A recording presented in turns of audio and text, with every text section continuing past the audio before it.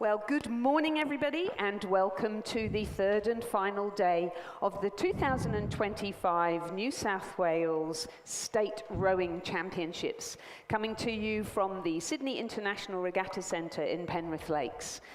So welcome to those of you joining us on the live stream or audio, and a big welcome to those of you in the grandstand. We have another action-packed day of racing ahead, and we're going to kick off with the Championship Schoolgirls Single Scull in just a couple of moments. Before we start, we would like to acknowledge the traditional custodians of the waters on which we are rowing and the land on which we're gathered today, the Mulgoa clan of the Gadigal people, the Eora Nation. We pay our respects to their elders, past, present, and emerging, and we extend that respect to all First Nations peoples here today. I'm joined in the commentary box this morning by Mark Tejan. Good morning, Mark. Good morning, Lizzie. How lucky we are to have absolute perfect conditions as we look out the window once again. I think there's a forecast for the wind to come up a little bit slightly, but we should have this all day, and it's going to be very hot. Yes. So please take all mitigation processes, whatever, to be wary of the heat. So that means probably cut your warm-ups a little bit short if you can, stay in the shade as long as possible, drink lots of water. But we don't need to tell you these basics, just a reminder. Indeed. The other but for thing those of you who are watching, I think sunscreen please, because the UV will be high, and we are scheduled to have scattered thunderstorms, so just keeping an eye on the weather. And of course, here in the commentary box, we'll keep you informed. Exactly, where we sit in our air-conditioned comfort. We're so lucky to have the amazing Lizzie Chapman up here to do the commentary for this first session anyway. I'm really excited about this race, the Championships Schoolgirl Single Scull. Yesterday we saw the under-19 single sculls, slightly different market, I suppose you would call it, here today, but again we are going to see some quality racing, some young women who train very hard. A lot of them will train in crews as well as in the single sculls, and this is very definitely a warm-up for the National Rowing Championships, which will take place at the beautiful Lake Barrington in Tasmania at the end of March. In our first heat, and this is the first of 4 heats, which means that we will have semi-finals. The first 4 in each of these heats will progress to those semi-finals, and then there will be a final later on in the day. May I interrupt, Lizzie? I think there are 6 I'm counting. Oh, are you? Yes. Or maybe I've got a different page. I've only got 4. Okay. In our first heat, we've got in lane 1, representing Blaxland High, VT Young, who also rows at Nepean Rowing Club. She's coached by Daniel Waddell, Hugh Harold and Miles Harold. In lane 2, representing Commercial Rowing Club of Queensland, Annika Gundlach, coached by Nigel Stubbs and Flynn Nation. In lane 3, Loreto Ballarat from Victoria, Sophie Robertson. In lane 4, Oxenford in Queensland, represented by Abigail Harrison. In lane 5, Pymble Ladies College sculler Summer Phillips, coached by Harrison Randell. In lane 6, from Roseville College here in Sydney, Grace McKinley, coached by Gonzalo Briones. In lane 7, from St Ursula's here in Sydney, Bianca Mackenzie, coached by Sam Fennessy. In lane 8, Trinity Lutheran College, Charlie Newman, that's a Queensland college. Charlie Newman, who's coached by Eric Rowan, Georgica McKinnon and Olivia Georgilopoulos. And in lane 9, representing Yarra Yarra, Konstantina Kafarsis. And the racing is underway. They're just coming up to the first 500-metre mark. A little bit hard for us to see up here because although we also have a screen to look at, the sun is glinting off the water and it's making it a little bit difficult for us, but we're getting some fantastic video there of the boats. There's just one coming through there. It does look to be, I would say that's perhaps Annika Gundlach just came through. No, it's Summer Phillips, followed through by Konstantina Kafarsis, Grace McKinley, Annika Gundlach, Bianca Mackenzie, Charlie Newman and Vitty Young. So the field looks like it's already starting to stretch out a little bit. Okay, there has been a scratching from Abigail Harrison from Oxenford. It's interesting, some of our girls who are racing this weekend told me that they think once the positions are set up to the first 500, that they think it's unusual the race doesn't finish with those positions. But I think it is a load of rubbish as well. And I think if that was the case, then nobody would ever race more than 500 metres. Exactly. So our early leader is Summer Phillips, who has been selected into the Independent Girls Schools Association 8. She represents Pymble College here. She's a younger athlete and has been all season showing some real promise, and she's coached by Harrison Randell, who is this season's new head coach at Pymble Ladies College, son of Andrew Randell, who was at the Women's National Training Centre and is now the head coach of women's rowing for Great Britain. Harrison, I think, was at the King's College, but certainly a well-respected, very experienced coach, and Summer Phillips has really progressed under his tutelage. Yeah, to add to that though, Lizzie, obviously we generally don't even call positions at 500 metres.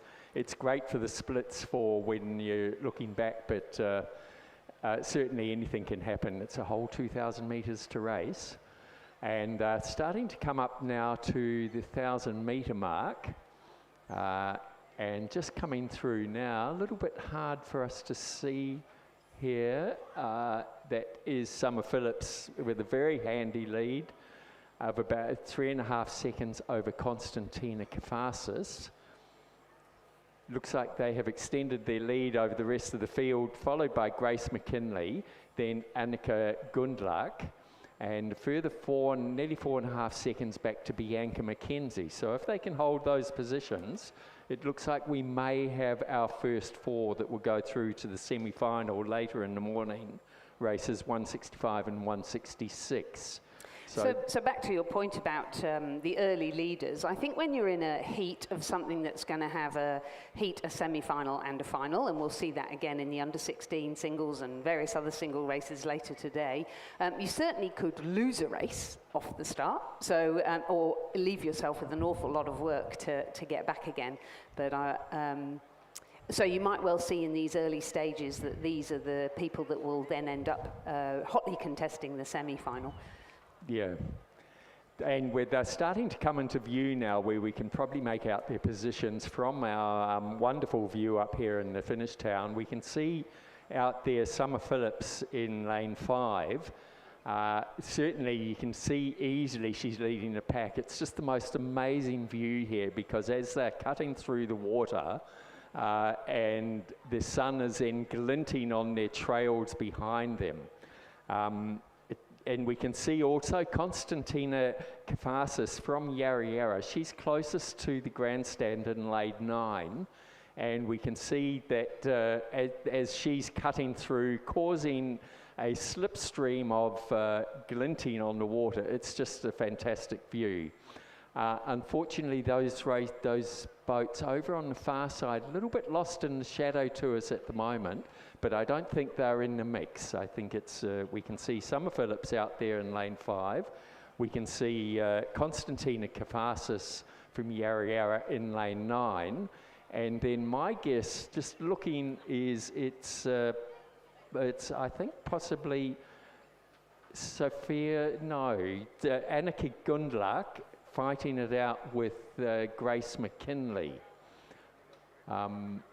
But we'll see as they come through the 1,500 metre mark. They're just coming through now. Yes, it's Summer Phillips, followed through by Constantina McKinley, then Annika Gundlach, and a little bit further back to Bianca McKenzie, well, quite some distance back, and then another further margin back to Bianca McKenzie is in 5th place, so I missed Grace McKinley. Mackenzie and McKinley, I'm just getting a little bit tongue-tied, a little bit early in the morning for some of these races, but they're probably about 400 metres out at the moment, and just coming into the final stretch, we can see actually the Constantina Kafasis. Looks like she's taken it up a bit, and she is making sure that she is well in this race. This is the sculler here closest to us in lane 9. Out in the middle there we have Summer Phillips, just with her very comfortable lead. So the field is quite spread out as they come into the last 250 metres. And I think we're seeing a final push from Constantina Kafasis over here in lane 9, who's pushing through. Then out there in the middle, Summer Phillips, just she knows she's in, she knows she's through to the final, so she's not pushing it real hard. They're followed by Grace McKinley.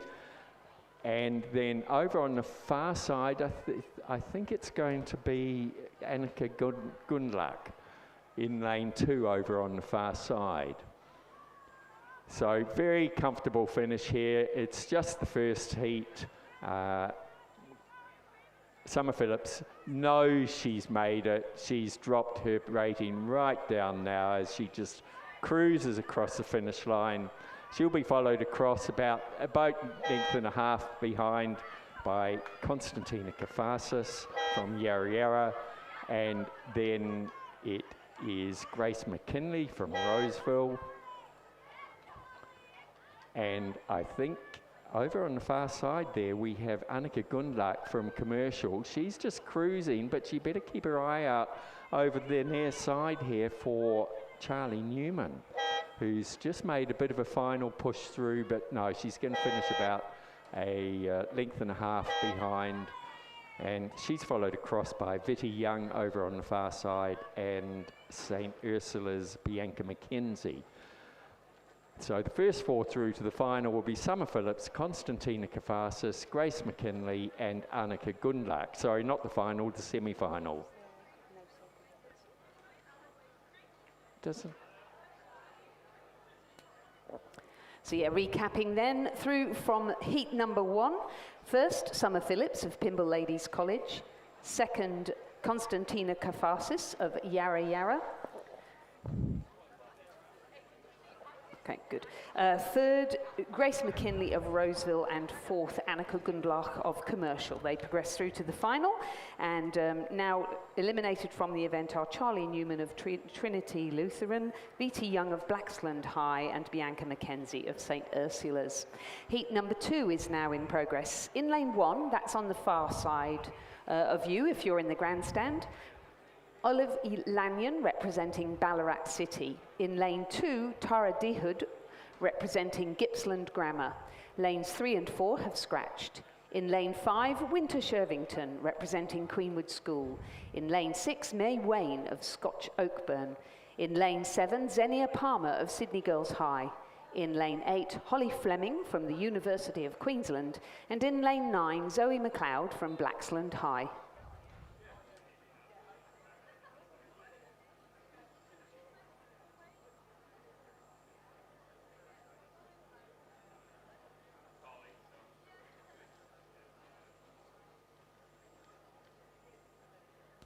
And as they come down, they're coming up to the 1,000-metre mark now. Actually, they've just come through the 1,000-metre. It's a little bit hard again to see with the sun glinting off the water at us. So Holly Fleming was in the lead. Quite a margin back to Olive Lanyon, followed through very closely by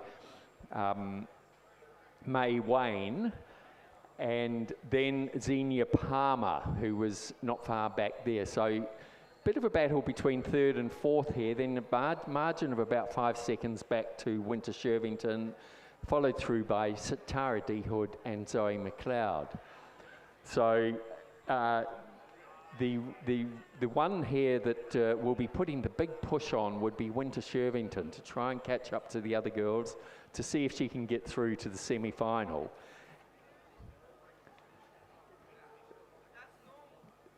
Oh, daughter of Matt Shervington, I'm told, by Lizzie, quietly from the side. So Lizzie is incredibly knowledgeable as to who everyone is and who all the links are. I basically know nothing. They're all names on a page to me. But as they're coming down, it looks, we can see here in lane lane 8, Holly Flemington has a very comfortable lead over the rest of the field. Not discounting way over the far side there, Olive Lanyon from Ballarat City. And I think it's a little bit difficult to tell when they're so far away like that, but we have Xenia Palmer and May Wayne in lanes 7 and 6, just on the inside there. Over on the far side, a little bit hard to tell what's happening because she's out there all by herself with a couple of scratch-ins in lanes 3 and 4. It's a little bit hard to tell what's happening across the field, but I think as I said earlier, the battle for 5th position, so that'll be Winter Shervington, really pushing through to see if she can catch up to the other girls, and we can see it now that they're about 300 metres out, coming into the last 250 metres, and we can see Winter Shervington sitting in 5th place, giving it everything she's got to try and catch up to the others, but a very comfortable lead by Holly Fleming. She knows she's through. She's just cruising down at a fairly low rating. Over on the far side there, we have Olive Lanyon, who's keeping her rating going. She's out there all by herself. I'm pretty sure she is going to take the 2nd spot. And then the other two are May Wayne and Xenia Palmer. Again, interesting to see there. May is just cruising. She knows she's through. On her inside here, Xenia Palmer is also just dropped it right back, just to cruise through to the finish line. But we can see the battle there from Winter Shervington. Really, I think she's realised she's not in the mix. She's just looked around to see where that finish line is. So the first 4 cruise through are Holly Fleming, Olive Lanyon, Xenia Palmer and May Wayne, and they'll be followed across by Winter Shervington. Over there on the far side, Tara D. Hood, and there's another sculler yet to come down and that is Zoe McLeod from Blaxland High. And Lizzie, we've got the next race roaring down the course. We have, yes. But just bringing attention to the time. So our first heat was won by Summer Phillips of Pymble Ladies College in a time of 8:49.48. The margins 4.34, 5.57, 15.63. As our final sculler comes across the line in Heat 2, it was a win for Holly Fleming of the University of Queensland in a slightly faster time of 8:44.17. Second was Olive Lanyon, Ballarat City, the margin 6.42. Third was Xenia Palmer of Sydney Girls, the margin 8.10, and she overtook May Wayne at the end there, so the margin was 1.82. Those 4 progressed through to the semi-final. 5th was Winter Shervington of Queenwood, 6th Tara Dehood of Gippsland Grammar, 7th Zoe McLeod of Blaxland High. Our third heat in the championship schoolgirl single scull is now on the course with Jessica Harris of Blue Mountains Grammar in lane 2, Lucy Reedy of Kinross Walleroy in lane 3, coached by Andrew Gannon. In lane 4, Erica Nutt of Mossman Rowing Club, coached by Ben Whitewolf and Josh Hewitt. In lane 5, Millie Cullinane from Pymble Ladies College, again coached by Harrison Randell. In lane 6, Isabella Kennedy of Queenwood. In lane 7, Maddie McLaughlin of Somerset College. The Toowong sculler Hannah Johansson has scratched. And in lane 9, Gabrielle Ryan of the University of Queensland.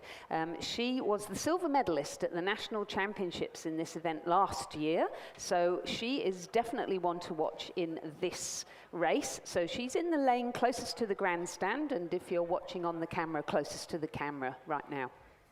And again, we can clearly see that. Isn't it fantastic view, Lizzie, as they come down the course, the sun's still glinting on the water behind their trails behind them. But yes, we can see Gabrielle Ryan from the University of Queensland closest to us with her comfortable lead, but not out in the middle of the field. We can also, it is Millie Cullinane, I think, from Pymble College. Yeah, doing a great job there. And further across, is that Lucy Reedy? Or I'm just trying to calculate the lane numbers. Yeah. I think, yes, it is. Yes, it is Lucy Reedy. So in lane 3, so the battle's really going to be on for that coveted fourth. Well, it doesn't look like a battle now. We can see in lane 7 there that Maddie McLaughlin is probably going to comfortably take the 4th position to go through to the semi-finals. They're just in the last 250 metres now. So we can see the leaders. We're just getting an extra push here from Gabrielle Ryan, who's in lane 9. And I think she's realised she doesn't have that far to go now. There was a brief push there, and she's dropped it right back, way over the far side there. Lucy Reedy is also, she knows she's through to the final. Millie Cullinane in lane 5 there. So those 3, I know that they're comfortably through to the finish. They are just conserving their energy. Maddie McLaughlin, closest to us, or just on the inside there in lane 7 from Somerset College, is going to take out the 4th position, and so those will be the first 4 through to the final. We just now have Gabrielle Ryan crossing the line. Over on the far side, Lucy Reedy about to touch about half a length ahead of Millie Cullinane, about 3 or 4 lengths back to Maddie McLaughlin from Somerset College, quite some distance back to Erica Nutt from Mossman. She will be followed across over on the far side by Jessica Harris from Blue Mountains Grammar, and it'll be rounded out by Isabel Kennedy from Greenwood. The winning time there, 8 minutes 47.06, a margin of 4.98, then 0.93 back to Millie Cullinane, 7.56 back to Maddie McLaughlin, and a further 8.34 seconds back to Erica Nutt, and then it was rounded out by Jessica Harris and Isabel Kennedy. So confirming from Heat 3, progressing through to the semi-final will be Gabrielle Ryan of the University of Queensland, Lucy Reedy from Kinross Wallaroy, Millie Cullinane from Pymble Ladies College, and Maddie McLaughlin from Somerset College. Heat number 4 of the Championship Schoolgirls Single Scull is now on the course. This is race number 154 on our programme. In lane 2, representing Canberra Grammar School, Estella Robertson, coached by Kendall Brodie. In lane 3, Kinross Wallaroy sculler Tessa Wong, again coached by Andrew Gannon. In lane 4, Annabelle Mackenzie from Newcastle Grammar School. In lane 5, Mika Naito of Pymble Ladies College, coached by Harrison Randell. In lane 6, Lily Soderblom from Radford College, coached by Maximilian Mayer, Oscar Willink and Gordon Marks. The St Catherine's sculler Chelsea Baker has scratched. She was to be in lane 7. In lane 8, Isabella Roberts from Trinity Lutheran College, coached by Eric Rowan. And in lane 9, another Yarra Yarra sculler, Melandra Barnard. So Annabelle Mackenzie probably one to keep an eye on here. She won gold at the New South Wales All Schools Regatta, formerly the Independent Schools Regatta, earlier this year. Late last year. So having a great season following on from a really promising season last year. And as they came through the 1,000-metre mark, Annabelle Mackenzie did have a lead over Lily Soderblom. They're just coming up to the 1,500 metres, so we'll get a clearer picture. And there was a margin of only a couple of seconds between 2nd, 3rd, 4th and 5th. Ooh. So be a bit of a battle on to see who the qualifiers are, but they have spread themselves out as they came through the 1,500 metres. It was Annabelle Mackenzie, followed across a couple of seconds behind by Estella Robertson, only 0.44 of a second back to Lily Soderblom, a couple of seconds back to Tessa Wong, and then a margin of nearly 5 seconds back to Mika Naito. So it's up to Mika to see if she can push hard enough to catch the others in this last, they're about 400 metres out at the moment. And we can see if we look down on the field, we can see down there Annabelle Mackenzie in lane 4, so has a fairly comfortable lead. But over here in lane 6, Lily Soderblom looks like she wants to take the lead in this one. Just coming up to the last 250 metres, and Lily seems to have put on a bit of a push there, as has over the far side, that would be Estella Robertson from Canberra Grammar.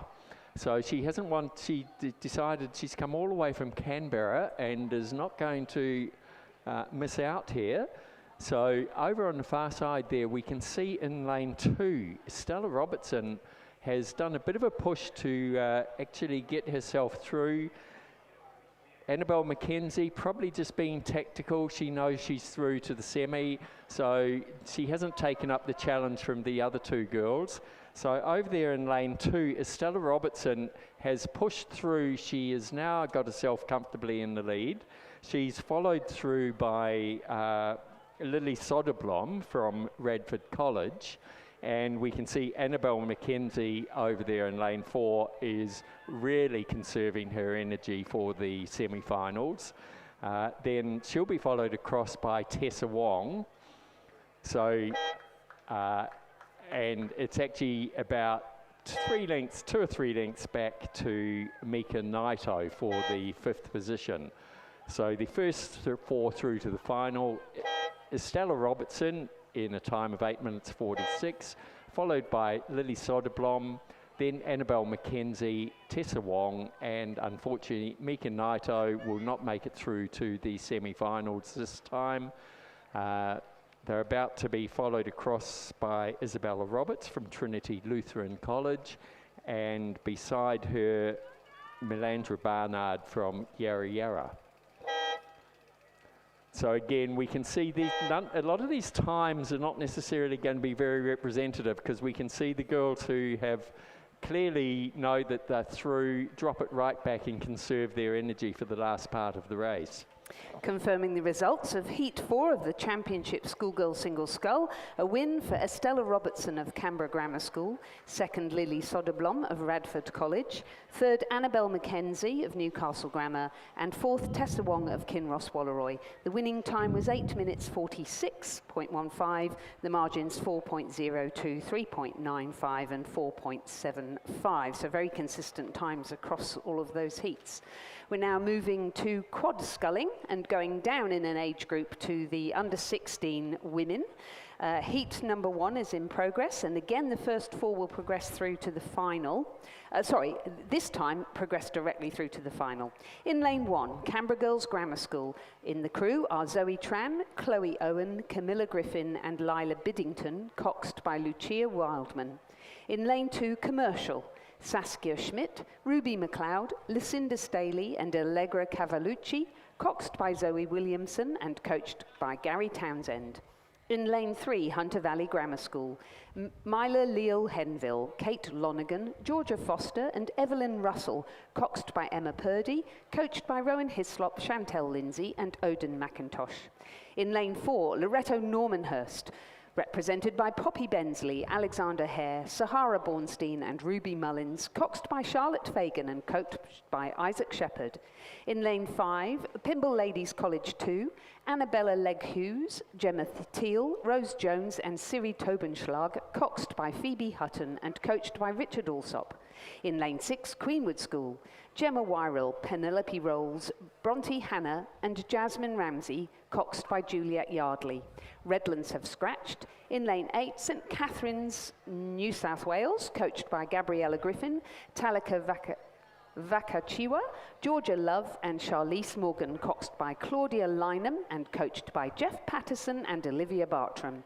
And in lane 9, Sydney Girls High, first crew of Amy McDonald, Evelyn Chu, Iris Yang and Harper Kepi, coxed by N.Y. Annabelle Cock and coached by Tal Lewis and Cameron Ogilvie.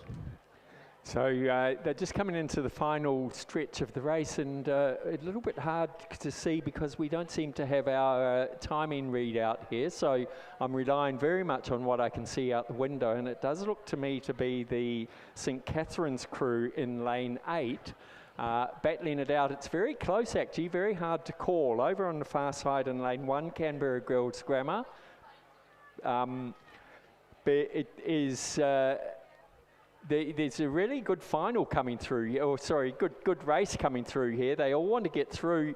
It's going to be a very close finish. Over on the far side, Canberra Girls Grammar.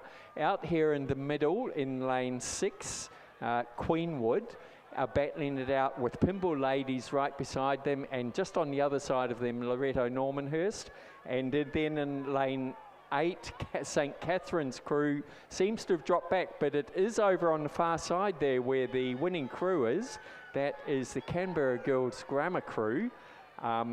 They they're going to be followed across by Commercial, and then the real battle here is for the qualifying spots, that 3rd and 4th position, because I think we're going to have a photo finish between Loretto Normanhurst, Pimble Ladies, and Queenwood, and they're just coming up to the finish line, and it is going to be I would call it as Queenwood, very closely followed across by Loretto Normanhurst, and Pimble Ladies gave it absolutely everything they've got, but I think they just missed out on going through to the final. They will be followed across by St. Catherine's, and then rounded out by Sydney Girls and I've just lost it there, but that's okay. So unofficially, the winners there of the first heat of the Championship Women's Under-16 Cox Quad was Canberra Girls Grammar School, 2nd Commercial, 3rd Queenwood, and 4th Pimble Ladies College. Those 4 should progress through to the final. 5th Loretto Normanhurst, 6th St. Catherine's, 7th Sydney Girls, and 8th Hunter Valley Grammar School. The provisional winning time, 3 minutes 50.21. The margins 4.54, 4.3 and 1.03. And just so that you know, Loretto Normanhurst, you missed out by 0.32, but I would imagine that the vision of that final is just being checked by the judges before the official results are declared. And in the meantime, the second heat of the Under-16 Cox Quad Women's Scull is on the course. I omitted to let you know that at Under-16 level, we only race over 1,000 metres, and hence it being such a fast and furious race. In Heat 2, we have Canberra Grammar School in lane 2, and that's not to be confused with Canberra Girls Grammar. The crew is Claire Gaio, Lexi Fuchs, Marsha Boddy and Abigail Miller, coxed by Ada Duckworth and coached by Paloma Padovan. Pimble Ladies College are in lane 3, Madeline Gaydon, Cleo McLaughlin, Madison Landgrebe and Claudia Wyatt, coxed by Emma Wang and coached by Ben Booker. Roseville College in lane 4, Abby Harris, Ariane Papas, Millie Phillips and Sophie Ben, coxed by Zia Chapman and coached by Jack Henderson. Queenwood College in lane 5, Lara Sculina, Vivian Walk, Arabella Line and Isla Macmillan, coxed by Madison Fallon. Darra Marlin College of the ACT in lane 6 with Olivia Spurrett, Kaylee Disker, Ava Rathel and Zoe Glover, coxed by Emmy Cook. Kinross Walleroy in lane 7, Matilda Whiteley, Alexandra Karash, Paxton Buckerfield and Georgia Tancred, coxed by Sophie Carrow, coached by James Perrin and Will Stanley Davies. St. Catherine's School in lane 8, Ava Jameson, Stella Copland, Delphi Walsman and Madeline Inns, coxed by Anya Rueffley and coached by Annabelle McIntyre and Gerald Watson. And in lane 9, Pimble Ladies College 3, Eloise Gavania, Edith Cullinane, Peyton Ashton and Daisy Leahy, coxed by Hilary Ayers and coached by Alexandra Reed. Now they're just coming up to the last 250 metres. The reason I was getting a little bit confused earlier was these are 1,000-metre races, being the younger ladies, and the 500-metre splits were coming up. But as they came through the 500, Pimble Ladies had a lead over Kinross Walleroy, and then very close margins back to Canberra Grammar and St. Catherine's, and Queenwood was only 1.9 of a second back. So as they're coming through, we can see... Fighting. Oh, sorry. Yeah, yes, so very exciting Great finish. These young girls are really making an effort here. It's fantastic. In lane 3, we have Pimble Ladies with a very comfortable lead, and then it does look to be Kinross Walleroy down here in lane 7 in second spot. We have a big charge coming from St. Catherine's here, closest to us in lane 8, to see if they can pip the Roseville crew over on the far side and the Canberra Grammar. And how close was that, Lizzie? I think it's going to be a photo finish between Canberra Grammar and Roseville to see who's going to take the coveted 4th spot. Very exciting finish there. So the unofficial race finish order there was Pymble Ladies, who had a very clear lead over Kinross Wallaroi, then St Catherine's, and then it's a photo finish between Canberra Grammar and Roseville to see who goes through to the semi-final. They're followed across by Queenwood, then Darramallon and Pymble Ladies. The winning time there, 3 minutes 44.31, a margin of 4.65, then a margin of 2.69, and then it's going to be well, look at that. If you're looking at the screens there, that photo was, I would call it a draw. But we can only have one of those boats that goes through to the semi-final. Well, once they've judged it, we'll bring you the results. In the meantime, we've moved to the men's under-16 Cox Quad Scull. So starting halfway down our Olympic distance of 2,000 metres. In this first heat, the first 4 progressing through to the final. Lane 3, we have Barker College. Lane 4, Kings, Lane 5, Kinross Wallaroi, Lane 6, Redlands, Lane 7, Shore 2, and Lane 8, St Augustine's. In the Barker College crew, Finn McKechnie, Jacob Apps, Kobe Neal, and William Ryan, coxed by Ollie Downing, coached by head coach Sarah Ellis. The King's College crew, Ethan Zhang, William Brown, Hugo Strang Iori, and Arthur Zhang, coxed by Harry Dalgleish. The Kinross Wallaroi crew is Angus Sortel, Xavier Zinger, Heathcliff Bell, and Ash Robinson, coxed by Sam Thomas, coached by Benjamin Watt and Will Stanley Davies. The Redlands crew, Fergus Kerr, Christopher Ferros, Cooper MacDonald, and Ruari McLaughlin, coxed by Jack Feller. The Shore 2 crew is Tom Armati, Nathan Clanty, Oliver Wilson and Harry Ferguson, coxed by Owen King and coached by Warwick Payne. And the St Augustine's crew is Harper Menzies, Jasper Moy, Daniel Corrigan and Oliver Kennedy. Sam Pickard is their cox, and they're coached by old boys Joe Lynch and Joshua Wilson. Fantastic, and coming up to the 500 metre mark now. So again, they're under 16, so they're only racing 1,000 metres. And as they come through, we'll get a bit clearer picture, but that is lane 5 has just come through first, the Kinross Wallaroi crew. They were followed through by, I just missed it, and we're just not quite getting the timing up on the screen here, so we have to do it by our eyesight. So that was lane 5, the Kinross Wallaroi crew out in the lead, and I would say, looking out the window here, it is the Shore crew in lane 7 who are hot on their heels. The battle again is going to be on for the coveted 4th position, because there are 3 boats pretty evenly spread out across the field. I would think it is the Redlands crew. No, they're just changing positions as they're pouring on the power as they come up to the last 300 metres. Over on the far side there, Barker College working it very hard, as is the crew closest to us from St Augustine's. On the inside there, the Redlands crew really pushing hard, and they can see as they look across the King's crew. But Kinross Wallaroi very comfortably in the lead. I think as they get closer now, we can see it as the Shore crew have managed to get themselves into the 2nd spot.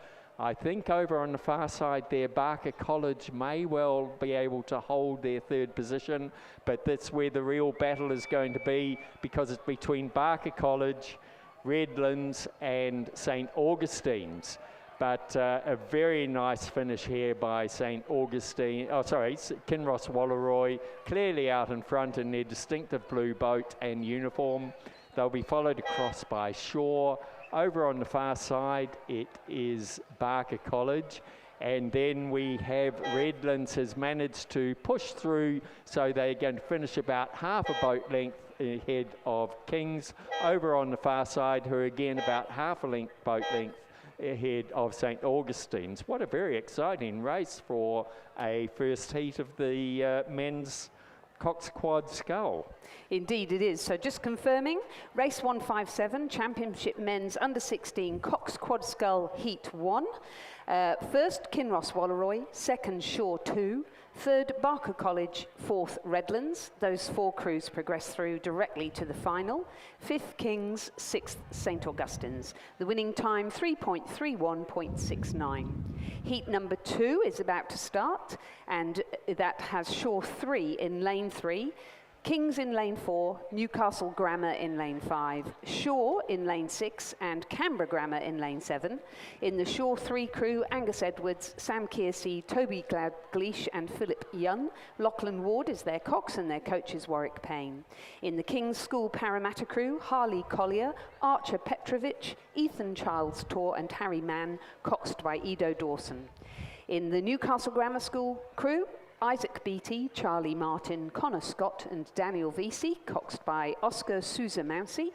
In the Shaw crew, that will be the Shaw first crew, Charlie Bassingthwaite, William Scammell, Lawson Woods, and Louis Corcoran, coxed by William Johnston and coached by Warwick Payne. And from Canberra Grammar School, Oscar Timpson, Julian Sousa, Harry Rorsheim, Jackson Michaud, and their cox Tristan Nope, coxed by Patrick Curtin and Ethan Zisler. And just before we go to the commentary, we just come back to Heat 2 of the Championship Women's Under-16 Quad Scull, where we can confirm that it was Canberra Grammar School that claimed 4th position, just pushing Roseville out of the final. The margin was just 0.52. So congratulations, Canberra Grammar, great race there, and they are through to the final. And as they come down the course, they're coming up to the 500-metre mark. And from what I can see up here, it does look to be the Shaw crew have a slight lead over the rest of the field, and it's going to be another very close race. We only have 5 boats, and it's going to be the first 4 through. So everybody is working very hard. Shaw has cemented their lead. And from what I can see, it looks to be Canberra Grammar are hot on their tail. And I think the crew that's dropping back to 5th place looks to be the Newcastle Grammar crew out there in the middle. But anything could happen in this last 500 metres of the race. As they came through the 500-metre mark, it was Shaw in the lead. They followed through by Canberra Grammar, then back to Kings. Only 0.65 of a second back to Newcastle Grammar, and only 0.6 or 0.84 of a second back to the Shaw 3 crew. So it is the Shaw 3 crew is over on the far side. The main Shaw crew is in lane 6. So they are the ones currently in the lead.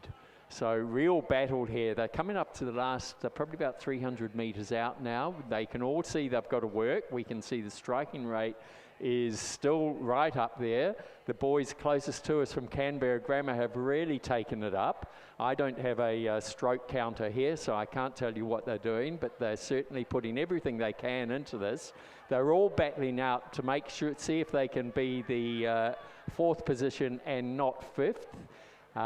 So very close here. It's only the first 4 through to qualify. And I won't call it yet until they get closer to the line, because it's very difficult. They're all in together. They're all giving it absolutely everything they've got. The Shaw boys here in lane 6 have comfortably got it, but they're maintaining their effort to make sure that they hold that comfortable lead that they have. They're going to be followed across by Canberra Grammar. And out there in the middle, the battle is on for the coveted 3rd and 4th positions. It's not quite going to be a photo finish, I don't think. It's going to be Kings, followed across by Newcastle Grammar, who have just managed to pip the Shaw 3 crew over on the far side. So there was about a quarter of a boat length between each of those last 3 crews. Confirming the results of the second heat of the Championship Men's Under-16 Coxed Quad Scull. A win for Shaw School, 2nd Canberra Grammar School, 3rd the King's School Parramatta, 4th Newcastle Grammar School. Those 4 crews will progress through to the final, and 5th Shaw 3. The winning time 3 minutes 29.13. The margins 4.32, 3.29 and 0.25. We now move back to the single sculls, where we have the first heat of the Championship Schoolboy Single Scull. There are 3 heats, so the first 3 will progress through to the final, and the remainder will be eliminated. In lane 1 of the first heat, Henry Maining from Friends College, Tasmania, coached by Ian McMahon. In lane 2, Joachim Henderson of Damascus College, Victoria, coached by Paul Blanchfield. In lane 3, Cameron Schmidt of Canberra Grammar School, ACT, coached by Alexander Hill. In lane 4, Connor Morrison of the Redlands School. Radford College, Hamish Whittier has scratched. In lane 6, Alex Lee of Pembroke School, South Australia, coached by Simon Lane. In lane 7, William Golding of Newcastle Grammar School. In lane 8, Jack Meek from Redlands. And in lane 9, Samuel Butler of the Southport School, ACT. So it's back to 2,000 metre racing now, and we can see this race there just sitting on the starting block. So probably not a lot to say at this stage. There's actually 2 minutes until the start time. I can see the 2-minute light flashing all the way down the other end of the course. So we'll just take a very short break and start reporting back, or Lizzie, we might have some public service announcements to make.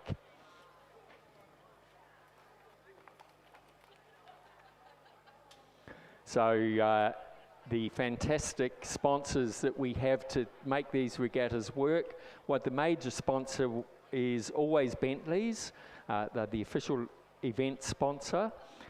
Bentley's New South Wales is a leading advisory, accounting and audit firm helping businesses and individuals think ahead with expert financial solutions. Their commitment to strategic foresight and innovation makes them an ideal partner in supporting the growth and success of rowing in New South Wales. So we ask that everybody please support our sponsors. This is what makes the regattas work.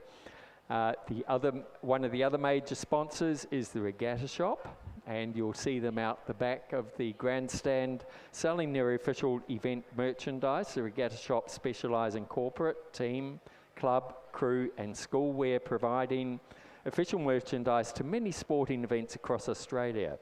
As the first company in Australia to supply rowing memorabilia, the Regatta Shop have been supplying rowing-specific merchandise since 1992, offering an extensive range of garment styles and technical fabric solutions for uniform requirements. Make sure you visit Giles and the team behind the grandstand for all your New South Wales Championships merchandise. I think we've got time for another plug as well. Quest Apartments, who a lot of the interstate and intrastate visitors are staying at. Quest Apartments Hotels is a member of the largest service department network in the world, the Ascot Limited.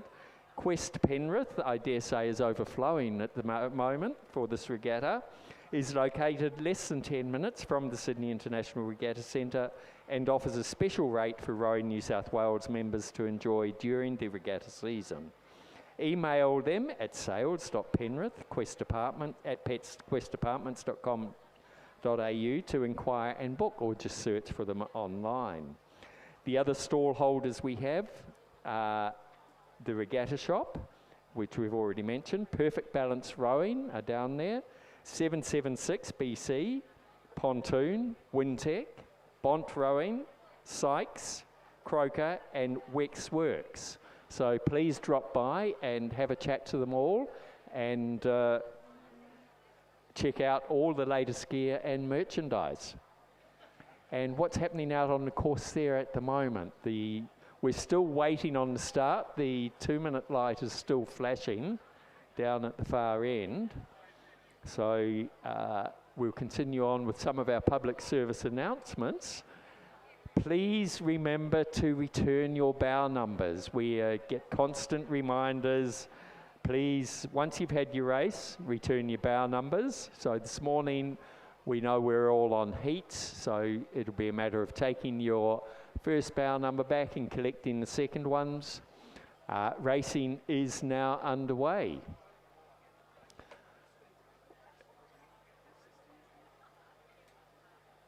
So this is the first heat of the championship schoolboy single scull, and there are 3 heats, and it is the first 3 through to the final. So a little bit more competitive here, and we'll see how they're doing as they come down. But in the meantime, we're getting a great bit of video there off the, probably off the bow of the umpire's boat, and I think that's Radford College uniform, is it there, Lizzie, do you think? We just, we have a video screen here in the box, but the sun is behind it, so our view is fantastic, but until the sun rises a little bit higher, a little bit harder to make out. But we'll get a better picture as they come up to the first 500 metres of this race.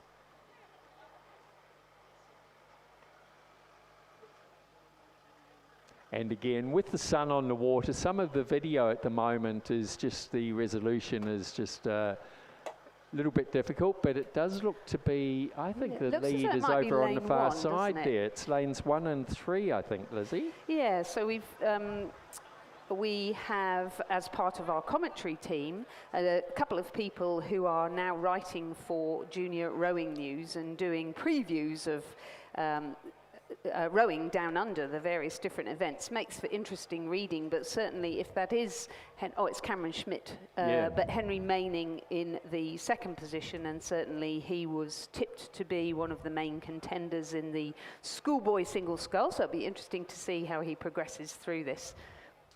And although it's only the first 500 metres, fairly close margins. So I think that's two of them there, isn't it? And Cameron is the only person, as far as I can see, who actually raced in this event last year. He was a semi-finalist last year, where I think we had a few more entries. I mean, and certainly showing his, an extra season's worth of experience by getting off hard and fast. And we can see the wind is just coming up slightly. You can see a bit of a ripple on the water, but it does look to be mostly a slight tail. Oh no, a bit hard to tell. With all the trees around the course, the flags at different spots move in slightly different directions. So a little bit hard to see, but it does look to be a slight tailwind, but generally very calm. It's just putting a slight ripple on the surface of the water. And I guess our main concern is just, I'm looking at the clouds that are just starting to build over the mountains there. I'm sure we're all just hoping that the wind and the rain stay away today. Although it was very nice to have a drop in temperature yesterday, wasn't it? But yes, breezy conditions and a headwind, so certainly they'll need to make some allowance for that as they progress down this 2,000 metre race course in the championship schoolboy single scull. And as they're approaching the 1,000 metre mark now, as they come through, we're seeing Henry Maining just slightly in the lead over Cameron Schmidt. There's only a margin of 0.67 seconds through the 1,000 metre mark. Quite a big gap back to Alex Lee, then followed through by Samuel Butler. So those are the first four at the moment, but only 1.7 seconds back to Connor Morrison, and another 1.23 back to Joaquin Henderson. So those three could be, it's only the first three through in this race, isn't it? So first three through to the final. That's right, so it's a pretty serious one, and interestingly, Cameron Schmidt taking the early lead, but now Henry Maining, who has been doing very well in Tasmania in schoolboy sculling, just taking a slight lead. Cameron Schmidt races for Canberra Grammar School and is coached by Alex Hill, the gold medal Olympian, dual Olympian, triple Olympian, gold medalist in the 4, and a very experienced sculler. Winning the President's Cup here and the single scull on a few occasions now, as well as being a really fantastic sweep rower. A wonderful person, puts a lot back into rowing. It certainly looks after us coaches really well, making sure we have our qualifications and all of our credentials are properly recorded, so thank you to him for all the work that he does, and wonderful to see him inspiring the next generation. In fact, in this year following the Olympics, it's been lovely to see quite a few Olympians coaching school kids. So and the standard at this, if this is a preliminary of what we're going to have at the Nationals, the standard is so high and the times are really competitive. So the future looks very bright indeed, and I'm absolutely sure the carrot of perhaps winning Australia's first home Olympics gold medal is looming large for all of these school children who will be the right age to go and get it So in they've just come. 2032. Oh, sorry, Lizzie. They've just come through the 1500 metre mark, and Henry Manning is about a couple of lengths ahead of Cameron Schmidt. And Henry is over on the far side in lane 1. Cameron Schmidt is in lane 3, so the boat sort of a little bit closer to us from the grandstand. They were followed through by Alex Lee, a margin of 11.5 seconds back, and then a margin of nearly 4 seconds back to Samuel Butler. So whether Samuel is able to catch up. So Samuel is over here in lane 9, closest to us. It's the first 3 through to the final. And over on the far side there, Henry Manning is looking very strong as they come up to the last, probably about 300 metres out at the moment. Well, he's about to pass the 250 or 1750 metre sign. Then Cameron Schmidt in lane 3, and then coming further across, it is William Golding from Newcastle Grammar in lane 6. And over on the close side here, Samuel Butler in lane 9 is hoping that he might be able to get through to the third spot. And we can see the positions are changing for those minor placings as they're coming into the last 200 metres there.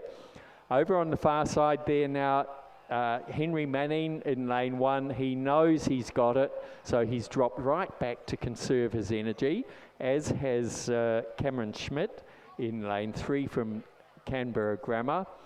But the battle is going on here, so this is William Golding in lane 6, so he's making sure that he's going to get that third spot. He's managing to hold off the rest of the boys. Over on the far side there, Joaquim Henderson from Damascus College, trying hard to catch up, but it's going to be a very close finish between him and Connor Morrison in lane 4. So that was, and they're going to be followed through by Samuel Butler from Southport School. I think I might have missed Alex Lee from Pembroke there. So the first 3 positions were Henry Manning from Friends in a time of 7 minutes 52.19, followed across by Cameron Schmidt with a margin of 5.47 from Canberra Grammar, then Alex Lee from Pembroke School with a margin of 8.4 seconds. Those first 3 will go through to the final. A further margin of 2.3 seconds back to Redlands Connor Morrison, then 0.64, so it was very close back to Joaquim Henderson from Damascus College, then Samuel Butler, and rounded out by Jack Meek from Redlands.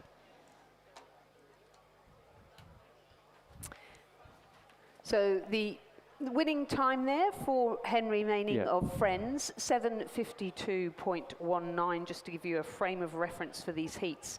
So the second heat of the Championship Schoolboys Single Scull is now in progress, and again the first 3 will progress through to the final.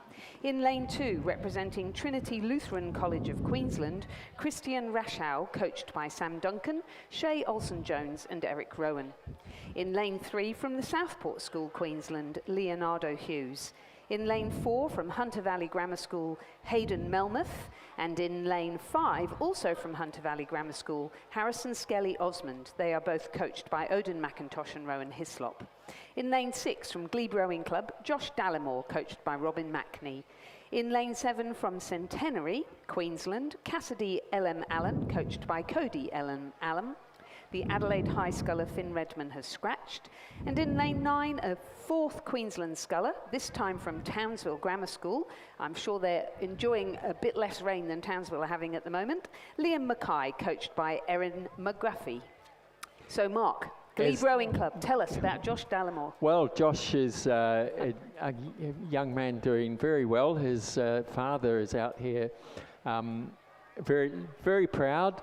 That's Rob Dallimore, who was a representative rower himself way back when he came back to the club, said, no, I'm never going to row again. Of course, we've got him in a boat racing masters, mostly with Kenny Major.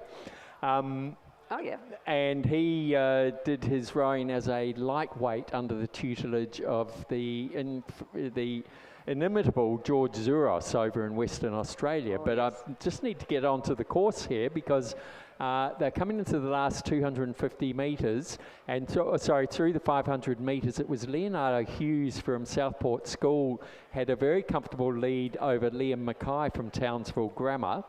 They're followed across very closely by Harrison Scally-Osmond from Hunter Valley Grammar, and he's only 1.27 seconds ahead of his compatriot from Hunter Valley Grammar, Hayden Melmoth. So it'll be Hayden who is going to be pushing very hard to see if he can get through to the final. It's only the first three through.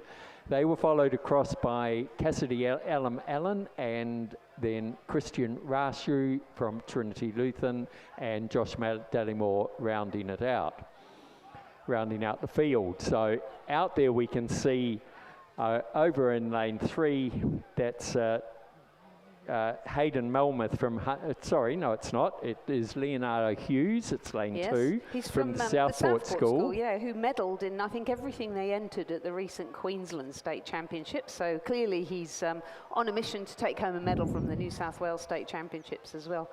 And closest to us here in lane 9, Liam Mackay is, I think he's just managed to inch himself, yes, comfortably ahead of Harrison Scally-Osmond out there in lane 5. We can see, as predicted, Hayden Melmoth pushing very hard to see if he can catch his mate there. They're both pushing hard together. They may well pip Liam Mackay, who is in lane 9 here. But he is looking across. He thinks he's through, but I think, it's going to be a photo finish. I think Liam Mackay only just made it into the 3rd position. It is a photo. We'll have to wait for the official results. But that was Leonardo Hughes from Southport School. 10 seconds back, in a time of 8 minutes 04.34. 10 seconds back to Harrison Scally-Osmond from Hunter Valley Grammar. Then Liam Mackay and Hayden Melmoth will have a photo finish to decide who is going to be in the 3rd position to go through to the final. They were followed through by Cassidy Allen from Centenary, then Christian Rashu from Trinity Lutheran and Josh Dallimore from Glebe. Heat number 3 is now in progress in the Championship Schoolboy Single Scull with Lincoln Uren of Radford College in lane 2, Thomas Clarkson of Newcastle Grammar School in lane 3, Tom Wiseman of Arana ACT in lane 4, Joshua Bradbury of Centenary, Queensland in lane 5, Joshua Miller of Radford College in lane 6, Oliver Rawdon of Geelong College, Victoria in lane 7, Henry Dobson of Redlands School, New South Wales in lane 8, and Aidan Hall of Blacksland High, New South Wales, a local school in lane 9. And as they came through the 1,000-metre mark, Joshua Miller from Radford College had a slight lead over his compatriot Lincoln Uren from Radford College. Bit of a margin back to Oliver Rawdon from Geelong. So those are the first 3, and there was a nearly 6.5 second margin back to Henry Dobson from Redlands. So I don't think we're going to quite see the battle in this race unless things change as they get closer to the finish line. For the first 3 to go through to the final, they were followed through by Tom. They're just coming through the 1,500 metre mark at the moment, so we'll have an update on those positions. It is Joshua Miller has extended his lead over Lincoln Uren both from Radford College. A margin of nearly 5 seconds back to Oliver Randon from Geelong in Victoria. And we're just waiting on the margin to come through, which is 13.4 seconds to Henry Dobson of Redlands. He's followed through by Tom Wiseman of Arana. So I think the first 3 through to the final are fairly comfortable in this, and as they're about 300 metres out, And we can see they are, well, they're keeping their rating up at this stage, so they're not just cruising through to the end, as they probably be able to. Sixth through was Thomas Clarkson and then Aidan Hall, so some very big margin back to those final two in this race. So this is the third heat of the championship schoolboys single scull. The first three go through to the final, which will be a little bit later in the day, race 179. This is currently race 161. They're just coming into the last 200 metres now. Very comfortably out in front there is Joshua Miller from Radford College in lane 6. Over on the far side there in lane 2 is Lincoln Uren from Radford College. So the Radford College boys have put themselves in comfortable position to go through to the final. They're going to be followed through by Henry Dobson. Oh, sorry, yeah, no, Joshua Miller. I'm just confusing myself here, counting the lanes. It is lane 7's Oliver Rardon from Geelong College, so he's made his effort worthwhile coming all the way from Geelong. And then it will be Redlands, Henry Dobson, and out there in the middle, Tom Wiseman from Orana. Then quite a margin back to the rest of the field. The winning time there was 8 minutes 02.38 to Joshua Miller from Radford College, followed across 10 seconds later by Lincoln Uren from Radford College, further 12 seconds back to Oliver Rardon from Geelong College, 13 seconds back to Henry Dobson from Redlands, then Tom Wiseman from Orana, and we're just waiting for the last two to finish. It will be Thomas Clarkson from Newcastle Grammar over on the far side, and closest to us, Aidan Hall from Blaxland High. So confirming the results of the third heat of the championship schoolboy single scull. First, Joshua Miller of Radford College. Second, Lincoln Uren of Radford College. And third, Oliver Rardon of Geelong College. Those three scullers will progress through to the final at 10:30, race number 179. Fourth, Henry Dobson, Redlands. Fifth, Tom Wiseman, Orana. Sixth, Thomas Clarkson, Newcastle Grammar. Seventh, Aidan Hall, Blaxland High. I think I've got somebody wrong there, haven't I? And Joshua Bradbury of Centenary, winning time 8:02, as you mentioned. The previous heat, there was a photo finish for third place between Liam Mackay of Townsville Grammar and Hayden Melmoth of Hunter Valley Grammar School. The official results have now been published, and Hayden Melmoth of Hunter Valley Grammar School will progress through to the final. With a margin of only 0.09 of a second. It's amazing. It's a good job we've got cameras. To Liam Mackay, who just missed out. What a great effort, though. Right, we have a fantastic event coming up. We've had some ferocious racing in the women's under-19 single scull over the last 2 days. The heats and semi-finals were on Friday, and the final was yesterday morning. It was enthralling to watch people battle it out, and now some of these scullers have doubled up. We have the women's under-19 double scull, and the importance of this event for our junior team can't be underestimated. We've got girls here who are vying to get into the junior team.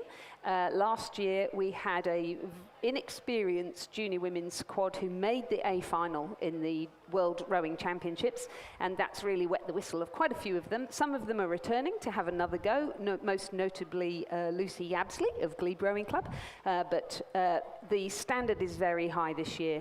Our first heat is in progress. They're racing over 2,000 metres in the women's under-19 double scull, and a crew from Commercial is on the far lane, lane 2. Elke Jensen and Tyra Jensen, coached by Nigel Stubbs and Flynn Nation. University of Queensland, so another Queensland crew in lane 3. The very talented Astrid Thomas in the stroke seat, and Greta Knott in the bow seat, coached by Michael Russell and Philip Bourguignon. In lane 4, Elise Coates in the stroke seat, Eloise Stevens in the bow seat. I think they were gold medalists in the event at the Nationals last year. They represent Mossman Rowing Club here. Yesterday, a phenomenal win in the women's quad scull. Coached by Rowena Meredith and Tom Schramko. In lane 5, Glebe Rowing Club's Chloe Hitchens in the stroke seat, Emily Barrett in the bow seat, coached by Ollie Klotz and Milan Parker. MLC School are in lane 6, Eve Parker in the bow seat, Rebecca Beaton in the stroke seat, coached by Ashley Brooking and head coach Rob Glendenning. In lane 7, PLC Sydney, represented by Amelia Barry and Mia Wilson. In lane 8, the talented Tasmanian University and North Esk combination of May Wayne, who we saw earlier in the single scull, and Matilda Cocker of Tasmania University. And Pymble Ladies College in lane 9, Erin Porter and Scarlett Ollison, coached by Harrison Randell. So they're in the last 250 metres now, and we can see the University of Queensland's Greta Knott and Astrid Thomas have a fairly comfortable lead over the Mossman crew of Eloise Stevens and Elise Coates. And then it's a bit further back to the Glebe girls of Emily Barrett and Chloe Hitchens. So it's first 3 through to the final. There are 3 heats in this event. And as Lizzie said, some very exciting racing a bit later in the day when it comes down to the final. But the Glebe girls, Emily Barrett and Chloe Hitchens, know that they're through. They've just dropped it right back. So we've just had Greta Knott and Astrid Thomas from the University of Queensland cross the line about a length ahead of Eloise Stevens and Elise Coates. And they're going to be followed across by the Glebe girls, Emily Barrett and Chloe Hitchens, who seem to have lost their bow number along the way. They'll be followed through by Erin Porter and Scarlett Olson from Pymble Ladies College, closest to us. Over on the far side, it is Elke Jensen and Tyra Jensen from Commercial. And still a couple of crews to come down the field. So we can see the strength of the competition here, that some have flown down the course and others have just got left behind. They may have had some incident along the way. We just have Eve Parker and Rebecca Beaton from MLC School coming through now, and it is the Tasmania University composite crew of May Wayne from North Esk and Matilda Cocker. And I dare say May Wayne may have given her all in the singles heat she raced in not too long ago. And we do seem to be missing a crew. So we're just trying to determine which one that is. It's lane 7. Yeah, it's PLC Sydney. I would say so that we're it's missing probably too close for May. I think May probably didn't quite make that race. So confirming the results of our first heat of the Championship Women's Under-19 Double Scull, where only 3 can progress through to the final. First, University of Queensland, Greta Knott and Astrid Thomas. Second, Mossman Rowing Club, Eloise Stevens and Elise Coates. Third, Glebe Rowing Club, Emily Barrett and Chloe Hitchens. Those 3 crews will progress through to the final. Fourth, Pymble Ladies College. Fifth, Commercial. 6th, MLC School 1. 7th, PLC Sydney. The winning time provisionally 7 minutes 57.69. The margins 3.36 and 15.23. Heat number 2 is now in progress with the composite of Erica Nutt from Mossman Rowing Club and Sophia Stevenson from UTS in lane 2. Mossman 3 have scratched. In lane 4, a composite of Hannah Johansson from Toowong and Juliet Kelly from Fremantle. In lane 5 from Glebe Rowing Club, Stella Lagan and Giselle Dueza, coached by Nicholas Galea. In lane 6 from Leichhardt Rowing Club, Grace Conry and Sabrina Koskar, coached by Isaac Shepherd. In lane 7, MLC School 2, Nicola Keast and Eliza Kershaw MacDonald. In lane 8 from Commercial, Elodie Lee and Sienna Becker. And in lane 9, Mossman 2, Lottie Ravenstein and Frida Kirkham. So we're loving seeing these Glebe girls out there giving it their best. As they came through the 1500 metre mark, it was the Fremantle Toowong crew of Hannah Johansson and Juliet Kelly had a fairly comfortable lead over the Mossman crew of Lottie Ravenstein and Frida Kirkham. They were then followed across by Elodie Lee and Tiana Becker from Commercial, and a 3.2 second margin back to Erin Porter and Scarlett. Oh, sorry, I've just to Erin Porter and Scarlett Johansson from Pinball Ladies. So it was actually the Glebe girls in. No, I've lost it here. Sorry. Yes, MLC School's in the lead. I need to just look out the window rather than try and look at the screen and work out what's happening, because that's the most reliable thing we can see. And over there in lane 4, it's the MLC School, Nicola Keast and Eliza Kershaw.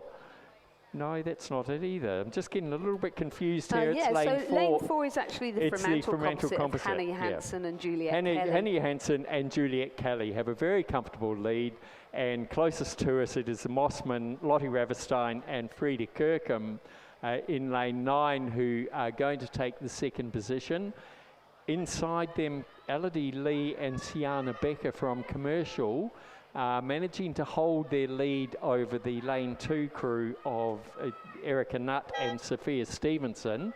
So we've just had and Juliet Kelly is one of the girls that was with Lucy in the junior quad last year. So certainly got a bit of a pedigree there, and Hannah Johansson very talented indeed. And this Mossman double, you're right, part of the quad that won yesterday, very neat and tidy, wonderful things going on at Mossman there. They take out second position to progress through to the final, and third will be the crew from Commercial in lane 8, Elodie Lee and Sienna Becker. They have just managed to creep ahead of the UTS Mossman composite of Erica Nutt and Sophia Stevenson. Fifth will be the crew from Leichhardt of Sabrina Koskar and Grace Conry. Good to see Sabrina back in Leichhardt colours again after a bit of a gap while she focused on school rowing, because she's vice captain of rowing there. Good to see them back, and they'll be racing in a quad later on today. And in lane 6 from Glebe Rowing Club, Stella Lagan and Gisela Dueza. And our final crew across the line from MLC School, Nicola Keast and Eliza Kershaw McDonald. Our winning time there for the Fremantle Toowong QAS composite was 7 minutes 57.9. The margin between them and Mossman 19.51, and a further 13.7 back to Commercial, who are the 3 crews that will progress through to the final. And we have a third heat, which is now in progress. In lane 2 from Radford College, Lucy Mihaljevic and Emily Brennan, coached by Maximilian Mayer, Oscar Willink and head coach Gordon Marks. In lane 3 from Commercial, Queensland, Estella Menzies and Remy Hancock, coached by Nigel Stubbs. In lane 4, the exciting Glebe combination of Patricia Boland and Lucy Yabsley, coached by Ollie Klotz and Milan Parker. In lane 5, a composite between Matilda Marconis of UTS and Zoe Hutchinson of Manning River, coached by Sam Fennessy and Murray Doust. In lane 6 from Newcastle University and Leichhardt, a composite of Mia Simkovic and Georgie Jones, coached by Rowan Hislop and Isaac Shepherd. In lane 7, representing Pymble Ladies College, Millie Cullinane and Mika Naito, who we saw race in the singles earlier on, and rounding out the field, representing UTS Haberfield Rowing Club, Charlotte Olivia and Isabella Henderson, who's from the Armadale School, coached by Sam Fennessy and Marty Inglis.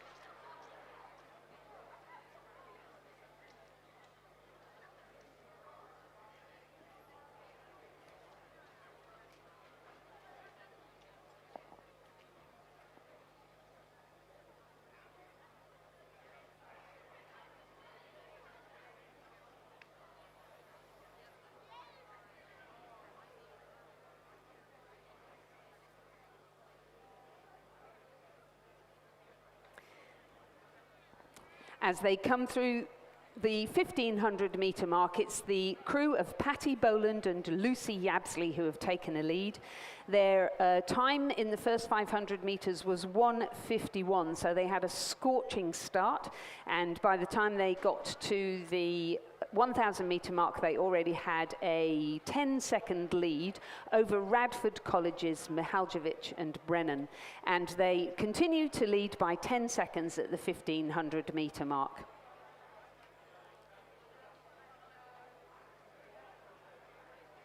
So Paddy Boland, a rower from Loretto Normanhurst, as well as Glebe Rowing Club, who have a wonderful junior program. Lucy Yabsley, who rows for Ascombe School, as well as rowing for the Glebe Rowing Club program. And they've rowed together for quite a few years now, a very exciting combination. Coming up fast on the inside, though, is this new pairing of Charlotte Olivia and Isabella Henderson. Isabella has been a very strong contestant in the single scull for quite some time, but is a long way up north in Armadale School, so it's great to see her coming down and mixing it with the metropolitan clubs and putting herself on the map as far as the junior rowing is concerned. So really winding it down now, the crew from Glebe Rowing Club, Patty Boland and Lucy Yabsley, not needing to race out the final quarter. They're just taking a careful look across to the crew from Radford College in lane 2, who they were leading by 10 seconds at the earlier on, but now they're just going to sit ahead of them. They'll take their rating up, or they'll take the power up a little in this last 100 metres if they need to, but it certainly will be Glebe Rowing Club, followed by Radford College, the first of the 3 qualifiers, and it does look as though it will be the UTS Haberfield crew that will take out 3rd position to qualify for the final at 10:35. Quick turnaround for these girls. 4th across the line will be the crew in lane 5, which is the composite of UTS Haberfield's Matilda Marconis and Zoe Hutchinson, another very talented sculler coming through from regional clubs. She's with Manning Valley Anglican College and Manning River Rowing Club there in Taree. So those are first 4, and then it looks as though our field will be rounded out by the crew in lane 6, the composite of Mia Simkovic from Leichhardt and Georgie Jones from Newcastle. So we seem to be missing Pymble Ladies College, which is understandable given that they're both racing in singles, and also the crew from Commercial. Haven't seen them. The winning time for the Glebe Rowing Club composite was 8 minutes 16.65, but of course that's meaningless really, given that they didn't race it out. So we're coming into the final for the championship schoolgirl single, the semi-final, the championship single, getting tongue-tied here, schoolgirl single scull. And we've got 2 of these, thank goodness, because it does my head in if we have 3 semi-finals. Yes, and exactly. The first 4 will be progressing through to the final. In lane 2 from Scotch Oakburn, May Wayne. In lane 3 from Newcastle Grammar, Annabelle Mackenzie. In lane 4 from Ballarat City, Olive Lanyon. In lane 5 from Pymble Ladies College, Summer Phillips. In lane 6 from the University of Queensland, Holly Fleming. In lane 7 from Yarra Yarra, Constantina Kafasis. In lane 8 from Pymble Ladies College, Millie Cullinane, and sadly Tessa Wong, who had pretty good race in the heat. She has had to withdraw. Kinross Walleroy, Tessa Wong.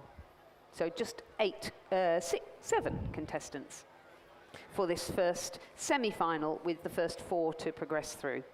And pretty tough stuff for these schoolgirls. It's only been an hour turnaround between 2 races, or so they basically come in, get out of their boat, get their number, change numbers and get back in again, whiz up to the start line. They'll be the same for the next one, because the final is at 10:25, yes. So there's no way you could have done the under-19 double and the championship schoolgirl single scull with the way the draw ended up having to be. So as they came through the 1,000 metre mark, no, we don't have the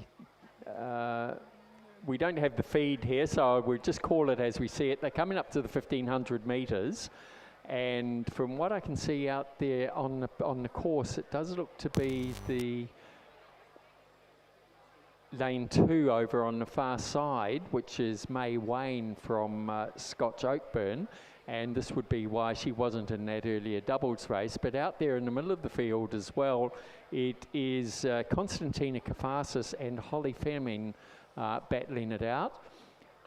We're just waiting to see as they come through the 1500 metre mark. Now we can see over on the far side there, it is May Wayne, and she's followed through by Annabelle McKenzie with a margin of 4.35 seconds. Then she's followed through by Summer Phillips with a further margin of 5.8 seconds back.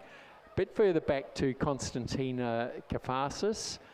Then it is Millie Cullinane in lane 5. So rather than look at the screens, I'm going to look out the window now and see what I can see. So over on the far side there, a little bit hard at this angle to see the lead that she has, but it is May Wayne, and she's followed through by Holly Fleming of the University of Queensland in lane 6. Then across, close behind, it's very hard to tell as they're coming up to the last, they're about 300 metres out now. So I would give it as Annabelle McKenzie as they came through the other markers. We can see Annabelle now is close behind, and the battle is going to be in for the 4th position, which would be Holly Fleming and Millie Cullinane. But out in the lead now, we can see May Wayne is coming to the last 250. She's about 200 metres out now.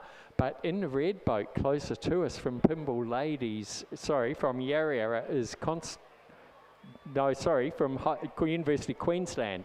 Holly Fleming is now pushing really hard to see if she can overtake May Wayne over on the far side there. May has dropped it right back, so I think she thinks she's fairly comfortably through. Remember, this is only a semi-final, so it's the first 4 through to the final. So those first 4 girls are again conserving their energy. This 1 hour turnaround between each of the heats, the semis and then the finals. They need to save every little bit of energy they have. So over on the far side there, we have May Wayne from Scotch Oakburn, comfortably crossing the line in the lead, about half a length ahead of Holly Fleming from the University of Queensland. Very close there, but Summer Phillips has just pipped Annabelle McKenzie across the line. So those will be the first 4 through to the final. Then Constantina Kafasis from Yarra has just missed out on this occasion, and she'll be followed across by Millie Cullinane, then Olive Lanyon from Ballarat City. Confirming the unofficial results of the first semi-final of the Championship Schoolgirls Single Scull. First, May Wayne from Scotch Oakburn. Second, Holly Fleming from the University of Queensland. Third, Summer Phillips from Pymble Ladies College. Fourth, Annabelle McKenzie from Newcastle Grammar School. Those 4 scullers will progress through to the final. Fifth, Constantina Kafasis from Yarra. Sixth, Millie Cullinane from Pymble Ladies College. Seventh, Olive Lanyon from Ballarat City, and Tessa Wong from Kinross Wallaroi scratched. The winning time for May Wayne, 8 minutes 49.92, so she was definitely paddling down in rate by the end of it, and interestingly that's a very similar time to the heats. Holly Fleming 8 minutes 51, and Summer Phillips 8 minutes 56. Annabelle McKenzie also 8:56. The margin between the two of them just again 0.09, so some really close racing today. Our second semi-final is now in progress. In lane 2, Maddie McLaughlin from Somerset College. In lane 3, Grace McKinley of Roseville, coached by Gonzalo Briones. In lane 4, Lucy Reedy from Kinross Wallaroi, coached by Andrew Gannon. In lane 5, Estella Robertson from Canberra Grammar School, coached by Kendall Brodie. In lane 6, Gabrielle Ryan of University of Queensland Boat Club, coached by Phil Bourguignon, John Pettigrew and Sally Keogh. In lane 7, Lily Soderblom of Radford College, coached by Max Mayer, Oscar Willink and Gordon Marks. In lane 8, Xenia Palmer from Sydney Girls. And in lane 9, Annika Gundlach of Commercial, coached by Nigel Stubbs and Flynn Nation. How amazing for Gabrielle Ryan to be coached by Sally Keogh. Sally was coached to the Junior World Championships in the single scull by Phil Bourguignon, who's the head coach at UQ. So great to see those two back together again and passing it to the future generations. Gabrielle was our fastest qualifier for the, second fastest qualifier for the semi-final. And as they came through the 1,000 metres, Gabrielle Ryan had a lead over Lucy Reedy, followed by Lily Soderblom, and then back to Maddie McLaughlin, only 1.38 seconds ahead of Estella Robertson, who will be working very hard to see if she can take that coveted 4th position. Now coming up to the 1,500 metre mark now, and just as they come through, it's Gabrielle Ryan in the lead over Lucy Reedy, followed by Lily Soderblom, and Amelia McLaughlin is holding her lead over Estella Robertson. So Estella is currently in 4th spot, and she'll be working hard to see if she can get through to the final. This is the semi-final of the school championship schoolgirl single sculls. They're just coming up to the about 300 or 400 metres out at the moment, and as we look out the window here, we can see Gabrielle Ryan in her comfortable lead down there in lane 6, and beside her on this side is Lily Soderblom from Radford College, but it is over on the other side there in the distinctive blue boat of Kinross Walleroy is Lucy Reedy, holding the 3rd position. The battle is on really here to see who's going to take the coveted 4th spot. So it is between Maddie McLaughlin from Somerset College over on the far side in lane 1 and Estella Robertson from Canberra Grammar in lane 4, and we can see both of those scullers are really starting to push hard. Now they're well into the last 250 metres. They've got about 200 metres to go. I think Maddie McLaughlin is probably managing to push through ahead of Estella Robertson, but we wait and see as they get a little bit closer. They're just having to deal with a little bit of wash from the umpire's boat as they come through this last they're into the last 100 metres now, and closer to us here there's been a final push here also from Lily Soderblom. So it is the first 4 through to the final. It was that 5th position, and that is going to be Estella Robertson now. So the things did change there. Gabriella Ryan has just taken out the 1st position ahead of Lucy Reedy from Kinross Walleroy, then Lily Soderblom from Radford College over on the far side there, Maddie McLaughlin from Somerset College, and Stella Robertson just missed out. She was pushing hard to get through to the final. She'd be followed across over on the far side there by Grace McKinley, and then rounded out by Annika Gundlach. Confirming the results of the 2nd semi-final of the Championship Schoolgirl Single Scull. A win for Gabrielle Ryan of the University of Queensland Boat Club. 2nd, Lucy Reedy of Kinross Walleroy. 3rd, Lily Soderblom of Radford College.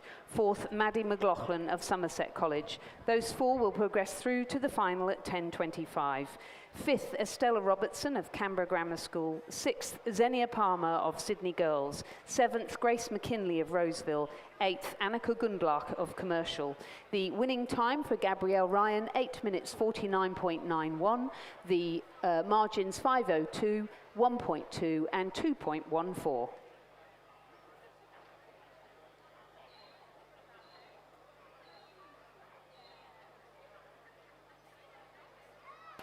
The Championship Men's Under-19 Double Scull is in progress. It's through the halfway mark with Gippsland Grammar in lane 2, Hagan Cook and Samuel Reynolds, Leichhardt in lane 3, Petar, Simkovic and Dylan Lee, a composite of Max Mason from Wendouree Ballarat and Rhys Davies of Essendon in lane 4, Matthew Coleman and Harrison Howard of the Southport School in lane 5, a composite in lane 6 of Harry Dimmock from Sydney Rowing Club and Luke Purdy from Newcastle University Boat Club. In lane 7, the King's School Parramatta, Hugo Lates and Luco Bazzina.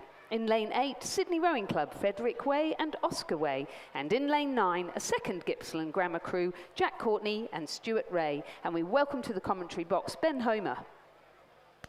Thank you, Lizzie.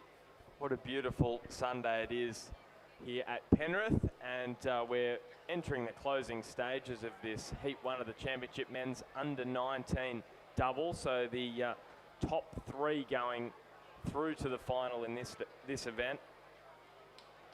And the crew in lane 4, the Essendon Composite with Ballarat, Wendouree Ballarat as well. They're in a good position here. So too is Luke Purdy and Harry Dimmock. They're just sitting in 3rd at the moment because there's been a lift from the Southport School in the middle to get that second qualification spot. There is some speed coming from Gippsland Grammar out in lane 2, but they are not going to do enough to make it through to the final. So it is Max Mason from Wendouree Ballarat and Reece Davey from Essendon. They are first through to the men's under-19 double scull final. Matthew Coleman and Harrison Howard are also through from the Southport School, and Harry Dimmock and Luke Purdy from Newcastle Uni. Luke Purdy, also Hunter Valley Grammar, and Harry Dimmock from Sydney Rowing Club. Gippsland Grammar missing out, so too Leichhardt Kings. And then coming through here in lane 8 is another boat from Sydney Rowing Club, and in lane 9, Gippsland Grammar.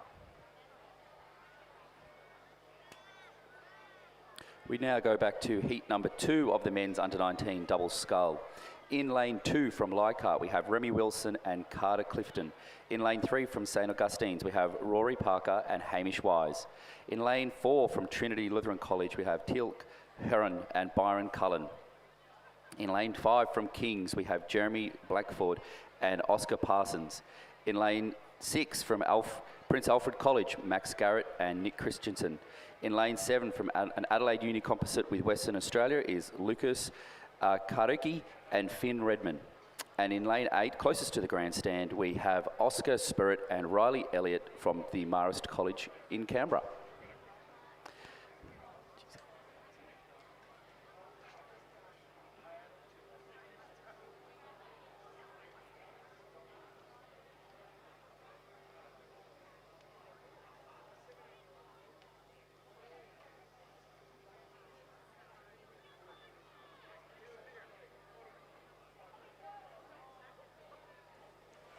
So it'll be a 9-boat final in this championship men's under-19 double. Top 3 again through here from heat number 2.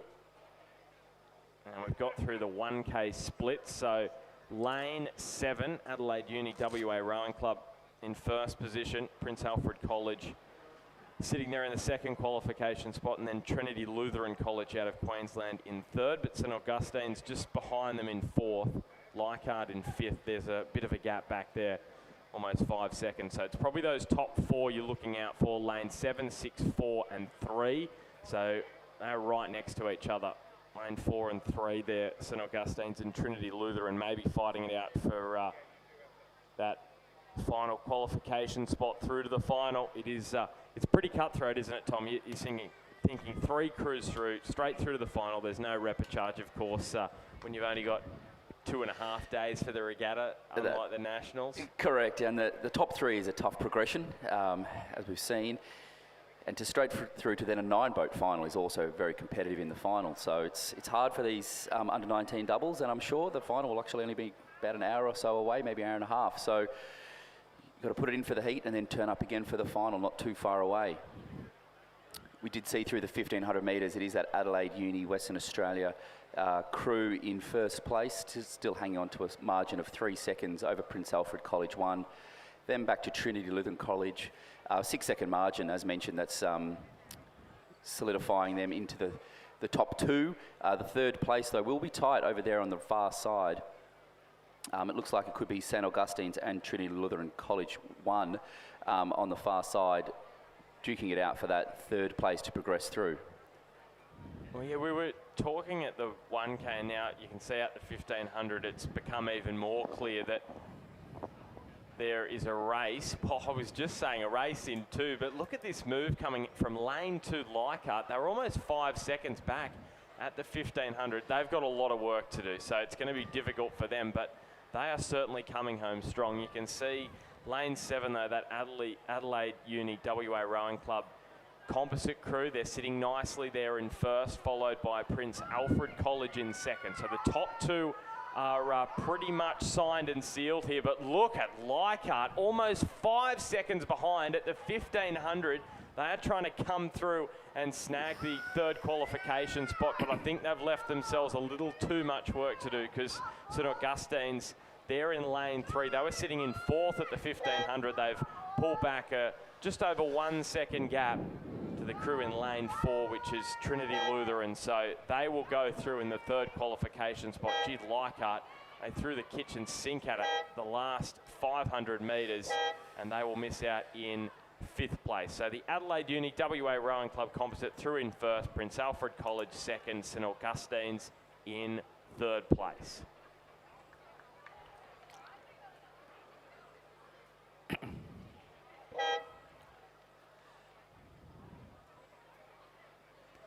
And closing out heat number 2 will be the Marist College double here in lane 8 coming over the line. Back down on the Corso is heat 3 of the men's under-19 double scull. This is the 3rd heat in this event, and as mentioned, the top 3 will progress through to the final later today. In lane 2 from Kings, we have Lockie Rogers and Lockie Tyndall. In lane 3 from Nepean, Nicholas Walsh and Ezekiel Pratt. In lane 4 from Gippsland Grammar, Logan Joshi and Connor Howard. In lane 5 from Manning Valley Anglican, Oliver Sampson and Ryan Watkins. In lane 6, Sydney University Mossman Composite, William Robertson and Angus McInnes. In lane 7 from Kings, Duke Millwood and Nicholas Pilatus. And in lane 7, Floris Ellis and Tobias Ellis, rounding out the heat 3 of the Championship men's under-19 double scull.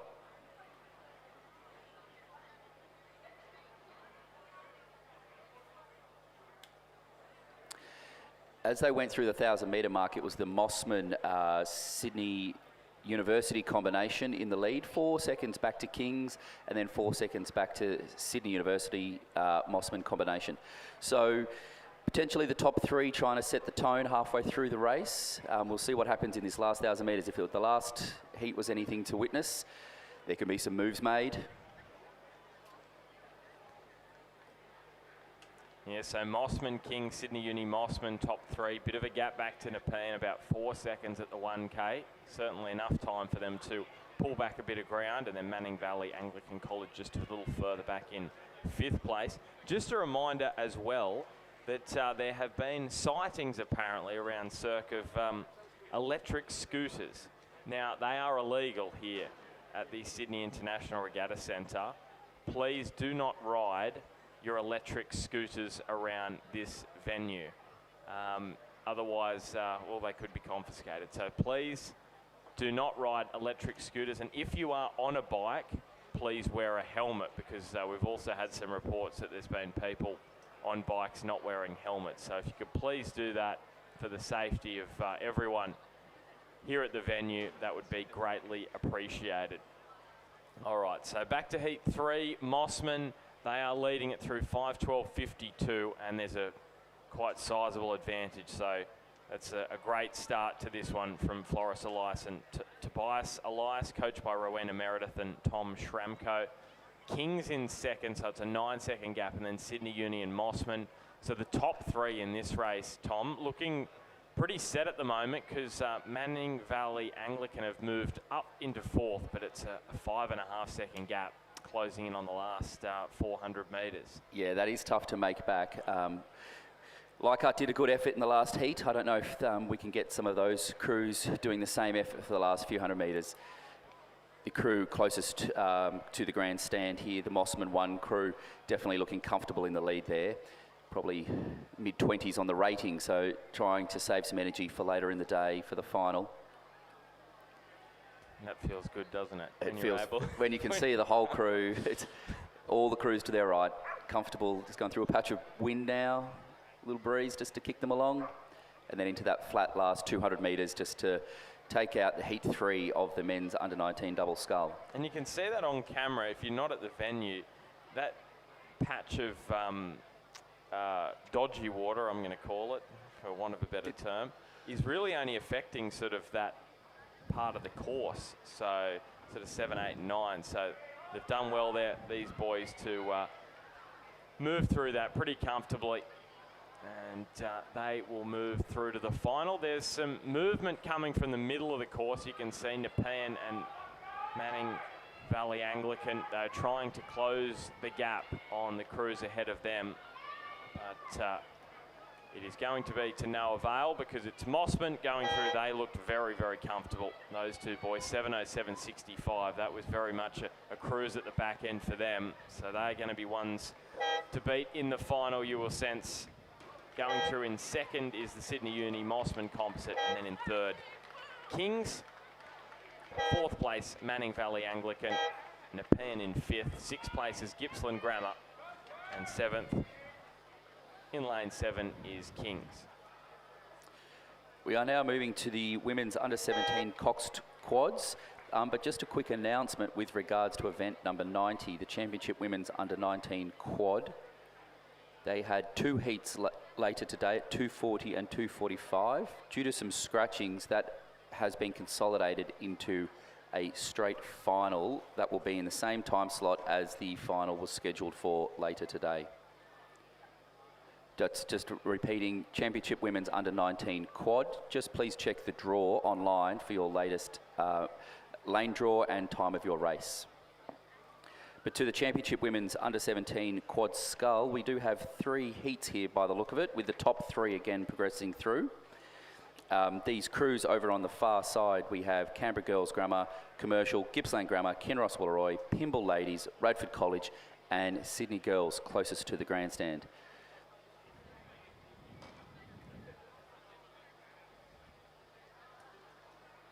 So as we just see these boats come down the course, we're getting pretty close to our first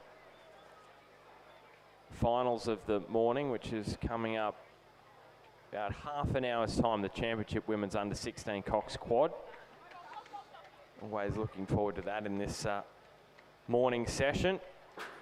Under-19 double as well to come a little bit later on, probably in about an hour. So these boys that have just raced, quick recovery and back onto the water very, very soon. So to the women in this Championship Women's Under-19, I should say Under-17 Cox Quad. So it's the same deal as the races previous. It is top 3 going to the final, so 9-boat final. And in lane 5, Kinross Wallaroi, didn't they have a great day yesterday? They did. It was a common theme yesterday, those blue boats coming down in very commanding positions pretty much for the whole day, I think. Yeah, and they're looking good here again. Well, this is top 3, looking very, very clear cut. So Radford College in lane 7, almost 7 seconds, over 6.5. Sydney Girls in 5th, Canberra Girls Grammar in 6th. So Kinross Wallaroi, number 2. Where's their number 1 boat? It's coming down in heat 3. So Kinross Wallaroi 2. I'm worried about Kinross Wallaroi 1 if this is 2, 3:47 through the first 1,000. Pymble Ladies 2nd, Commercial in 3rd place. So what have Radford got anything in store for us? Something special in the closing half of the race? Yeah, that's right. Definitely some key boats for Radford College from Canberra. They do enjoy the coxed quads. It's one of their focuses of the whole program there. So success in the quads is always gold for Radford College. This is their only under-17 coxed quad as well, so hopefully they can pull it through to progress through to the final later in the day.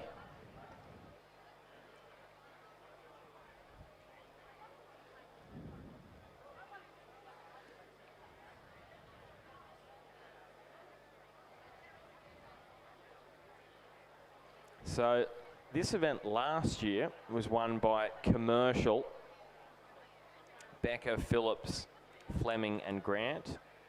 Cox by Plawecki. This year in this boat, this Commercial crew, Kendall, Ewan, Stafford, Ball and Williamson. So there's also another Commercial crew in this next heat, and new look crew again there. So looking to go back to back. Mossman won silver last year, Canberra Girls Grammar bronze. in this event last year. So we do have Canberra girls coming up in the second heat, so potentially looking for an upgrade there as well. As we're coming into the last 500 metres, we can see here it is those crews in the middle of the course, Pymble Ladies, Kinross and Commercial, holding a commanding lead. Again, similar to those doubles just previously, we think they're not necessarily rating as high as they could, maybe having a relaxed fourth 500 metres here. Very comfortable again out in that lead. Some big spread in the pack here in these heats, as we imagine that will condense when they all come through to the final later in the day. Yeah, so Kinross in the final last year, 6th place. The only similarity between that crew and this year is coming up in heat 3. That's the Cox, Jane Bruce. So yeah, it's all changed, isn't it, in these underage groups. Sometimes you get athletes that are a bit younger that can appear a couple of years in a row, but usually changes from a year-to-year basis. And Kinross sitting nicely there in lane 5 in first place, first qualification spot. Second is Pymble Ladies, and then Commercial over in lane 3. Closest challenger is Radford College in lane 7. And it was about 8 seconds, the gap between them and Commercial. That looks to have closed a little bit. But 8 seconds in a Cox quad over the last 500 metres, that is a really difficult assignment. So here come Kinross Wallaroi, the number 2 boat for them. And it is a commanding lead they've got here. And they're going through to the final. So first boat through to the Championship Women's Under-17 Cox Quad final. Kinross Wallaroi number 2. Pymble Ladies also going through, as are Commercial, who are the defending champions in this event. Radford College missing out in 4th place. 5th is Canberra Girls Grammar. And then in 6th, Sydney Girls and Gippsland Grammar will round out the field. In the last 100 metres, they will finish in 7th. On to heat 2 now of the Championship Women's Under-17 Cox Quad. As mentioned, there's a few of these schools doubling down. We have Canberra Girls in lane 1, Commercial in lane 3, Canberra Girls in lane 2, Commercial in lane 3, Gippsland in lane 4, MLC School in lane 5, Pymble Ladies lane 6, Redlands 1 in lane 7, and Trinity Lutheran College in lane 8.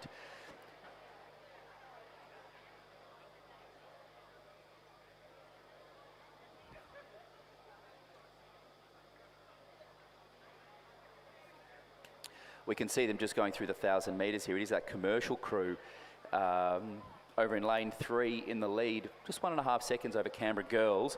As mentioned from a year ago, they were some contenders for the medals, so looking to do some repeats from last year. And then it was just over 7 seconds back to Gippsland Grammar in 3rd.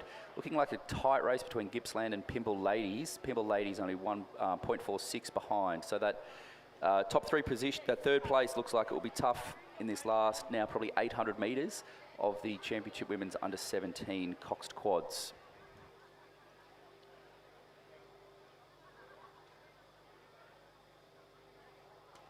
Yeah, so Pymble Ladies, their number 1 crew, finishing 4th in this event last year. This is their number 2 crew.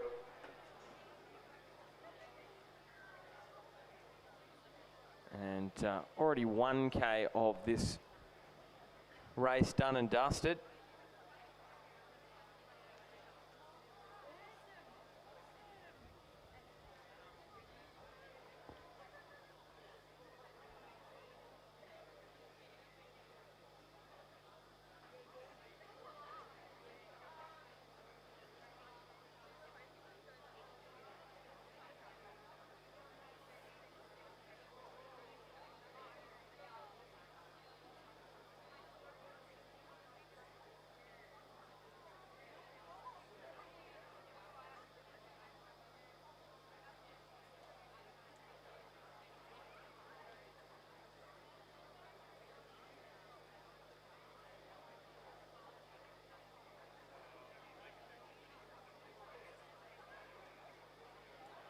So 1500 metre timing check is on the way here, and I'm sensing this one is going to be a little bit tighter. So it's Canberra Girls Grammar. They go through in first, Commercial in second. Remembering Canberra Girls Grammar, not this specific crew, but Canberra Girls Grammar got bronze in this event last year. Commercial won it. Gippsland Grammar sitting there in third, but look at that split. Pymble Ladies fourth, 0.88. Trinity Lutheran in fifth, 1.77. So keep an eye out for that little battle, because Canberra Girls Grammar and Commercial look pretty set on those top two positions. And then it's going to be a really tight run thing for third and fourth. So get yourself set here. We've had a few races where it has been fairly clear cut, and you can see the clear cut crews 1 and 2, they are over on the far side of the course in lanes 2 and 3. And through the middle, that's where it's just getting a little bit tight, because you've got the crews there on this near side pushing across.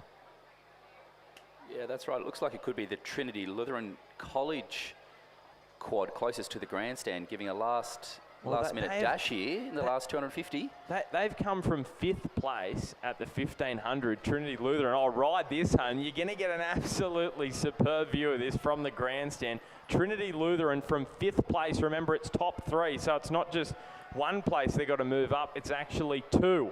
So this is pushing the crews on the far side of the course, which is going to be difficult for them, because they're going to have to crane their necks and notice it all the way over on the other side. Lane 4 is Gippsland Grammar. They are trying to hang on to the 3rd spot, but they are not going to hang on at this point, because Trinity Lutheran have absolutely flown down the near side. There's a response coming from the middle of the course. Pymble Ladies, they're trying to pull something out. So too is Gippsland Grammar. Maybe Gippsland Grammar can hold on. Trinity Lutheran versus Gippsland Grammar. The top 2 are through, Canberra Girls and Commercial. Who's going to get the 3rd spot? This could well be a photo. Oh, that is so tight on the line. Maybe just Trinity Lutheran, but that is almost too close to call. We are giving it unofficially to Trinity Lutheran. They came from 5th at the 1500 to get 3rd. What a cracking race. What are you going with the naked eye here, Tom? Are you giving it to Trinity I think Lutheran? I am. I think they had too much momentum, and they just managed to get over that Gippsland Grammar crew, which might have just been caught just a little bit unawares from that outside lane coming into that last 250 metres. But what a finish. It is a little bit hard when we look at this screen that the actual finish line is just to the left of that big set of boys there as well. So while they work on that downstairs, we will go to heat number 3, where again we'll see some common names that we've just seen. Over in lane 2 we have Centenary, lane 3 we have Furbank Grammar, lane 4 we have Kinross Woolloomooloo, lane 5 PLC Sydney, lane 6 Queenwood, lane 7 St Catherine's, and lane 8 Tweed. And as they're going through the 1,000 metres, it was Kinross Woolloomooloo 1, as we're probably expecting in the progression position. Just on their heels though, it is Queenwood in 0.6 behind, Furbank 5 seconds behind, and then 6 seconds back to Centenary. So maybe just setting a little bit of the pack here, but based on that, I don't want to call any leads too early on now. Yeah, I'm gonna say maybe a little bit of change of pace here, Tom, compared to the last heat. The splits are looking a little bit greater, but you never know. You never know. No. We could get something special, and I tell you what, it'll make it an unbelievable finish. They can pull back about 6 seconds at the 1K, but get that big boat rolling. That's right.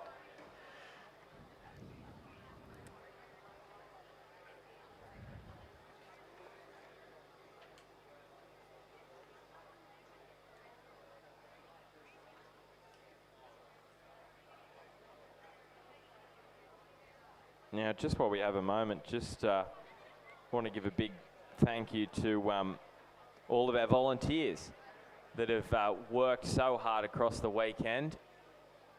Your hard work definitely doesn't go unnoticed, so thank you so much to all of our volunteers, our boat drivers, boat holders down the end, everyone that's been organising this huge weekend of rowing.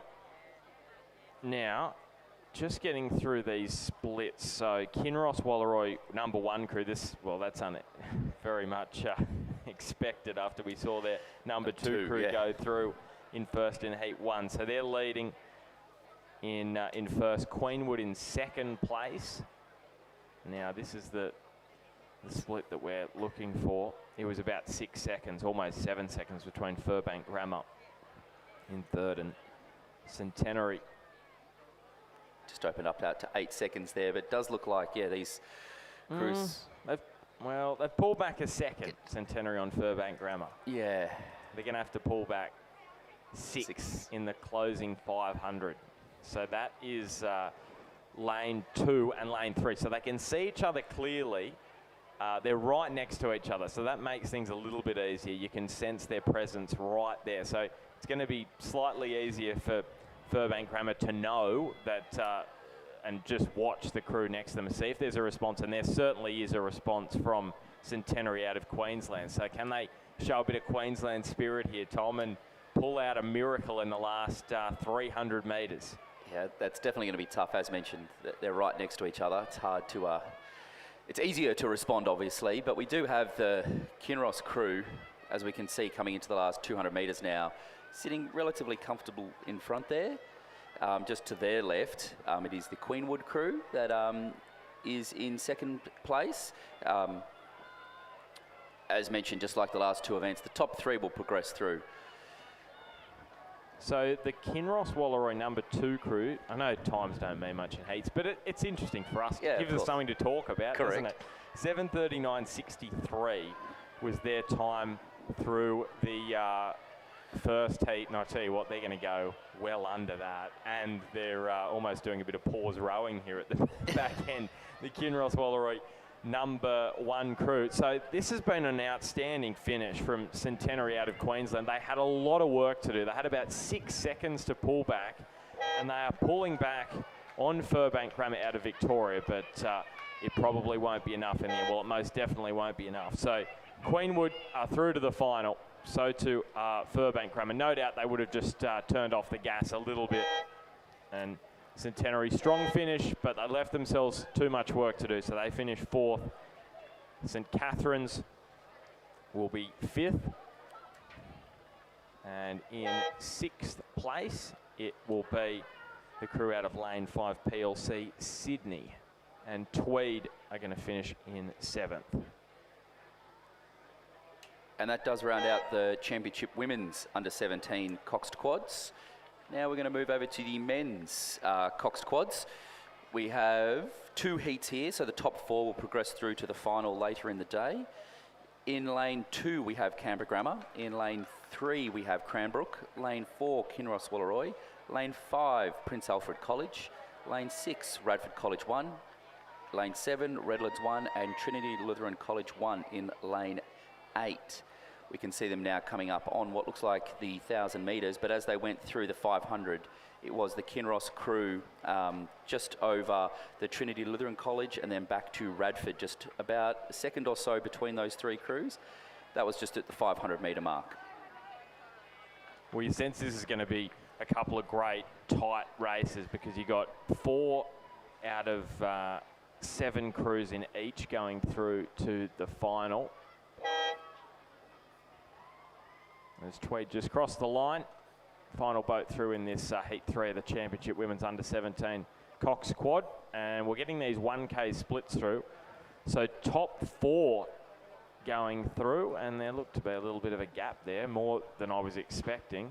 Kinross Walleroy, what's going on? We'll just record the name Kinross Walleroy and keep rolling. Kinross Walleroy again in first place, as we've seen in, well, that's the 3rd time in the last 4 races they're leading quite comfortably. Radford College in 2nd, Prince Alfred in 3rd, Cranbrook in 4th, and we're just getting, well, hang on a second, we may have got an adjustment. So Prince Alfred College in 4th, Cranbrook in 5th, Redlands in 6th, Canberra Grammar, I should say, in 7th place in this Championship Men's Under-19 Cox Quad. So that gap is 5 seconds between Prince Alfred and Cranbrook.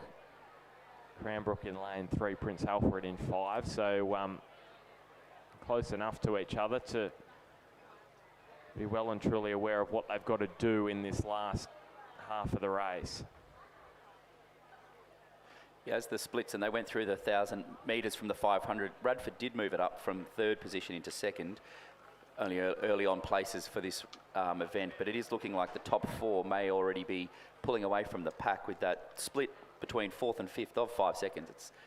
It is challenging to pull back that length in the last almost 500 metres that we can see on the screen here now. That's Kinross in the lead, Radford in second, and Trinity in third, all in connection with each other. And then in fourth place, Prince Alfred College.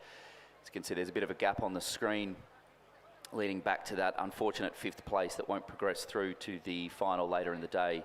We can see the crew over there on the far side. Cranbrook, which is in lane 3, just progressing through in fifth place.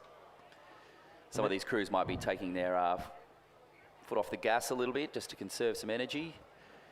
Important to note, around that 1500 there's a little bit of unsettled water, so they just made their way through that and then into this back end. It's not glass, but it's pretty close to good conditions for the closing stages. And this top four, it is, well, it's a race in two, isn't it? Top four so clear from the rest of the field. That's right. We do have some experience as well in these top four crews with Kinross, Radford, and Trinity and Prince Alfred. They definitely know what they're up to out there, just to relax it over the last few hundred metres. That Kinross crew, I think, do want to take out first place in the heat. They haven't completely taken it off the gas like their previous heats of the women that we saw. Yeah, and Radford College also not going down. Yeah, I know. I often wonder this. I often wonder, well, I know you want to, send a message, but you also want your legs to be not sending a message to you in the final saying, exactly. I spent too much in the heat. So yeah, it is going to be Kinross. Interesting, race tactics, but it's always easy to judge from here when we're not out there as well. It's Kinross crossing in first, Radford second. Third place will go to Prince Alfred, and then Trinity in fourth, rounding out the progression through to the final later in the day. We will be going to race 174. This is heat 2 of the championship men's under 17 coxed quad scull. They'll be meeting the Kinross, Radford, Prince Alfred and Trinity Lutheran College crews that will progress through to the final. In heat 2 we do have St Augustine's in lane 2, Radford College 2 in lane 3, Prince Alfred College 2 in lane 4, Marist College 1 in lane 5, Gippsland Grammar in lane 6, Cranbrook in lane 7 and Canberra Grammar 1 in lane 8. We're seeing some good footage there from the boats out on the course. That's the Marist College crew in the middle of the course in lane 5. Still looks like they've got a long way to go. They're about to come up to the halfway mark, 1,000 metres. When they went through the 500, it was Cranbrook, Canberra Grammar, St Augustine's, Radford College, Marist College.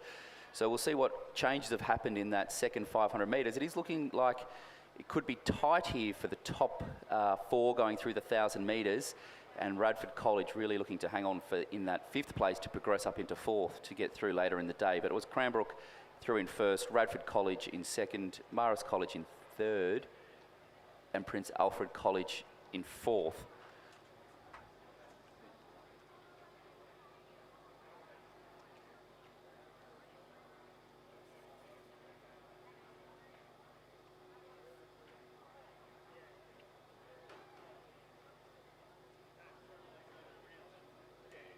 One's moving already.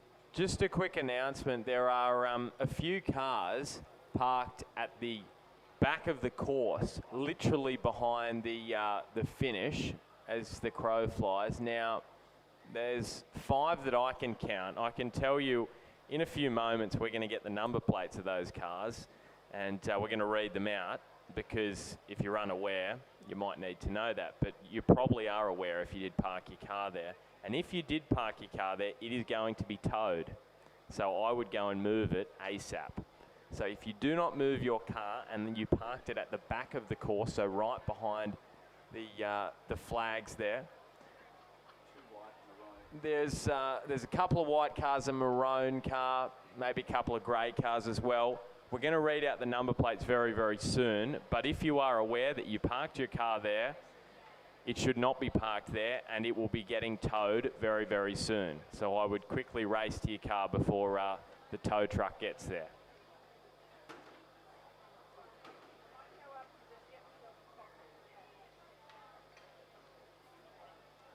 Also, while we're on the warpath, if you are riding an electric scooter, do not turn it off and put it in your car, please, because they are illegal here at Cirque. All right, let's get back to the racing now after that. And this is Heat 2, and it looks as though the top four once again here are looking fairly set. St Augustine's, Canberra Grammar, Cranbrook and Marist College, they're the top four, and we're just getting a little bit of a reshuffle here. So it's actually a lot tighter than that. Cranbrook and Marist College, there's about 2 seconds splitting them. That's the crew in lane 7 and the crew in lane 5. So keep an eye on those two. St Augustine's are in 2. This is certainly going to be tight. There's no doubt about it. So there's 5 boats here fighting it out for 4 spots. Radford College are in 2nd. Canberra Grammar are in 3rd, but it's in the middle of the course. Lane 7, lane 5. That is where Cranbrook is. They were sitting in 4th place at the 1500. Marist College in lane 5. They were sitting in 5th position, and they are coming right through the middle, the Blue Zooties of Marist College. So out in front, it still looks to be St Augustine's. It could be Canberra Grammar who are making a move. So too Cranbrook in lane 7, because they are trying to hold off the fast-finishing Marist College, which means that Radford College, who are sitting nicely in 2nd, they have to just turn it up a couple of gears as well. St Augustine's holding on to what looks to be 1st place. Canberra Grammar look well set. So too to Radford College now. It's a real tight one here between Cranbrook and also Marist College. They all come to the line at once. It is going to be Marist College, who have come from 5th to claim 4th, and they will edge out the crew in lane 7. Cranbrook miss out, and they are absolutely devastated. Gee, your heart goes out to them. What a cracking finish to that race. Prince Alfred College finishing in 6th. 7th place is lane 6, Gippsland Grammar. And unfortunately, they've had maybe a crab. They've got an issue with that bow side or of the 2 seats. So unfortunate. They are so frustrated in that heat, not being able to put in the full intensity. Have a look at this finish, though. You've literally got 5 boats coming over in a flash. And Cranbrook, the crew that misses out on the line.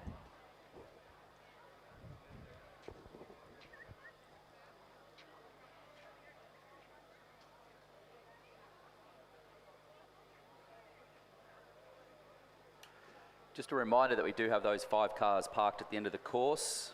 We can see some of our fellow colleagues doing a bit of reconnaissance with registration numbers. We believe there's 2 white, maybe a maroon, and a couple of blue cars.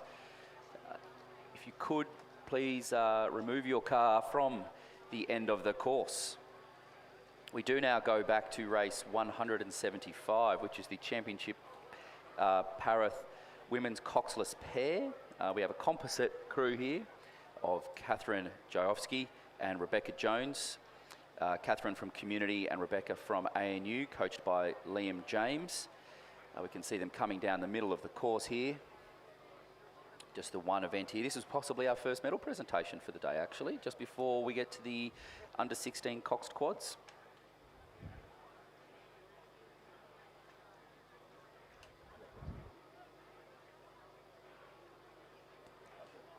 Now, as this Championship Para 3 Women's Coxless Pair comes down the course, I have been provided with these number plates.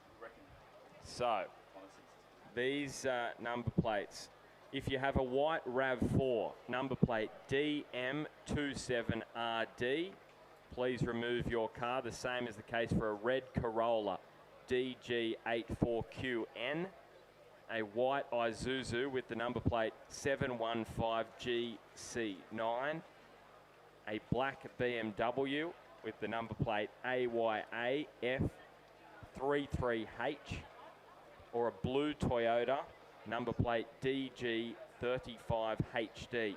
Your cars need to be moved or they will be towed. Please move them as soon as possible because they are about to be towed if they are not removed.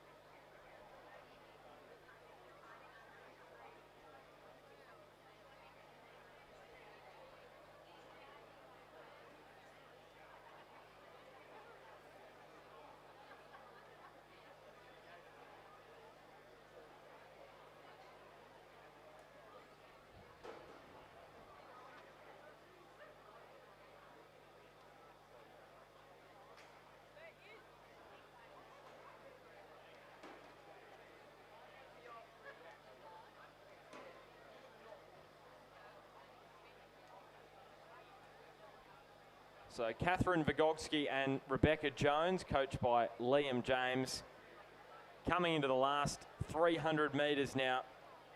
Vagogski from Community Rowing Club, Rebecca Jones from ANU. Just the one boat in this championship Para 3 women's coxless pair, so they just need to get themselves to the line and they will be state champions. Last year it was the crew from Mercantile, Viney and Furleman, down the course in 8:29.90. And this crew through the 1500 and 6:55.79. So here they come into the last 200 metres in the championship Para 3 women's coxless pair. Catherine Vagogski from Community Rowing Club, Rebecca Jones from ANU, coached by Liam James.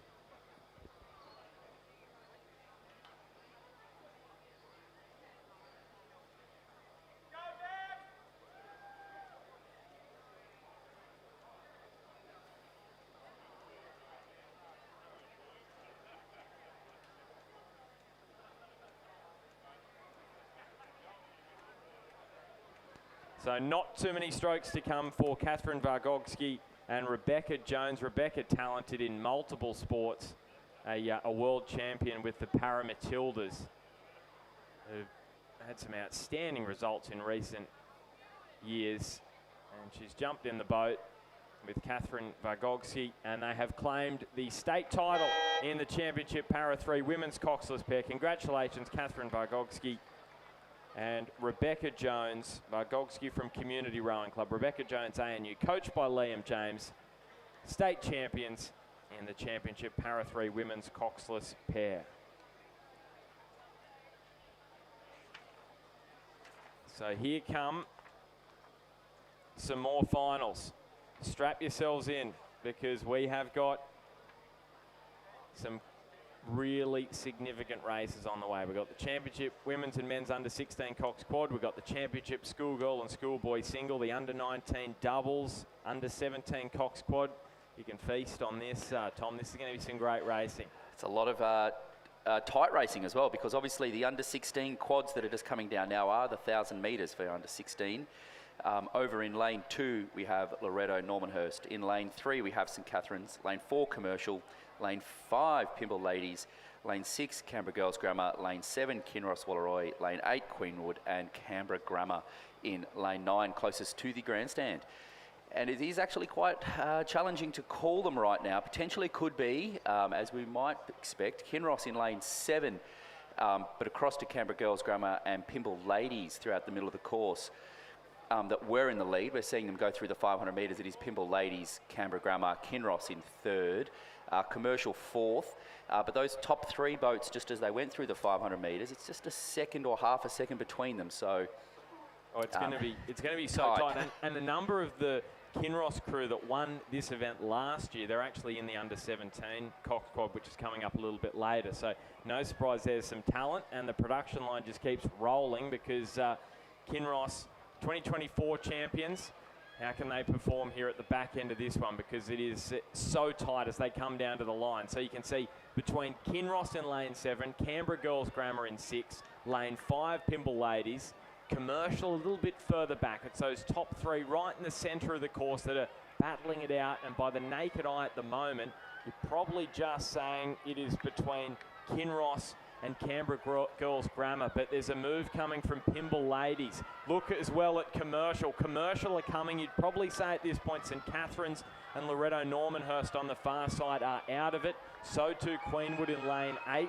Canberra Grammar are a little bit further back in lane 9. So here they come. It is clear now. It is Pimble Ladies with the advantage with 100 metres to travel. Just from Canberra Girls Grammar. Kinross Walleroy are fighting for the silver medal position. So too is Commercial. Commercial are coming hard here in lane 4, but it's still Pimble Ladies. They are holding on. They are maybe extending this advantage.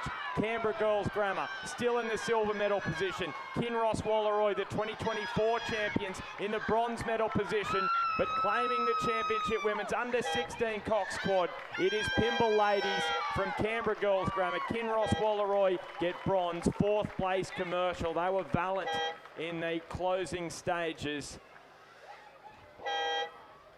And how about that for a finish? Championship women's under-16 Cox Quad. Pimble Ladies, the state champions. Canberra Girls Grammar silver. Kinross Walleroy 3rd.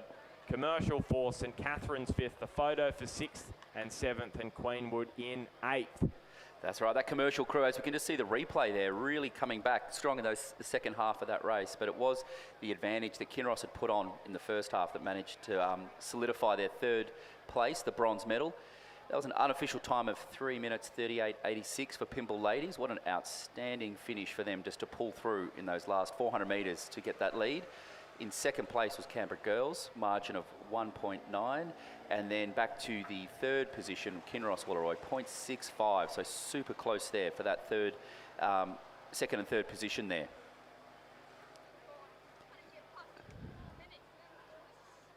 Some of those crews might just still be trying to work out who was in the minor placings there, but we will be getting over to a medal presentation shortly for the Championship Women's Under-16 Coxed Quad Sculls. We are going to the men's now, the Championship Men's Under-16 Coxed Quad Sculls. We can see them on the screen there, just lining up at the 1,000 metres. In lane 2, we have Redlands. Lane 3, we have Kings. Lane 4, we have Shaw, number 2 crew. Lane 5, we have Shaw, number 1 crew. In lane 6, we have Kinross Walleroy. Lane 7, Canberra Grammar. Lane 8, Barker College. And lane 9, we have Newcastle Grammar.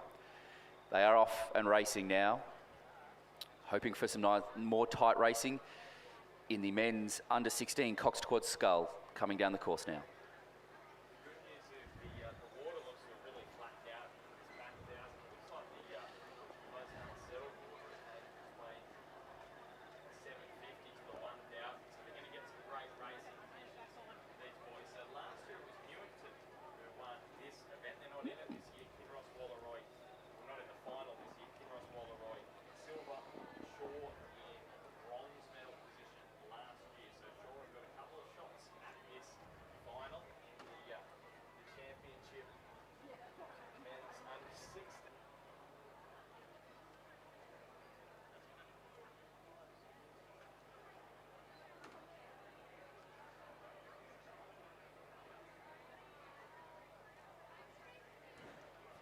All right, so here we go. The winners of this event last year, the Championship Men's Under-16 Cox Quad, was Newington. Kinross Walleroy won silver, Shaw winning bronze. So Newington not in the final this year. And Shaw got a couple of shots at it. Newcastle Grammar in lane 9. You can see closest to the grandstand, but they are a little bit further back in this one. That is the crew out in front at the moment. That looks like could be Kinross just crossing through here in first place. Yeah, it looks to be lane 6, so it is Kinross Walleroy, 136.26 through the 500 metre mark. Shaw's number 1 and number 2 crews in 2nd and 3rd. Barker College in 4th place, so they're in lane 8. So Barker, can they fight back for a minor medal? Canberra Grammar in 5th, Kings 6th, Newcastle Grammar 7th, Redlands in 8th place. So those couple of boats out of it, you would say, at the moment. But down to Kings, it's still pretty tight. Kinross Wallaroy still leading the way. As I mentioned, a few of those boys that won silver last year, they were up in the under-17 event this year. But the younger brigade, well, they're doing an outstanding job. They're almost extending this advantage over the rest of the field. So Kinross Wallaroy in the gold medal position as it stands with about 250, less than 250 to travel. Shaw's number 1 and number 2 crews. Now this is always intriguing. This is a race within a race, because look at the number 2 crew in lane 4. They are certainly coming at the Shaw number 1 crew, who are in the silver medal position as it stands currently. There's some movement on this near side as well. That's coming from Barker College. Could they sneak home late to claim the bronze medal? It looks as though Shaw has got designs on that. Kings are currently sitting just off the pace as well, probably in 5th. There's a good move coming from Canberra Grammar too, but it may be a little bit too late. But this is imperious rowing. Look at this. This is a statement win from Kinross Wallaroy, if you don't mind. A number of boat lengths in the championship men's under-16 Cox Quad. That is a magnificent victory. And Shaw's 1 and 2 crews, they are going to the line. Who will it be here? On the line, it is Shaw lane 4. That is the number 2 boat. Oh, how about that? So silver and bronze for Shaw, but I am certain there's going to be a bit of conversation after that one. Barker College in 4th, Kings 5th, Canberra Grammar 6th, Newcastle Grammar 7th, Redlands in 8th place. It's going to be a photo, we are saying, but from the naked eye, it looked as though it was lane 4, which is Shaw 2. That's right, and they were just behind them when they went through the 500 metres. So it is. It's clearly been a close race the whole way down, and we're just watching the replay here. It is the Shaw 2 crew is on the top of the screen there in lane 4, and in lane 5 it is the Shaw number 1 crew. As mentioned just earlier, the finish line is approximately there where they've paused it, not that buoy line that we can see on the screen. So it could be the unofficial Shaw 2 over Shaw 1. But whilst we wait for that, we might just jump back down to the 2,000 metre start line, the championship schoolgirls single scull. Newcastle Grammar, Annabelle Mackenzie. Lane 3, Radford College. Lily Soberloom, coached by Maximilian Mayer and Oscar Willink and Gordon Marks. In lane 4 from University of Queensland, Holly Fleming, coached, also from University of Queensland, Gabrielle Ryan. In lane 6 from Scotch Oakburn, we have May Wayne. In lane 7 from Kinross Wallaroy, Lucy Reedy. In lane 8 from Pymble Ladies, Summer Phillips. And in lane 9 from Somerset College, Maddie McLaughlin. We can see them there just connecting to the starting pontoon.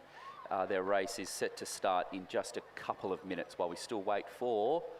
we do have it actually. The official result of that championship men's under-16 Coxed Quad was Shaw 2 with 0.58 over the Shaw 1. So congratulations to Shaw 2 in 2nd place and Shaw number 1 crew in 3rd.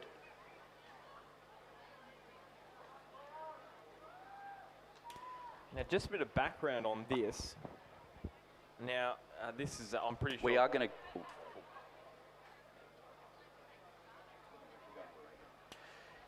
We are just going to quickly go to the Championship Women's Under-16 Coxed Quad Scull on the medal presentation here. The dais, we do have in 3rd place from Kinross Wallaroy. We have Matilda...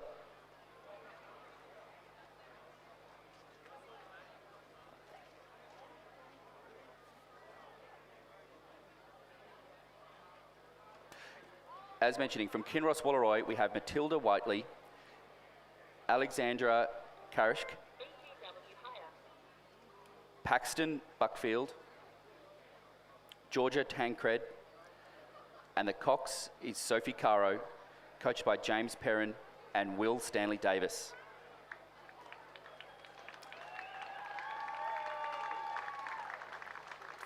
In 2nd place, from Canberra Girls Grammar, we have Zoe Tran,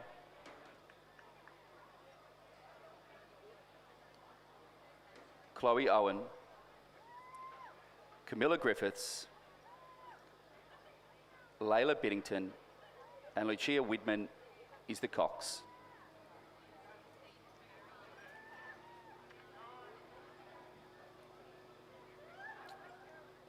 And in first place and champions of the women's under-16 cox quad scull, we have pinball ladies, Madeleine Gayden, Chloe McLaughlin, Madison Glangrebe, Claudia Watt, and Emma Wang is the cox, coached by Ben Booker. Congratulations to the champions and medalists of the women's under-16 coxed quad scull. So as this championship schoolgirl single scull final is underway and we're nearing the 500 metre mark, we're going to get those splits through very, very soon. Got some great information here from Chris McCarthy and Stuart John. I'm pretty sure they've written these previews. So I could tell you about a few of the key scullers in this race. May Wayne from Scotch Oakburn. She's been racing in the Tasmanian State Club regattas in the under-19 women's single. She's been to the podium in every race, finishing 5th in the women's single at the national time trial and 3rd in the under-21 and 23 women's single scull time trial at the Tasmanian State Club regatta. So keep an eye out for her. She's sitting in the silver medal position at the moment. May Wayne, Gabrielle Ryan as well. She began her season at the head of the river in Brisbane, placing 2nd, taking a seat in the undefeatable All Hallows Open First 8, where she claimed gold.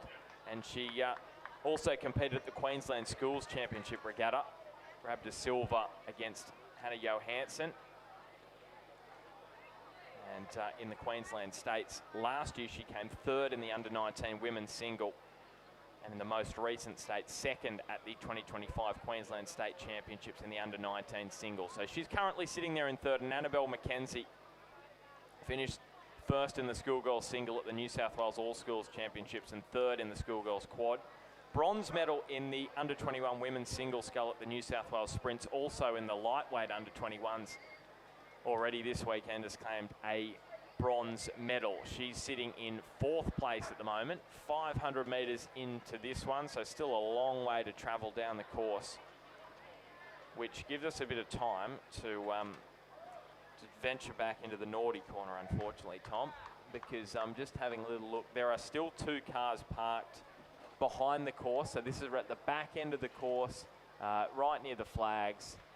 Now, you're not allowed to park there, and I'm just trying to see what we've got still there. It looks like the blue Toyota, and we've also got a white Isuzu as well. So those 2 cars are still parked at the back of the course. I'm just letting you know that if you don't move them, they're going to get towed at your own expense, which wouldn't be fun. So I'd advise you to move those if you don't want your car to be towed.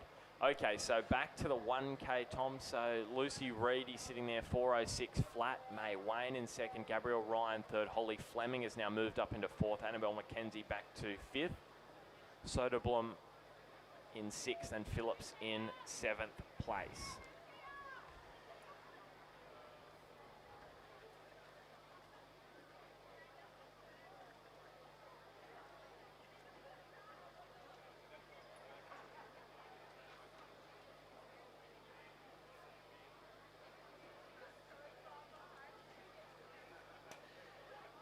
We're now just going to go to our medal presentation.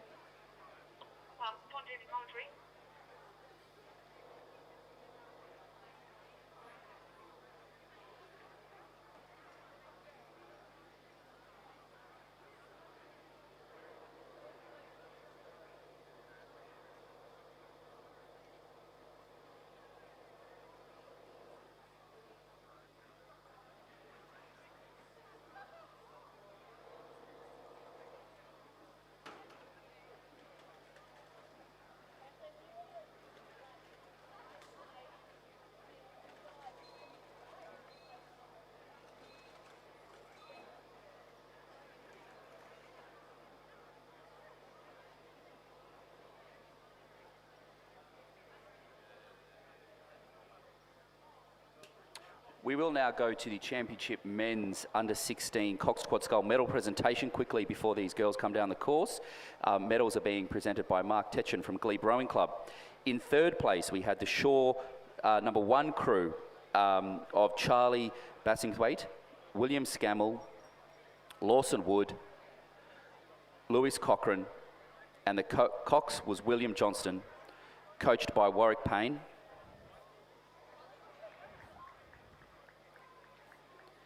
In second place, Shaw number 2 crew, Tom Armiti, Nathan Clanty, Oliver Wilson, Harry Ferguson, and Owen King was the Cox, also coached by Warwick Payne.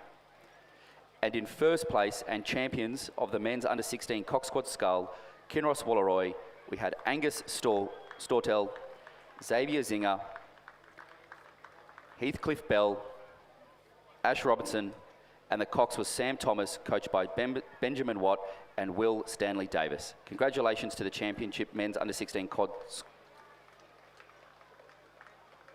So here we go. We're into the final stages. Championship Schoolgirl Single Scull. I mentioned May Wayne from Scotch Oakburn has been performing really, really well in the lead-up regattas in Tasmania. So she's in lane 6, and she was less than a second behind Holly Fleming from the Uni of Queensland, who is in lane 4.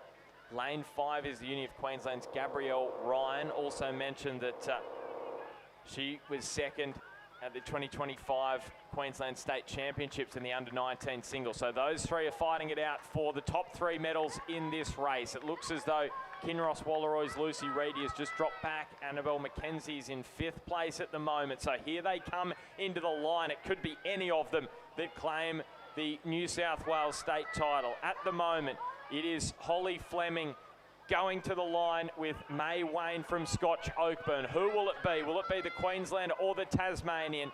The bronze medal is probably going the way of Gabrielle Ryan. They come into the last few strokes. Will it be Fleming? Will it be Wayne? It is Fleming maybe by just half a boat length. Wayne is coming at her, but it is Holly Fleming who hangs on from the Uni of Queensland. May Wayne from Scotch Oakburn with silver, and Gabrielle Ryan bronze in the championship schoolgirl single scull.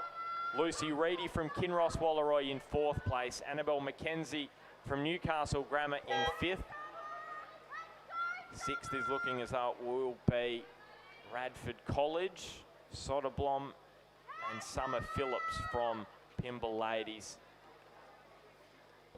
We'll cross the line next in 7th place. 8th will be Maddie McLaughlin from Somerset College. So just repeating, Holly Fleming, state champion in the championship schoolgirl single scull from Uni of Queensland. May Wayne silver, Gabrielle Ryan bronze, Lucy Reedy 4th, Annabelle McKenzie in 5th, Lily Soderblom in 6th, Summer Phillips 7th, Maddie McLaughlin 8th place.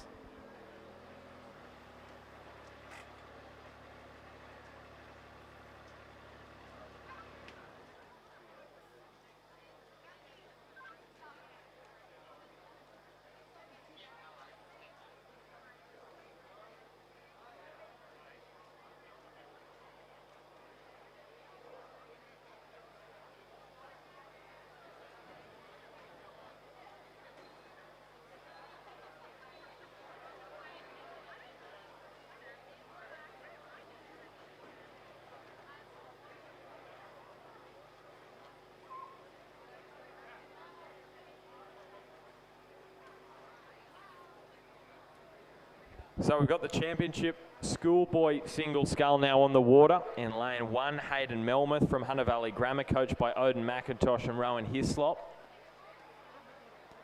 Alex Lee from Pembroke School in 2, coached by Simon Lane. Lincoln Uren from Radford College, coached by William Hatcher, Stuart Sampson and Gordon Marks from Radford.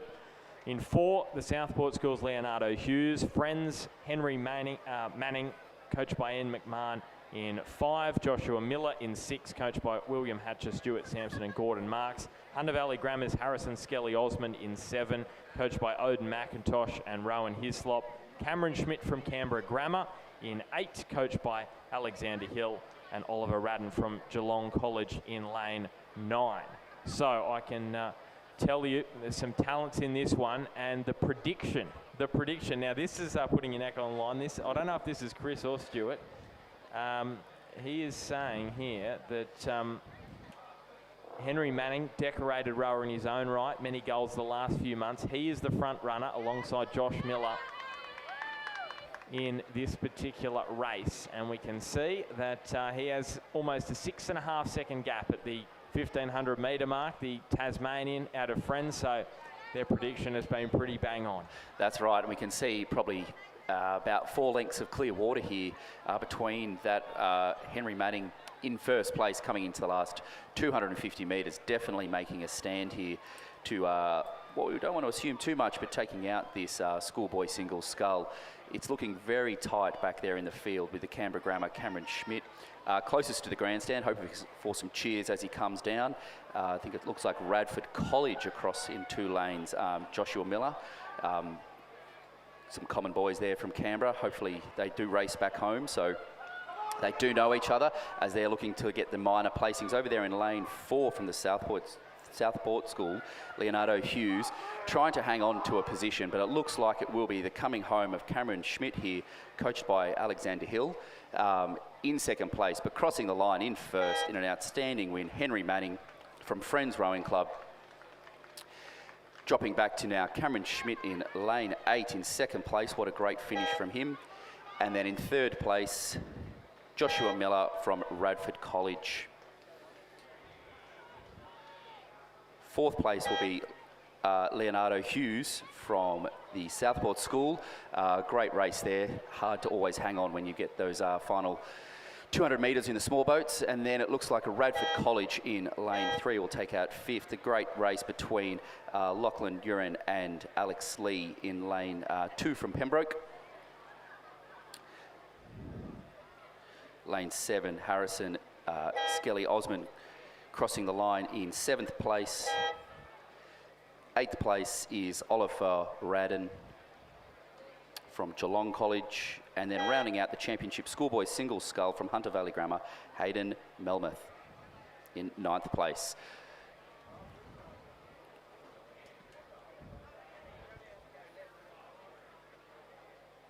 We will go now to the medal presentation of the championship schoolgirl single scull, which came down just before.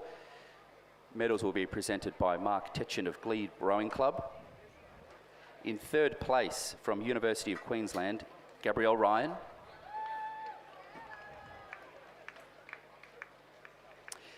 In 2nd place from Scotch Oakburn, May Wayne.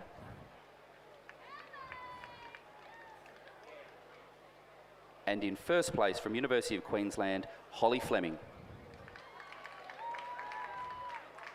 Congratulations to the championship schoolgirl single scull.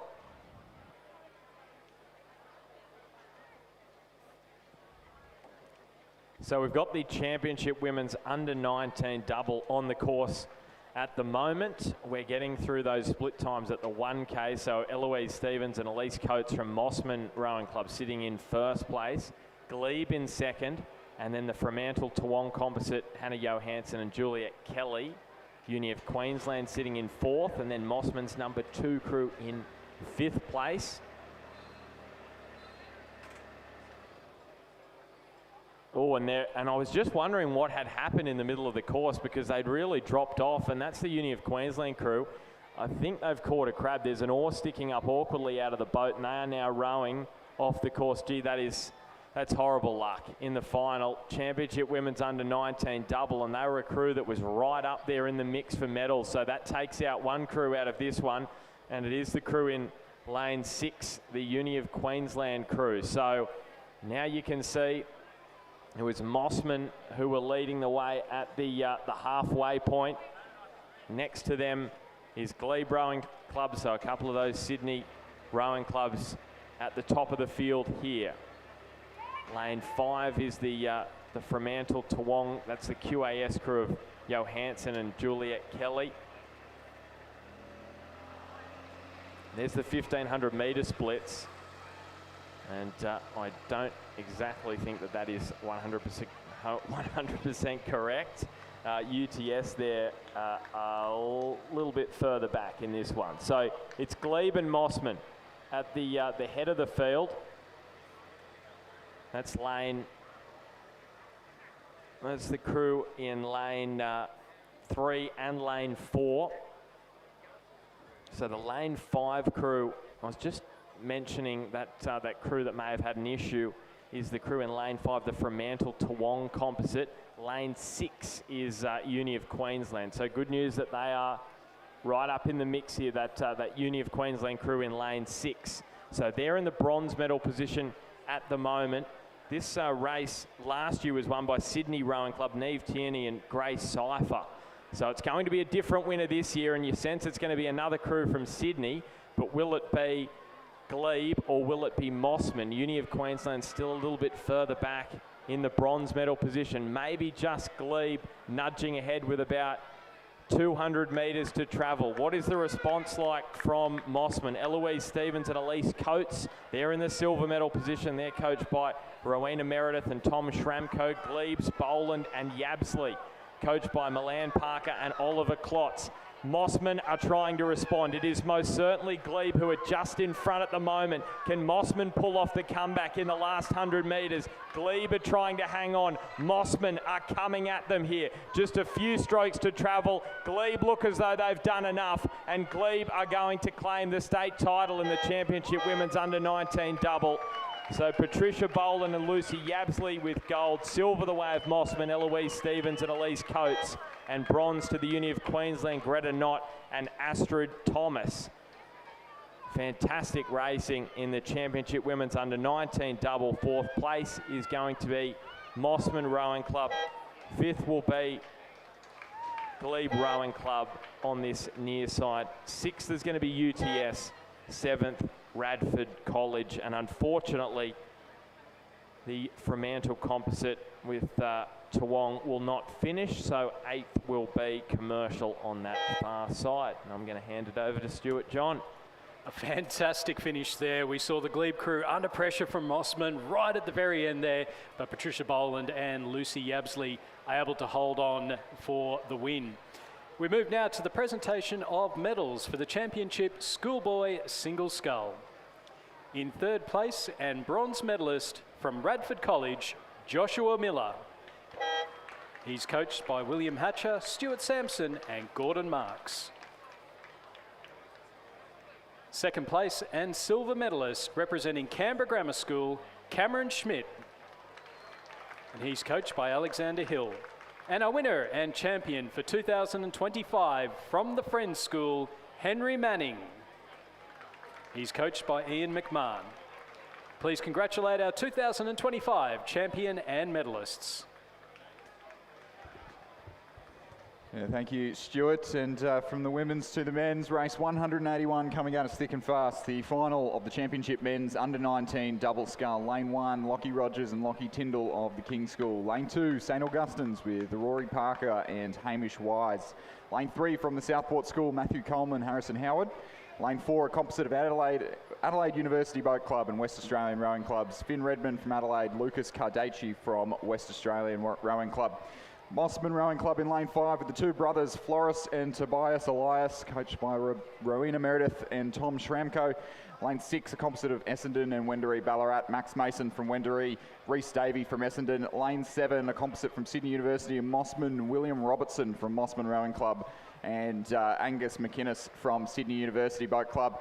And in lane 8 from Prince Alfred College, Max Garnett and Nick Christensen. And in lane 9, a composite of Newcastle University Boat Club and Sydney Rowing Club, Harry Dimmock from Sydney, Luke Purdy from Newcastle University.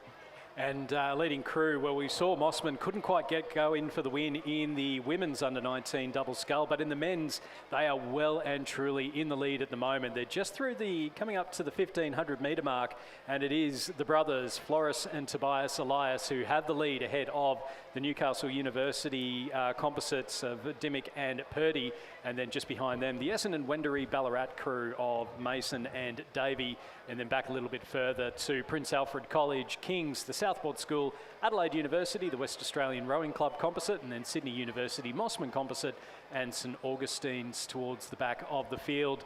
But it is now, Chris, just starting to tighten up a little bit. We've seen Mossman go out hard, and with about 300 or so metres left to go, this crew of Harry Dimmick and Luke Purdy from Newcastle University and Sydney Rowing Club out on the left-hand side, lane number 9. They are pushing and pushing hard, and I would suspect that they are within about a boat length now of the Elias brothers. Yeah, so Tobias Elias in that Mossman double. He won the under-19 men's single in convincing fashion. Luke Purdy and Harry Dimmick in the Sydney-Newcastle composite were out of the medals on that occasion, but which would be certainly disappointing considering their form. Harry Dimmick from Kinross Wallaroi rowing in Sydney Rowing Club colours in this event, and really coming home with a wet sail in the closing stages of this race. We've got quick tailwind conditions. It's very hard to change the boat speed in these faster conditions, but it not seeming to phase the all sky blue combination, Sydney and Newcastle on the near side of the course. Mossman is still just hanging on. They've got about half a boat length at this stage.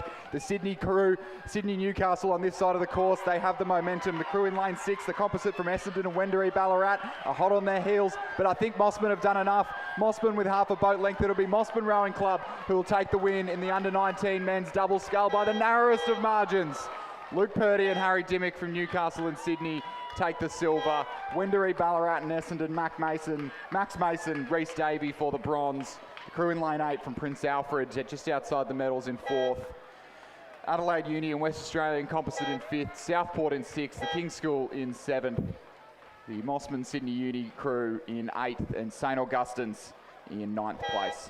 And that was a fantastic finish there from Harry Dimmick and Luke Purdy. They just left it another 50 metres worth of course, and I reckon they would have rowed through the Elias brothers because they were 10 metres of course at that point. They were absolutely, and you could see it with about 250 metres to go. The pressure, the oars were bending as they went through, and it was an absolutely fantastic race. And congratulations to Floris and Tobias Elias from Mossman Rowing Club, who are the 2025 men's under-19 double scull champions.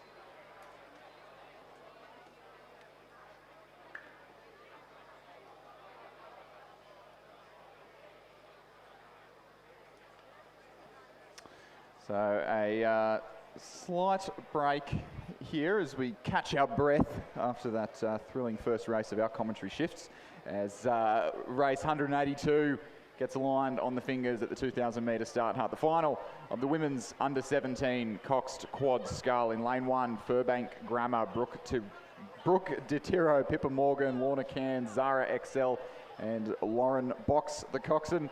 Commercial Rowing Club in lane 2, part of that fantastic under-17s program we've seen over the last couple of days. And just as we wait for these crews to get underway, we'll turn our attention back to the presentation dais for the women's under-19 double. Presentation of medals for the championship women's under-19 double sculls. In second place and silver medalists representing Mossman Rowing Club, Eloise Stevens and Elise Coates. They're coached by Rowena Meredith and Tom Schranko.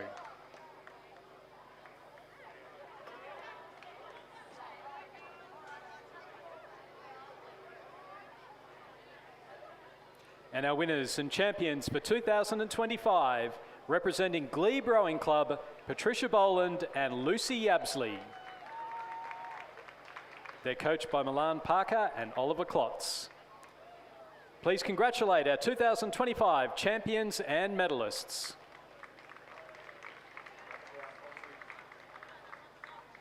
And back down on the course, we do have a start in the championship women's under-17 quad. So Furbank in lane 1, Commercial in lane 2 have had so much success over the last 24 hours or so, and be interesting to see how these under-17 girls go in the quad sculls after winning the 8 yesterday. Queenwood in lane 3, Kinross Wallaroi with 2 crews in this event as well. Their number 2 crew in lane 4, Canberra Girls Grammar in lane 5, looking to emulate the performances of their schoolgirl quad who took out that event in fine form yesterday. Kinross Wallaroi number 1 crew in lane 6, both those crews coached by former stroke of the Australian Women's 8, Emma Fessy. Commercial with their second crew in lane 7, Ross Batho and Nicholas Langford, the coaching team there. Pymble Ladies College in lane 8. They came second in the under 17-8 yesterday, and this would be their top 4 girls, coached by Carl Schmidt, Harry Randall, and Trinity Lutheran on the near side of the course in the distinctive green colours. So we're just seeing our leading crews now coming up towards the 500 metre mark, and certainly, as you'd expect, the bright blue of Kinross Wallaroi out towards the front. Not a huge surprise there. So Queenwood with the lead early on though. So that's the crew of Bridget Thompson, Sally Fainga Anuku, Flo Veach, Scout Ferguson, and coxed by Alice Home. The Kinross Wallaroi 1 crew of Rani Jarek, Laura Chudley, Emily Wise, Belle Clinton, and coxed by Jane Bruce are in 2nd place. And then Commercial sitting in 3rd place, Pimble Ladies, then Canberra Girls Grammar, Kinross Wallaroi, Commercial, Furbank Grammar, and Trinity Lutheran. But it is still early days at the moment as we see the footage from the BRO boat. As we can see there, it's Canberra Girls Grammar just on the front of the screen at the moment, and then behind them, or in the leads at the moment, is the crew from Kinross Wallaroi. And I'll tell you what though, if the Canberra Girls Grammar crew do get towards the front, you tend to know about it because they make a lot of noise in the grandstand. They do make a lot of noise. Very passionate supporters from all around Canberra here. I saw a very large Radford College flag in the stands earlier. I'm sure we'll see that out again in force later on in the day. But this Kinross crew in the lead with Rani Jarek in the bow seat. She was Rowing New South Wales' novice of the year last year, as only first year in the boat, and was taking out state championships in the under 16 categories at last year's regatta, and now in the under 17 categories, and continuing that form by the looks of things. But Queenwood still hanging on to that early race lead, I believe, on the far side of the course in lane 3. Maybe just moving out slightly on Kinross, but as the camera pans, I may be proven wrong. It certainly, this race certainly not, those margins not increasing by much, and staying relatively competitive all the way through. In fact, it's within half a canvas at the 1,000 metre mark. So Kinross, in fact, in front by just a neat canvas there over Queenwood over in lane 3. Commercial sitting in 3rd place. The Pimble Ladies College crew in 4th. The second of the Commercial crews, and then Canberra Girls Grammar in 6th place. I think we've missed that second Kinross crew in that bunch of midfield contenders. Trinity Lutheran taking up the rear of this race. See plenty of cyclists, coaches, supporters, friends, family on the banks, and it does look like most of them wearing helmets, which is great to see, Stuart. Yeah, just a reminder that it is compulsory to be wearing helmets while at the Sydney International Regatta Centre, and also too a reminder that motorised scooters are not allowed at Cirque. So just making sure that you've got your helmets and that you have no motorised scooters. We'll just quickly move down to the pontoon for the presentation of medals for the Championship Men's Under-19 Double Sculls. In 3rd place and bronze medalists representing Wendouree Ballarat and Essendon Rowing Club, Max Mason and Reece Davey. They're coached by Bill Nugent and Jamie McDonald. 2nd place and silver medalists representing Newcastle University and Sydney Rowing Club, Harry Dimmick and Luke Purdy. They're coached by Odin McIntosh and Benjamin Watts. And our winners and champions for 2025, representing Mossman Rowing Club, Floris Elias and Tobias Elias. They're coached by Rowena Meredith and Tom Schranko. Please congratulate our 2025 champions and medalists. Through the 1,500 metre mark, a decisive move in that 3rd quarter, the championship quarter of this race. Kinross Wallaroi moving out to almost a full boat length lead of the women's under-17 quad scull over Queenwood. Commercial still trailing in 4th. A little bit of no man's land there, a long way off 2nd, but comfortably in the medals ahead of the Kinross Wallaroi number 2 crew. Commercial in 5th, Canberra Girls Grammar sitting in 6th place at that last timing point before the finish line. But both those two leading crews, Kinross and Queenwood, through the 1,500 metre mark, exactly the same rate, 32.5 strokes a minute, and really going stroke for stroke. So Kinross just with a little bit more power, a little bit more distance per stroke at this stage. So it'll just be a question of whether or not the crew from Queenwood over in Station 3 can find something a little bit extra and peg back that lead from Kinross Walleroy before they break out to clear water, which now that we can see from our drone shot, it looks like they've just broken out a little bit of distance between the stern of the Kinross boat on the left-hand side of the picture there and the bow ball of the Queenwood boat on the right-hand side of the picture. And the crew over in lane number 7 from Commercial just starting to work their way into contention for the silver medal. They're certainly moving quicker than the Queenwood crew on the far side of the course, but it may be too little too late at this stage of the race. The margins are all fairly well defined. The Kinross number 2 crew trying to get their bow ball into the mix for the medals, but again, sitting about a length down at this stage. It will be the Kinross crew in the lead, as it has been from the start of the race. Rani Jarek, Laura Chudley, Emily Wise, Belle Clinton, Jace Broom the Cox, coached by Emma Fessy, who will take an all-the-way win in the Women's Under-17 Quad Scull State Championship. Queenwood will hang on to second place ahead of a very fast finishing Commercial Rowing Club crew who will take bronze. The Kinross number 2 crew will fall down to 4th place, will settle outside the medals in this one. Commercial number 2 crew in 5th, Pymble Ladies College in 6th.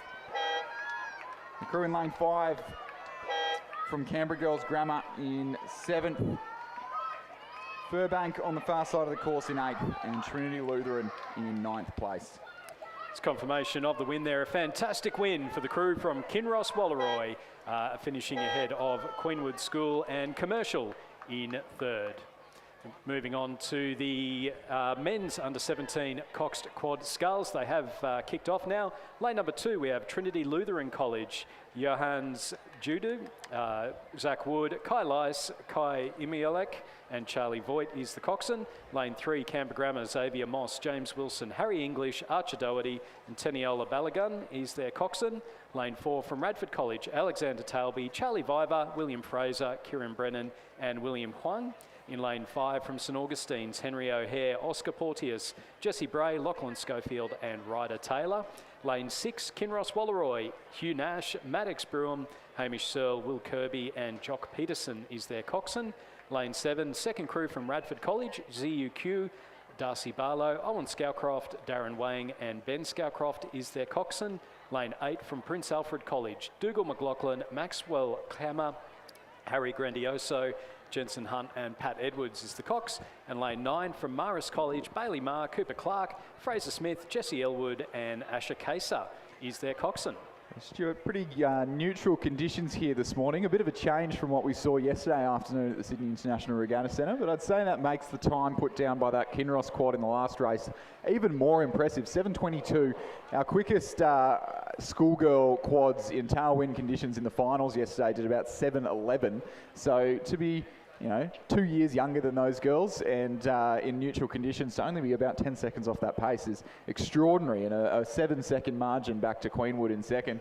So a dominant performance there from those Kinross under-17s, and the men's crew looking to make it a double in the under-17 Quad Sculls events here at the State Championships, and echo the efforts of their women's crew just a couple of minutes ago as they lead through the 1500 metre mark by about a boat length from the combination over in lane 4 from Radford College. I haven't seen that flag back out in the grandstand, but I know I can see it down at the 1750 metre mark. So Radford with a very strong supporter base here, and 2 crews looking at a chance of a podium in this race. Trinity Lutheran in 4th, certainly not out of contention yet. Neither are Canberra Grammar, St Augustine's, and Marist College just a little bit further back, as we see the Kinross crew with just over half a length ahead of the leading 2 Radford boats. The leading Radford boat on the right-hand side of your picture there, Alexander Talby, Charlie Vire, William Fraser, Kieran Brennan, and William Huang the cox.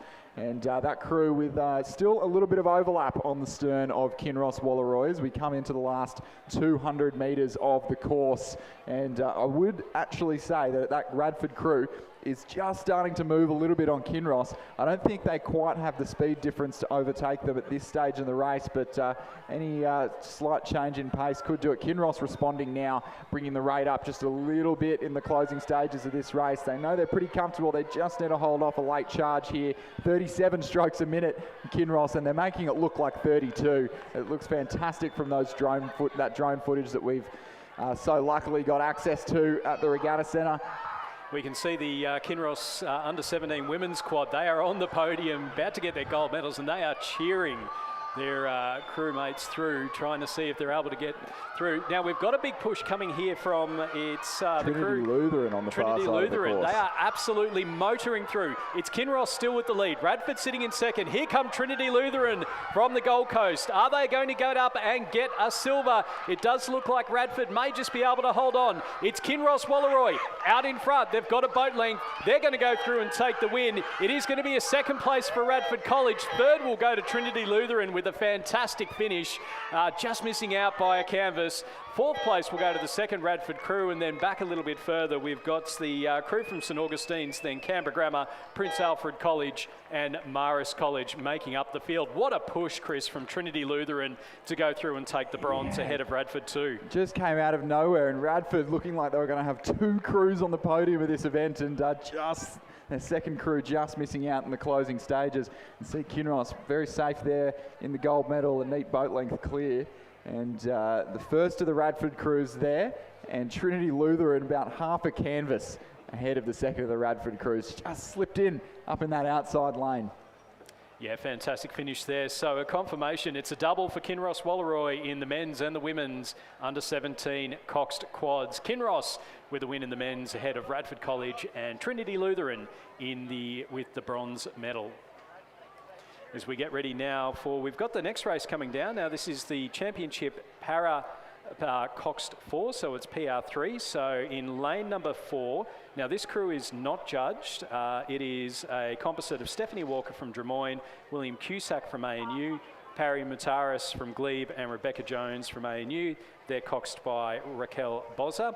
And then in lane 6, it's a Community Sydney composite of Flynn Wilkinson, Bronte Marshall, Catherine Vygotsky and Jack Calderon, and they're coxed by Jackie Peel. We'll just go now to the pontoon for the presentation of medals for the women's under-17 coxed quad sculls.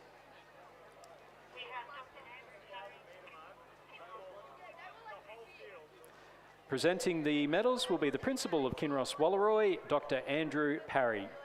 In third place, and bronze medalists representing commercial.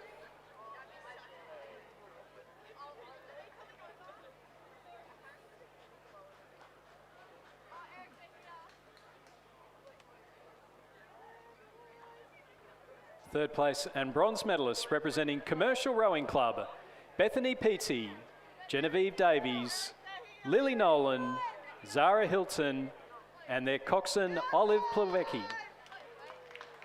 They're coached by Ross Batho and Nicholas Langford.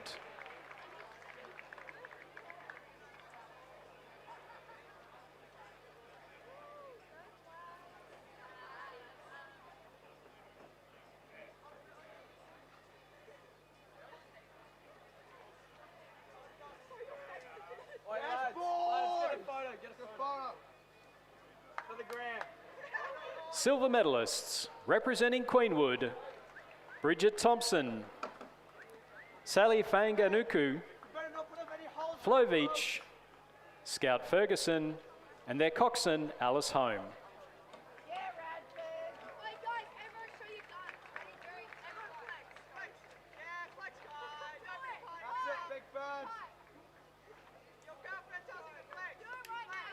And our winners and 2025 champions representing Kinross Wallaroi, Rani Jarek, Laura Chudley, Emily Wise, Belle Clinton, and their coxswain Jane Bruce. And they're coached by Emma Fessy.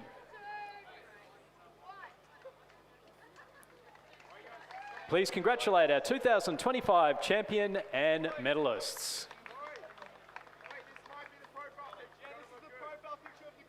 So our two crews in the Championship PR3 Coxed 4, so it is the Community Sydney Club that are leading. Now the ANU composite is a non-judge one. There was a substitution out of that event. So as a result of that, one of the crew members is a non-para crew member.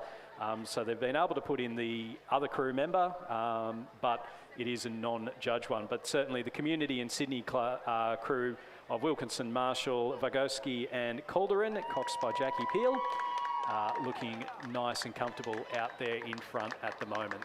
Yeah, Flynn Wilkinson there in the 3-seat, big unit from the Riverview College, St Ignatius College, and recently classified as a para-athlete, and took a win in the single scull yesterday morning by some margin, and looking to do the same thing in the coxed 4 here today alongside Bronte Marshall, who went to PLC Sydney, Catherine Vygotsky and Jack Calderon, Jackie Peel coxing them.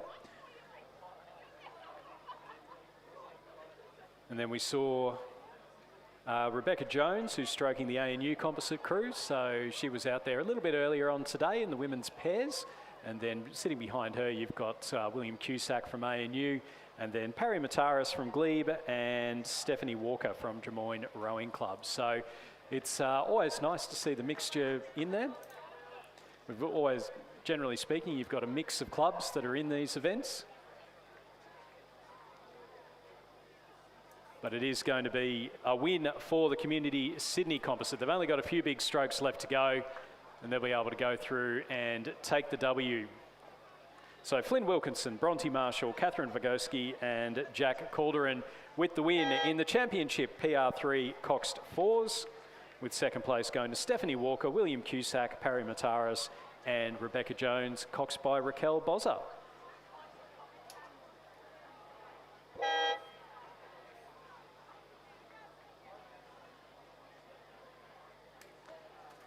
So if your car registration is DJ35HD, so DJ35HD, final call to move your car, otherwise it will be towed.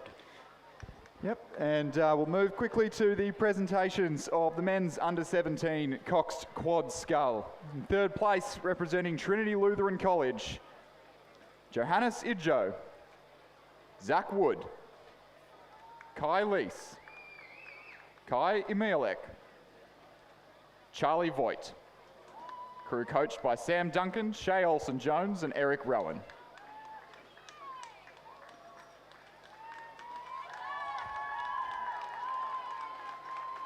Second place and silver medalists, Radford College, Alex Tailby, Charlie Via, William Fraser, Kieran Brennan, their cox, William Huang. Crew coached by Mackenzie Moore, Angus Walker and Gordon Marks.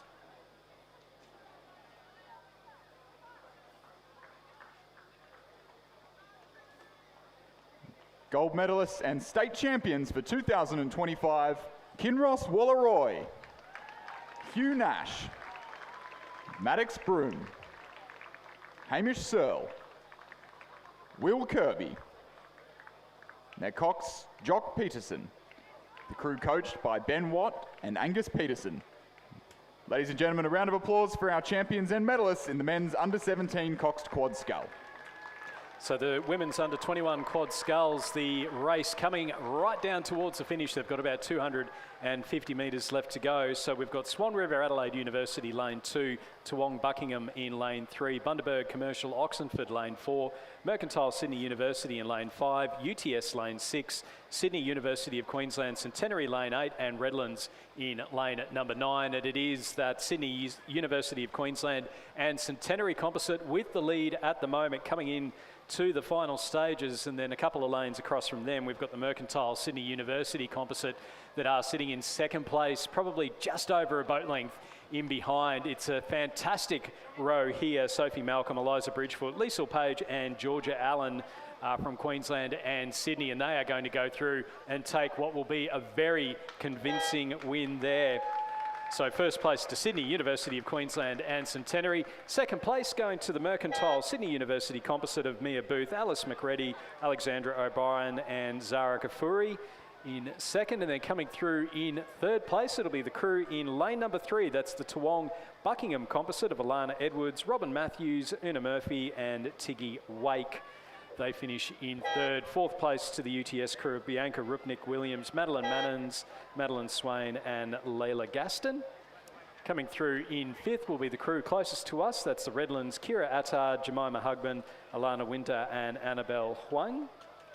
And then in sixth place, it does look to be the Bundaberg Commercial Oxenford Composite. So an all-Queensland composite of Sophie Fryer, Abigail Harrison, Mia Rogers and Georgia Mortimer in sixth. And then it does look like we may have had an issue with the Swan River Adelaide University composite there. May have just been a bit tight for some of the turnarounds in the final. The women's under 21 quad sculls.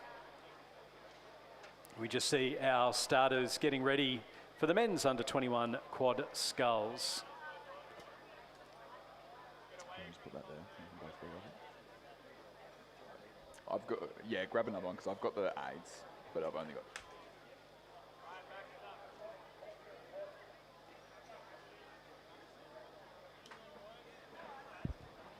So lining up now. Final of the men's under 21 quad scull. 3 more finals left for this morning before we go back to heats, and they are off and racing. We've got 8 crews, or 7 crews rather, in this race. A composite in lane 2 from Sydney University, Newcastle University, Remy Cameron, Sebastian Adderton, Treffin Stamboli from Newcastle, and William Fuller from Sydney Uni, coached by Pete Warren, Don McLaughlin and Simon Huxley. In lane 3, a composite of Canberra Rowing Club, Australian National University and Sydney Rowing Clubs. Jesse Rosen from Canberra, Max McAlpine from Sydney Rowing Club, James Robson from the Australian National University and Darcy James from Canberra Rowing Club. A Toowong and North Esk composite in lane 4, Cam Parker, Oliver Quinn from North Esk, Mac Rogers and Joseph Petriripa from Toowong. In lane 5 from Hawthorn Rowing Club, Dan Stute, Emil Stigter, Max Curry and William Hexter. Lane 6, an all Sydney University combination, Alex Tetley, Finlay Mitchell, Gus Stasielka and Will Rogers. In lane 7 from UTS Haverfield, Lawson Banks, Caelan Routley, Jack Power and Luca Malozzi. And in lane 8 from Kinross, Walleroy, Harry Dimmick, Toby Buckland, Oscar Cleary and Oliver Smith, who have shed their coxswain for today after a win in the schoolboy coxed quad scull yesterday. Moving up to the under 21 age category, this will be fascinating to see how the schoolboys get on amongst a very experienced field, and it looks to be the combination in lane 7 from UTS Haberfield, who are doing the best job of things in the opening exchanges, closely followed by Hawthorn and Kinross Walleroy in 3rd place at that first 500 metre timing point. It does look like we are just possibly missing the all Sydney University crew in lane number 6.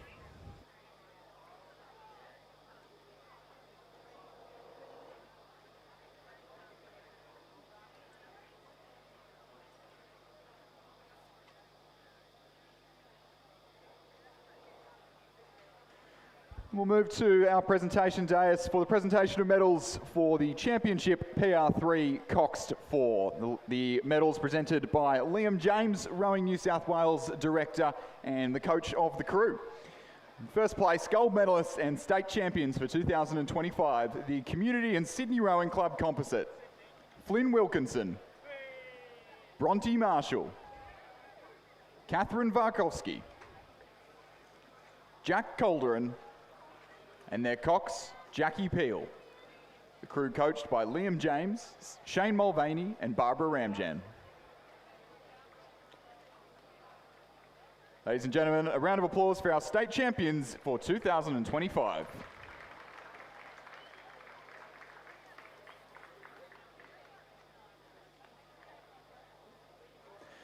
So through the 1,000 metre mark of the under 21 men's quad, it is still the teal, white and black stripes of UTS Haberfield who are leading by almost a neat boat length now at the 1,000 metre mark. Hawthorn in 2nd and the Canberra composite on the far side of the course in 3rd. It is bow ball to bow ball between Sydney Uni and the Toowong North Esk crew, and Kinross Walleroy just dropping back to 6th after getting out of the block so well in this race.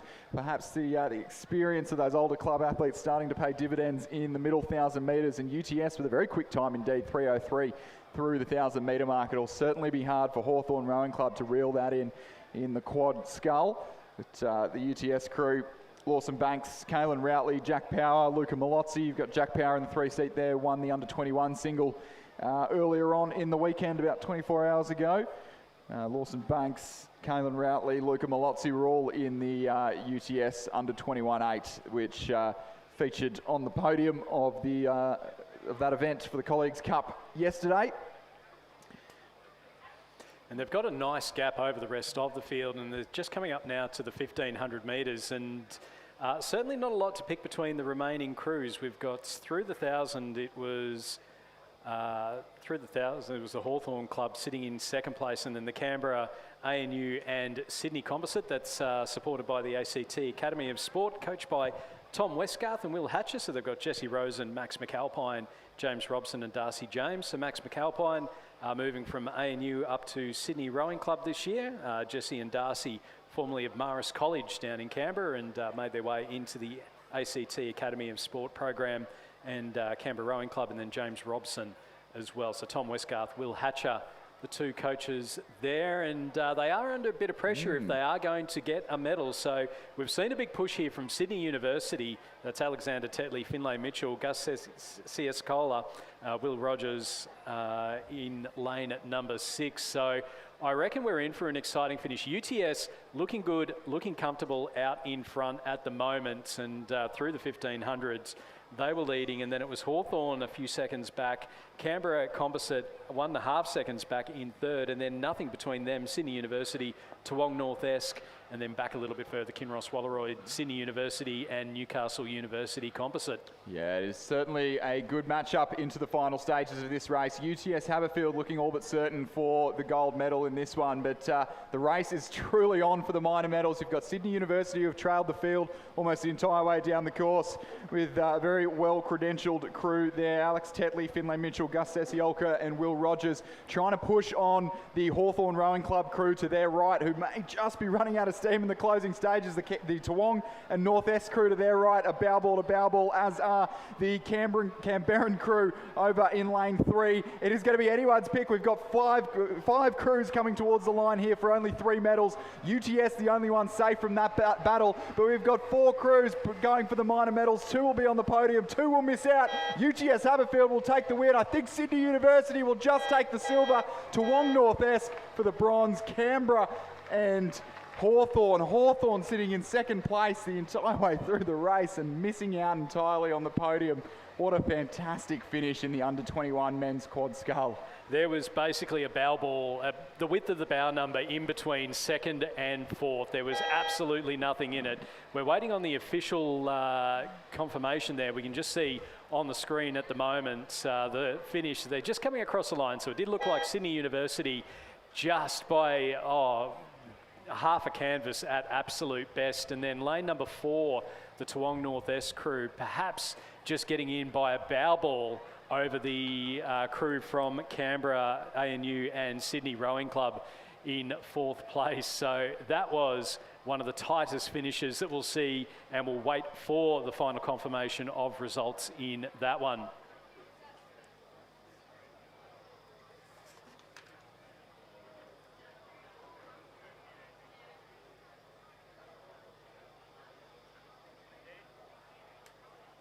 As we move now to the presentation of medals for the Championship Women's Under-21 Quad Sculls. In 3rd place, representing Toowong and Buckingham Rowing Clubs, Alana Edwards, Robin Matthews, Una Murphy and Tiggy Wake. They're coached by Alex Field.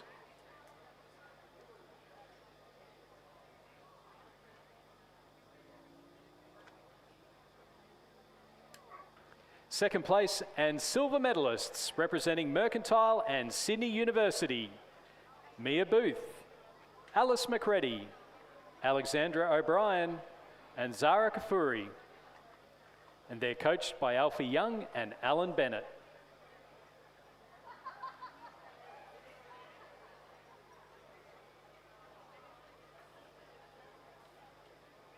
And our winners and 2025 champions representing Sydney, University of Queensland and Centenary, Sophie Malcolm, Eliza Bridgefoot, Liesl Page and Georgia Allen. And they're coached by Lachlan Carter and Florence Griffiths. Please congratulate our 2025 champions and medalists. And we move now to one of the most exciting events of the weekend, the one that I've been looking forward to the most for the New South Wales Sports Club Centenary Trophy is the Championship Women's Elite 8. And we've also got the Championship Women's Elite Lightweight 8 over on the far side of the course. We've got the Toowong Composite there, Sydney Rowing Club's number 1 crew in lane 2, Sydney University's number 2 crew and under 23 8 in lane 3, the University of Queensland in lane 4, Melbourne University in lane 5, who are the reigning champions in this event from last year, Sydney Rowing Club's number 2 crew in lane 6, Sydney University's number 1 crew and open aged 8 in lane 7, Mercantile Rowing Club in lane 8. For the last 10 years, this event has been traded between the hands of Sydney University, Melbourne University, Mercantile and UTS, but Sydney Rowing Club have not had their hands on this trophy since 2002. And to cast your minds back, in 2001, they missed out on the win in this event by 1.5 seconds. And if that's not foreshadowing enough, last year they missed out on this event by 1.5 seconds to Melbourne University Boat Club. And it is through the 1,000 metre mark. It was Sydney Rowing Club. We can see them on the picture there on the far side of the course, striding out to a lead. They led at the 500. They moved out on Sydney University in the second 500, but still just half a boat length now, less than a second between Sydney Rowing Club and Sydney University Boat Club at the 1,500 metre mark. Melbourne University, a bit over a length back, look to be out of things for this race. So it'll be a different winner to last year by the looks of things. Sydney University number 2 over in 4th at the moment. Mercantile in 5th. The Toowong Lightweight Composite in 6th. University of Queensland. And then the Sydney Rowing Club second crew over in 8th place. But this Sydney University boat with a couple of NTC athletes on board, Emily Shepherd and Eleanor Price, recently appointed to the National Training Centre and back here this year. It looks like that Sydney University Boat Club crew have just taken a little bit of ground out of Sydney Rowing Club in the closing stages of this race.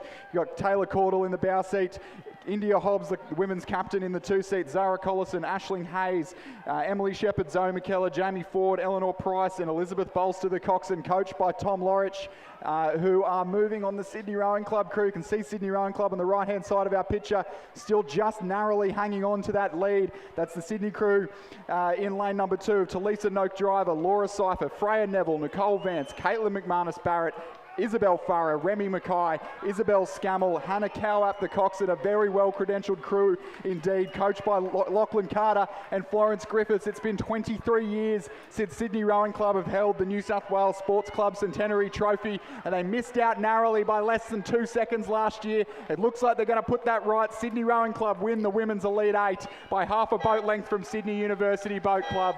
Melbourne University will take the bronze medal and end up on the podium. The second of the Sydney University crews for 4th place.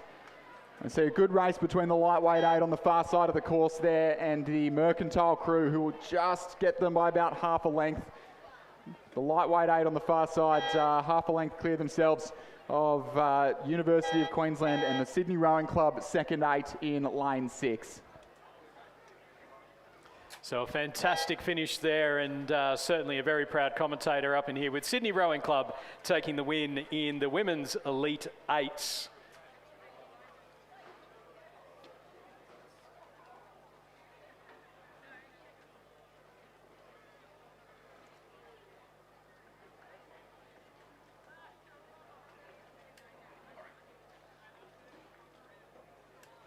So our next race has started, and it is the Men's Elite 8s, the Men's Elite Lightweight 8s and the Club Men's 8s. So in the Men's Elite 8s, we have Sydney Rowing Club Lane 2, UTS Lane 3, Melbourne University Lane 4, Sydney Rowing Club Lane 5. In the Men's Elite Lightweight 8s, we have a Mercantile, Banks, North Esk, Commercial, University of Queensland, Adelaide University, Licorice All Sorts Composite in lane number 6. In lane 7 in the Men's Elite 8s, we have Newcastle, Sydney, Nepean, UTS, Sydney University and Commercial Composite.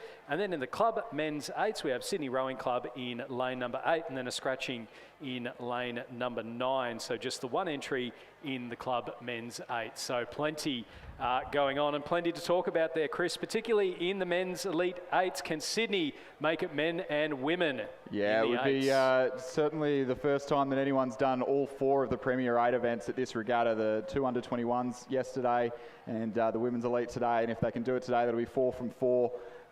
Which it was a composite in the women's. That is true. But the QL Deloitte Trophy, Quarton Levitt Deloitte, the founder of Sydney Rowing Club, and by extension, kind of the founder of rowing, the sport of rowing in New South Wales. That trophy, the QL Deloitte Trophy, is held in the Sydney Rowing Club restaurant, and for the last 6 years, they've had to have a look at it every time they go to dinner, and it doesn't look like they're going to get their hands back on it this year. They're trailing at this stage of the race to UTS Haberfield. UTS by half a length, Sydney, and the two Sydney crews pretty much bow ball to bow ball through the 1,000-metre mark of the Mercantile Composite and the Newcastle Composite, the two lightweight eights in fourth and fifth. A good battle there in the weight challenged category, but half a length separated. UTS Haberfield leading. That's Will Clubb, Mac Thompson, Sam Green, Torben Ungemark, Oscar Baragi, Paddy Holt, Joe Lynch, Josh Wilson, Anna O'Hanlon, the Cox, a very well-credentialed crew. Got Joe Lynch and Josh Wilson, who are under-19 world champions in 2022. Torben Ungemark, who's represented Australia at the under-23 level a number of times. Paddy Holt, who's a member of the Australian men's pair at the Paris Olympics, back for this event after a good win in the elite pairs yesterday, after not much training from what I have heard.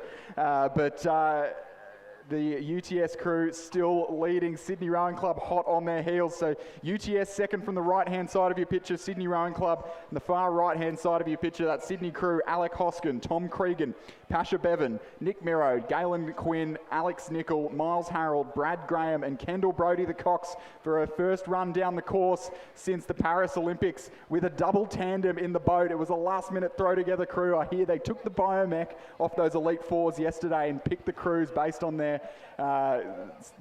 performances in the races yesterday, and it is neck and neck between UTS and Sydney Rowing Club into the last 500 metres of the course. Ladies and gentlemen, if you are hanging around, this is going to be a grandstand finish for the QL Deloitte Trophy. UTS leading Sydney, Sydney Rowing Club number 2 there, just trailing behind the pace, and Melbourne University Melbourne University just ahead of them rather in station number 4, but it is Sydney and UTS. It'll almost certainly be a club from New South Wales who gets their hands on the Quarton Levitt Deloitte Trophy this year. Sydney University Boat Club have held this event for the past 3 years, but not able to field an 8 here. Sydney Rowing Club looking like they have turned on the afterburners in the last stages of this race. Looks to me from the drone footage like we've got about a seat or two, the Sydney Rowing Club crew, a distant difference between Sydney Rowing Club and UTS, and they're really walking on the UTS crew now in the closing stages of the race. Sydney Rowing Club bringing up the rate now, 38 strokes a minute in the closing stages of this race, 36 now. UTS Haberfield trying to go with them, but not quite being able to respond. It looks like it's going to be Sydney, UTS and Melbourne University Boat Club for the 1, 2, 3. The Sydney number 2 crew really coming home with a wet sail, and the Sydney Club 8 on this side of the course. That's the under-21 men's 8 who raced yesterday and won the Colleagues Cup. But it is going to be Sydney Rowing Club took the women's and now will take the men's in the Elite 8 Championship of New South Wales. UTS for the silver, Melbourne University for the bronze, the Sydney number 2 8 just 2 seats back, the Sydney Club 8 in 4th, and then the 2 lightweight crews that we haven't really had a chance to talk about, but this is a bit of a Licorice All Sorts crew in lane 6 and the New South Wales Penrith Cup crew squad in lane 7, and it will be the Licorice All Sorts Newcastle Mercantile Composite ahead of the Newcastle Composite in lane 7.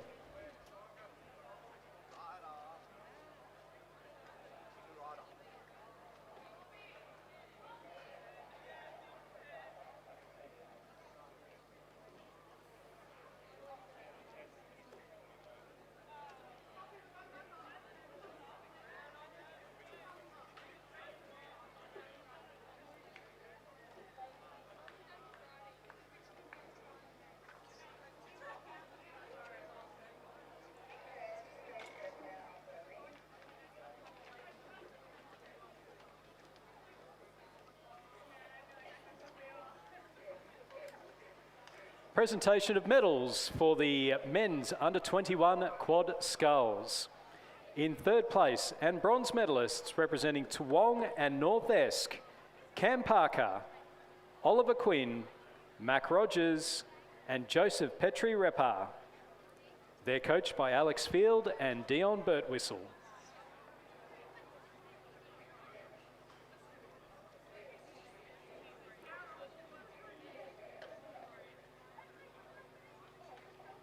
Second place and silver medalists representing Sydney University, Alexander Tetley, Finlay Mitchell, Gus Siasolka, William Rogers.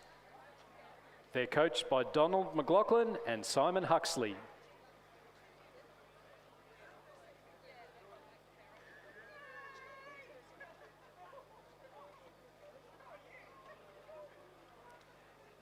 And our gold medalists for 2025, UTS, the crew of Lawson Banks, Kaylin Routley, Jack Power, and Luca Malozzi. They're coached by Matthias Ungermack.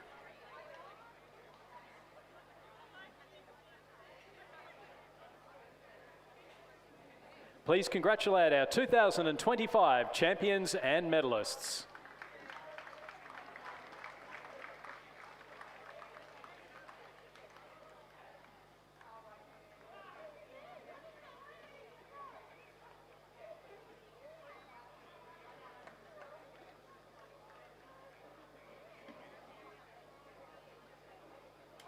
We are underway we're back over 1,000 metres. We're underway in the first heat of the women's under 16 single sculls. So lane 2 from Ascombe School, we have Inksa Diver, coached by Oliver Klotz and Lizzie Chapman. Lane 3 from Commercial Rowing Club, Ruby McLeod. Lane 4 from Griffith University Surfers Paradise, Ashley McKinder, coached by Simon Davis and Nick Graham. In lane 5 from Kinross Walleroy, Alexander Karash, coached by James Perrin. In lane 6 from Nepean Rowing Club, Elise Currell, coached by Daniel Waddell, Hugh Harold and Miles Harold. In lane 7 from Redlands, Eva Simpson. And in lane 8 from Sydney Girls Grammar, Harper Kepi. So through the 500 metre mark, we did have the Ascombe sculler in lane number 2 out in the lead ahead of Ruby McLeod and Ashley McKinder. And it's an interesting race. We've got the first 3 going through to the semi-final with the rest eliminated. And I wouldn't say that any particular sculler is completely out of this, Chris. Maybe Elise Carroll, the local sculler from Nepean Rowing Club, with plenty of work to do over the final 300 metres or so. But the rest of them certainly in with a chance. Inksa Dive from Ascombe with the lead. Yeah, so Inksa's been a bit of a powerhouse in under 16 sculling so far this season. Her first sort of full racing season, and took a win at the All Schools Championships, took a win at the Reindeer Regatta, took a win at the Small Boats Regatta, won the under 16 double scull yesterday in pretty fine fashion, and looking like she's looking pretty cruisy in the lead of the under 16 single scull this first heat. As you said, Stuart, a pretty brutal progression in the under 16 single with 6 heats ahead of us, and only the top 3 from each heat going through to the semi-final. So in this race, we've got 6 crews, so 3 to miss out in this contest. But Inksa Dive, and closely followed by the Commercial Rowing Club sculler to her left, Lucinda Staley, and a good battle between. Ruby McLeod, the commercial sculler, and a good battle between Griffith University Surfers Paradise and Kinross for that last qualifying spot. Looks like it's going to be Alexandra Karash, coached by James Perrin in the light blue of Kinross Walleroy, who will sneak through for that last qualifying spot. It is Inksa Dive of Ascombe first across the line. Ruby McLeod from Commercial second, and our last qualifier to the semi-final will be the Kinross sculler Alexandra Karash. Ashley McKinder from Griffith University Surfers Paradise in 4th, Harper Kepi from Sydney Girls Grammar in 5th, Eva Simpson from Redlands in 6th, and then our final rower across the line, Elise Currell from Nepean in 7th. If you drive a silver RAV4 and it's got a registration of 003 HE6, then you do need to move your car, otherwise it will be towed. That's silver RAV4 003 HE6.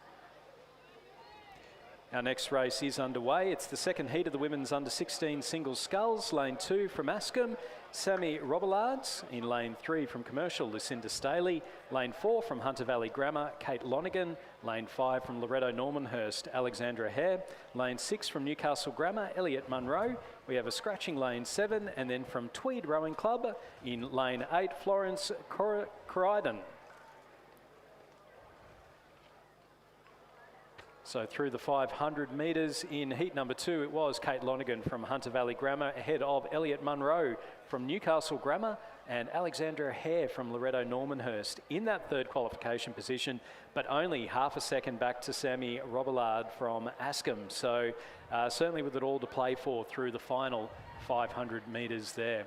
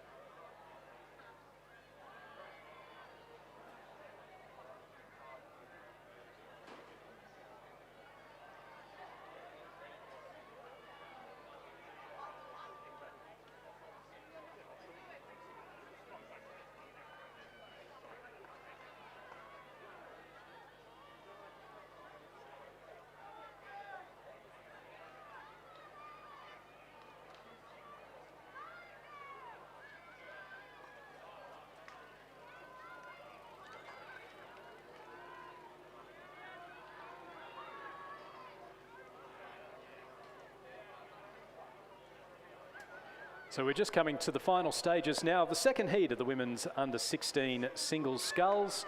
And our leading rower from Hunter Valley Grammar, Kate Lonergan, she's coached by Rowan Hislop, Chantal Lindsay and Odin McIntosh. And she's going to go through with about a little bit over a boat length win there. So a good win for Kate Lonergan, goes through to the semi-finals. Second place, Loretto Normanhurst, Alexandra Hare with Elliot Munro from Newcastle Grammar finishing in third and also qualifying. Fourth place and missing out, Sammy Robillard from Askham. And then in fifth, it's a photo between lane number 3, that's Commercials Lucinda Staley, and Tweed Rowing Club's Florence Corridon.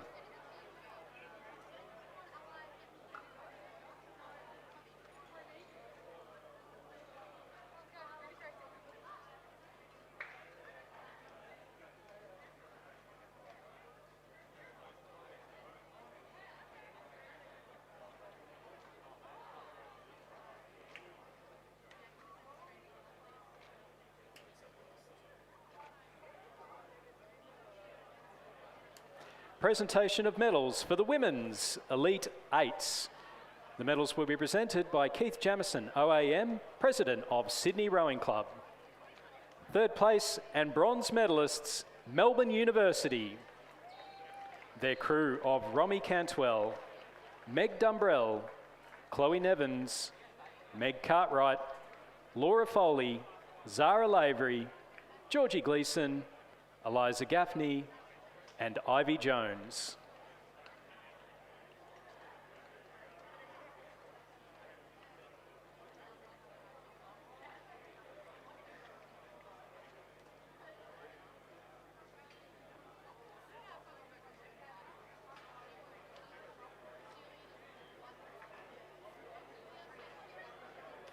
Second place and silver medalists, Sydney University.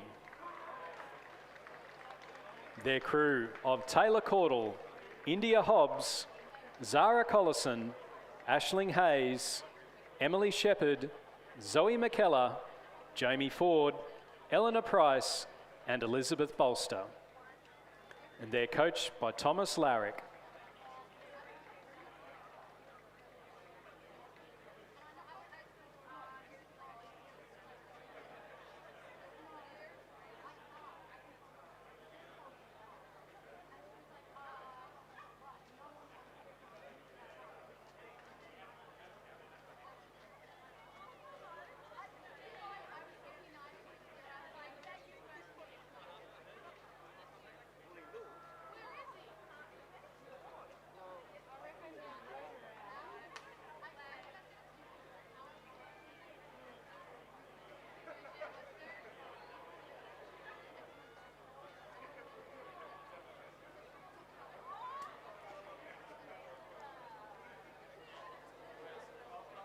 And our champions and winners of the New South Wales Sports Club Centenary Trophy, Sydney Rowing Club. The winning crew of Talisa Noak Driver, Laura Seifer, Freya Neville, Nicole Vance, Caitlin McManus-Barrett, Isabel Fura, Remy Mackay, Isabella Scammell, and Hannah Coap. They're coached by Lachlan Carter and Florence Griffiths.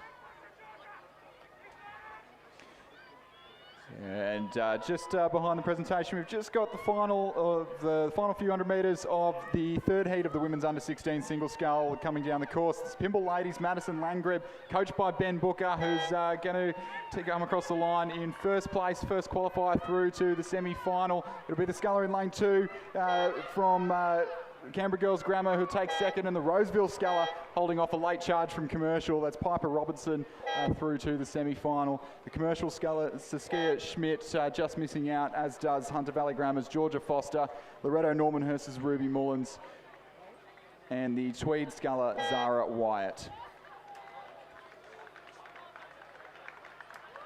And we just saw there the presentation of the New South Wales Sports Club Centenary Trophy to our winning crew, Sydney Rowing Club.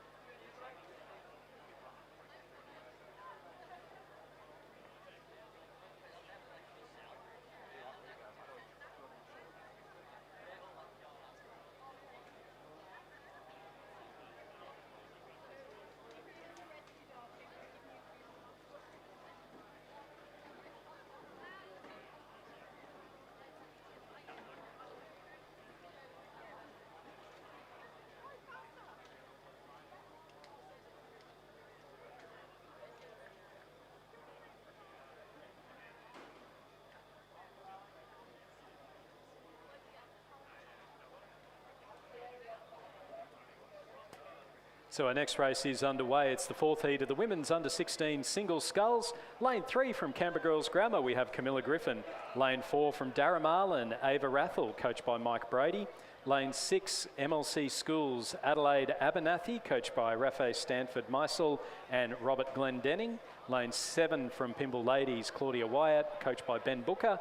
And lane 8 from Sydney Girls, we have Alison Rowell. And the first 3 again going through to the semi-finals a little bit later on today.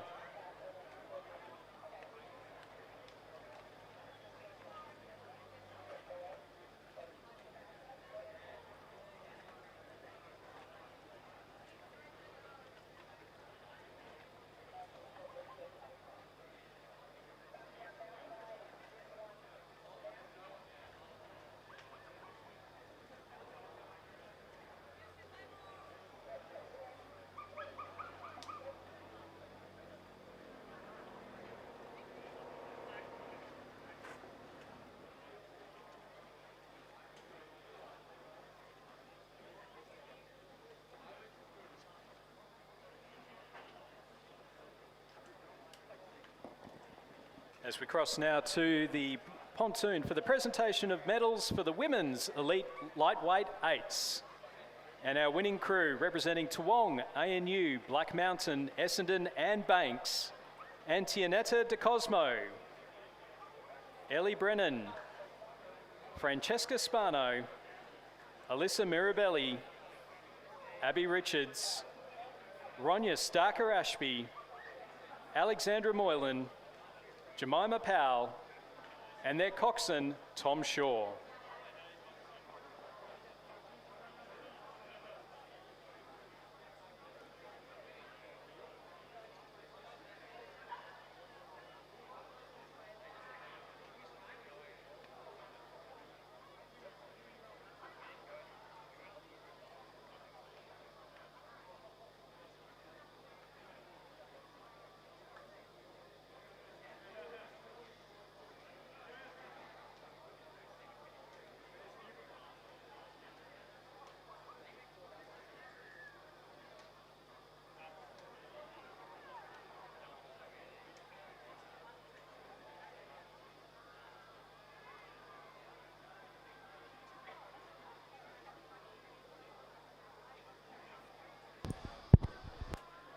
please congratulate our winners for the Women's Elite Lightweight Eights. As we just head back to the action on the course, and it is heat number 5 of the Women's Under 16 Single Sculls. And again, the first 3 going through to the final. Sorry, this is race 193, so it's the 4th heat. And our leading rower at the moment in lane number 4 does look to be Ava Rathel from Darramarlin College down in Canberra. So she's got a nice lead there. So coached by Mike Brady.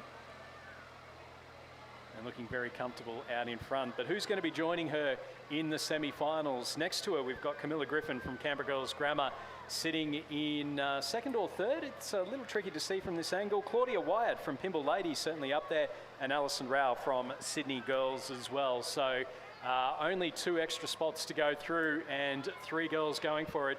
It is going to be a win for Ava Rathel from Darramarlin. Goes through to the semi-final. Who's joining her in there? Lane number 7, we've got Claudia Wyatt from Pymble Ladies. She's going to go through a couple of big strokes and she'll make it into the semi, as will Camilla Griffin from Canberra Girls Grammar in 3rd, just ahead of Alison Rao from Sydney Girls in 4th place, and then MLC's Adelaide Abernathy in 5th.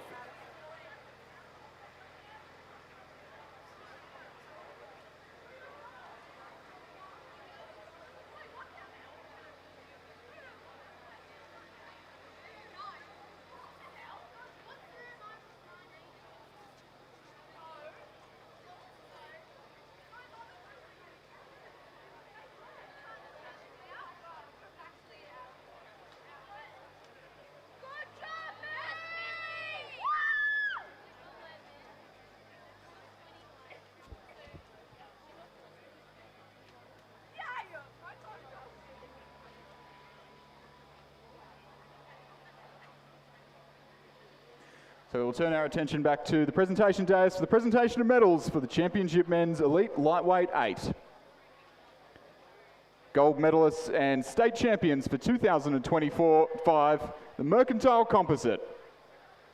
Hugo Worm, Riley Williams, Harry Dixon, Oscar Birtwistle, Lachlan Ziggeder, Nick Ziggeder, Jordan Roberts, Oscar Tyrrell, and their cox, Priscilla Russell.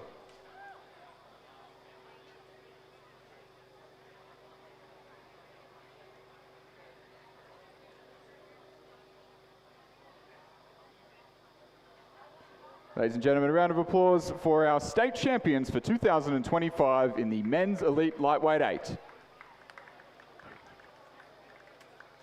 Our next race is underway, race 194. It's the 5th heat of the Women's Under 16 Singles Sculls. In lane number 3, Centenary's Chloe Robertson, coached by Kerry Tickle and Peter Wadsworth. Lane 4 from Glebe Rowing Club, Anna Ward. In lane 5 from Hunter Valley Grammar, Mila Leal Henville, coached by Rowan Hislop, Chantel Lindsay and Odin McIntosh.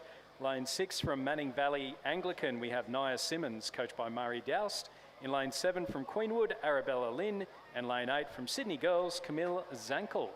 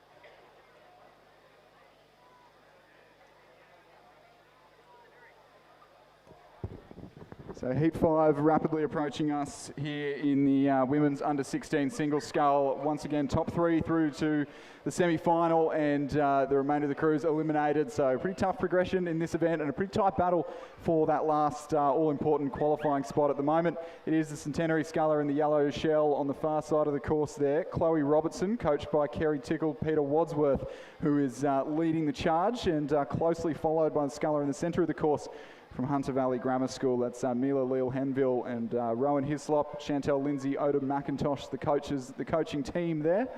The Queenwood sculler Arabella Lynn at the moment looking best placed to secure that last qualifying position, with the sculler from Manning Valley Anglican Nia Simmons on her right, and the Sydney girls sculler Camille Zankel on the grandstand side of the course. Best place to cause an upset in the last few metres, but looks like the top 3 are relatively secure in their qualifying positions through to the semi-final. So it is going to be the win for the Centenary sculler Chloe Robertson, who'll be first across the line. Hunter Valley Grammar's Mila Leal-Henville in second, and Queenwood's Arabella Lynn in third. The Sydney girls sculler Camille Zankel will be fourth and miss out on this one, as will Manning Valley Anglicans Nia Simmons and Glebe's Anna Ward. As we move now to the presentation of medals for the men's Elite Eights. Our bronze medalists, Melbourne University, the crew of Patrick Rosek, James Houghton, Lucas Matic, Harry Fox, Hamish Wynne Pope, Winston Hooper, Tom Foley, Rowan Lavery and James Rook. They're coached by Matt Ryan.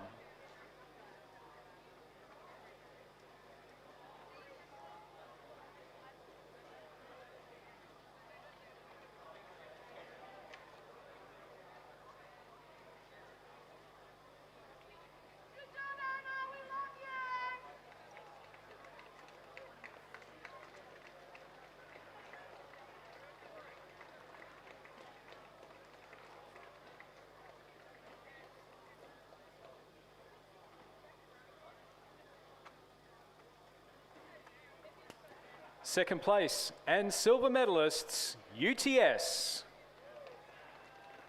The crew of Will Clubb, Mackenzie Thompson, Sam Green, Torben Ungamak, Oscar Baragi, Paddy Holt, Joe Lynch, Joshua Wilson and Anna O'Hanlon. They're coached by Matthias Ungamak.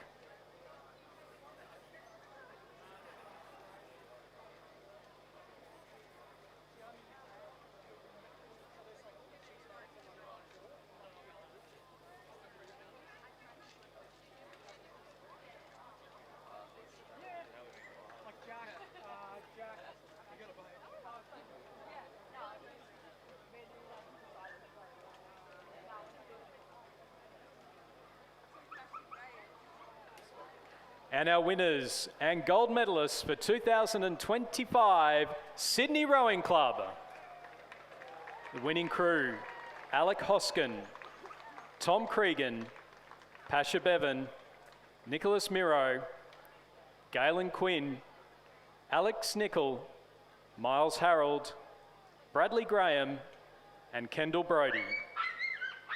They're coached by Shane Mulvaney and Brooke Robertson.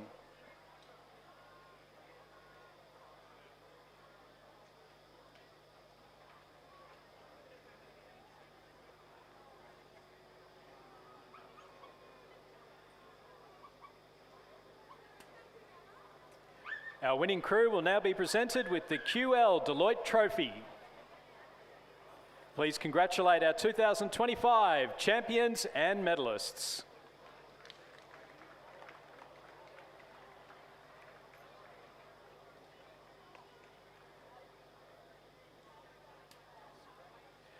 So back to the action on the course, and it is race number 195 we've got on. It's the final heat of the women's under-16 single sculls, and our leading sculler is Ayla Drury from Griffith University Surfers Paradise with a comfortable lead, just dropping that rate down, saving the energy for the semi-final and final coming up a little bit later on today. Finishing in behind her, it will be a couple of girls in the blue zooties. So it's the blue with the black chevron of Commercial Rowing Club, Allegra Cavalucci in second place, just ahead of Paxton Buckfield from Kinross Walleroy in third. There are qualifiers. They'll finish just ahead of Pearl Brown from Redlands, who'll finish in fourth. And then she was half a boat length ahead of Maya Edwards from Nepean Rowing Club in fifth. And then Iris Yang from Sydney Girls in sixth place, coming across the line now. So that was the final heat there of the women's under 16 single sculls.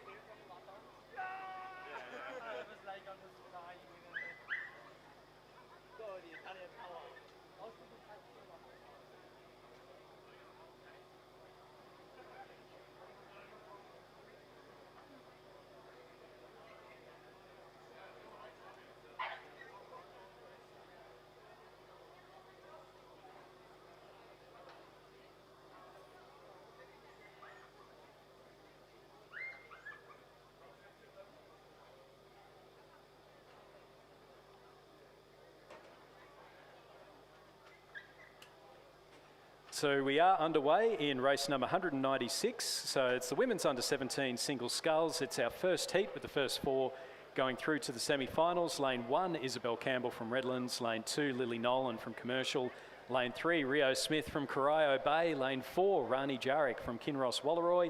Lane 5 from Mossman, Amelia Darcy. In lane 6 from Newcastle Grammar, Kensington Steele. Lane 7 from the Armidale School, Isabel Coddington. Lane 8 from Yarra Yarra, Melandra Barnard. And lane 9 from Canberra Girls Grammar, we have Sophie Murphy. But more importantly, joining me in the commentary box, two-time Olympian Georgie Rowe. Welcome to the Combox, Georgie. Thank you. It's great to be here. It's a little bit disappointing we're not racing this weekend, but yeah, coming back to the training centre and getting back into it now. So yeah, it's good to see everybody's smiley faces and see some fearless rowing out there. It is absolutely fearless, and the conditions are absolutely magical as well. The National Training Centre, they are back into it, seeing from your socials, beautiful conditions on the Nepean River at the moment. Yeah, we've had some really good days lately, like really glassy, that mirror kind of reflective from up in the Narrows. So really enjoying the rowing. January was a hard month with all the schools out on the river. There was lots of wash, and I think Pymble Ladies College takes the win for the most tinnies on the river this year, but it was great.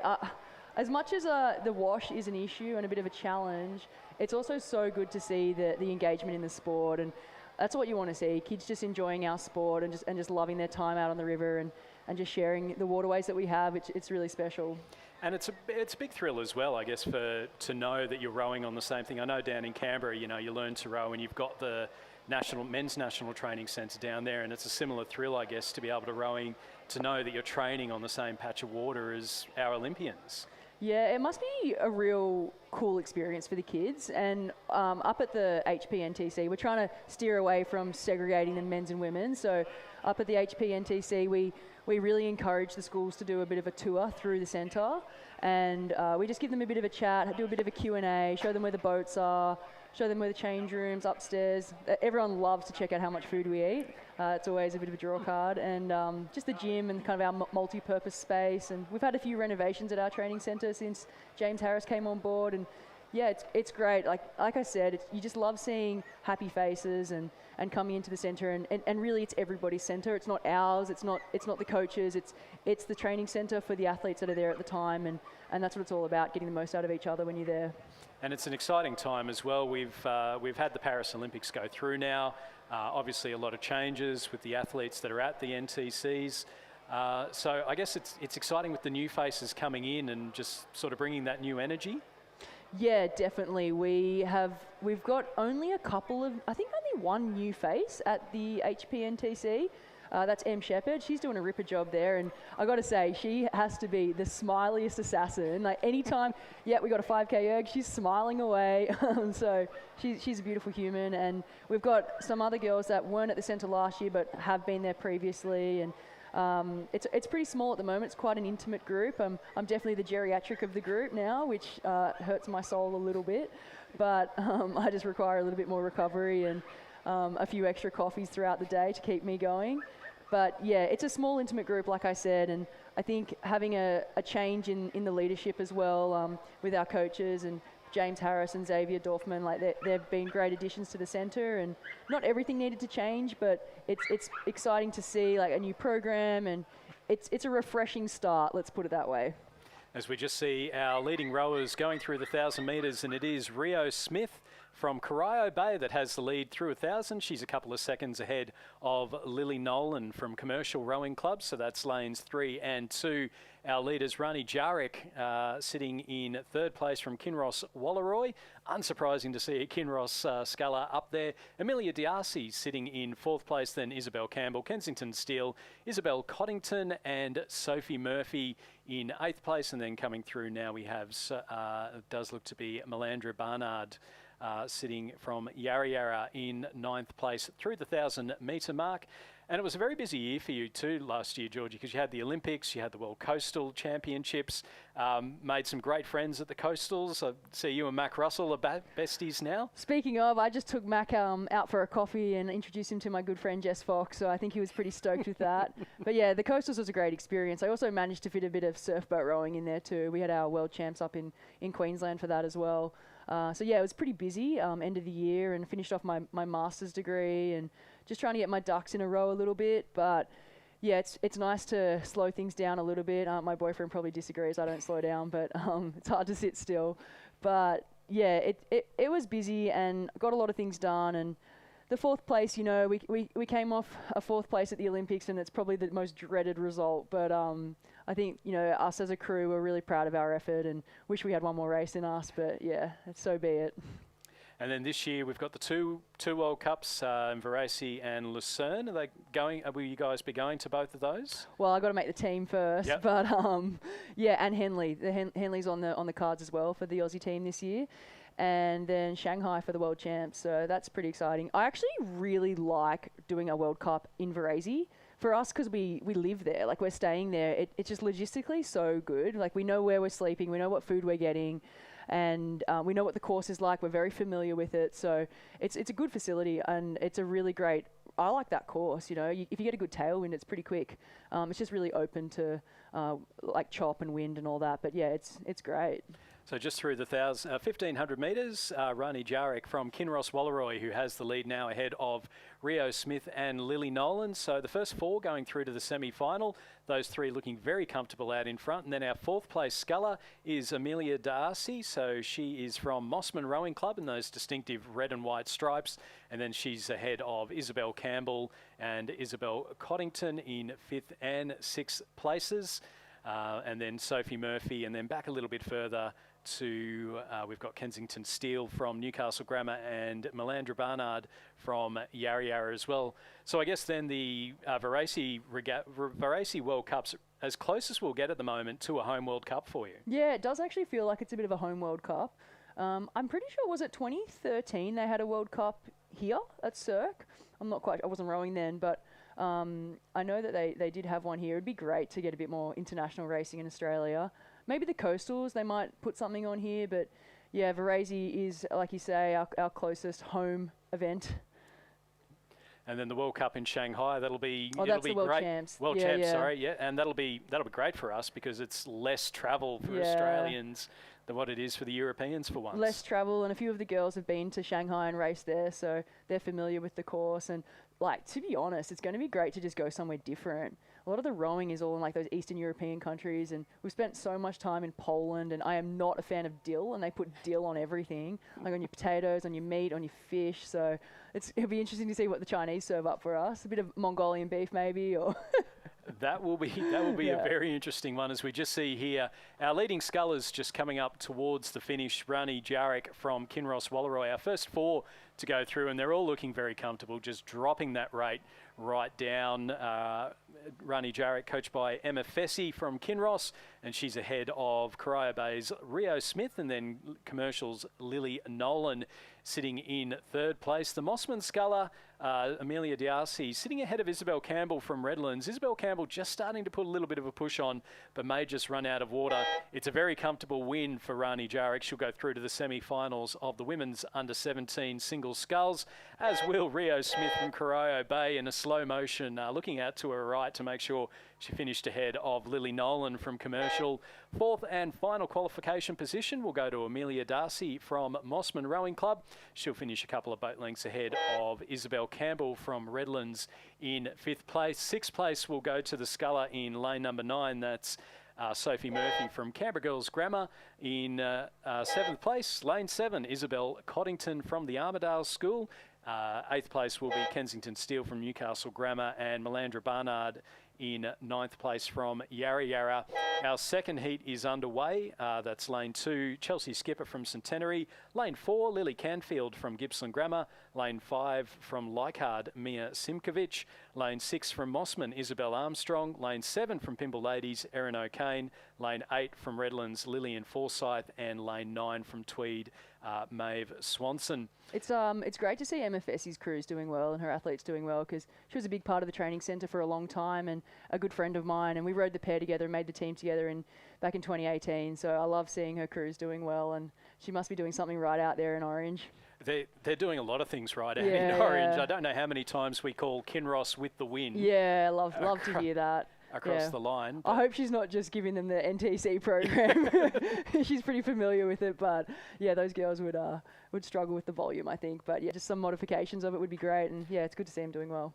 And one of the things for you, I guess, for your background, for those that don't know, you didn't go to a rowing school. You were found through indoor rowing of all things. Yeah, I was surfboat rowing when I was a teenager, and then I did a lot of kayaking, so I actually spent a lot of time out here flatwater kayaking.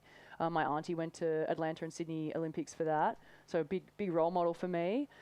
So yeah, the long car trips to Cirque were not my favourite from the Northern Beaches, but would have loved the opportunity to row at school. And I was just, when I was walking in, seeing the college tent up there for the scholarship situation, or just exploring that as an option when you finish high school, and I would have loved that opportunity. Hey, like, I went to a public school and it just didn't even know you could do that. I had no idea you could actually go to school in America when I was at high school. So yeah, for any kids that are thinking about doing a scholarship, definitely hit that up. Like, it's a great opportunity, good education, and you get to row with your mates, so it's pretty good. It's a win-win. Why wouldn't you? And you've gone back a little bit to that surfboat rowing. You mentioned last year a couple of World Championships, so the coastals and the surfboat rowing. How did you find it? I guess, for you with that experience, what's the difference between our rowing coastals and then the surfboat rowing? Well, I mean, the name, coastal rowing, surfboat rowing. Surfboat rowing, you are in big surf. Like, you are getting hit by waves, and you actually have to be very skilled in the surf, and you have to know what to do when it's really dangerous. You have to wear a helmet. When the surf's over a metre, you've got to wear a helmet. That's a requirement. And you have a sweep in your boat who's usually very experienced and knows the surf and knows how to read the waves. And you're really battling nature out there more so than the other crews. And I kind of love that, because you could be the best crew on the beach and you can come last, which, that's surfboats. Like, that's what everyone says on the beach. Like, that's surfboats. Or you could be the best crew and you most likely will win, because you know how to manage the surf conditions as well as just being a strong crew. With coastals, it's a new sport. It's going to take a little bit of time for it to get it right. The boats when I first tried, I thought, yeah, let's catch a wave. I've got a lot of surf ski in my background as well, and you catch big waves on the surf ski, but you don't want to catch a big wave in a coastal boat. Let's put it that way. The bow goes underwater and the fin comes out, and then you roll the boat pretty quickly, and then there's oars going everywhere. I think I copped an oar to the eyeball when I was up at the coastals, so that was a bit jarring. But yeah, it's just a different sport, and I think ideally you'd probably race coastals in more of a bay than the surf. The surf, it can be kind of dangerous, so. Just through the 1500, it was Chelsea Skipper from Centenary leading Lily Canfield from Gippsland Grammar, Lillian Forsyth from Redlands and Erin O'Kane from Pymble Ladies in the qualification positions. Mossman's Isabel Armstrong in 5th, and then Tweed's Maeve Swanson in 6th, and then Mia Simkovic from Leichhardt in 7th place.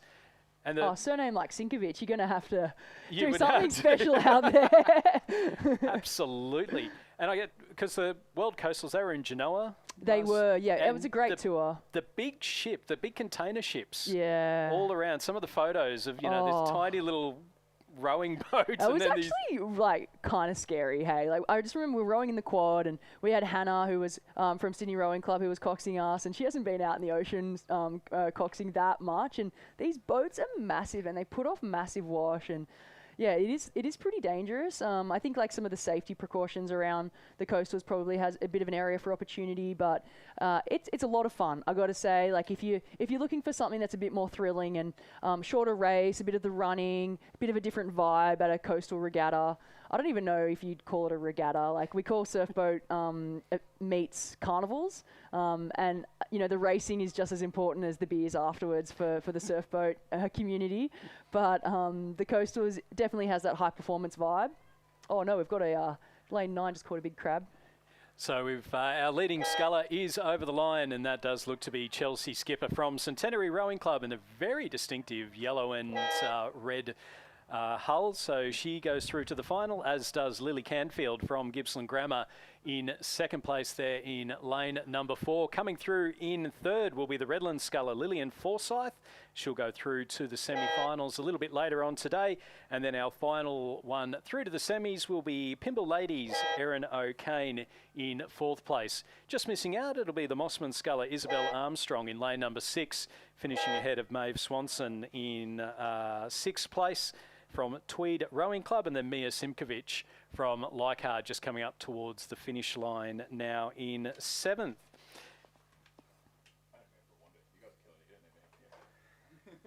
Our next race is heat number 3, and that's coming down the course now. So again, first 4 going through to the semi. Lane 2 from Centenary, Scarlett Hall. Lane 3 from Commercial, Genevieve Davies. Lane 4 from Glebe, Isabel Bugg. Lane 5 from Manning Valley Anglican, Ava Falzon. Lane 6 from Nepean, Sophia Whitelaw. Lane 7 from Queenwood, Bridget Thompson. Lane 8 from Redlands, Isabel Solgard. And Lane 9 from Tweed, Sierra Gaskell.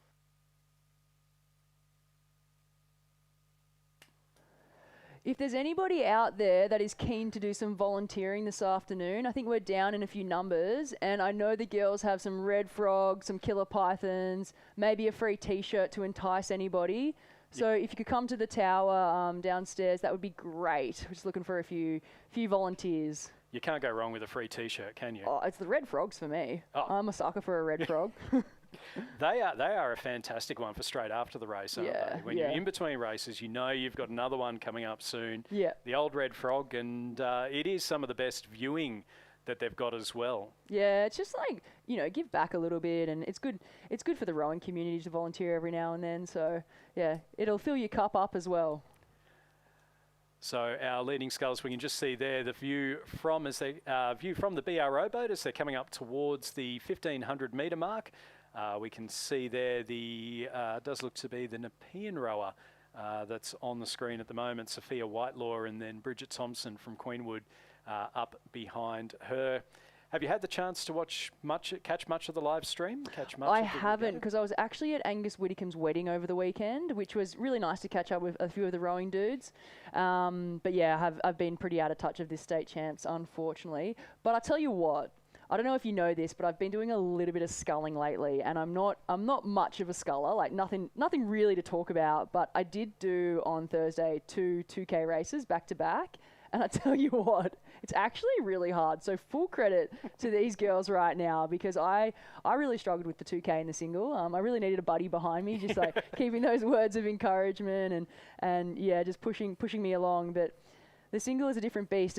Doing a bit of training, and it's really given me a whole different awareness of the sport, and just learning different skills, and also like full credit to Tara. She spends so much time training in that skiff, and she does a great job, and she goes so fast. So the mental strength that I think you need in the single scull. I mean, I remember in Lucerne last year, Tara was pushing Caroline Florine the entire way, and then you've got Emma Twigg in behind, just some absolute legends, and you're on your own. Yeah. Tara's a beast. You know, I think she comes across as a real bubbly, fun, kind of charismatic person, but when she's on. She's so determined, and she's an incredible athlete, and she's a beautiful person too. She's super inclusive.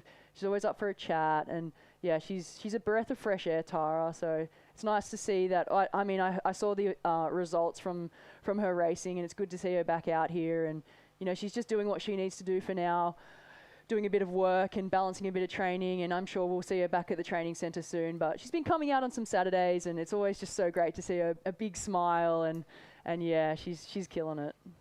Also killing it at the moment is Isabel Bugg on the screen at the moment from Glebe Rowing Club. She's got the lead and looking very comfortable indeed, and certainly you can see that in these heats, when you've got that nice bit of lead, it's a great opportunity just to drop that rate down, conserve a little bit of energy for later on when you will need to be absolutely hammer and tongs the entire way down the course. Sitting in second place is Scarlett Hall from Centenary Rowing Club, and then we've got Commercial's Genevieve Davies in lane number 3, and then it does look to be Nepean's Sophia Whitelaw sitting in 4th place. So we'll just see Isabel Bugg getting over the line now from Glebe Rowing Club. She's coached by Milan Parker, and she'll take that in a very casual win there for heat number 3 of the women's under-17 single sculls. Coming through in second place will be Scarlett Hall from Centenary up in Queensland, so she'll go through to the semi-finals, as will lanes 3 and 6. So that's Genevieve Davies from Commercial and Nepean Sophia Whitelaw.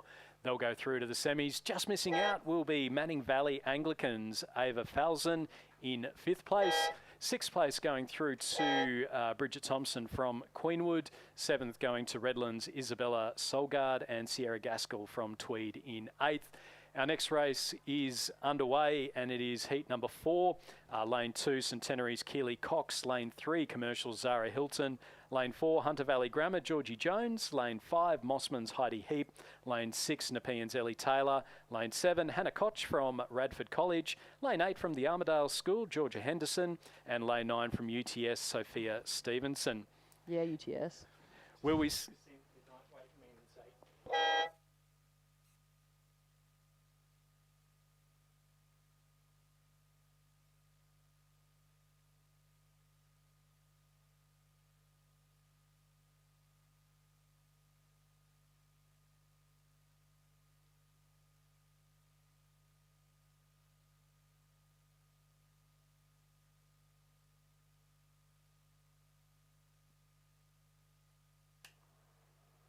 So, Georgie, will we see you in the Coastal World Championships again this year?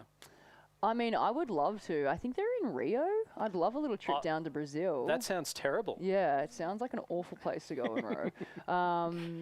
Yeah, look, if I can manage to do both, that would be amazing. My focus is just really building this culture that we have at the HPNTC, and being with the girls, and just trying to like rebuild after what's been a pretty challenging few years. So if Coastals is going to be disruptive to that, then it'll probably be a no. But I also, I want to do things that make me feel good as well. And I feel like I've been in an environment that's been really hard for a long time, and I want to do things that are fun and keep it light and bright. And yeah, so we'll just like play it by ear for now. But also, you know, there's so much opportunity for other athletes in Coastals, and I don't want to take that opportunity away from other people. You want the best person in the seats, and you've got a single, a mixed double, and the mixed quad. So there are a few seats available, but yeah, best people for the job, and spread the love a little bit too. You know, we want to see as many people participating as possible, not just the same faces all the time. And we just go to the presentation of medals for the club, men's 8s, and our winners, Sydney Rowing Club. Winning crew of Jackson Gersoy, Matthias Maloney, Ben Muffet, Ambrose Hennessy, Thomas Maloney, Fraser Burdett, Henry Pursehouse, Maxim Maloney and Sebastian Kladnig. And they're coached by Shane Mulvaney and Brooke Robertson. Brooke Robinson would tell you a bit about the Coastals. He's spent a bit of time on the beach as well, I'm pretty sure. Good to see a Kiwi jump over and come and train and coach in Australia. He's not quite reacting to you. No, there he is. I see him. We need his wife to come over so she can give us a few hot tips. So our leading scullers into the final 250 metres in heat number 4 of the women's under-17 single sculls. So a big congratulations to our club men's 8 up on the podium at the moment. So is that three wins in the 8s for the Sydney Rowing Club? 3 wins in the 8s for Sydney Rowing Club, and then in the under-21 women's, they won in a Sydney composite, and then they won in the under-21 men's as well. So wow, that's really good to see. It has been an absolute dominant display in the sky blue, and hasn't Chris McCarthy been I mean, happy? I bleed teal, but you know, you love to see some clubs doing really well and dominating.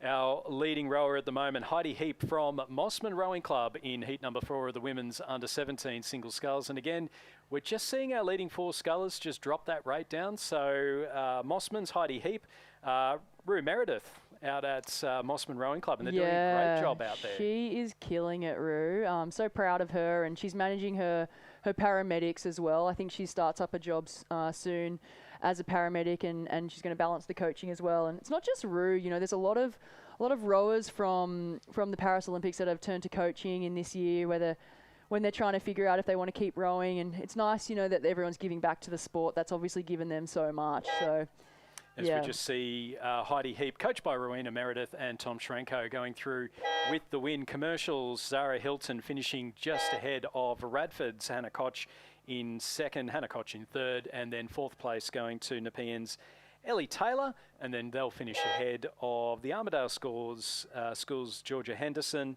And then back a little bit further, we've got UTS's Sophia Stevenson in 6th place, and then she'll finish ahead of Georgie Jones from Hunter Valley Grammar in 7th, and then Centenary's Keely Cox in 8th place. As we move on, our next race is the first heat of the men's under-17 singles. Again, first 4 through to the semi-finals. Lane 1 from Centenary, Joshua Bradbury. Lane 2 from Darramal and Archie Edwards. Lane 3 from Glebe, Jay Dwight. Lane 4 from Manning Valley Anglican, Hayden McFamali. In lanes 5 from Mossman, Leighton Skoman. In lane 6 from Newcastle Grammar, Thomas Mitef.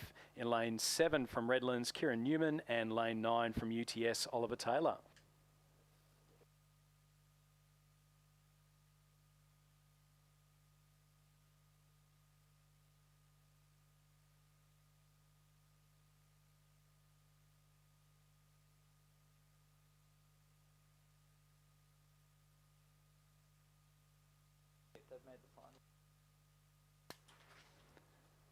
So in the women's under-16s, so we have been informed that it was first 4 going through in the women's under-16s.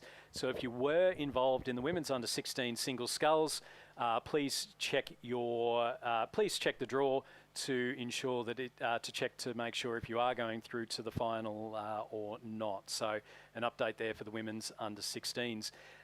You're talking about coaches that have gone from the NTC. I know down in Canberra we've got Kendall Brody, who coaches at Canberra Grammar. I think Hilly's doing a bit of coaching as well. I saw his name with the Canberra Grammar one as well. Will we see G. Rowe coaching at one of the schools? You know what? For now, my focus is training. I love training.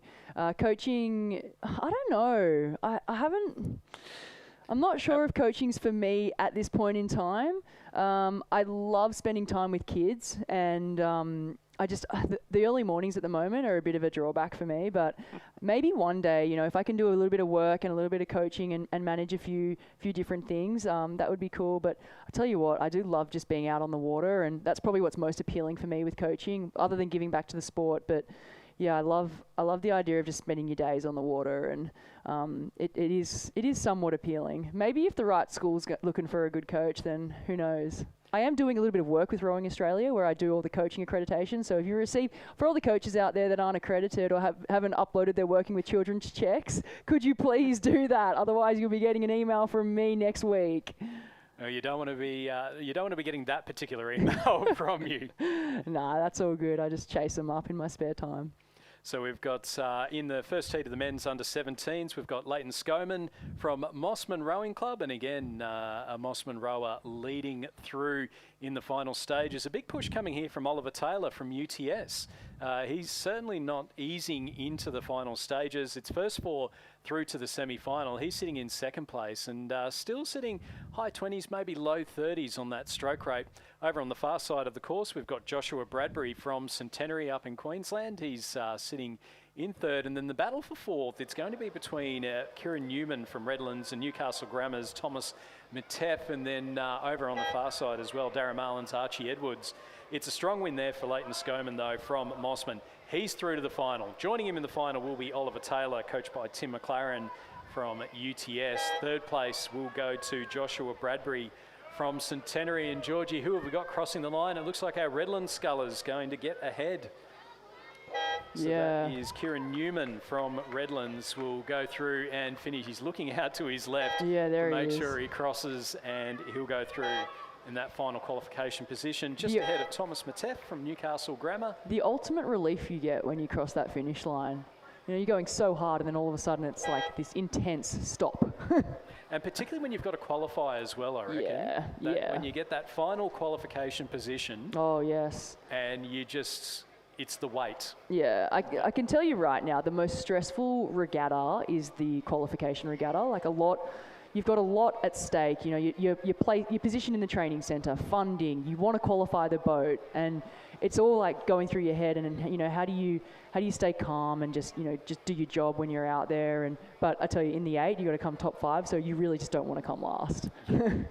But yeah, that's been probably one of the most challenging regattas is the qualification regatta for us.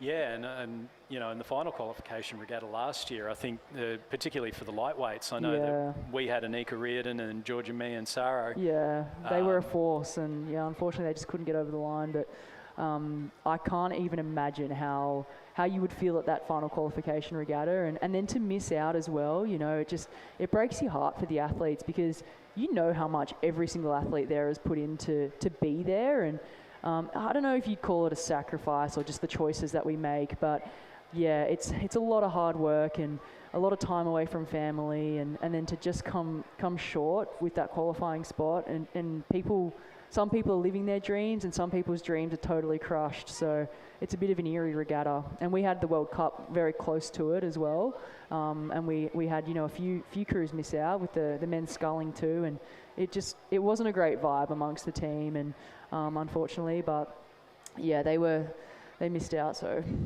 it's hard. Our crews at the moment on the course, it's heat number 2 of the men's under-17. So we've got Hunter Valley Grammar's Bailey Crop, Centenary's Cassidy Elam Allen, coached by Cody Elam Allen. I got to say, you pronounce the names very well. I'm glad you're doing it, not me. It's amazing for a Queenslander that I can pronounce things well. Gippsland Grammar's Riley Shaw. And you have all your teeth. Look, we won't go to the next part of that. Kinross Walleroy, Hamish Searle. In lane 5, Manning Valley Anglican, Oliver Sampson. Lane 7 from Radford College, Charlie Knight. Lane 8 from Redlands, Gus O'Sullivan. And lane 9 from Sydney, Will Dalton. And let's get on to the topic of interstate rivalry, because you are a very big member of the New South Wales Women's Eights. Yes. And Victoria just have it at the moment, don't they? Yeah, they are a strong force, aren't they? And this year I thought maybe, the race hasn't even been yet, so I think we've got a good chance this year, being the year post-Olympics, and you've had a lot of the Victorians step away. But I did hear over the weekend that Lucy Stephan and Kat Werry are training out of Sassy, and they're training in a pair, and they're hoping to do the Queen's Cup this year. And you want some healthy competition, but sometimes it's Lucy Stephan is a cheat code in the 8, isn't she? Oh, I just feel like, give other people a shot, like, it's great. Like, you love to see your mates out there and having a dig and all that, and it's good that they're training. The sport means a lot to them. But I also do think that there is a point in time where you need to let the younger generation come up, and this year would be a great year for that too. But yeah, full credit to both of them having a crack, and it'll be good to see them on the start line. And you were part of the 2019 Queen's Cup crew that won. I'm glad you remembered the year. Yeah, yes. 2000. Well, that was New South Wales. That was our all year. four. Yeah. I remember Margot Harley was a very happy woman as the CEO of Rowing New South Wales. It's going to be hard to beat that year. That was a great year. It was so exciting winning, and we almost got rowed through on the line. So just to hang on, and the boys did a ripper job too, and the youthies, that was great. So if we could, do that again this year, or at least get 1 or 2 golds, that would be great. But the interstate race is a great one, and it's a good vibe, and I really enjoy just wearing the New South Wales kit, and the whole thing around it is great. Yeah, and did you know much about the history before you went into it? No, I didn't, because I didn't have that that upbringing in stillwater rowing, and I made the training centre and made the team, and then it was like, you're in the New South Wales team, and I was like, okay, cool, like you just kind of you hop in there. But for some people, that's the pinnacle of their rowing, and that's awesome. If that's what you want to achieve, and you make the team, and it's a huge deal for some people. So I really respect that race, and I think it's a really good way to also finish the regatta on the state day, state races, and I love the state race. It's a lot of fun. It's the passion that's in behind it, and as I know, me personally, making the ACT team was just that's definitely going to be the peak of my career. Yeah, I think we've well and truly seen that. But we don't want you to end up back in hospital again, do we? No, we'll try and avoid that one. But no, the passion around it, though, you can just see everyone getting right into it, and even from the smaller states, when they can get up, that Tasmanian women's lightweight quad that won 3 years running, with Anika Reardon, Eve Muir, Georgie Nesbitt in there as well. And I guess that's where, because for the smaller states, when they can get that W, and then the pressure's on. I know when Sophie Gerapetritis won it over in Champion Lakes, that was a big thing as well. Yeah, it's really great. It really brings people together too that you might never row with. And, I know now, like, we've got a couple of the younger girls that have been in the youth aid, and now they're coming up into the open aid, and that's great as well, because I don't often get the chance to row with other people that are at the training centre, and you can learn so much from these younger rowers. Like, they've got nothing to lose, and they're fearless, and they've got so much fire, and that's great. We need that energy. And with that energy at the moment, Charlie Knight from Radford College, he's the #1 sculler on the program, and he is the #1 sculler to go through in heat number 2. So that's a good win there for Charlie Knight, just pulling up at the line. Coming through, we've got all 3 boats going through, but only... this one could be close. It could be close. All 3 of them will go through. It's going to be Centenary's Cassidy Elam Allen in 2nd place, and then just lane 4, Kinross's Hamish Searle finishing just ahead of Manning Valley Anglicans, Oliver Sampson. 5th place will go to Hunter Valley Grammar's Bailey Crop, and he finished just ahead of Sydney's Will Dalton in lane number 9 in 6th place. 7th place with a big finish coming up will be the Redlands sculler Gus O'Sullivan, and then Gippsland Grammar's Riley Shaw in 8th position. Our next race is coming down. It's heat number 3, and again the first 4 through to the final. Tad Bailey from Corio Bay, lane 2. Obi Vardy from Gippsland Grammar in lane 3, William Spoy from Leichhardt in lane 4, Maris College, Mitchell Waddy in lane 5, lane 6, Northern Beaches Secondary, Rocco Griffiths, lane 7, Radford College, Alexander Tailby, lane 8, St Augustine's Henry O'Hare, and lane 9, Trinity Lutheran College's William Horsey. Don't forget, the regatta bar is open. Oh, so you beauty. So if you want to grab a tasty beverage, then head up to the regatta bar that is now open at the back of the grandstand. Now, we mentioned earlier, Georgie, you were discovered with the indoor rowing. How many indoor rowing world records have you set, or do you still hold? Can you keep count? Well, we had to do a 5K on Monday, so I do know that my 5K one is still there. And I actually don't know how I did that. Like, my time is I still get impressed by it, and I did it all those years ago, 2019. Haven't come close to it since, which is a little bit depressing, and I think it gets further and further away the older and older I get, sadly, but the focus is to try and get back there. I did do the 30 minute max meters. We actually had that day, I remember, we had a rate 22 30-minute max on the program, and it was the last 5 minutes, and my score kind of kept flicking over the record, under the record, over the record. And so John Keogh said to me, he's like, you can go for it. So I was allowed to take my rate up because I just needed a few extra beats in rate to get those meters. So that one is another one that also impresses me because I was pretty fit at that time. But yeah, half marathon, I think that one's been crushed, and the marathon, but I'm probably the only person that's crazy enough to actually sit on an erg and do a marathon. Yeah. And when you set those ones, do you go out and go, you know what, world record day today, I'm feeling good, I'm just going to go for it? I think the half marathon and the marathon were very intentional because that was during COVID, and I remember writing all of the records down that are on the Concept 2 website when we went into lockdown. And for me, it was just something to keep me motivated, and I put a little box next to them and would just tick off the box once I'd broken them. So there was like a 4-minute max meters as well, and some other fun ones to like easy, achievable ones. Like I mean, it's pretty amazing, like there's no doubt about it, but it's not something that I am like overly excited by. Let's put it that way. The 5K, the 2K, and the 30-minute one, I find, yes, they're definitely ones that we use those measurements all the time, so they mean a little bit more to me.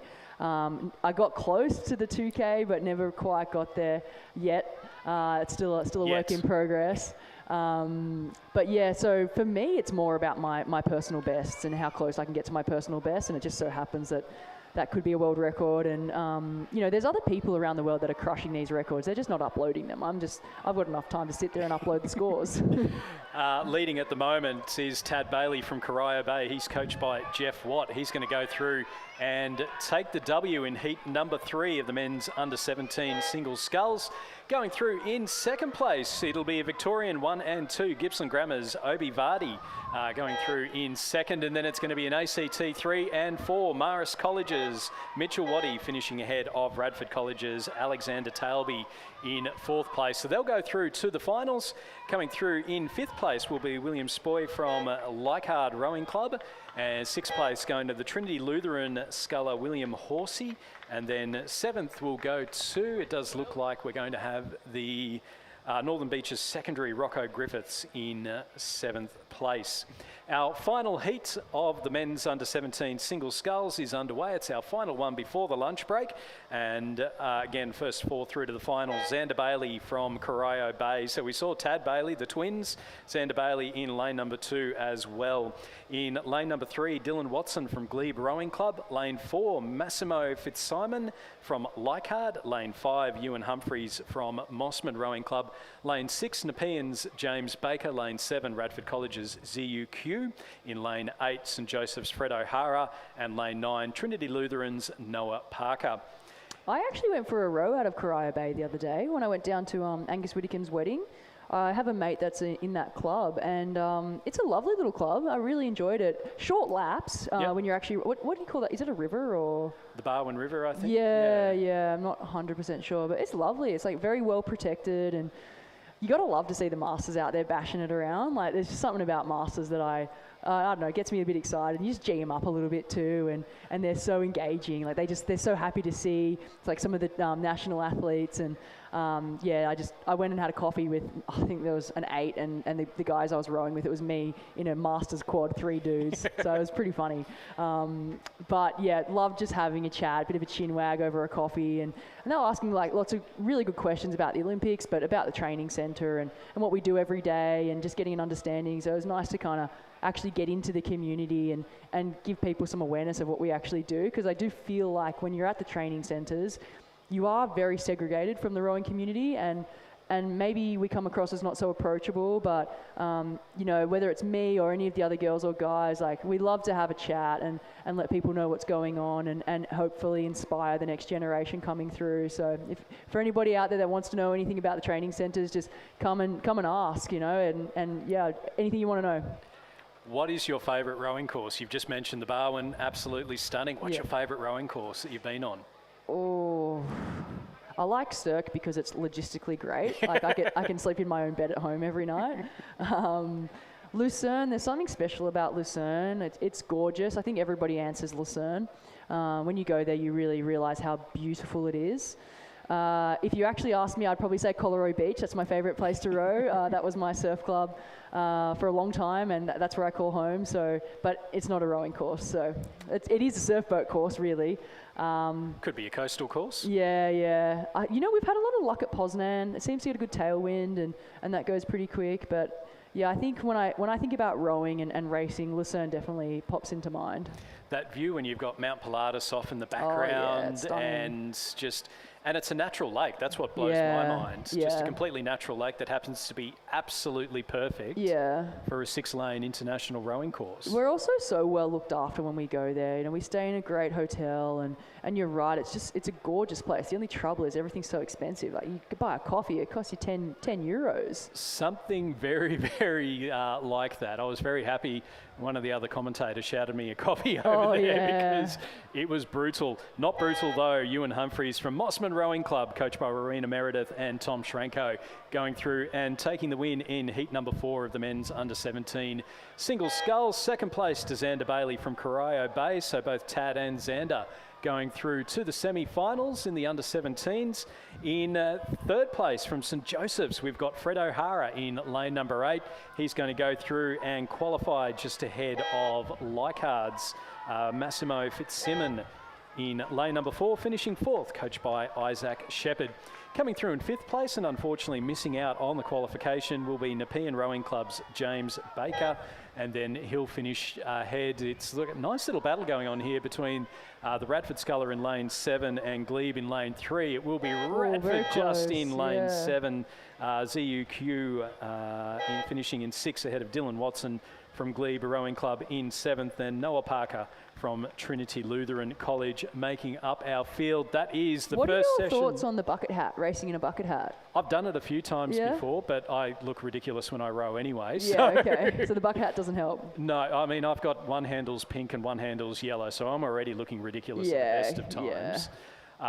So, no, look, it's sun smart. Yeah, it is. Covers the ears. I struggle to hear when I've got a bucket hat on.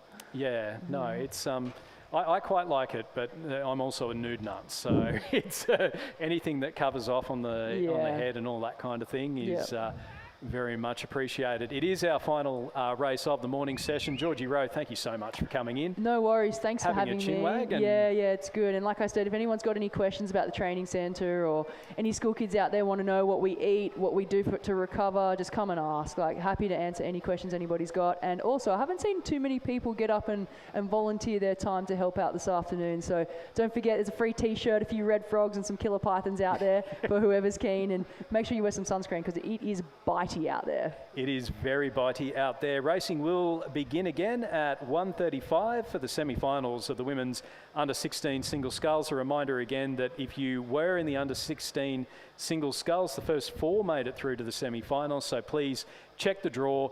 Don't pack up just yet, just in case you did finish 4th and you are through. Georgie Rowe, thank you very much. We'll be back in about an hour's time. Good luck, everybody.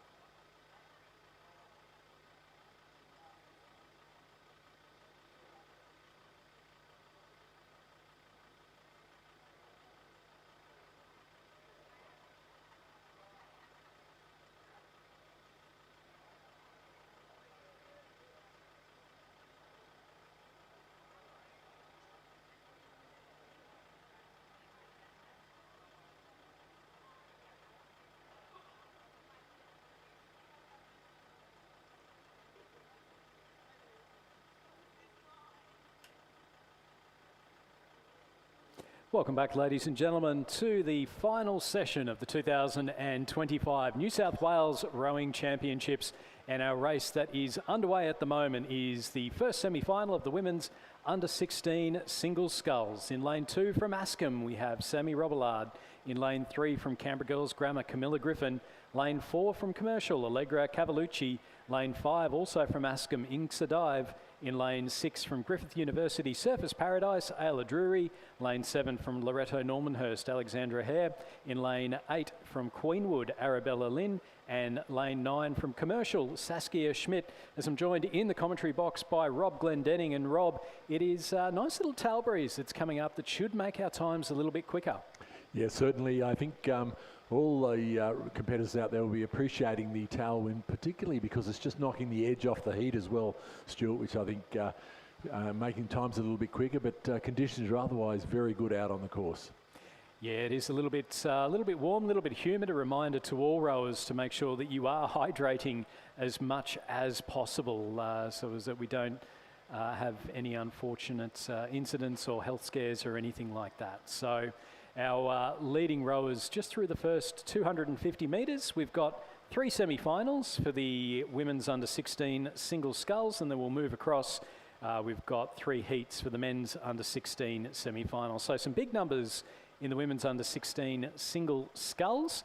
And our leading sculler at the moment does look to be, it's a bright red Zudi, and I would say that is the Askham Schools, Inksa Dive. She won her heat quite comfortably in the ends there, and looking very comfortable out there in lane number 5 at the moment.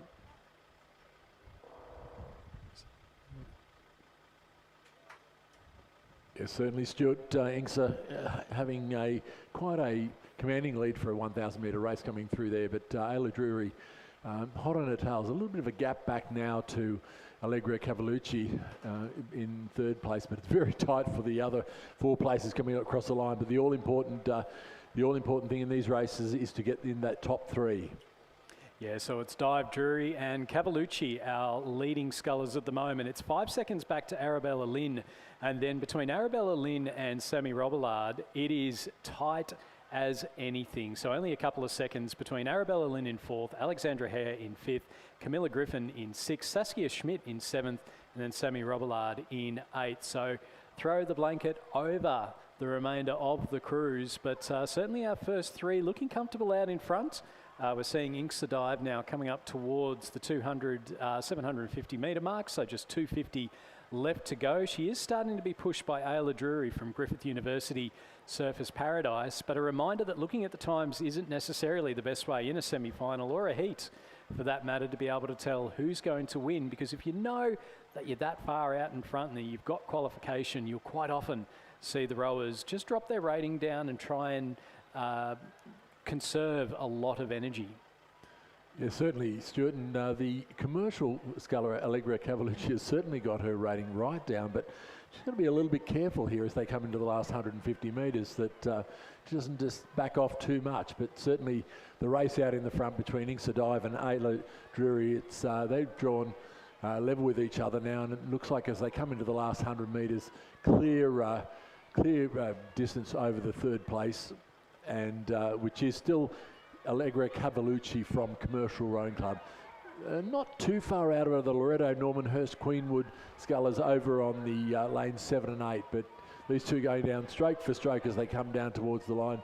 I think neither of them pushing overly hard, and they will certainly go across in 1st and 2nd, but it will, looks like Ayla Drury may have just pipped out Inksa Dive, but it will be the Commercial one sculler, Allegra Cavalucci, who will go across the line to take that ever-important 3rd place and a place into the final.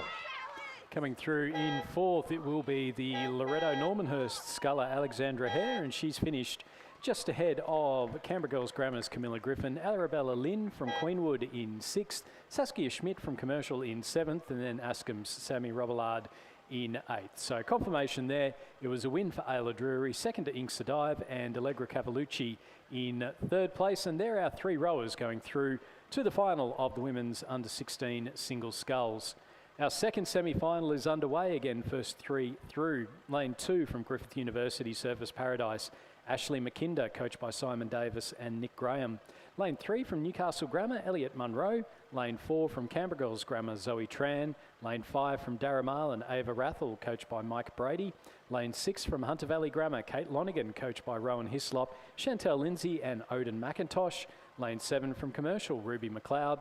Lane 8 from Kinross Walleroy, Paxton Buckfield. And lane 9 from Sydney Girls, we have Camille Zankel. And it was Paxton Buckfield from Kinross Walleroy through the 500 metre mark with a slight lead over Kate Lonergan from Hunter Valley Grammar. So certainly the pace is on up front. But the others through there was Newcastle Grammar's Elliot Munro, Commercial, Ruby McLeod, Canberra Girls Grammar, Zoe Train. So there's nothing in it. There was only about 4 seconds between those third, fourth and fifth. So there will be some action coming into the finish to try to claw back that third position. Yeah, so Paxton Buckfield's sitting in lane number 8, so didn't qualify in first position through to the semi-final, but certainly looking good. A big push starting to come here, though. Ava Rathel from Darramal down in Canberra. She's got the red Zudi with the black chevron, black stripe, and she's starting to move the boat quite nicely. Next to her, Hunter Valley Grammar's Kate Lonigan, also looking good at the moment with just the first 3 to go through. Lane number 2, Ashley McKinder is also up there as well. So we'll wait and see. Actually, Newcastle Grammar, Elliot Munro in lane 3. So we may not have a lane 2 in there. Yeah, Ashley McKinder was a scratching in the second semi-final of the women's under-16 single sculls. And Ava Rathel and Paxton Buckfield, our 2 leading scullers, in now to the last 150 metres. So it's been a big push coming here from Ava from Darramal. She's coached by Mike Brady, who's been very heavily involved in the Darramal program for a number of years now. And a very distinctive blue scull. A big push coming from Kate Lonigan as well from Hunter Valley Grammar to try and move up. There's not a lot to pick between. It's a nice and close semi-final, this one, but it does look like it is going to be Ava Rathel from Darramal who'll go through and take the semi-final win by about the width of a bow number ahead of Paxton Buckfield from Kinross Walleroy. Coming through in third place, it will be Kate Lonigan from Hunter Valley Grammar. Fourth place, and just missing out on the final, will be Zoe Tran from Canberra Girls Grammar, Elliot Munro from Newcastle Grammar, Ruby McLeod from Commercial, and Camille Zankel from Sydney Girls. And out on the course, we have race 206, the third semi-final of the Championship Women's Under-16 Scull. In lane 2 from Redlands, Pearl Brown.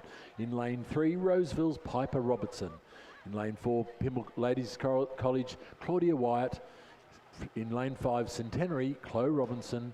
In lane 6, Pymble Ladies, Madison Longgrebe. In lane 7, Hunter Valley Grammar at 4, it's Miller Leal Henville.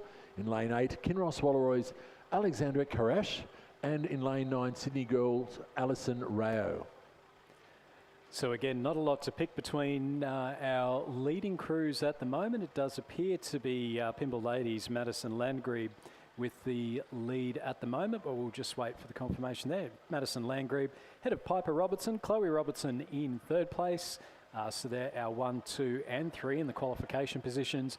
Miller Lil Henville in fourth, Alexander Karash in fifth, Pearl Brown in 6th, Alison Rao in 7th place, and then back a little bit further, we'll just wait on confirmation of 8th. So through the first 500 metres, this is our third and final semi-final for the under-16, for the women's under-16 single sculls. 3 semi-finals. I know that Richard Dorstein, who may well be watching from down in Victoria, is not a fan of the 3 semi-finals, but certainly the fairest way to get progression through when you've got such large numbers of entries. Yes, absolutely. And the great thing about the 9-lane course is we can actually do that first three from each heat. So as they come down into the last 250 metres, it is still the Pymble Ladies, Madison Landgrebe, who holds the quite a reasonable lead over. Looks to be Centenary and the Roseville Sculler Piper Robertson. So Chloe Robertson and Piper Robertson are fighting out for that second and third place. A little bit of a gap back then to the second Pymble Ladies Sculler, Claudia Wyatt. But at the moment, it doesn't look like she'll be able to bridge that gap back to the front runners here, but it does look a very comfortable row from Madison Landgrebe as she comes down into the last 100 metres. She's hit the red buoys and looking very strong. A little bit of a move from the Roseville sculler, Piper Robinson, to move up alongside on the shoulder of Centenary's Chloe Robinson. Meanwhile, the Pimble ladies, Claudia Wyatt, putting in a big push and trying to bet. I think she's going to run out of room, Stuart. I don't think there's enough space for her to claw this back. No, our top three looking very comfortable indeed. So Madison Landgrebe from Pimble Ladies, coached by Ben Booker. She'll go through and take the win in the third semi-final. And then in the battle for second place, it is absolutely nothing in it. Just the Roseville's Piper Robertson finishing ahead of Centenary's Chloe Robertson. Fourth place will go to lane 4. That's Pimble Ladies' Claudia Wyatt. Fifth going to Newcastle, Hunter Valley Grammar's Mila Leal Henville. And then she'll finish just ahead of Pearl Brown from Redlands, Alison Rao from Sydney Girls, and then Alexandra Karash from Kinross Walleroy in 8th place. So winning time there of 4 minutes and 4. And we're just seeing the start, our crews lining up, scullers lining up for the start of the men's under 16 singles sculls. So we've got 3 heats for this event and first 3 going directly through to the final. In lane number 1 from Sydney Rowing Club, Christopher Wu, coached by Patrick Graham. In lane 2 from Gibson Grammar, Luca Kepitipola, coached by Matthew Dawson. In lane 3 from Hunter Valley Grammar, Thomas Graham, coached by Odin McIntosh and Rowan Hislop. In lane 4 from St Augustine's, Oliver Kennedy, coached by Amos Noon and Judith Ungamak. And we are underway in that race. So lane 5, Manning Valley Anglicans, Jack Croker, coached by Murray Doust. In lane 6, Newcastle Grammar, Daniel Vesey. Lane 7 from Bradford College, William Fraser, coached by Mackenzie Moore, Angus Walker and Gordon Marks. Lane 8, Fergus Kerr from Redlands. And lane 9 from Somerset College, Marcus Fox. Yes, and a nice clean start by all these scullers, and certainly hitting it out very hard over the first 300 or 400 metres. And we're seeing great shots at the moment from the umpire's launch as the scullers get into their rhythm as they come down to the first 250 odd metres.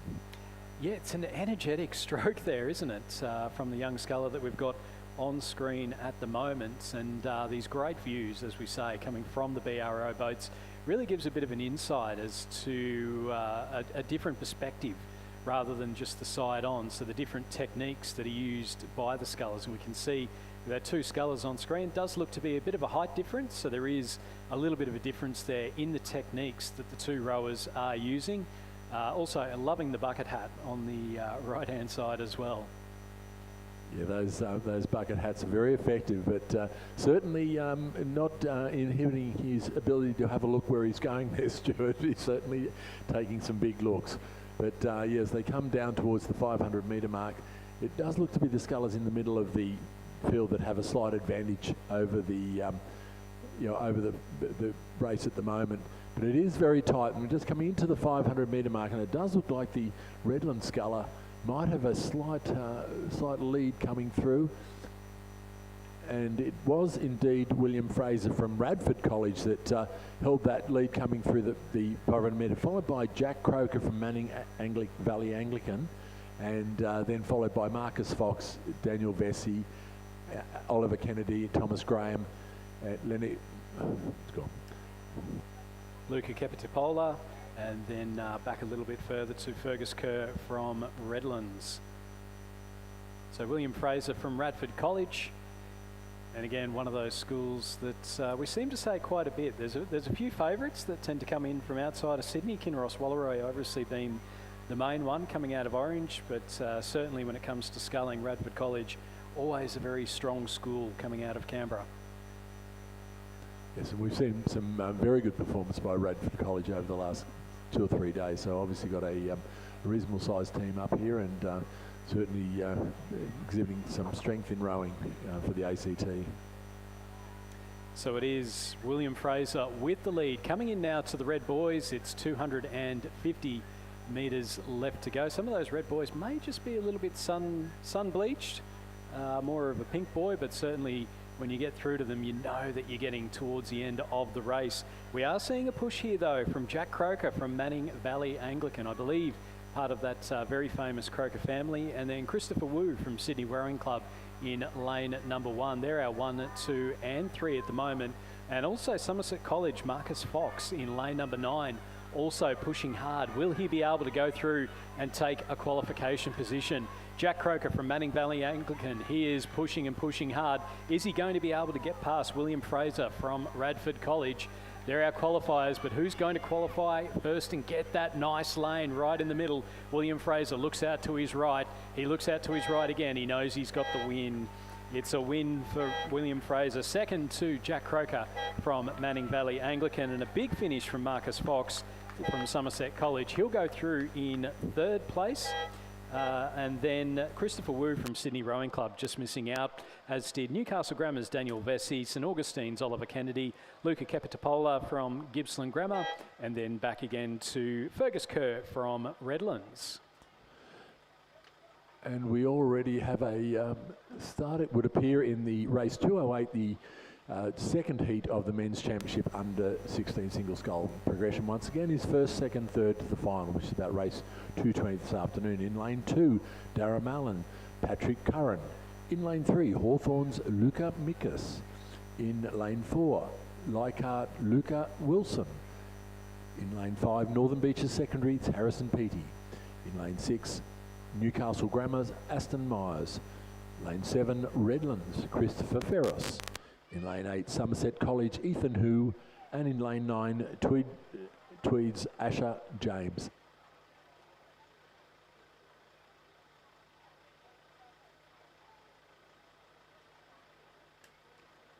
So again, that great view coming from the BRO boats, as we can just, you can see the flags off in the distance towards the finish line. Not what our rowers are going to be seeing. They're going to be looking back towards the very start of the course and trying to push that further and further away. As we just see our final sculler crossing the line in heat number 1 of the men's under 16 single sculls. It does look like there was a bit of an issue with some equipment, but that rower there, Thomas Graham from Hunter Valley Grammar, looking okay. So that's great to see.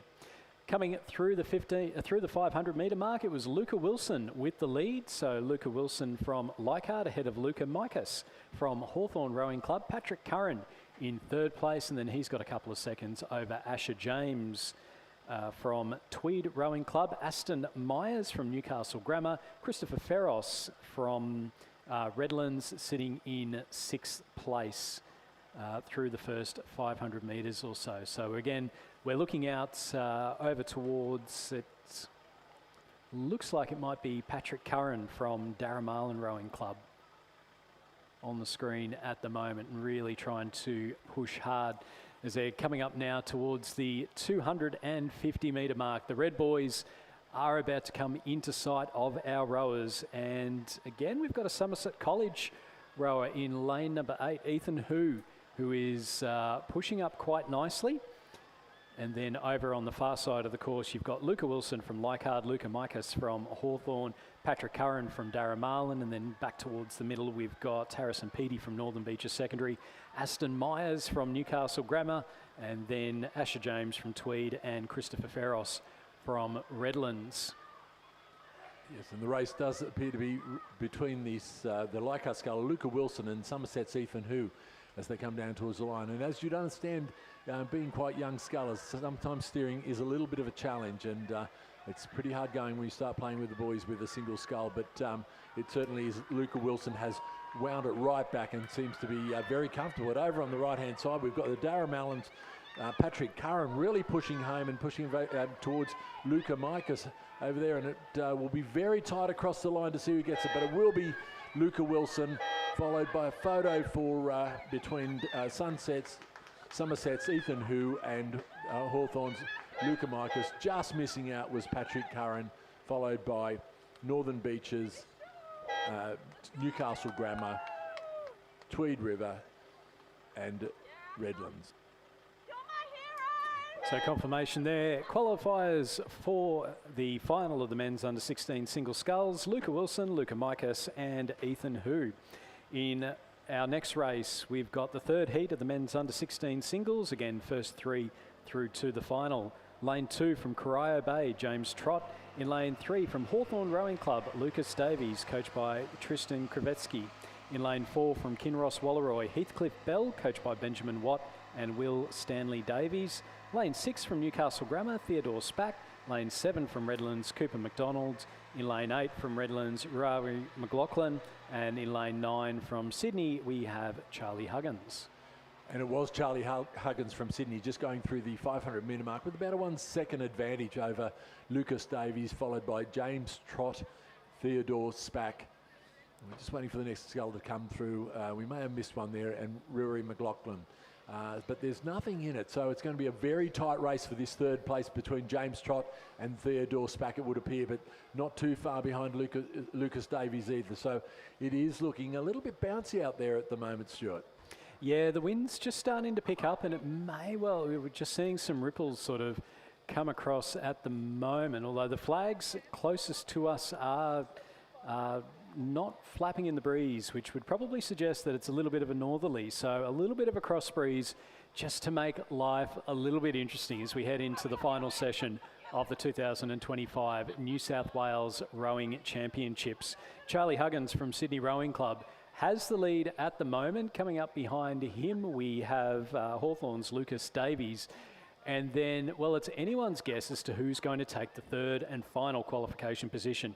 Cooper McDonald from Redlands is up there, as is Newcastle Grammar's Theodore Spack, who in fact is making a nice little push, although he is starting to flirt a little bit too much with the boys, which means Heathcliff Bell from Kinross Walleroy may just have the nice clean run through. James Trott from Corio Bay also not entirely out of it. It's going to be a fascinating finish. It's 100 metres left to go. We've got about 4 or 5 scullers that are all in with a chance of qualifying if they can keep the strokes nice and clean. It's Hawthorn's Lucas Davies and Charlie Huggins from Sydney Rowing Club who look to have the first 2 spots, and Heathcliff Bell from Kinross Walleroy potentially moving up into third. Coming through to the final couple of strokes, it is going to be a win for Charlie Huggins from Sydney Rowing Club. Second place will go to Hawthorn's Lucas Davies, with Heathcliff Bell in third place from Kinross. Fourth will go to Newcastle Grammar's Theodore Spack, and then he finishes just ahead of Redlands, Cooper McDonald, James Trott from Corio Bay, and then back a little bit further to Rory McLaughlin from Redlands. So again, that's where you talked about the steering, Rob. That was where, because we saw Theodore Spack, Cooper McDonald, just a little bit of dramas, getting a little bit too close to those boys. And even if you don't hit one, it can put your stroke off. It can put your rhythm off. Yeah, absolutely, Stuart. You will become very aware of them as you come closer to them. If you do happen to hit one in 1,000 metres, in a 2,000 metres, sometimes you've got a little bit of time to recover, unless it happens in the last 500. But certainly in a 1,000-metre race, you once you start hitting those boys and get a bit tangled up, it is very difficult to recover from. So we do have a little bit of a gap in the program. Our next race is at 2:05, and that will be the first of our 2,000-metre races for the final session of play. We'll have the first heat of the championship schoolgirl double scull. Just we also have had handed in the tower a battery pack out of it. Looks like a Canon camera. So if anybody has lost a battery pack from a Canon camera, if you want to come to the finishing tower, it'll be at the in the basement level.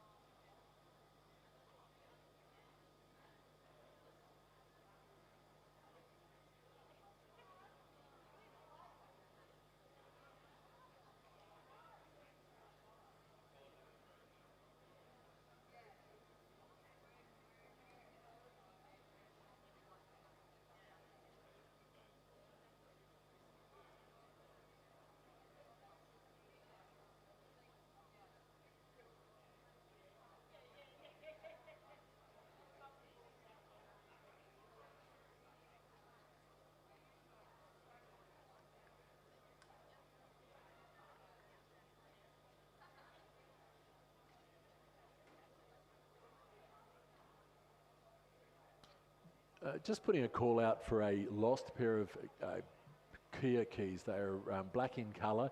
If anybody has found some keys, if they can just bring them to the finish tower. Just also a reminder to take your bow numbers back as soon as you've finished your racing in the heats or finals. So they're struggling a bit on numbers of bow numbers at the moment. So if you can return them as soon as practicable, that would be much appreciated.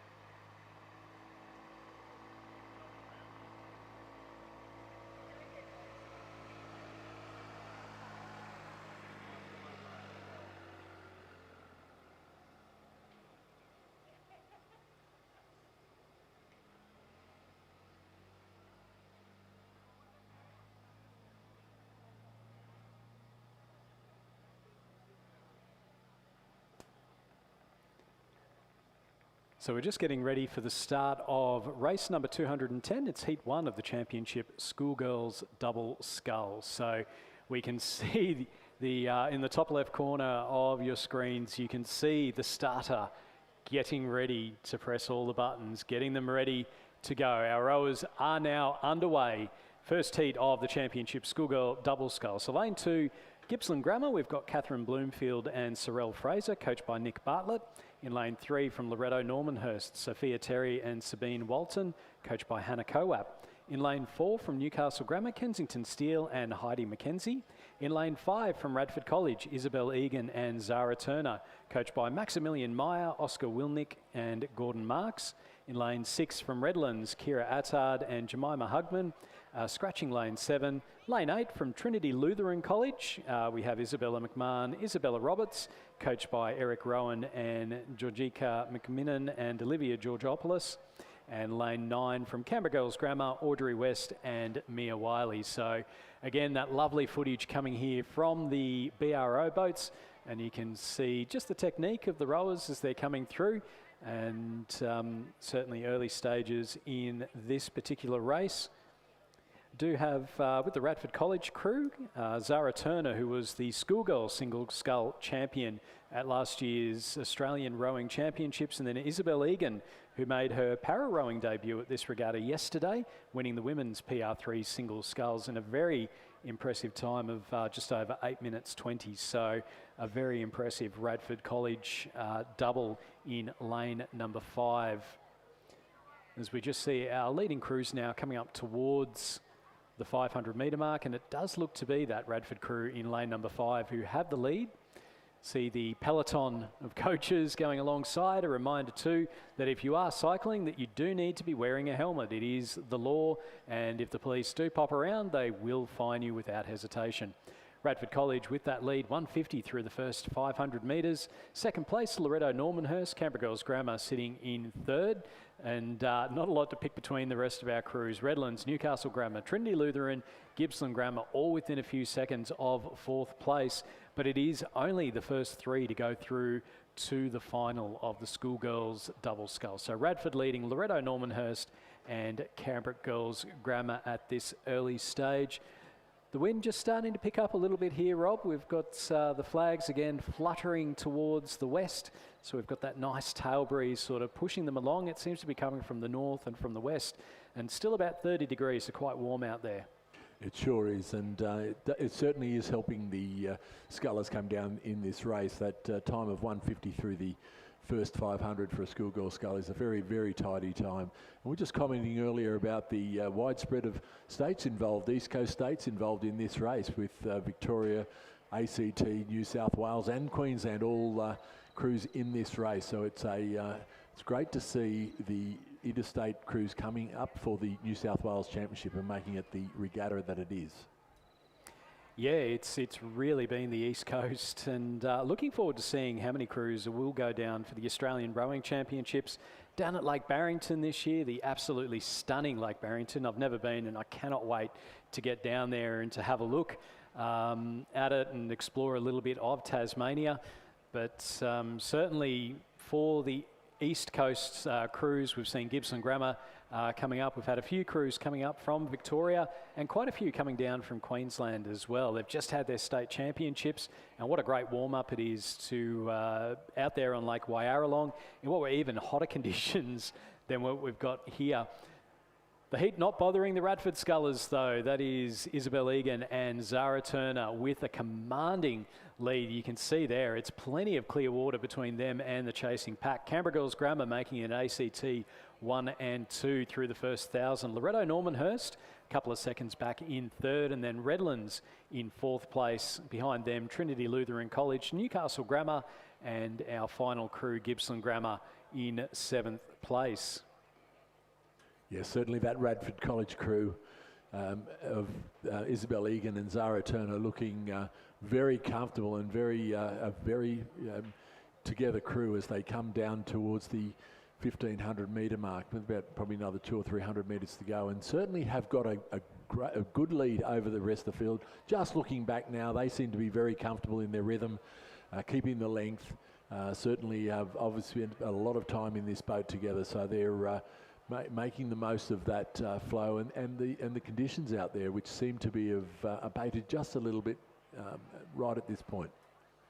Yeah, it's just lowering that rate down, but still getting plenty of run on the boat with every stroke. So, and you can see the comparison with the crew that's up behind them. So that looks to be the Loretto Normanhurst crew of Sophia Terry and Sabine Walton.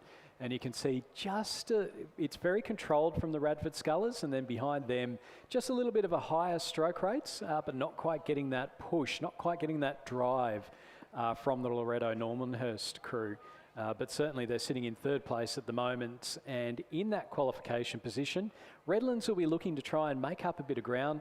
And we just see here as they're coming up towards the 1,500 metre mark, so just over 500 metres left to go for our leading crew, and they're looking so very, very comfortable at the moment, and just making sure that they're conserving the energy, getting ready for the race a little bit later on today. Just upping it a little bit through the 1,500. Must have known the camera was going to be focused in on them, but as you can see there on the screen, they've gone through. They're now out of the picture, and now it's Canberra Girls Grammar in second place, over 10 seconds behind Loretto Normanhurst, still sitting in third, but that gap is starting to narrow.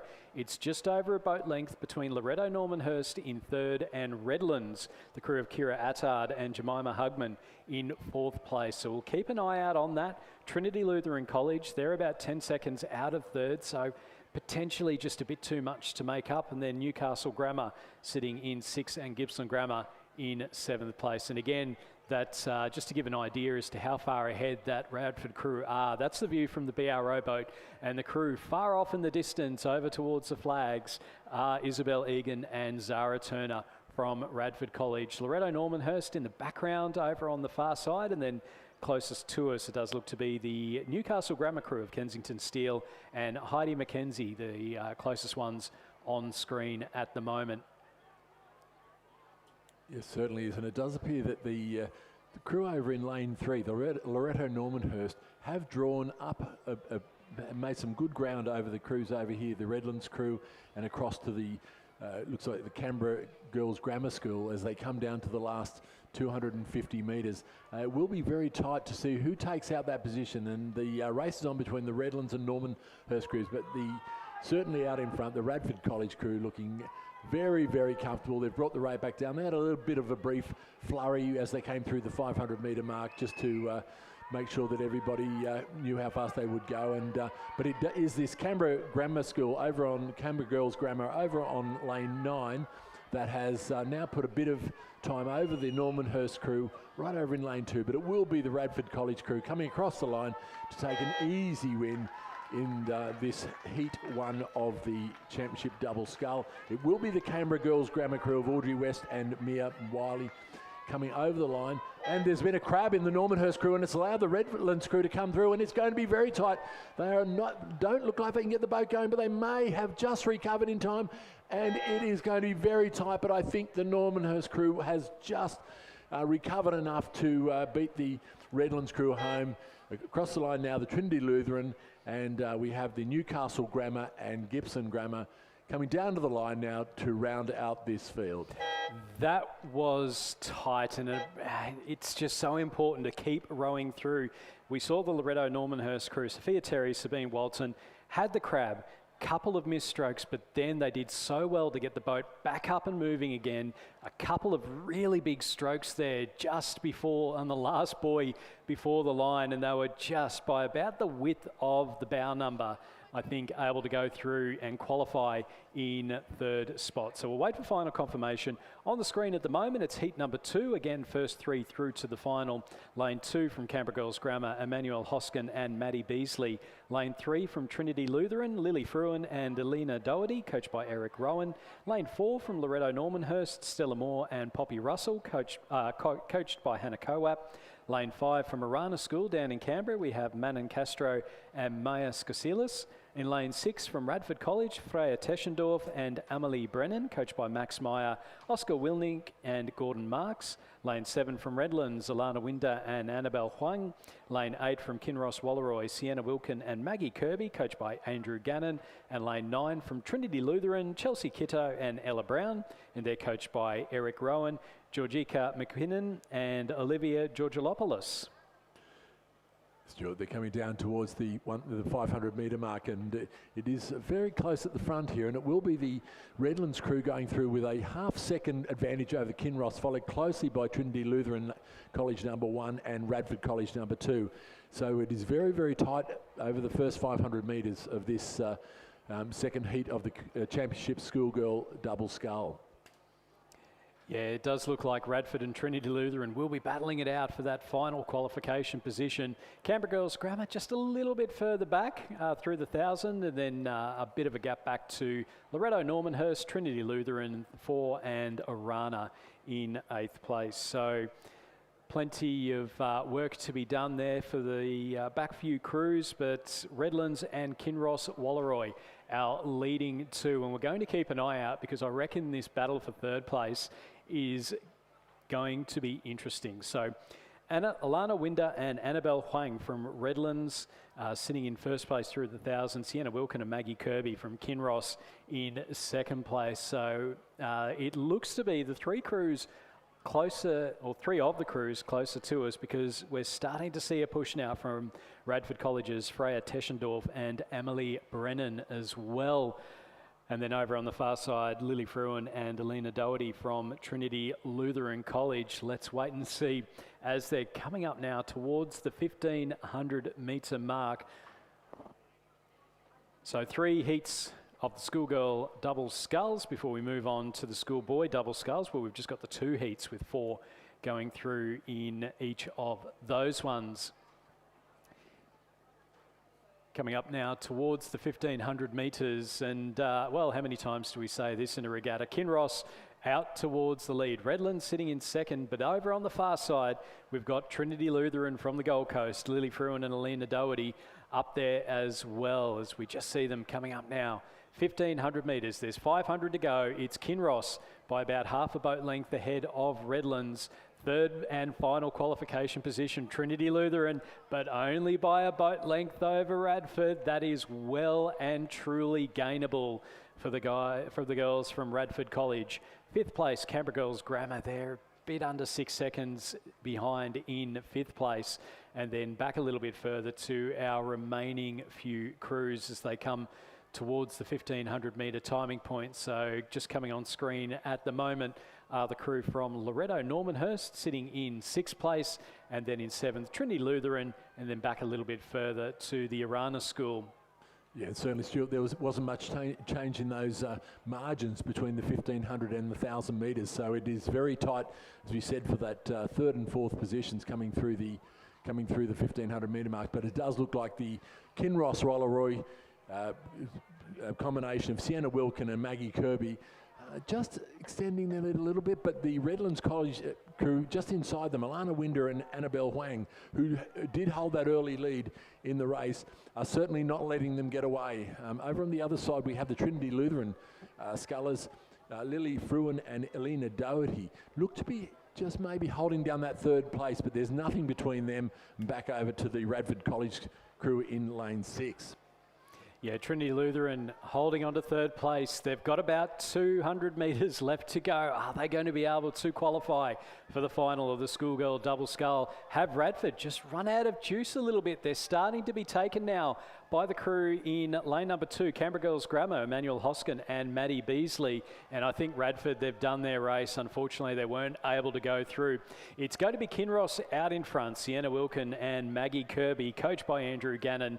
They've got a couple of big strokes left to go, and they will qualify in first place for the final of the championship schoolgirl double scull. Second place in a comfortable one for Redlands, Alana Winter and Annabelle Huang. Third place going to Trinity Lutheran's Lily Fruin and Alina Doherty.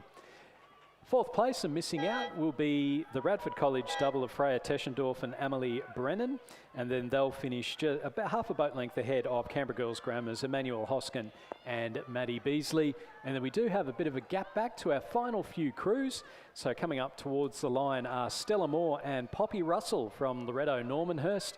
It looks like they're going to finish very level with the Trinity Lutheran crew of Chelsea Kitto and Ella Brown. And in fact, it will be the Gold Coasters who go through and finish in 6th place, just ahead of Stella Moore and Poppy Russell, with the Ranas, Manon Castro and Maya Skosilis finishing in 8th place. So the place getters in that were Kinross Wallaroy in first, Redlands in second, and Trinity Lutheran in third, with a time of 8:02. So about a 14 seconds slower than the first heat, Stuart. Yeah, and it's they were being pushed to fairway as well, and Radford really dropped that down. So that's certainly bodes well for the Radford double from the first heat. Our third heat is underway. Lane 2, Gippsland Grammar, Anna Taylor and Emma Kewish, and they're coached by Nick Bartlett. In lane 3 from Loretto Normanhurst, Penny Rose Collins and Annabelle Roche, coached by Hannah Kowap. Lane 4 from Newcastle Grammar, Sadie Smart and Roxana Brown. Lane 5 from Queenwood, Gemma McLaren and Zara Taylor, coached by Kieran Glynn and Ella Davidson. Lane 6 from Radford College, Gigi Hickey and Lucy Mihailovic, coached by Max Meyer, Oscar Willink and Gordon Marks. Scratching lane 7, lane 8 from Trinity Lutheran, Emily Dobbin and Sophie Clifford, coached by Eric Rowan. And in lane 9 from the University of Queensland, Pia Hatzapetru and Holly Fleming, and they're coached by Philip Bergignon, John Pettigrew and Sally Keogh. And it does look like the race at the moment is between the, so it is the Queenwood crew going through the 1500 metre mark with a slight advantage over the University of Queensland crew right over here in lane 9. So those crews seem to have opened up a little bit of a lead over the remainder of the field. The race, though, is on for third place between Loretto Normanhurst and Radford College. A little way back now to Newcastle Grammar, Trinity Lutheran College, rounding out the field as they came through the 1500 metre mark. Although the Gippsland Grammar crew does look to have slipped a little bit behind. So whether they've had some problems or not is yet to be seen. But certainly this race is out the front here between with a very good Queenwood crew of Gemma McLaren and Zara Taylor, and University of Queensland, Pia Hatzapetru and Holly Fleming. And certainly they are turning it on. A little bit of a gap back to the what does appear to be the Loretto Normanhurst crew of Penny Rose Collins and Annabelle Roche, who currently hold down third, but nothing in it back to the Radford College 3 crew. Yeah, Gigi Hickey and Lucy Mihailovic in that Radford College 3 crew. They are really the only crew that can threaten to go through to the final, but it does look like we've seen a push here from Loretto Normanhurst. So a few famous names: Hannah Kowap, part of the Australian rowing team last year, as was Nick Bartlett, for the coach of the Gippsland Grammar crew. So some famous names in there, and great to see, as Georgie Rowe said a little bit earlier on today, it's great to see the Australian rowing team giving back through the coaching for a number of our school crews. Out in front, we've got lane number 5, so it's Queenwood's Gemma McLaren and Zara Taylor sitting out in front, just dropping that rate nice and low, making sure they're conserving that energy through to the final. And they are going to go through in what is a very comfortable win for them. And then in the battle for second, Loretto Normanhurst and the University of Queensland have been pushing and pushing hard, but it is going to be the Queenslanders. The University of Queensland will go through in second ahead of Loretto Normanhurst in third. Radford College coming through in fourth place, and then they'll finish ahead of the crew in lane 4, Newcastle Grammar in fifth, Trinity Lutheran in sixth place, and then the Gippsland Grammar crew in seventh. And it does look like they may have had some equipment issues there. So Gemma McLaren and Zara Taylor with the win for Queenwood. Second to Pia Hatzapetru and Holly Fleming from the University of Queensland. And third to Penny Rose Collins and Annabelle Roche from Loretto Normanhurst. And currently racing, we have race 213, the Championship Schoolboy Double Scull. Once again, a reminder that first, second, third and fourth go to the final, which is race 226 this afternoon. In lane 2, Marist College 3, Oscar Sparrett and Riley Elliott. In lane 3, the Southport Schools, Samuel Butler and George Smith. In lane 4, Radford College, Joshua Miller and Hamish Whittier. In lane 5, Newcastle Grammar's William Bird and Mitchell Chung. In lane 6, the Southport Schools, Max Galley and John Anito. In lane 7, Marist College, Garvin Hayes and Harrison Braithwaite. In lane 8, Hunter Valley Grammar's Harrison Skelly Osmond and Zachary Jones. And the crew, Radford College crew, has scratched out of lane 9.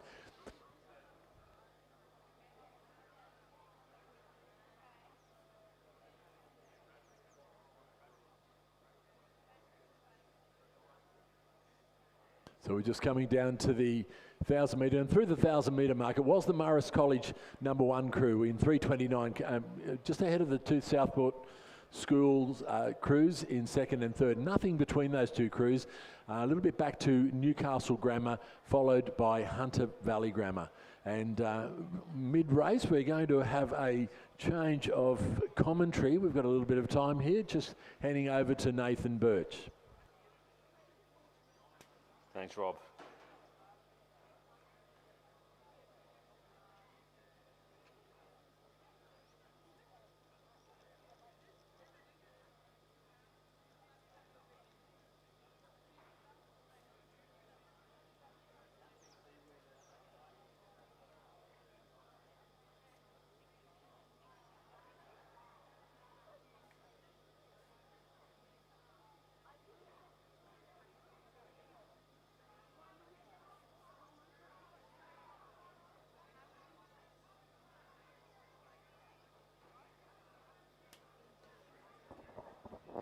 And as we approach the final 500 metres, it's the sculler from Southport School, Sam Butler, who's comfortably in the lead. As a reminder, first 4 go through to the final. So Sam Butler, followed by Garvin Hayes from Marist College. And then it looks like the other sculler from Southport School, Max Gale, and Newcastle Gamma's William Bird in the first 4. But it's very close. It looks like Max Gale and John Oneto in lane 6, who have the noses out in front. It's going to be close for the other 3 remaining positions. Just looks like, actually, it's the Marist College scullers of Garvin Hayes and Harrison Braithwaite have got the nose out front, but as they're all starting to approach the line in the last 200 metres, every crew starting to wind up. Hunter Valley Grammar's pair of Harrison Skelly Osmond and Zachary Jones up in the rate, see if they can get into those positions. First 4 through to the final. Go for it. But it is Southport School going through. And then throwing a blanket over the boys from Newcastle Grammar, Marist College, and Hunter Valley Grammar, just taking the line away from the Southport School on the far side. Radford College just missing out there. So the unofficial results of race 213 there. Southport School, Max Gale and John Oneto Newcastle Grammar's William Baird and Michael Chung, Marist College, Garvin Hayes and Harrison Braithwaite, and Hunter Valley's Harrison Skelly Osmond and Zachary Jones. They seem to go through to the final. Yeah, great, thank you. And on to race 214. This is heat 2 of the championship schoolboy double scull. Over in lane 2, we have from Marist College 2, Roland Carter and Riley Dale. Lane 3, Trinity Lutheran College, Teal Kieran and Byron Cullen. In lane 4, from the Southport School, we have Kine Beard and Leonardo Hughes. In lane 5, from Radford College, we have Siran Brennan and Lachlan Uren. Lane 6, Newcastle Grammar, Lucas Burton and Ronan Brown. Lane 7, Hunter Valley Grammar, William Hunt, Hayden Melmoth. And in lane 8, from Newcastle Grammar, Logan Harmon and Edward Baker. And as these crews went through the 1,000 metres, it was the Southport School in the lead, but just 1.15 back to Newcastle Grammar and 6 seconds, a bit of a distance back to Trinity Lutheran College and Radford College in 5th place going through the 1,000 metre mark. We are seeing some common names from this morning from the schoolboy quad coming through now to the double. So some of these boys here will have already had a couple of goes down the track already and coming back for the afternoon session in the doubles.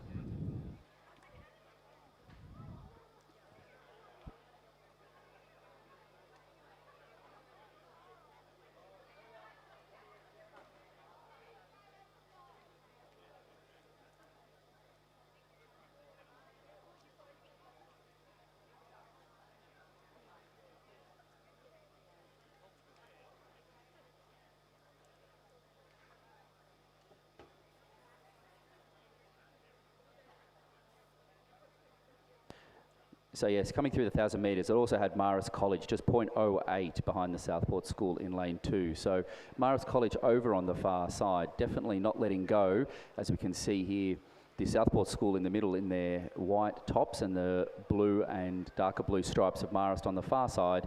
And then closest to us in lane 8, it looks, oh, lane 6, apologies, is Newcastle Grammar, looking like the top 3 crews going through. And then it will be back to Trinity Lutheran College in lane 3. Not as close as last time. Potentially the top 4 progressing through. Maybe they've already set their positions into the last 400 metres now. We did see some great racing this morning where some crews came from the back as they got into the last 400 metres, but we'll see what happens this afternoon. Maybe a bit more tired, a bit hotter out there. Yeah, it looks a good day. Just very, very light wind coming across the course, but nothing of note. And just a reminder, if you are on a bike, you will need to wear a helmet. Incidents yesterday. So if you are on a bike, please wear a helmet. And that goes particularly to coaches and parents.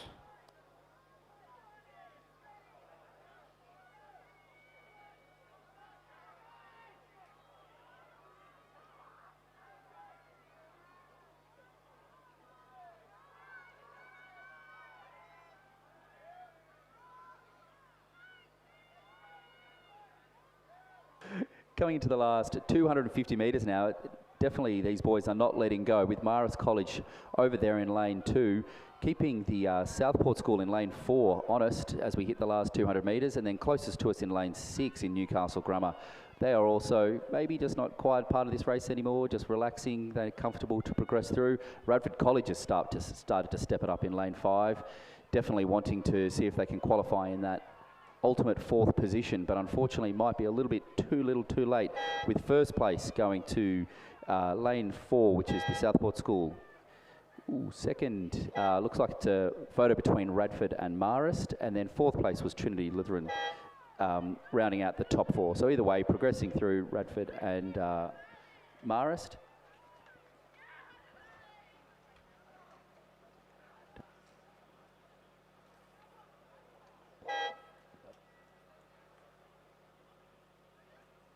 Apologies, it wasn't. The photo finish for Radford might just be updated as part of the official results being reset.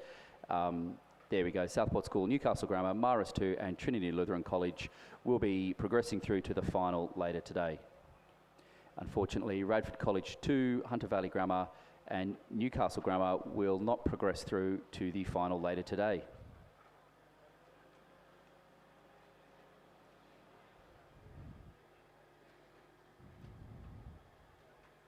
Southport.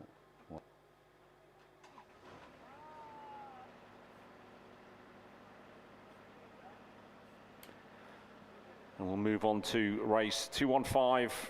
This is the championship men's under 21 double scull. Same as before, first 4 through to the final, the rest are eliminated. In lane 2 on the far side from Canberra is Dylan Outram and Angus Scott. In lane 3 from Canberra is Jesse Rosen and Darcy James. In lane 4 from Hawthorn, we have Emil Steiger and Dan Stute. In lane 5 from Sydney University, Finlay Mitchell and Gus Chesioskala. We have a scratch from Sydney University. In lane 7 from Toowong, we've got Mac Rogers and Joseph Petrie-Ripar. And from UTS in lane 8, Caelan Routley and Jack Power.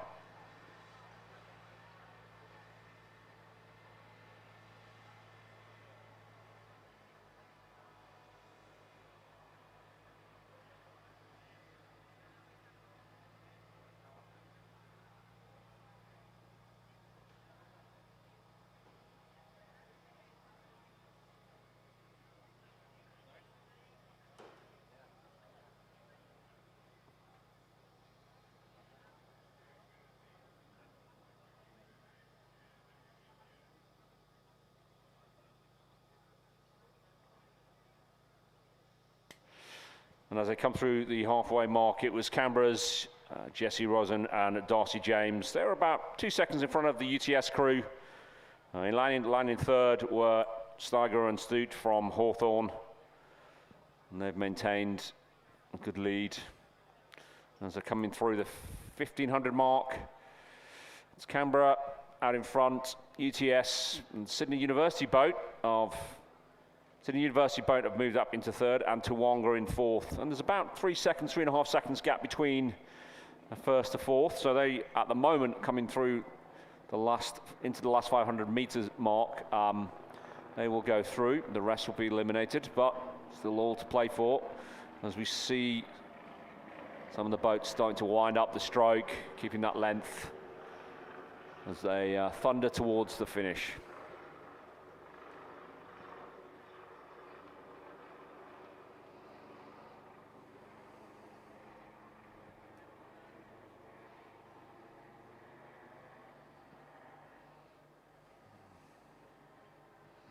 So the UTS boat nearest to the grandstand, Caelan Routley, Jack Power, certainly putting the power down.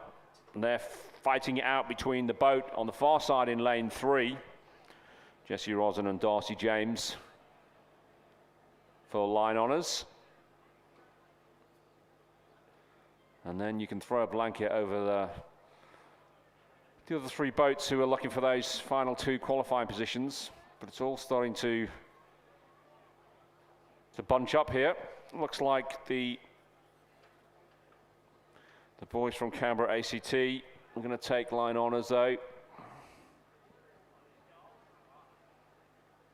Yeah, the Canberra boys on the far side, Dylan and Angus really starting to step it up to look like they're going to get into those qualifying positions over lane 4, which was Hawthorn, who slipped from what looks like second, potentially back to 5th. So going over the line, it will be Canberra, Jesse Rosen and Darcy James, UTS in second, I think third and fourth, Sydney University and Canberra. A little photo going on there to round out the progression. And then 5th was Hawthorn and 6th, Toowong. Yeah, it's very close there between Canberra and Sydney University. I think Sydney University just picked them on the line for third, and then Canberra of Outram and Scott took the final qualifying position.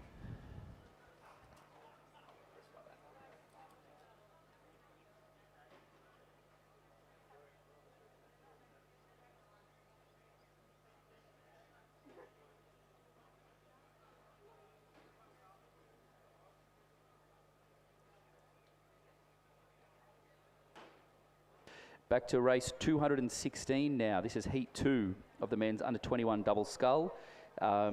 top 4 progressing through to the final later today. Over in lane 2, we have Canberra 2, combination of Campbell Milne and Ben Haywood. In lane 3 from Hawthorn, William Hexter and Max Curry. In lane 4, Newcastle Uni Composite with Sydney University, Remy Cameron and Trefon Stramboli. In lane 5, Sydney University, we have William Fuller and Alexander Tetley. Lane 6, we have a Sydney ANU Composite with James Robson and Max McAlpin. In lane 7, a 2-1 composite with University of Queensland, Mitchell Owen and Nicholas Barlow. And in lane 8, closest to the grand from Windaree, Ballarat, we have Joshua Matheson and Angus Murford. And as this Heat 2 went through the 1,000 metres, it was the Hawthorn crew in the lead, William Hexter and Max Curry. 5.3 seconds back to the Ballarat combination. 4 seconds back to Sydney University, and then in 4th place, Canberra 2, Campbell Milne and Ben Haywood rounding out the top 4 just at the 1,000 metre mark, and then in 5th place is Newcastle and Sydney University combination.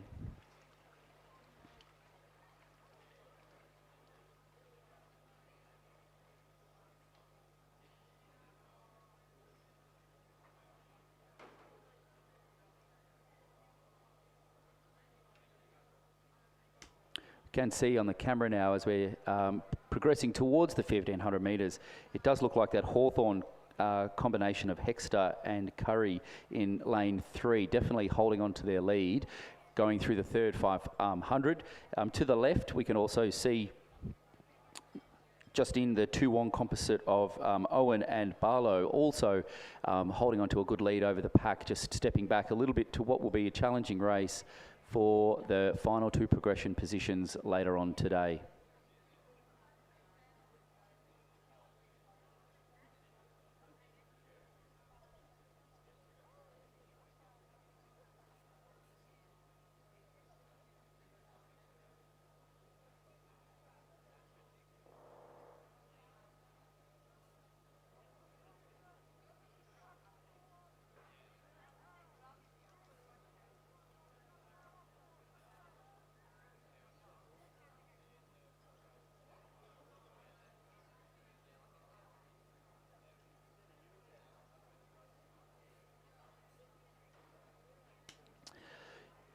See the times now and the splits coming up through the 1,500 metres. It is that Toowong University of Queensland combination still holding on to their lead.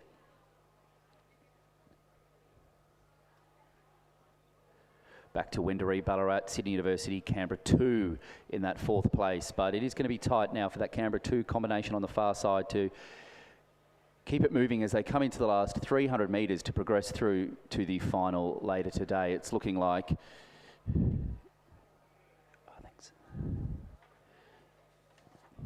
the Hawthorn crew just in a nice comfortable lead, not taking the rating down too low, still maintaining some good rhythm. About to hit the red boys.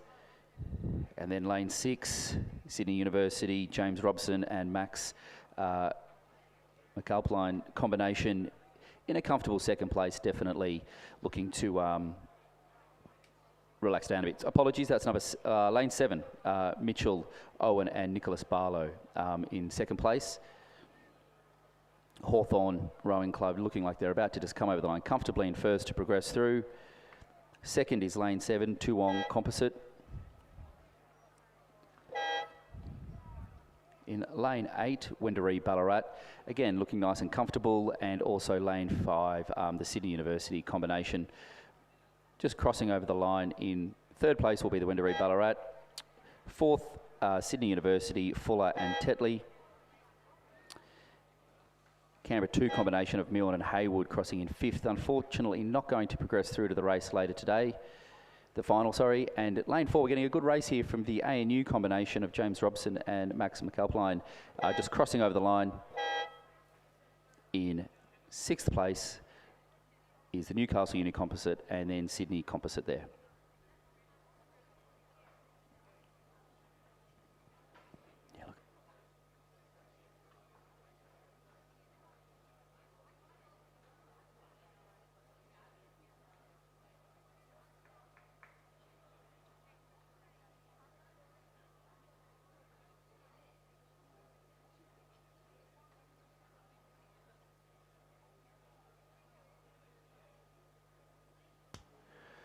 Just off the official draw, we've just got a consolidated race from the women's under-19 quads. We were going to have 2 heats coming down, just due to some withdrawals.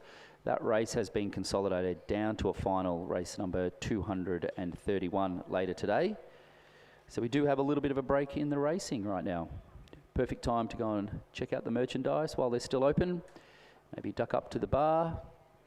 It's getting warm outside.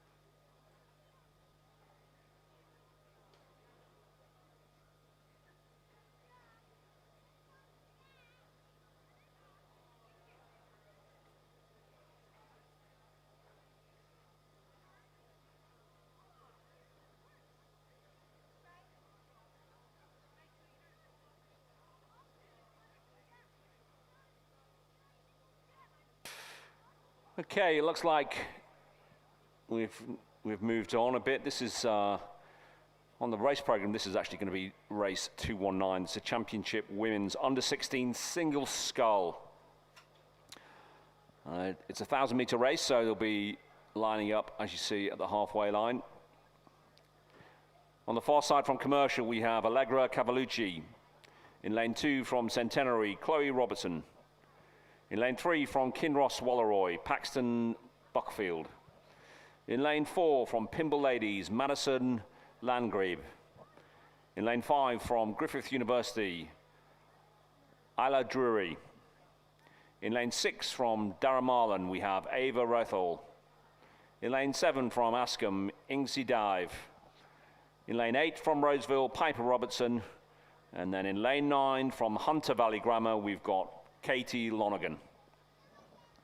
The starter's just lining them up. No wind to really disrupt them on the start, so it should be a nice even start.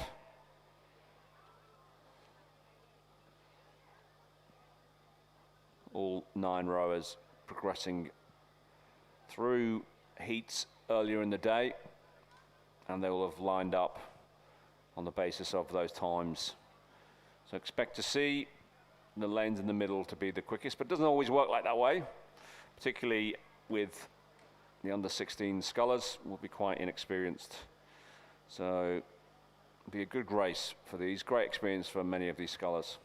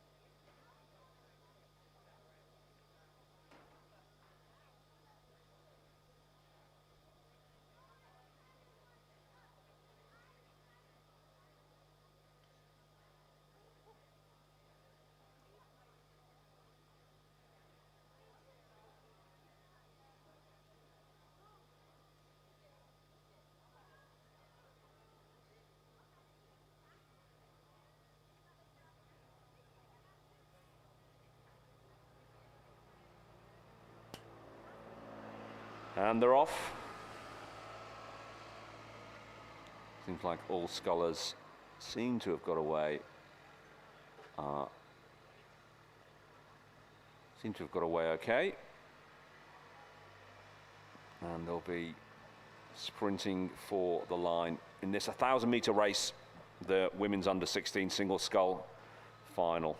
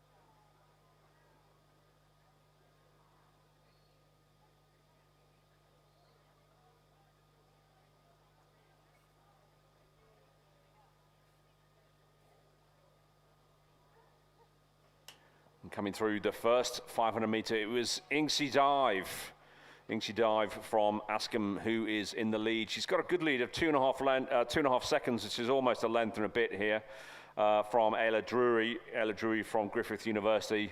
In third place, The sculler from Pymble Ladies College is just a second behind her. Then we have Ava Rathall from Darramarlin in 4th, Allegra Cavalucci from Commercial in 5th, Paxton Buckfield from, Paxton is from Kinross Walleroy, Katie Lonergan is in 7th position and she's from Hunter Valley Grammar. But it's all to play for. Looks like the sculler still quite relaxed. She comes into the last 200 meters from Askham. Not a school with a huge rowing program, but they'd certainly put some great scullers out. So Inksy Dive, coached by Oliver Klotz and Lizzie Chapman. Oliver Klotz and Lizzie Chapman, should I say. She's being chased down by a sculler in lane 5, Ayla Drury, who seems to be putting down a marker, moving much quicker. As Inksy can hold on, I don't think she has. I think it's the sculler from Griffith University. Ayla Drury's absolutely demolished the last 250 meters there. Come through Askham sculler, who may have just tired in the last 100 meters. But it's Griffith University, Surf of Paradise. Ayla Drury takes a good win by a length there from Inksy Dive, who takes second. In 3rd position, it's going to be Madison Landgreb from Pymble Lady. On the far side from Commercial, it's Allegra Cavalucci. Darramarlin take 5th. And as they all come over the line, we'll see in 6th position was, so Ava Rathall, sorry, was in 5th position. Ava's from Darramarlin. In 6th position was Paxton Buckfield. In 7th, Chloe Robertson. In 8th, Katie Lonergan. And in 9th from Roseville was Piper Robertson. Definitely some excellent racing there from the women's under-16 single sculls, and we'll have a medal presentation shortly after as the medal recipients from Griffith University, Askham and Pymble Ladies make their way over. But we are going to go back down to the 1,000 metre start now for the championship men's under-16 single scull, also 1,000 metres. From Hawthorn in lane 1, we have Luca Marcus. In lane 2 from Somerset College, Marcus Fox. Lane 3, Somerset College, Ethan Hu. Lane 4, Radford College, William Fraser. In lane 5 from Sydney, Charlie Higgins. Lane 6 from Leichhardt, Luca Wilson. Lane 7 from Hawthorn, Lucas Davies. Lane 8, Manning River Anglican, Jack Croker. And in lane 9, Heathcliff Bell. A lot of common names that we've seen in some of the other under-16 crew boats from today. So stepping up this afternoon into the single scull. It's going to be some tough competition out there and some tired legs. Hopefully we can get some close racing. As they've all been through the heats prior to this, we are expecting potentially the crews or the single scullers in the middle of the course to be potentially the lead, but we'll see what happens as they come down the course. But we can see them just getting lined up there at the start. It does take a little bit longer at the 1,000 metres without the fingers to hold the sterns of the boat. You can see it there just as they're coming on.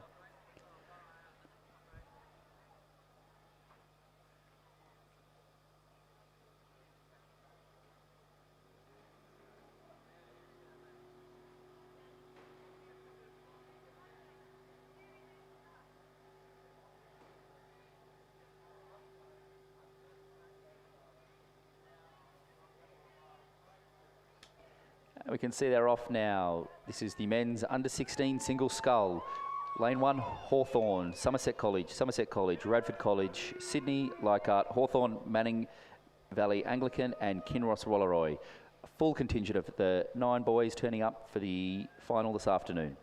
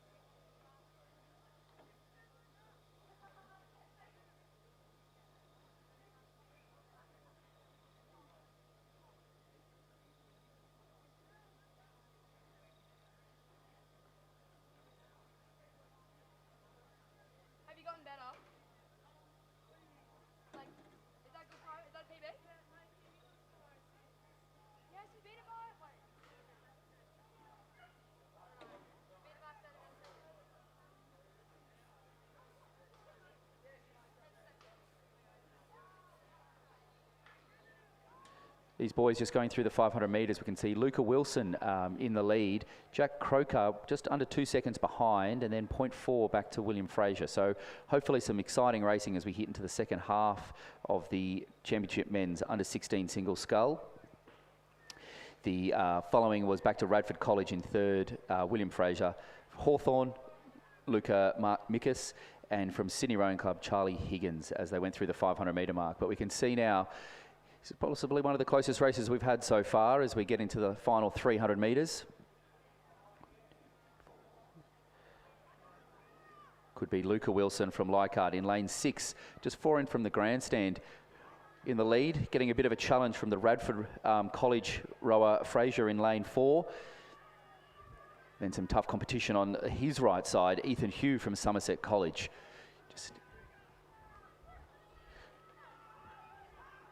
We are getting some potential challenging as well from Manning Valley Anglican, Jack Croker in lane 8. So it's still very close for these boys as we're about to head into the final 300 metres of this race. But I do feel like it is the Leichhardt rower of Luca Wilson who may be able to hang on to his lead, and the challenges coming from the rest of the pack.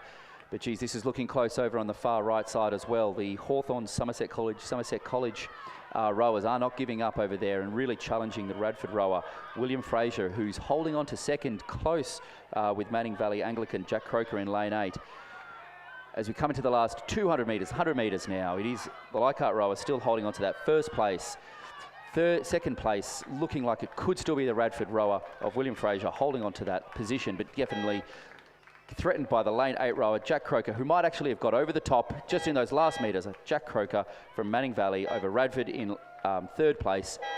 Somerset College, Ethan Hugh in fourth. A photo for 5th and 6th. Kinross Wooleroy in 7th place at Heathcliff Bell. And then a photo at the end for 8th and 9th. But what a great race that was for the men's under 16 single scull final. A cracking race that was indeed.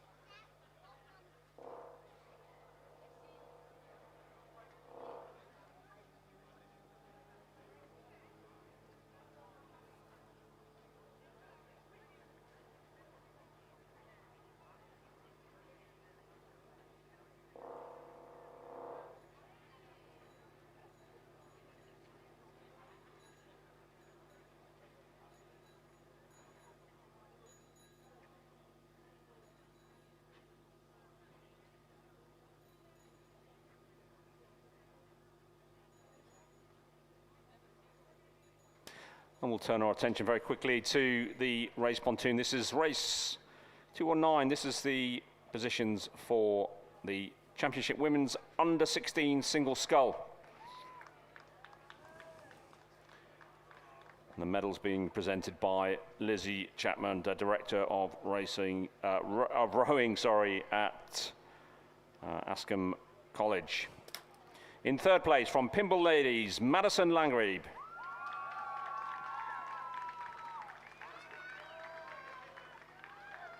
In silver medal position from Askham, Inksy Dive.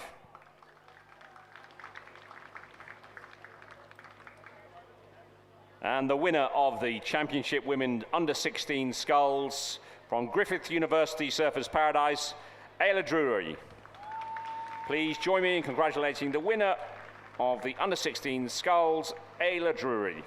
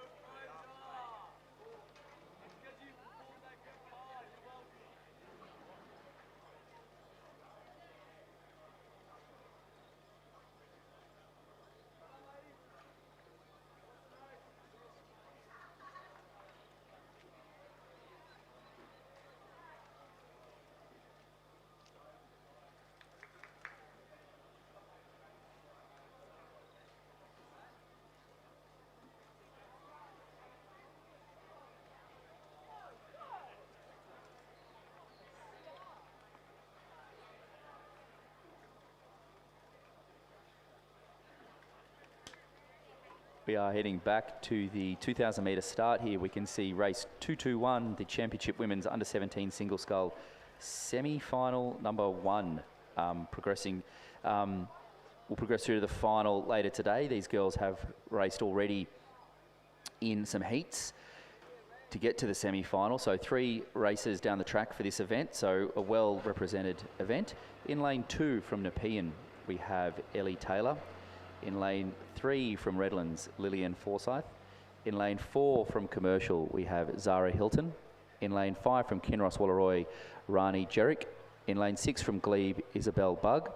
Lane 7 from Gippsland Grammar, Lily Canfield. Lane 8 from Commercial, Genevieve Davies. And in lane 9 from Mossman, Amelia Darcy. We can see here the girls getting ready for their start. Last few adjustments and in the starter's hands.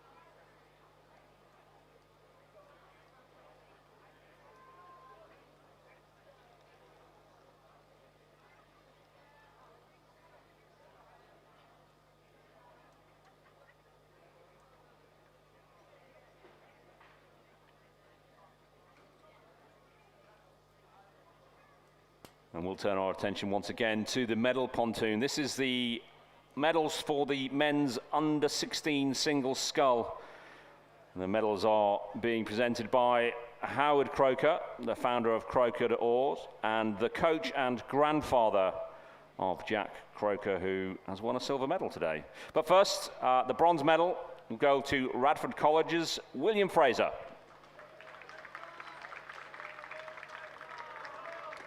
The silver medal goes to Manning Valley Anglicans' Jack Croker.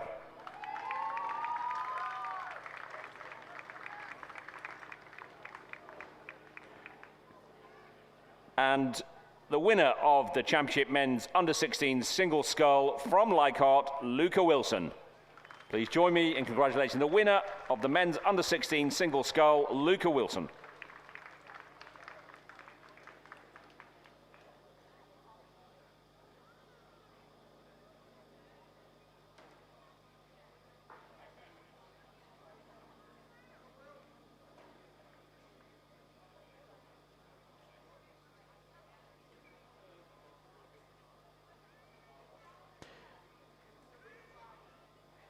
We can see now on the screen, it is the 2 commercial rowers in lane, commercial and Glebe in crossing over in first, and then to lane 7, the Gippsland Grammar. So that was commercial, Zara Hilton, Glebe, Isabel Bugg, and lane 7, Lily Canfield. Just crossing through that 500 metre mark in first place, but that's only the first quarter down. So a lot can happen in these single sculls as they come in. As mentioned, it's only a semi-final, so the top 4 to progress through. We're getting some great footage there on the camera. We are unfortunately not going to be getting some timing through the hut at the 500 metre mark, so we'll be going back to the analog mode of just looking out the glass and seeing who's in the lead. But that was definitely commercials, lane 4, Zara Hilton, closely followed by Glebe's Isabel Bugg, and then Gippsland, Lily Canfield. That was through the 500 metre mark. You can see on the screen here, there is potentially a bit of a tail breeze down at the start maybe. Not quite the smooth water that we're going to see at the finish. That's a better angle. You can actually see the girls are about to row out of that wind shadow. and get into some smooth water. Can see just on the right of the screen, lane 4, commercial rower Zara Hilton, possibly still in that lead. And then 2 over to her left from Glebe is Isabel Bugg, potentially in that second place. But yeah, some great footage here from the cameras of the commercial rower Zara Hilton, coached by Ross Bartho and Nicholas Langfield.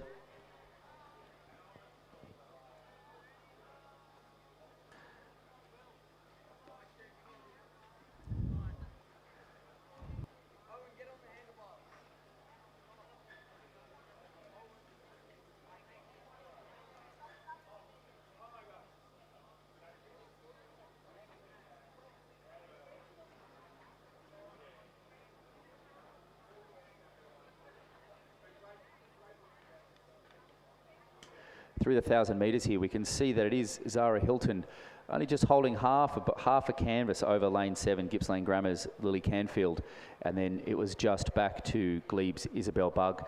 Those 3 girls going through the 1,000 metre mark, just about 1.5 seconds splitting them, so not a clear leader there as they come into the last 1,000 metres. Just 2.5 seconds back to Rani Jerick from Kinross Wallaroi.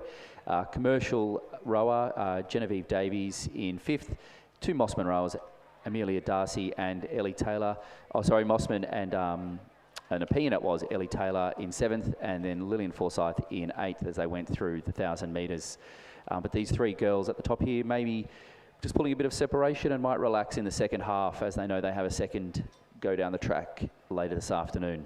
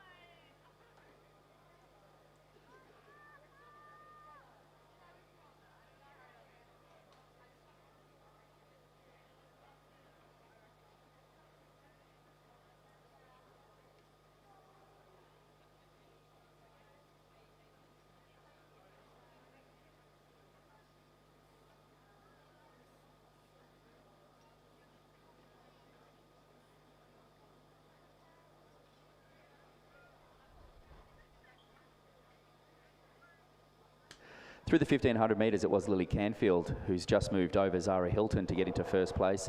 Back to Isabel Bugg in 4th. And then in 5th, it is a bit of a distance back to Ellie Taylor, 13 seconds. So potentially those top 4 girls really just going to relax for the last 400 metres of this semi-final to progress through to the final. It is actually quite a great demonstration of some high-quality rowing from these under 17-year-old girls.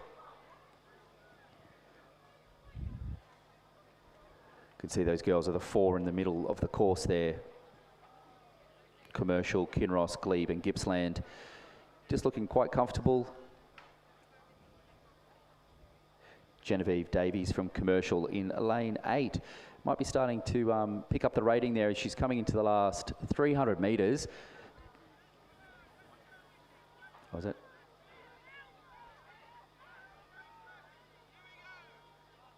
Looking to maybe threaten Lily Canfield's position and qualifying for the final later today, but I think these 4 girls out in front looking comfortable in a commanding position to progress through later today. The Gippsland Grammar Lily Canfield definitely not giving up here or rowing light, looking like she's stepped up the rating. About to hit the red boys the last 200 metres. Kinross familiar colour that we've been seeing all weekend doing well. Rani Jerick, who's moved over into first place. But I think some of these girls are playing the game, ready to race later today. Rani Jerick looking very comfortable in that lead. Lots of length.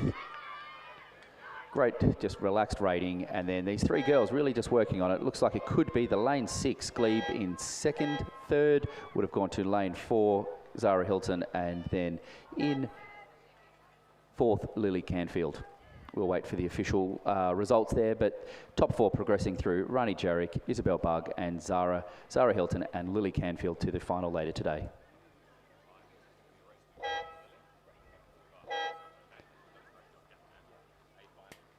That was a great blanket finish from the top 4 there. Kinross Waller-Roy's Rani Jerick going over in 8:32.83 as we move on to the second semi-final of that. The under-17 single scull. On the far side in lane 2, we have Nepean's Sophia Whitelaw. In lane 3, from Radford College, we have Hannah Koch. In lane 4, Corio Bay's Rio Smith. In lane 5, Heidi Heap from Mossman. In lane 6, from Centenary, we have Chelsea Skipper. In lane 7, from the same club, Scarlett Hall. In lane 8, from Commercial, we have Lily Nolan. And in lane 9, nearest to grandstand, we have Erin O'Kane. Going through the first 1,000 metres, it was Mossman's Heidi Heap with a commanding lead of almost 5.5 seconds over Commercial's Lily Nolan. Corio Bay's Rio Smith was third, and Centenary's Chelsea Skipper was just a second behind that. Then we have Radford College's Hannah Koch, Centenary's Scarlett Hall, Nepean's Sophia Whitelaw in lane 2, and Pimble Ladies' Erin O'Kane on the near side, some way behind that.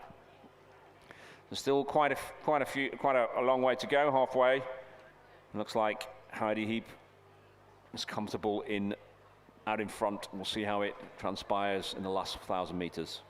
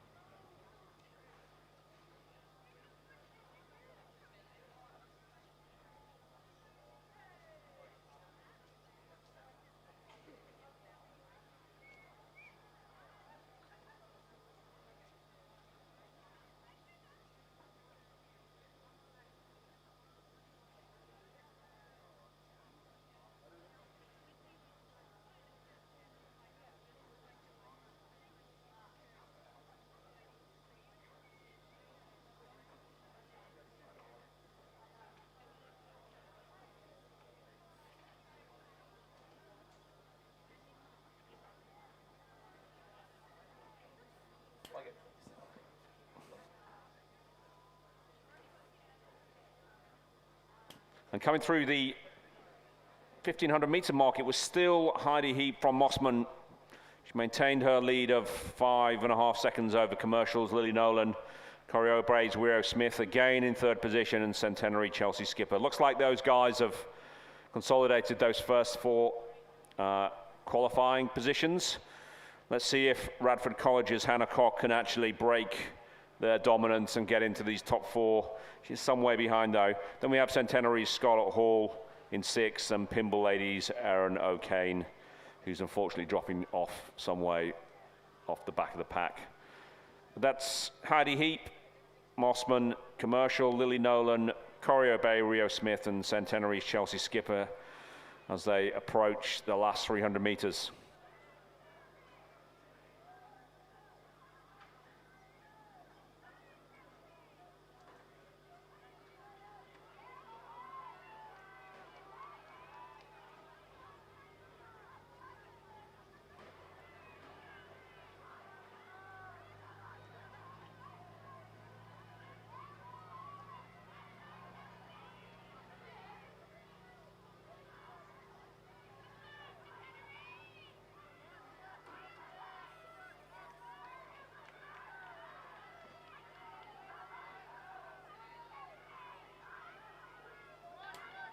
And as we come to the last 100 metres, it's Heidi Heap from Mossman, coached by Rowena Meredith and Tom Schramko, who are doing a great job at the club there with these juniors. She's maintained that lead. Not really letting up, but over the line it will be Heidi Heap from Mossman, followed by the distinctive boat from Centenary, Chelsea Skipper, in the yellow and red boat. And Corio Bay's Rio Smith just crosses the line in that third position from Commercial's Lily Nolan. Radford College's Hannah Cox couldn't quite make it. She's going to finish 5th. Scarlett Hall from Centenary finishes 6th. Nepean's Sophie Whitelaw will finish 7th. And then pinball ladies Erin O'Kane is approaching the line now. Give her a round of applause for Erin.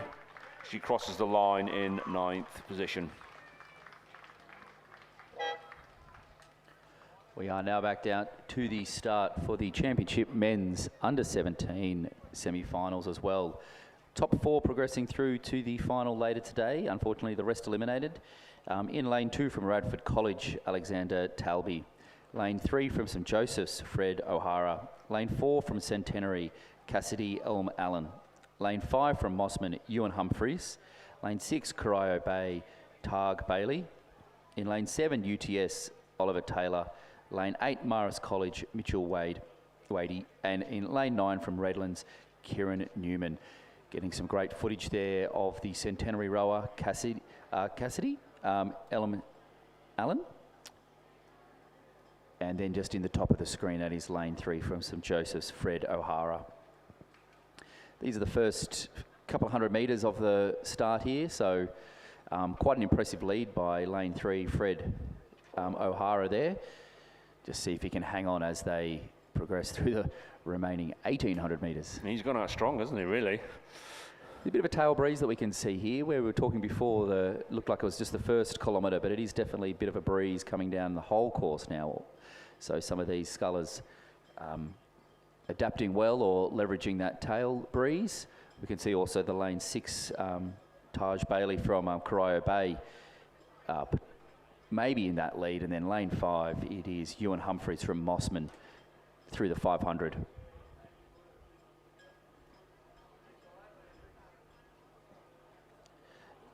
And then back over to the Radford Alexander Talby in 4th place. As mentioned, only the top 4 get to progress through to the final later today, so maybe a bit of a mark being led by these rowers in the middle, Cassidy, Ewan and Taj stepping up, and the Radford College rower on the far side making out those top 4. Some good footage here of Oliver Taylor from UTS.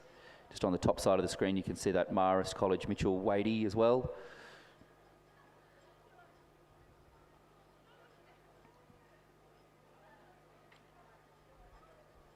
There's Ewan Humphreys there from Mossman. Oh, getting a bit of cameras moving too quickly. There he is, Ewan Humphreys from Mossman in lane 5. Looking comfortable in the lead there over his lane 4 Centenary Cassidy to the right-hand side. Definitely treating this race like a final right now, and maybe we'll see what happens at the halfway mark.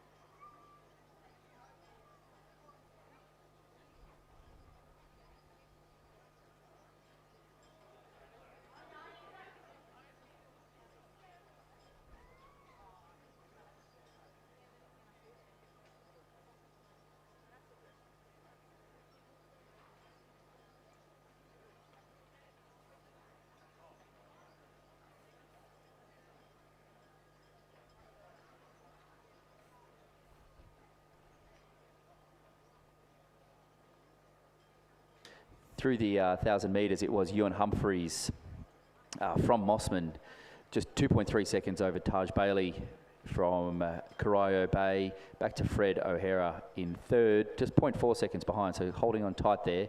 And then it was the Marist College number 1, Mitchell Wadey, in 4th place. And then just 0.5 back to the fellow Territorian from Radford College, Alexander Tailby, who's probably going to be, will be looking to vie for that 4th place to progress through to the final later today.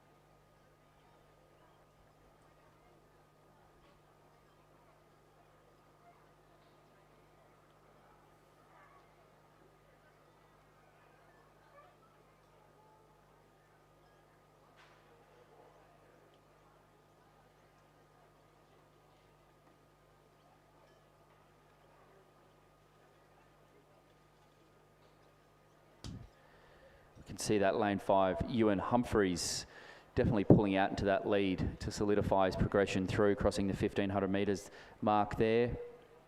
Looking tight between the lane 3, St Joseph's, Fred O'Hara, and I think it was the Corio Bay lane 6 actually that was tight in 2nd and 3rd position there, and then Alexander Talby and Radford over on the far side in 4th, with Mitchell Wadey just on his heels, progressing hopefully through to the final later today. But this wet breeze has come across the whole course now, and we can see the scullers are being nudged along by the breeze, but also maybe being caused a bit of disruption from the chop of the water. This battle for 4th position, splitting the course with Radford over there in lane 2 and Marist College lane 8. Be a big look to either side for each one of them to actually determine that they're so close to that final progression mark.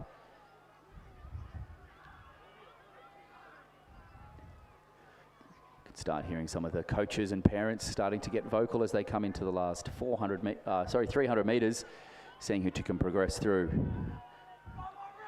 We saw a little bit of a cheeky look to the right from Mitchell Wadey from Marist there, looking at the competition. Definitely Alexander Talby from Radford not letting go easily at all, starting to lift his rating coming into the last 300 metres. It is still the Mossman rower of Ewan Humphreys, been in a top position for the most of this semi-final. Still looking comfortable in the lead. I think it could be the lane 6 Corio Bay just holding on to 2nd over St Joseph's Fred O'Hara, and potentially this Marist Rowing College Mitchell Wadey starting to pick it up, but maybe the Radford rower Alexander Talby's done enough down the track, but definitely coming Mitchell Wadey here. Oh, I think I'm going to call that artificial. Could be Marist over Radford, but we'll wait for the official results to come through. That was Mossman, Ewan Humphreys comfortably in 1st. Taj Bailey from Corio Bay in 2nd. 3rd, St Joseph's, Fred O'Hara. Waiting for the photo finish for 4th place and who will progress through. Those two from the ACT going to unfortunately split the progression. That was UTS Oliver Taylor crossing in 6th. In 7th, Centenary, Cassidy Elm Allen. And rounding out the semi-final from Redlands is Kieran Newman. So we'll wait for that official result here.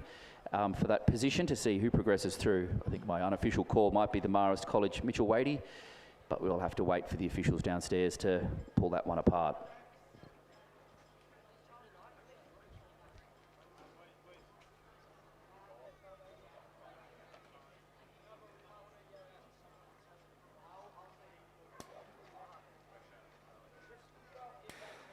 As we wait for that photo finish results, we'll just turn our attention back to the 2nd heat of the under-17 single sculls. On the far side from Leichhardt, we've got Massimo Fitzsimon. In lane 3 from Kinross Walleroy, Hamish Searle. In lane 4 from Gibson Grammar, we've got Obi Vardy. In lane 5 from Mossman, we've got Leighton Schloman. In lane 6 from Radford College, we have Charlie Knight. In lane 7 from Corio Bay, we've got Xander Bailey. In lane 8 from Centenary, Joshua Bradbury. And in lane 9 from Manning Valley Anglican, we have Oliver Sampson. And it looks like the red and white of Mossman coming through the first 1,000 metres.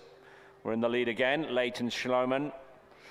He's some almost 5.5 seconds away from Radford College's Charlie Knight in lane 6. Then we have Hamish Searle from Kinross Walleroy, hot on his heels, and then in 4th from Centenary, Josh Bradbury. A couple of seconds behind, Manning Valley Anglican College's Oliver Sampson, and then Leichhardt's Massimo Fitzsimon is in 6th.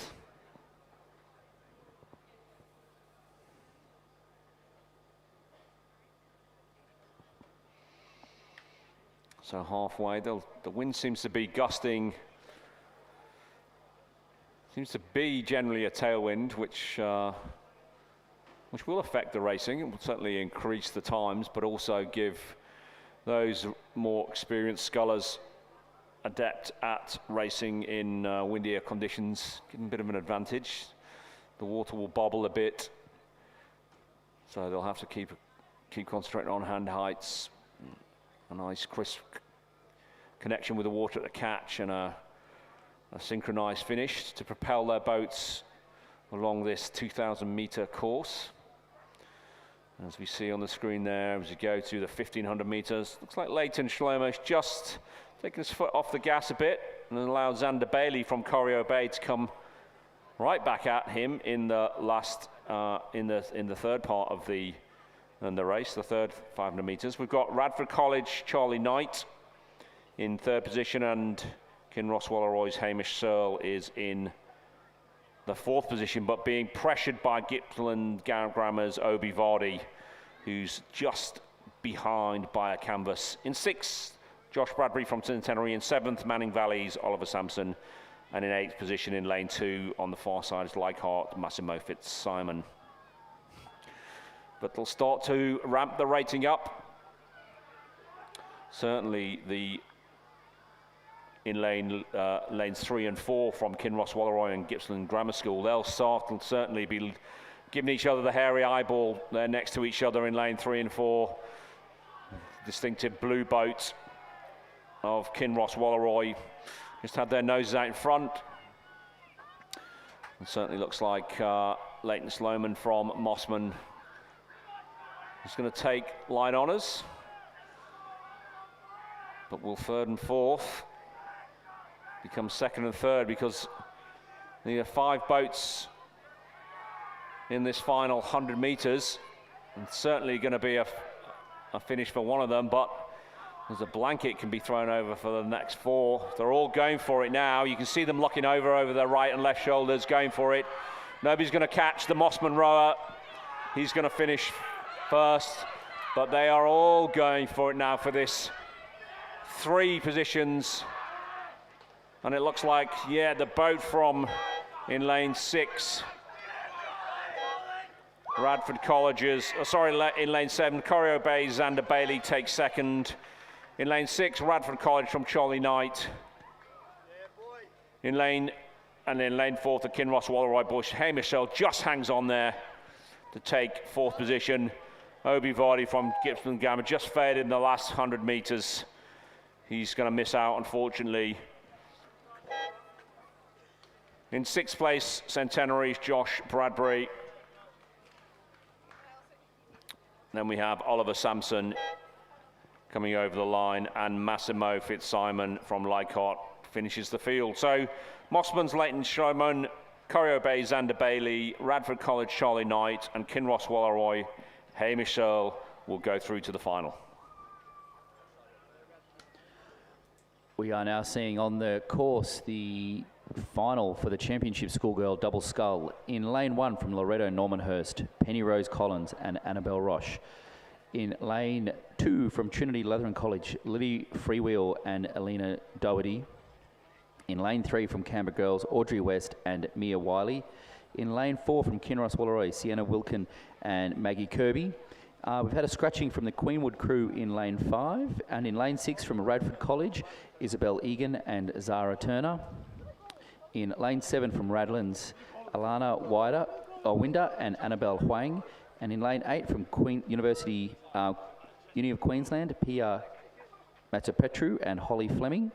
And in lane 9 from Loretto Normanhurst, 2 crew, Sophia Terry and Sabine Walton. Just back on that previous semi-final, the semi-final one, it was the Marist College by 0.2 seconds over the Radford to progress through to the final later today.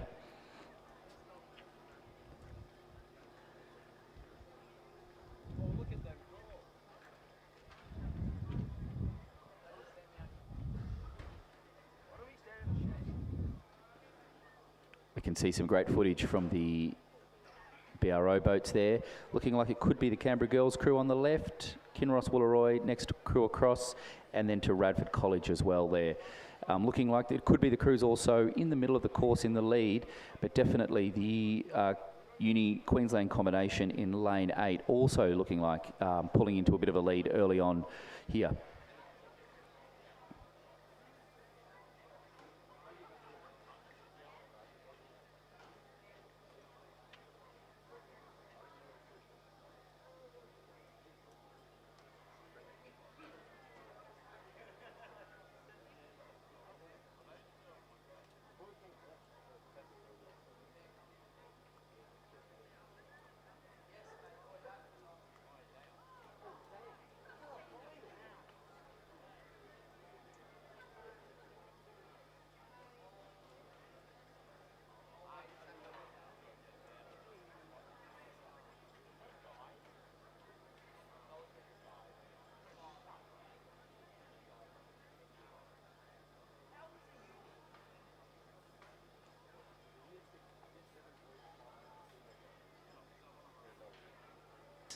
Through the 1,000 metres, it was Radford College combination of Isabel Egan and Zara Turner in first. 2.8 seconds back to Uni Queensland. They're over in lane 8, just 2 in from the grandstand. And then Kinross Wooleroy in third, Loretto Normanhurst in fourth. Just 1.1 seconds back to Trinity Lutheran College. We can see some umpires pointing at the crews there. Just 1.1 back to fifth. So that Trinity Lutheran College combination of Lily Freewen and Elena Doherty definitely looking like they're going to have to step it up for that second half of the race to try to get to that, into that fourth position to get through later today. Apologies, it is a final. So the top 3 positions are what we're looking at here. Radford College, Isabel Egan and Zara Turner. In second place, it is Pia Hazapetru and Holly Fleming. And in third, it is Kinross Wooleroy, Sienna Wilkin and Maggie Kirby. And then 2.2 seconds back to fourth. So it will be a bit of work in that final 800 metres now to get into a medal taking position, but we'll wait and see.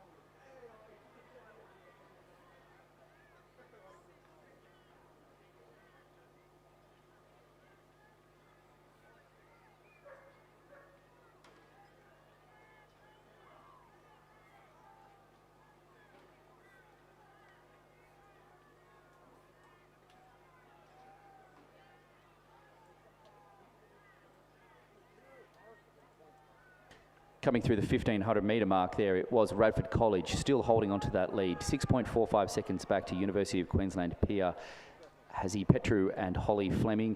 And in third place, Sienna Wilkins, 6.6 seconds back. So these crews getting some significant margins as they come into the last 400 metres here.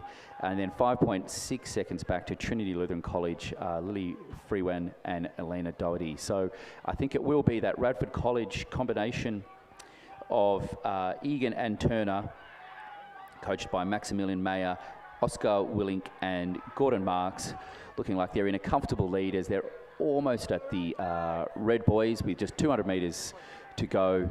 Very comfortable, middle of the course, can see across both sides, holding onto a commanding lead, definitely not dropping down the rating or getting comfortable, dominating this championship schoolgirl double scull.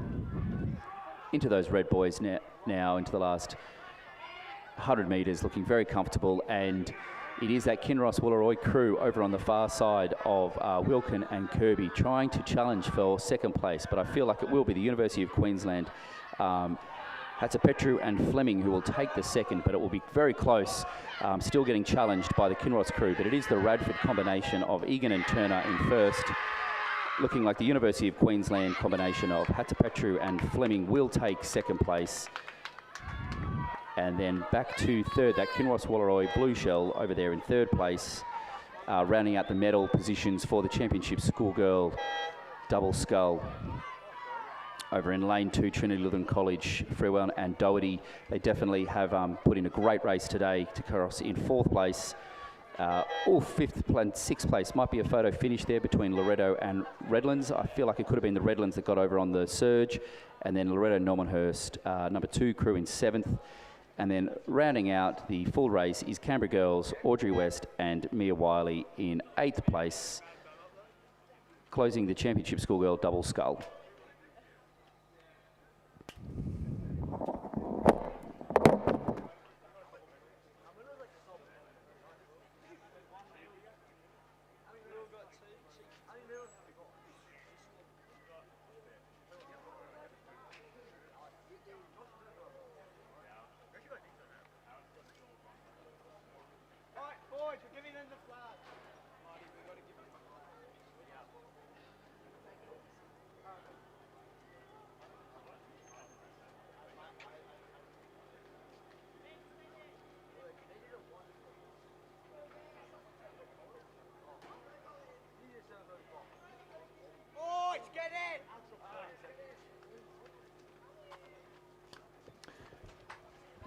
Well, thank you very much to Nathan Birch and Tom Trobe for the last hour or so of commentary. I'm Chris McCarthy. I'm joined back here by Stuart John for the last hour and a bit till the close of racing on day 3. We've finally gotten there, Stuart. We're at the end of it, yes, and the race coming down the course now. The championship schoolboy double scull. You can see it on the screen at the moment. Lane 2 from Hunter Valley Grammar, Harrison Skelly Osmond and Zachary Jones. In lane 3 from Marist College, Roland Carter and Riley Dale.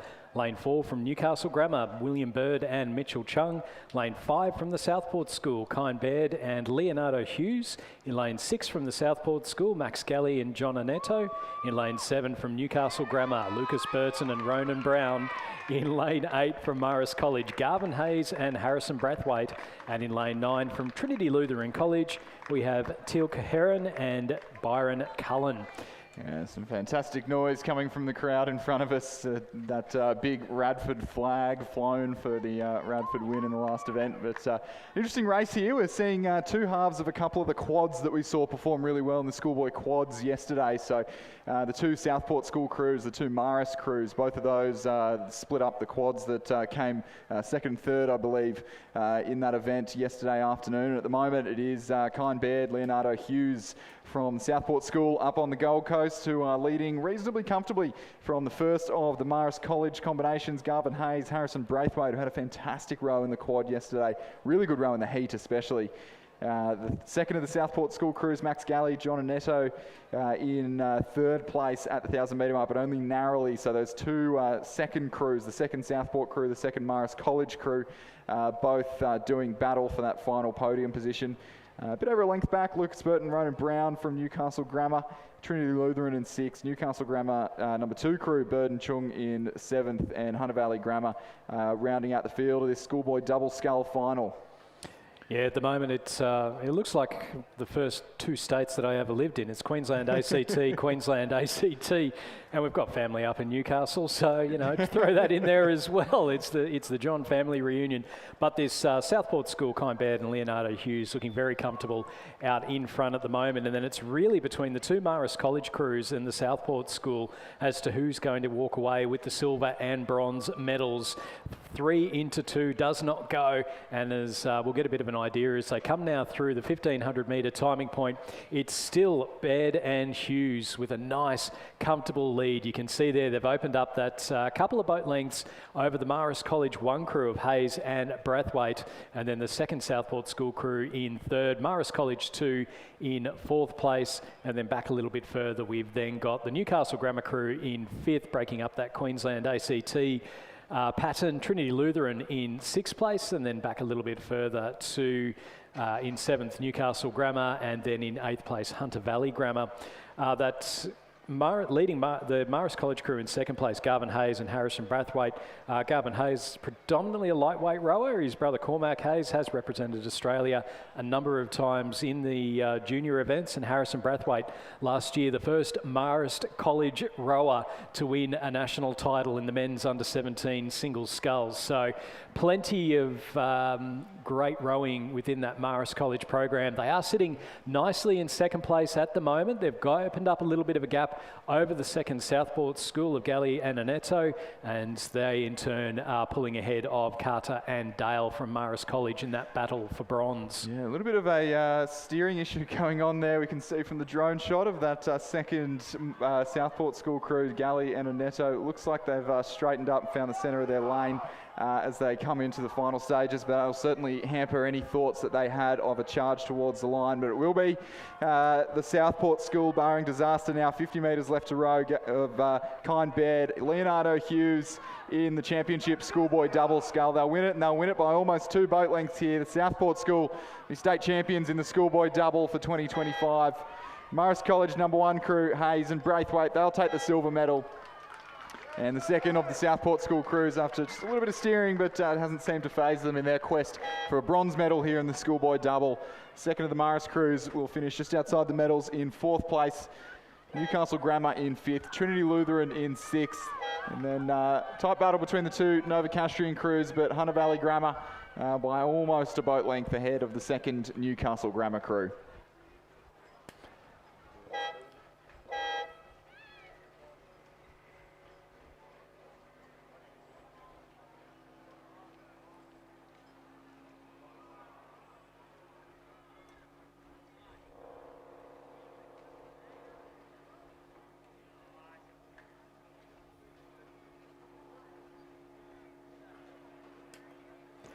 As we move now to the pontoon for the presentation of medals for the championship schoolgirl double scull.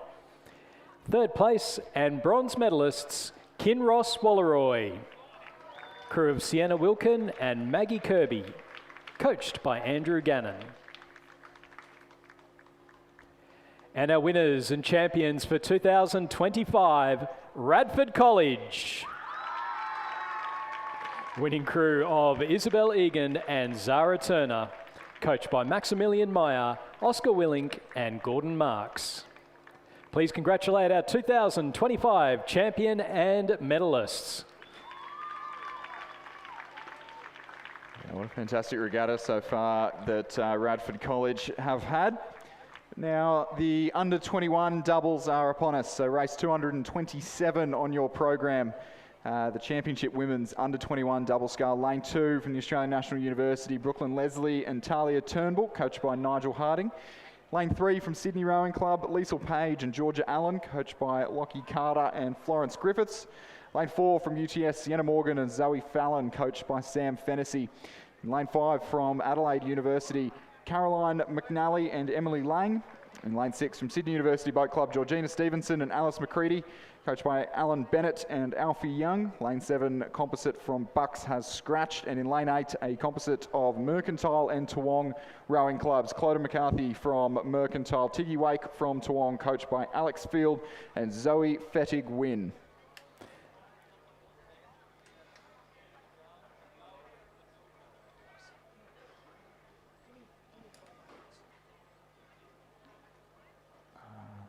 I don't know who it is.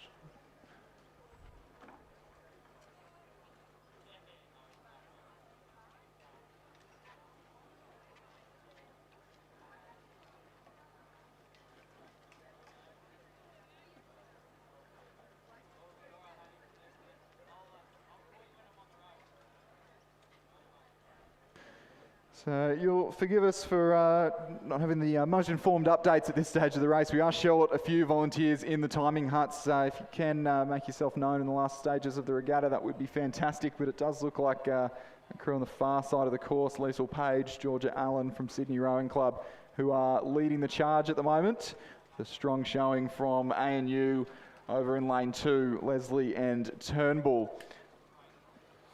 Yeah, and it's interesting with that crew from ANU, Brooklyn Leslie and Talia Turnbull. Brooklyn Leslie only been rowing for a couple of years. She was a talent ID with the ACT Academy of Sport. And Talia Turnbull, I think, is only about 17 years old. So she will be very, very quick she'll become very quick over the next few years. So looking forward to seeing how quick she can go through. It is Sydney Rowing Club with the lead. So we're covering off on both of us here. Sydney Rowing Club in the lead. ANU sitting in second place. Sydney University in third. Adelaide University in fourth. The Mercantile Toowong Composite in fifth place. And then back to UTS in sixth. We might have another chance to do that later on in the afternoon. The Women's Elite Quad is looking like a fantastic matchup between those two clubs. So Liesl Page was in the under-23 Women's Quad last year, rode for Australia in the A final, and Georgia Allen over from the UK on a gap year before going to university in the US later on in the year. But we'll turn our attention to the presentation of medals for the Championship Schoolboy Double Scull. Bronze medalists, the Southport School, Max Galley and John Annetto.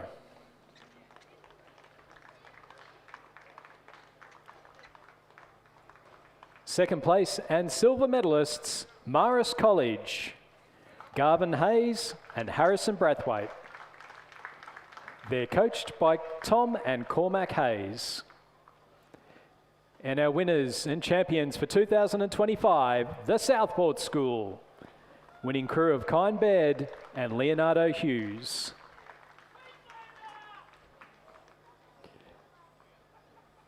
Please congratulate our 2025 champions and medalists. As you see, to the 1500 metre mark, that combination of Georgia Allen, Liesl Page, just really extending that lead in the third 500 of this race. We're just walking away with this very impressive lead, but good little race happening for the minor medals now as ANU starts to come under a little bit of pressure from Sydney University. Georgina Stevenson, Alice McCready, coached by AB and Alfie Young, and certainly with designs on a silver medal at this stage of the race, just 1.6 seconds behind, so a bit over half a boat length in the double scull. Adelaide University well back, about 6.5 seconds back. That's well and truly out of proceedings for a medal, I believe, at this stage of the race, barring a superhuman sprint finish. Well, you just about need the jet engine on the back. From that far back, but certainly Sydney Rowing Club looking very impressive out in front. It does look like Sydney University, Stevenson and McCready have managed to get past the ANU crew of Leslie and Turnbull. May just have spent a few tickets early. They're still sitting in that bronze medal position, but coming up it is the Adelaide University crew of Carolyn McNally and Emily Lang, who are also starting to move up quite nicely. So with 250 metres to go, it's Sydney Rowing Club leading Sydney University, ANU and Adelaide University. So we'll keep an eye out on how that's going to go for the minor placings. ANU looking like they might just be getting that rhythm back and still sitting in third place. Adelaide University will need a bit of a sprint to be able to make it up over the final stages, but anything can happen. Yeah, we saw earlier with a crab nearly costing one of the crews in the double sculls the opportunity to go through to the semi-final. But out in front, though, it is going to be the crew from Sydney Rowing Club. They've led from the start. Liesl Page and Georgia Allen, coached by Lachlan Carter and Florence Griffiths. They'll take the win and the under-21 double scull championships. Coming through in second, we've got Sydney University, about a boat length ahead of ANU. It's been a good comeback from ANU, but Sydney University are going to take the silver. Georgina Stevenson and Alice McCready finishing ahead of Talia Turnbull and Brooklyn Leslie from ANU. Fourth place will go to Adelaide University's Carolyn McNally and Emily Lang, with fifth going to the crew in lane 8 from Mercantile and Toowong. That's Tiggy Wake and Clodagh McCarthy, with the UTS crew of Sienna Morgan and Zoe Fallon finishing in 6th place.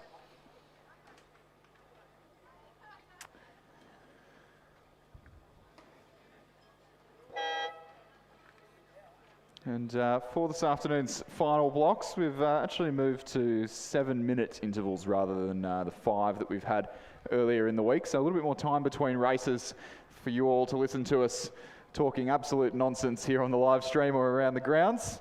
The under-21 doubles just setting off now. Race 228 on your program. In lane 2 from Canberra Rowing Club, Dylan Outram, Angus Scott, coached by Mark Kwiatkowski. Lane 3 from Wendouree Ballarat, Joshua Matheson, Angus Murfitt, coached by Sam Hutchison. Lane 4 from UTS Haberfield, we have Caelan Routley and Jack Power, coached by Matthias Ungemak.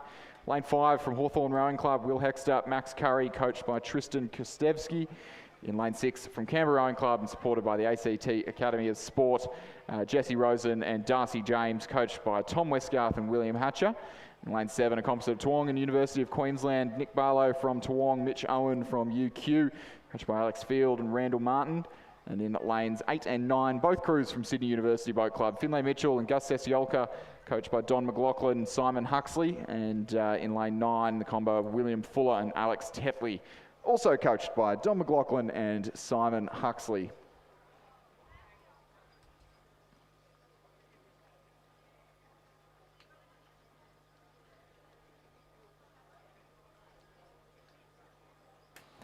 So our rowers in the men's under-21 double sculls coming up towards the 500-metre timing point, and it does look to be potentially lane number 6. Yeah. So that is the Canberra Rowing Club ACT Academy of Sport crew of Jesse Rosen and Darcy James. Tom Westgarth taking over at the ACT Academy of Sport, moving down from the women's NTC. Yep. And taking over from Dave Fermano, who's now moved up to the with Rowing Australia in one of those Pathway to Brisbane. Yep. The 2032 Coaches Scholarship sort of program. I don't know the exact wording of the title for that, but that's sort of the purpose of it, developing coaches through to the Brisbane Olympics. And yeah, Dave Fermano, now one of the men's coaches at the National Training Reinhold Bacci High Performance Training Centre at on Lake Burley Griffin.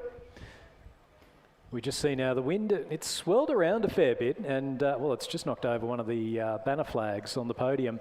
But earlier on today, it was coming in from the north, it's come in from a tail, and now coming in from the south. So the lanes 2, 3, 4, a little bit more protected than the other lanes, but this kind of level, then we are expecting all of the crews to be able to handle the conditions fairly well. Yeah, and how it sort of happens at Cirque, even when it's a slight cross breeze as it is now, it kind of gets funneled down the course. So it is still quick conditions, especially sort of in the last few hundred metres of the course. It's almost a straight tail down the end here, but a little bit more cross breeze in sort of the middle of the course where the camera's looking now.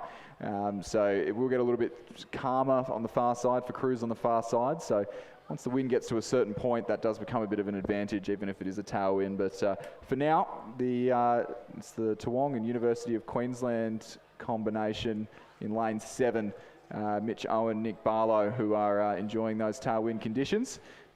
And leading quite comfortably from Wendouree Ballarat's Matheson and Murfitt, who are locked in a pretty tight battle for the minor medal positions. UTS, Hawthorn and Canberra all within about a second and a half of each other at the 1,000-metre timing point. So this will be an interesting one to see how this plays out as conditions change a little bit in the closing stages of the race, and the stakes get ever higher as well as a couple of crews potentially to miss out on a medal there.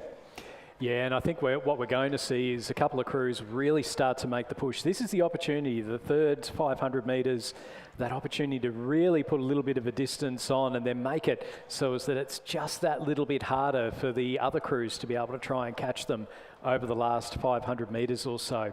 There's about 750 metres left to go at the moment. This Toowong University of Queensland composite of Owen and Barlow sitting comfortably out in front at the moment. But who's going to take the minor placings? As Chris mentioned, we've got a few different crews that are in there at the moment, and we'll see soon who has made it. And you see on the screen at the moment just how close those other crews are. We've got Wendouree Ballarat, probably just with their noses out in front, but the Canberra Rowing Club, well, you can see the University of Queensland Toowong composite in the foreground. You've got Wendouree Ballarat in the background, and then three crews side by side by side, UTS Hawthorn and the Canberra ACT Academy of Sport program. So it is the University of Queensland and Toowong. They've got the lead. Wendouree Ballarat in second place, and then within a canvas of each other, UTS, Canberra and Hawthorn, who is going to go through and take that bronze medal. And I wouldn't count any of them out actually for a silver medal either. Yeah. Wendouree Ballarat with it all to play for. Yeah, Wendouree Ballarat sitting about a length and a half up on that battle for the bronze medal, but definitely not safe at this stage of the race. We've got three crews going bow ball to bow ball for the bronze, and as Ben Homer said yesterday, the rising tide lifts all crews. A battle for the bronze can quickly turn into a battle for the silver if Wendouree Ballarat don't see that coming. And likewise as well, in maybe the slightly blusterier or windier lanes on the near side of the course, that Toowong University of Queensland crew look to be in danger of, especially Wendouree Ballarat. They've seen the challenge and on the far side of the course there, and they've lifted. They've taken the UTS crew with them, and I think Toowong and University of Queensland are in trouble here. They've led all the way through the race. They were 4 seconds ahead at the 1,000-metre mark, and I think it's going to come right down to the line as the crews in the last 150 metres of the course now. Wendouree Ballarat on the far side, Toowong and University of Queensland on the near side of the course. UTS coming home with a wet sail, looking for a chance at taking the win here. The top three starting to separate themselves from Canberra and from the crew in the centre of the course from Hawthorn. But Toowong and University of Queensland trying desperately to hold on to that lead. The finish line can't come soon enough for them. Wendouree Ballarat would like a couple more metres to row. They're coming home with a wet sail. I think Toowong and University of Queensland are just going to hold on. What a fantastic finish. Toowong and UQ Composite. Wendouree Ballarat for the silver medal. UTS going with them and finishing up with the bronze. That sprint for the finish, just leaving Canberra and Hawthorn just in the dust in that late stages of the race. And 6:35 in the under-21 double is a quick time. That is a very quick time. We're just seeing Sydney University, the crew in lane 8. That's Finlay Mitchell and Gus Scola finishing up now. Then they'll be followed by the Canberra Rowing Club crew of Dylan Outram and Angus Scott, coached by Mark Kwiatkowski. And then the Sydney University crew of William Fuller and Alexander Tetley coming through in 8th place. So a fantastic finish there, a big win for the Toowong University of Queensland Composite.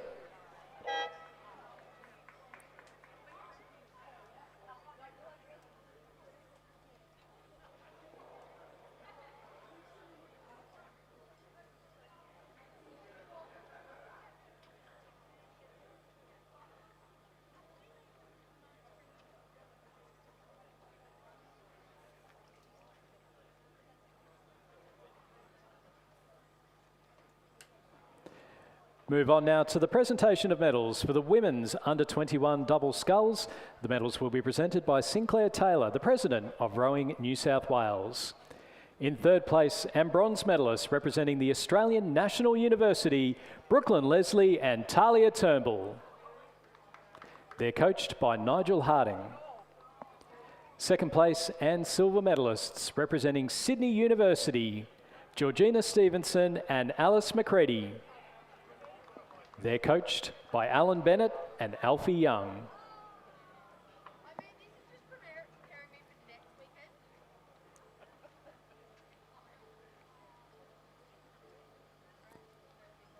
And our race winners and champions for 2025, Sydney Rowing Club. The winning crew of Liesl Page and Georgia Allen. They're coached by Lachlan Carter and Florence Griffiths.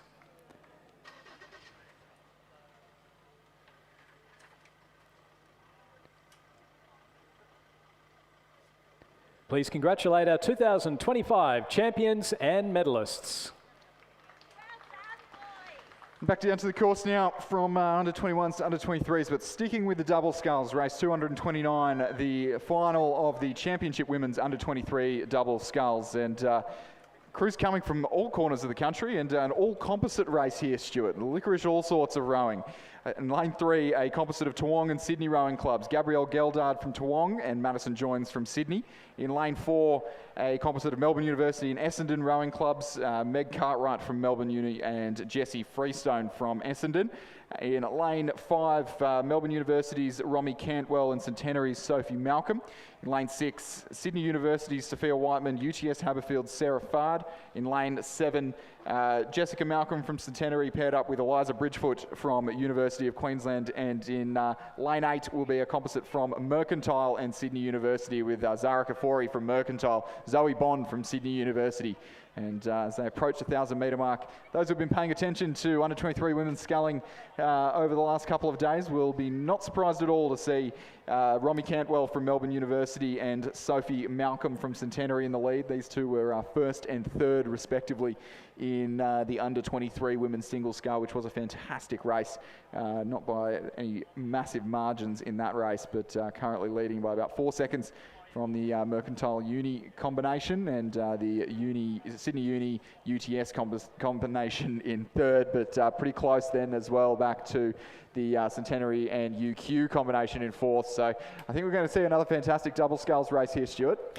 Yeah, look, this is going to be tight. There's only a second between second and fourth places. So the Melbourne University Centenary, Sophie Malcolm and Romy Cantwell, looking comfortable out in front at the moment, but you know, just under 5 seconds, sorry, back to Zoe Bond, Sarah Kafuri, and then Fard and Whiteman, and then Bridgefoot and Malcolm. So plenty of, we've mentioned a few times, there's plenty of good young women rowers coming out of Queensland at the moment. We saw that last year when they won the Bicentennial Cup, the Women's Youth Eights, and certainly doing quite well at the moment with Sophie Malcolm, Eliza Bridgefoot and Jessica Malcolm sitting in the top 4 in this one. Yeah, lots to be hopeful for with Queensland rowing, with a bit of a revitalised QAS program inbound and a little bit of funding coming towards the Brisbane Olympic Games. So a lot to be hopeful for north of the Tweed River. But at the moment, their representative, Sophie Malcolm, paired up with Victoria's Romy Cantwell, doing the best job of things here in the under-23 double.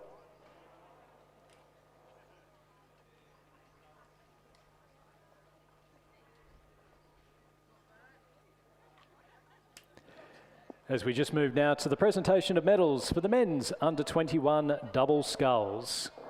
Medals will be presented by Sinclair Taylor, President of Rowing New South Wales. Third place and bronze medalists, UTS, the crew of Kaylin Routley and Jack Power. They're coached by Matthias Ungermack.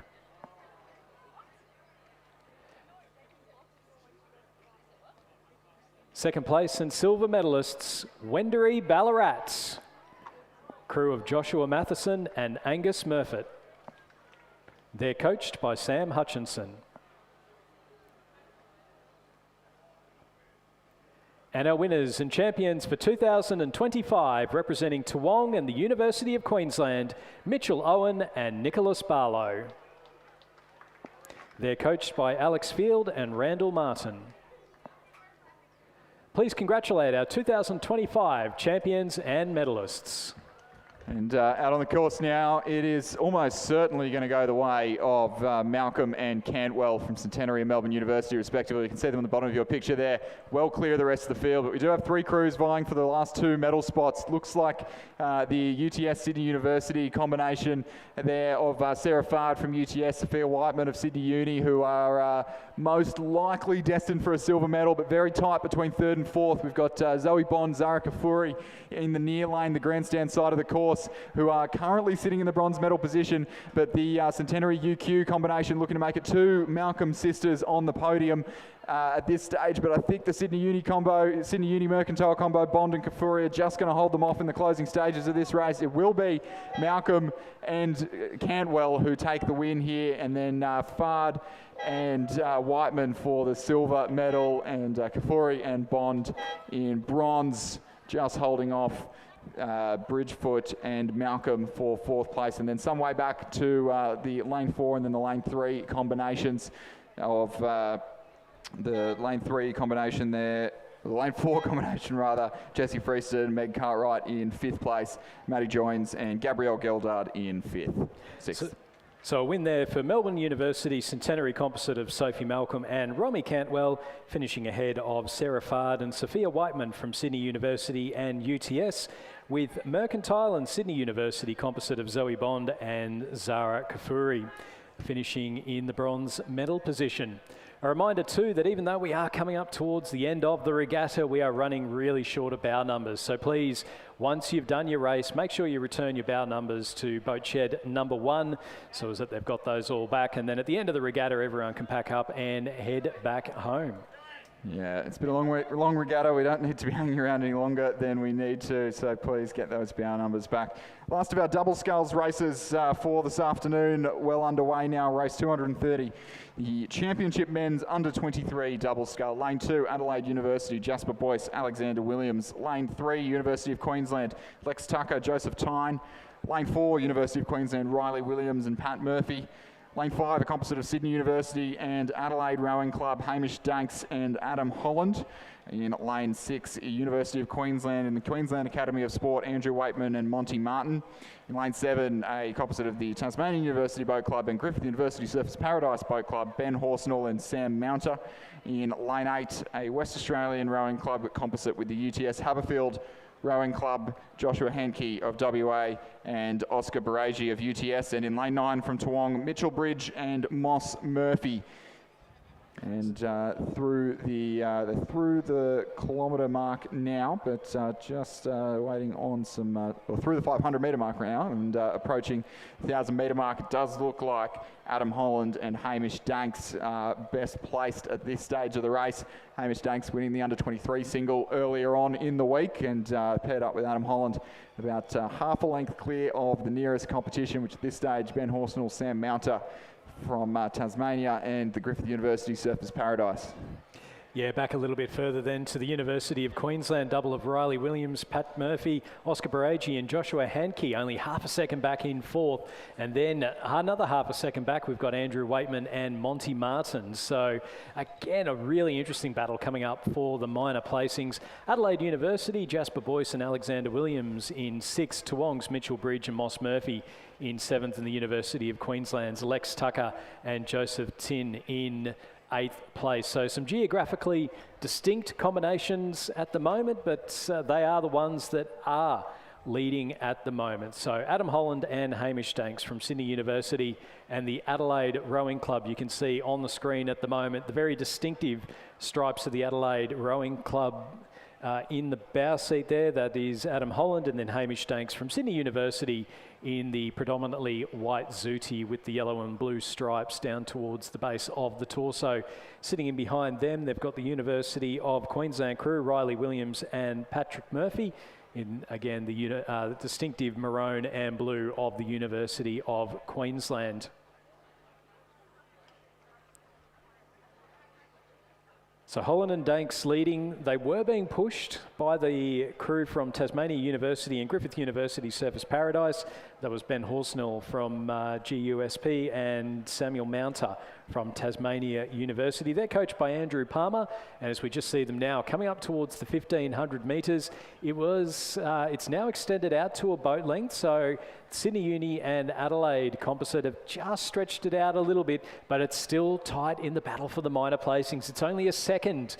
Only a couple of seconds actually between 3rd and 6th, so it is really anyone's game there. University of Queensland, Waitman and Martin, they've moved up into 3rd place. Baragi and Hankey from West Australian Rowing Club and UTS in 4th. Sydney University, Jasper Boyce and Alexander Williams in 6th, Toowong, Mitchell Bridge and Moss Murphy, and then Lex Tucker and Joseph Tin towards the back of the field. But it is Holland and Danks still with that lead. A couple across from them, we've got Horsnell and Mounter still sitting in 2nd place. There's a bit of a push now starting to come from the crew in between them. That's Waitman and Martin. They were sitting a little bit further back at the 1,000 metres. They've really made that push over the 3rd 500. They're now sitting in the bronze medal position ahead of the Adelaide University crew over on the far side of the course, Jasper Boyce and Alexander Williams. But they're now starting to put the pressure on run. They've upped the rate. Are they able to go through and take a cheeky bronze? We've got 4 crews out towards the front now, just starting to split it. The West Australian UTS composite of Baragi and Hankey just dropping off the pace a little bit. Out in front, it's Adam Holland and Hamish Stanks from Adelaide and Sydney University. They've got a couple of big strokes left to go. They're going to go through and take what is a very nice win. Second place is going to go to Horsenal and Mounter. But third, it's going to be the University of Queensland holding on by just under a boat length ahead of the Adelaide University crew of Boyce and Williams, then back to Baragi and Hankey, just fading a little bit over that last 500 metres or so. Sixth place going to Williams and Murphy from the University of Queensland, with seventh going through to the Toowong crew of Bridge and Murphy. Eighth going to the final University of Queensland crew of Tucker and Tin.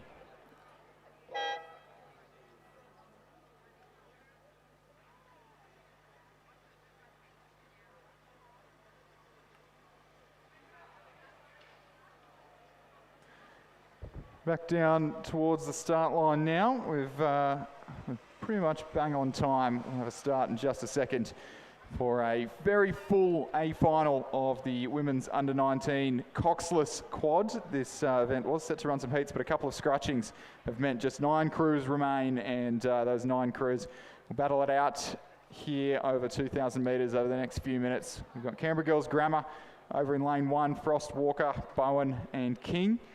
Lane 2, University of Queensland. So they're just under starters orders. We'll have a start any second. There we go. But we may just move down to our presentation dais.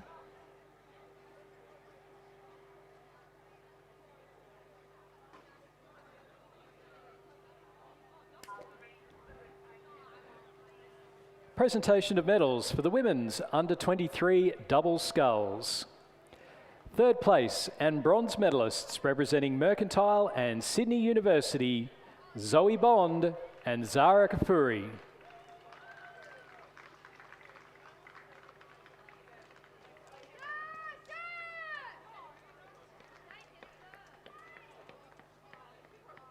Second place and silver medalists representing Sydney University and UTS Haberfield, Sarah Fard and Sophia Whiteman.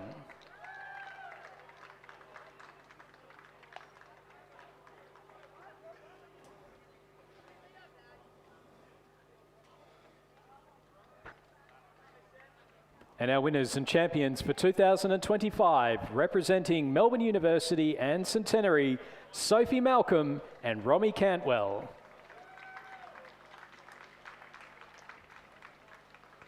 Please congratulate our 2025 champions and medalists.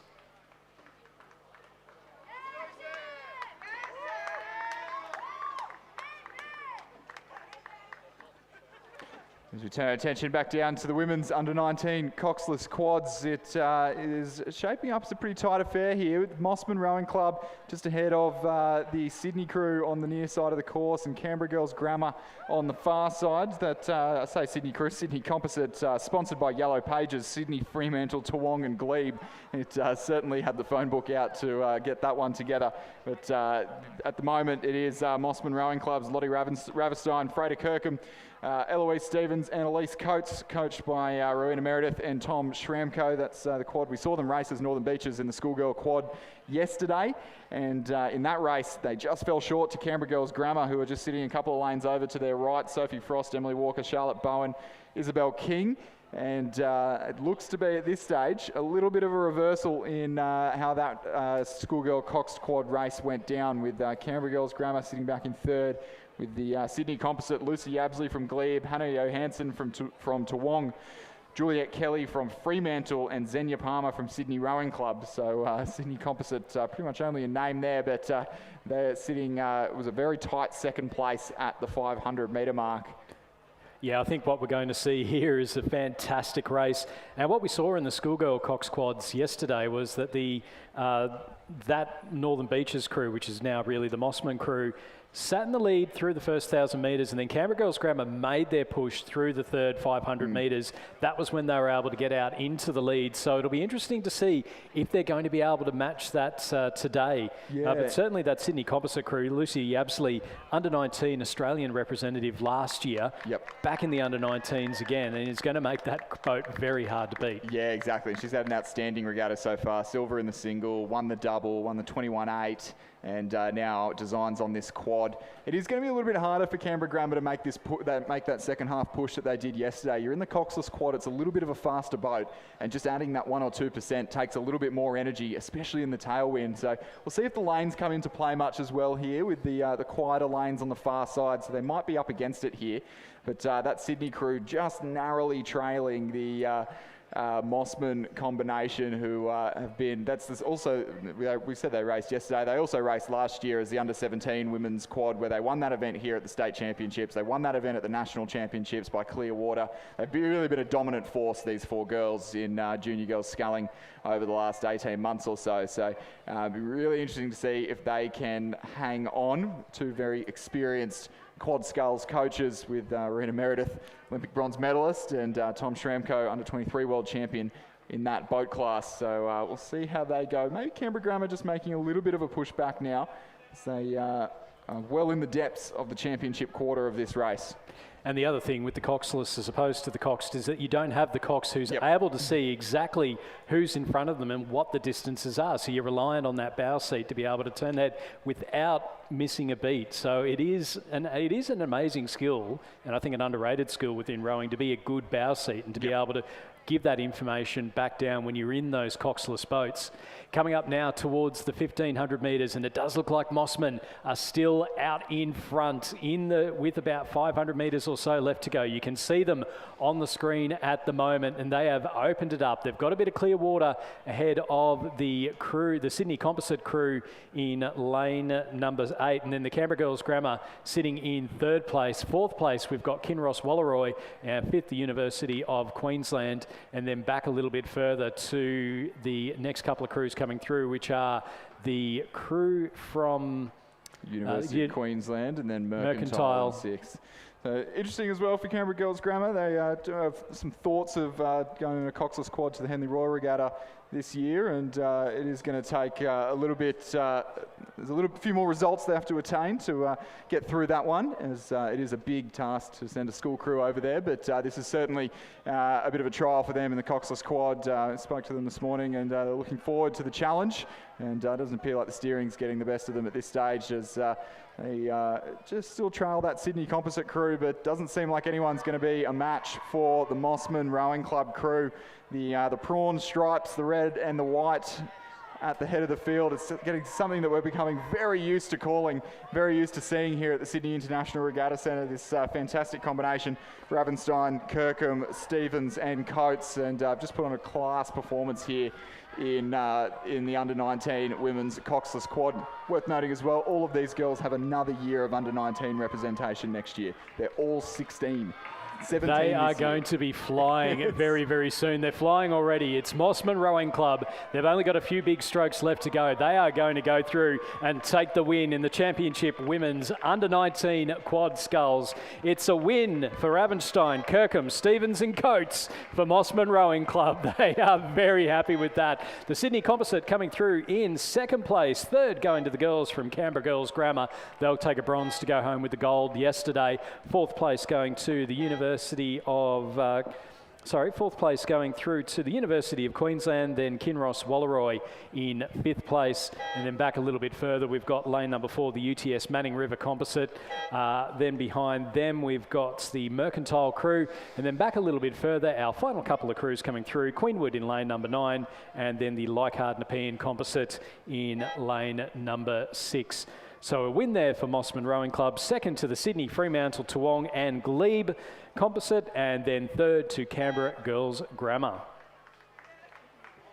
And we'll, with the end of that race, we will turn our attention to the presentation dais for the presentation of medals for race number 230, the Championship Men's Under-23 Double Scull. Just third and second place here. Third place and bronze medalists, the University of Queensland, Andrew Waitman and Monty Martin.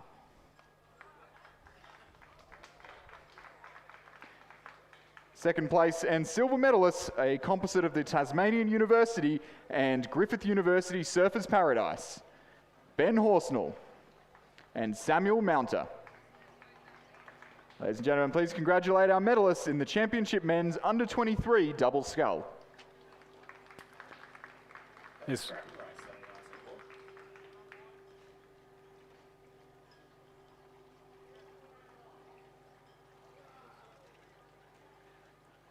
Moving on to race number 232. We're not long to go in the 2025 New South Wales Rowing Championships. It's the men's under-19 quad sculls. Lane 1 from Leichhardt, we've got Remy Wilson, Carter Clifton, Peter Simkovich and Dylan Lee, coached by Isaac Shepherd.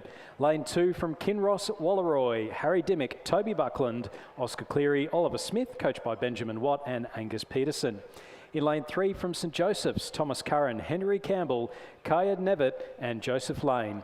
Lane 4 from Gippsland Grammar, Stuart Ray, Jack Courtney, Lagan Joshi, Connor Howard and coached by Mark Friedman. In lane 5 we have a Newcastle University, Tasmania University, Wendouree Ballarat and Essendon composite of Rhys Davey, Max Mason, Noah Haas and Luke Purdy. They're coached by Odin McIntosh, Bill Nugent and Jamie McDonald. Lane 6 from Mossman Rowing Club, Julian Lemats, Floris Elias, Tobias Elias and William Robertson, coached by Rowena Meredith and Tom Schranko.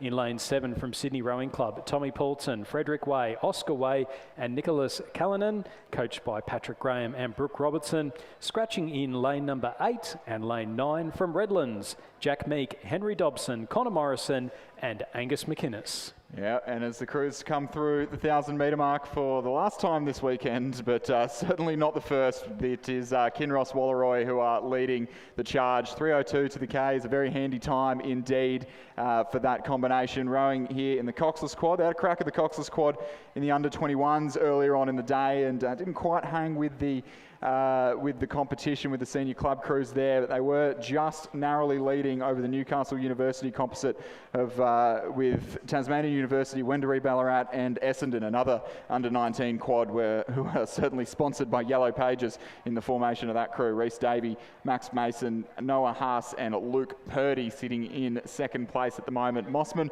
back in third at this stage of the race. Julian Lamatri, Floris Elias and Tobias Elias, William Robinson in the stroke seats, and they were just sitting in third place there in the centre of the course in the Empacher Shell, and it looks to be the same through the 1,500 metre mark, but Newcastle University Boat Club have just moved in front of Kinross Walleroy in the closing stages of this, or in the second half of this race. Kinross now trailing by 2.14 seconds as Mossman back in third, Redlands, Leichhardt and Gippsland Grammar at this stage of the race.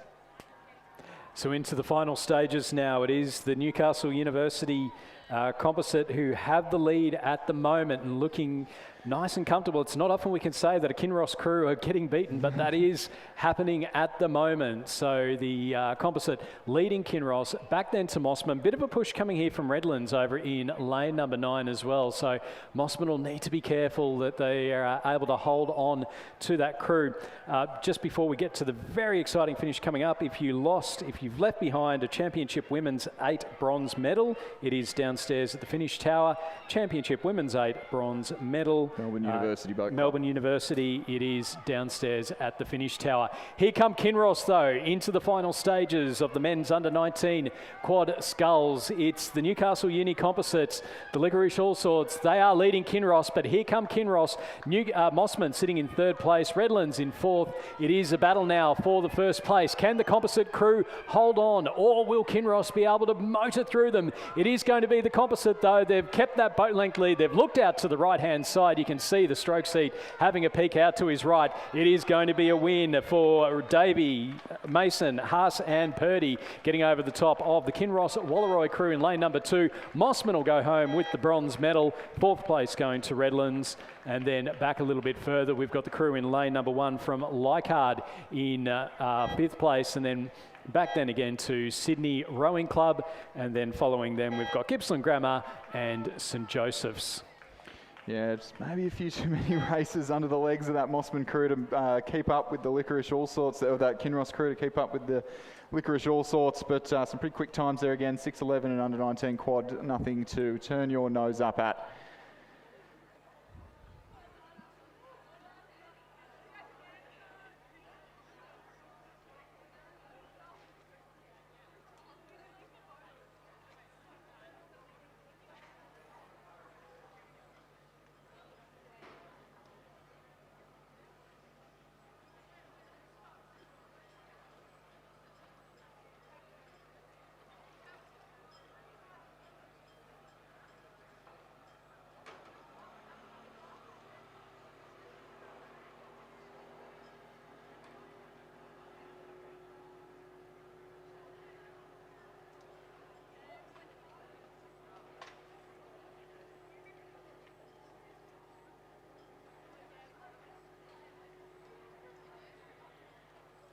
Presentation of medals for the women's under-19 quad sculls. The medals will be presented by Mark Hall from Mossman Rowing Club.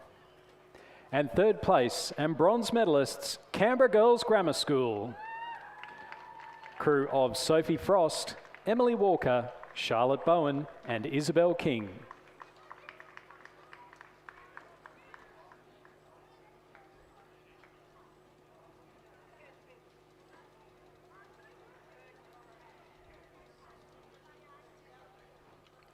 Second place and silver medalists representing Glebe, Toowong, Fremantle and Sydney Rowing Clubs, Lucy Yabsley, Hannah Johansson, Juliet Kelly and Xenia Palmer. They're coached by Patrick Graham, Milan Parker and Gus Rodero.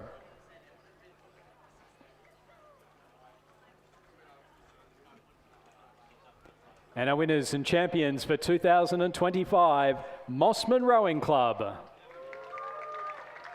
Winning crew of Lottie Ravenstein, Frida Kirkham, Eloise Stevens and Elise Coates. They're coached by Rowena Meredith and Tom Schranko.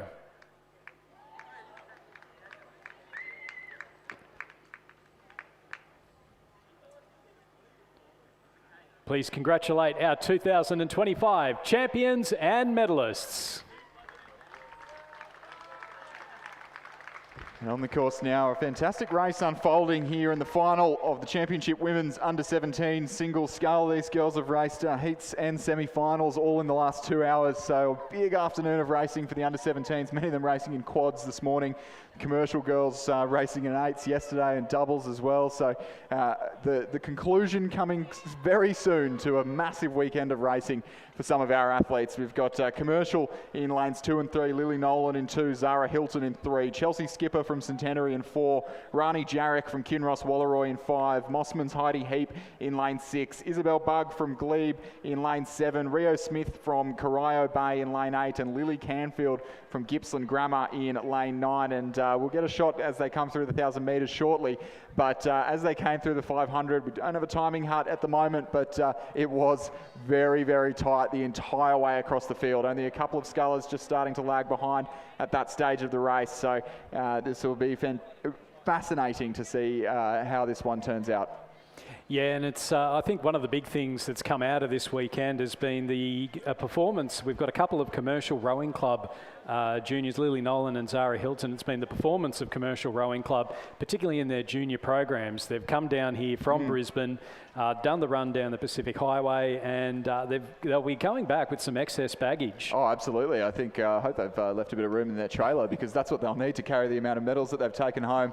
Very impressive to win the Under-17 as a club as well, when you're up against school programs that just have that sort of cohesion and that funding and that everything else behind it, to take that Under-17 and then back it up all the way through the weekend. We've seen them being really competitive in doubles and quads and now in singles. I'd love to find out what they're feeding them there up at Commercial Rowing Club. Well, you know what it is. They're dodging the bull sharks and the city cats in the Brisbane River. So yeah, that's always a good incentive, always a good incentive. But at the 1,000 metre mark, Chelsea Skipper from Centenary, Izzy Bugg from Glebe and Heidi Heap from Mossman Rowing Club, where the top three, Zara Hilton, the first of the commercial scullers there in lane 3, sitting in 4th, just shy of a medal, and Rani Jarek from Kinross Wallaroi, who we've already seen come down the course in doubles and quads today, now out for a 3rd race in the single, sitting in 5th place. Lily Nolan in 6th place, the second of the commercial scullers over in lane 2.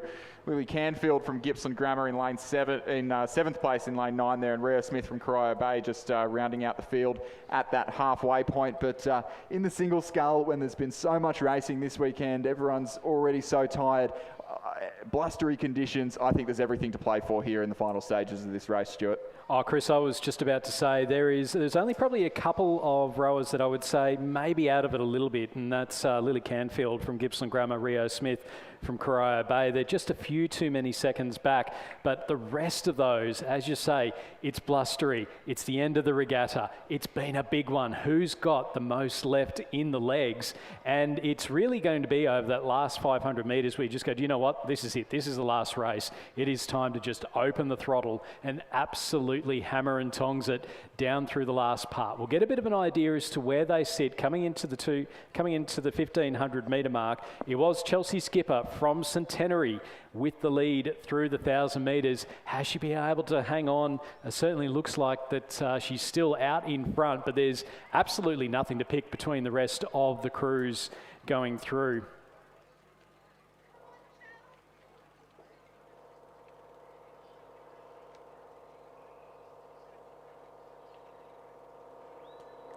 So it is still the lane 4 sculler there from Centenary. Chelsea Skipper who just separated herself from the rest of the field, and good thing she has, because I think it is going to be a tight battle for the minor placing. So a couple of boat lengths lead that she's got there. Heidi Heap from Mossman just leading Izzy Bug from Glebe. Izzy Bug doing a lot of her rowing at the Ascombe School as well, under our co-commentator Lizzie Chapman. Rani Jarek from Kinross Wallaroi just a couple of seconds back now from a podium place, as is Lily Nolan from Commercial. The 2 commercial scullers, Zara Hilton there, so 2 commercial scullers, 5th and 6th, Gippsland Grammar and Corio Bay, now a little way off the rest of the field. So we'll see what these scullers can do in the closing stages of this race. I wouldn't count out Rani Jarek from Kinross, who has often excelled in these singles races with maturity beyond the years of such a young sculler. And, never count out a Kinross sculler. I would never count out a Kinross sculler, especially any kind with of Kinross. Plenty of Kinross supporters on the banks in front of us as well. They're into the final stages now. Chelsea Skipper from Centenary Rowing Club. She's got that lead. She's holding on to it. You can see the fatigue start to come through now into the final stages. A couple of cross from her. We've got Heidi Heap from Mossman Rowing Club sitting in second, but here comes Rani Jarek from Kinross Wallaroi. Is she going to be able to go through and take the bronze, or will it be Izzy Bug from Glebe Rowing Club, coached by Milan Parker? It's an absolutely on like Donkey Kong in the final stages of the women's under-17 single sculls. It's all to play for. The minor placings are up for grabs, and we're seeing Rani Jarek really starting to push now. She's starting to catch up to the Mossman sculler. Heidi Heap, you can hear the crowd absolutely going off at the moment as they try and scream their girls home. Chelsea Skipper from Centenary Rowing Club, she has had a fantastic row in that very distinctive yellow and red scull, and she's out in front. The battle for the minor placings, it's Kinross, Mossman, Glebe. Who's got it? It's going to be a fascinating finish coming up. It's going to be Chelsea Skipper from Centenary with a couple of big strokes. She's going to go through and take the win. Kinross, Mossman, Glebe. Who's got the minor placings? It's Mossman just out in front on the surge. It's a photo. It's a photo. I think it's going to be Mossman, Glebe and Kinross, but we'll wait for the photo because there was about a canvas between all 3 of them. Going through in 5th place will be the sculler in lane 2. That's Lily Nolan, just finishing ahead of Zara Hilton from Commercial. And then back a little bit further, we've got Lily Canfield from Gippsland Grammar and Rio Smith from Corio Bay. That was heart in the mouth stuff. We'll wait on that final confirmation of results. Wouldn't go off the screen just yet, but certainly a good win for Chelsea Skipper. And we're just waiting on the replay. We'll get through to the final. They're showing it up now, and look, the judges are going to have a better view than what we do. We'll wait on the final results there, but for now, let's cross now to the podium for the presentation of medals for the men's under-19 quad sculls.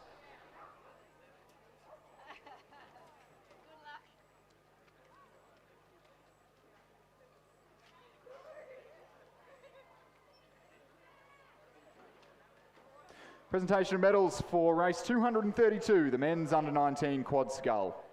Third place and bronze medalists, Mossman Rowing Club. Julian Lemaitre, Floris Elias, Tobias Elias, and William Robertson. The crew was coached by Rowena Meredith and Tom Schramko. Second place and silver medalists, Kinross Walleroy, Harry Dimmock, Toby Buckland, Oscar Cleary, and Oliver Smith. The crew coached by Ben Watt and Angus Peterson.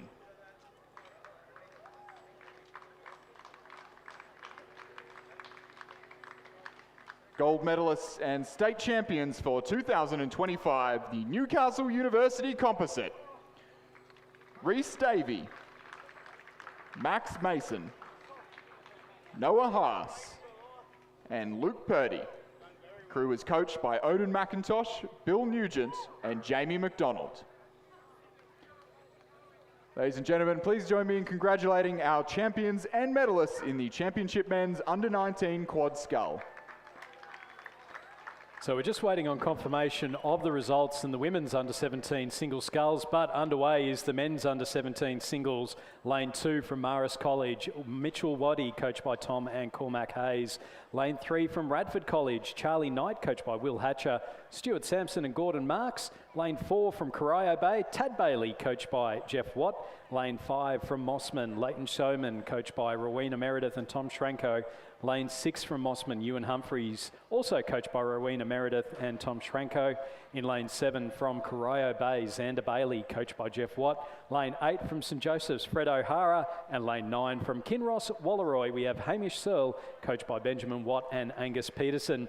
Through the 1,000, it was Leighton Skoman leading. Ewan Humphreys saw Mossman 1 and 2. Xander Bailey from Corio Bay in 3rd place, ahead of Charlie Knight from Radford. Tad Bailey from Corio Bay in 5th. St Joseph's, Fred O'Hara in 6th. Kinross's Hamish Searle in 7th. And Marist College's Mitchell Waddy in 8th place. So again, we're still just waiting on that final confirmation. It was very tight for those minor placings. There's a crowd of boat race officials downstairs looking around the computer. So very tight result in that under-17 women's single. Don't go anywhere. We'll bring you the results as soon as they pop up on our screen. I'm actually not happy to call that preemptively. I think it was really, really If close. I've called that over the line, I will be smiling the whole drive home to Canberra. Yeah, that's right. But here in the men's equivalent, Leighton Showman from Mossman, currently just leading his clubmate in the lane next to him, Ewan Humphreys.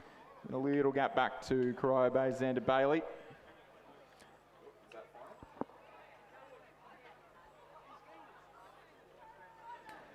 So we do have the official results in the women's under-17 single scull. The winner from Centenary Rowing Club, Chelsea Skipper. 2nd place, Glebe Rowing Club, Isabel Bugg. 3rd place, Mossman Rowing Club, Heidi Heap.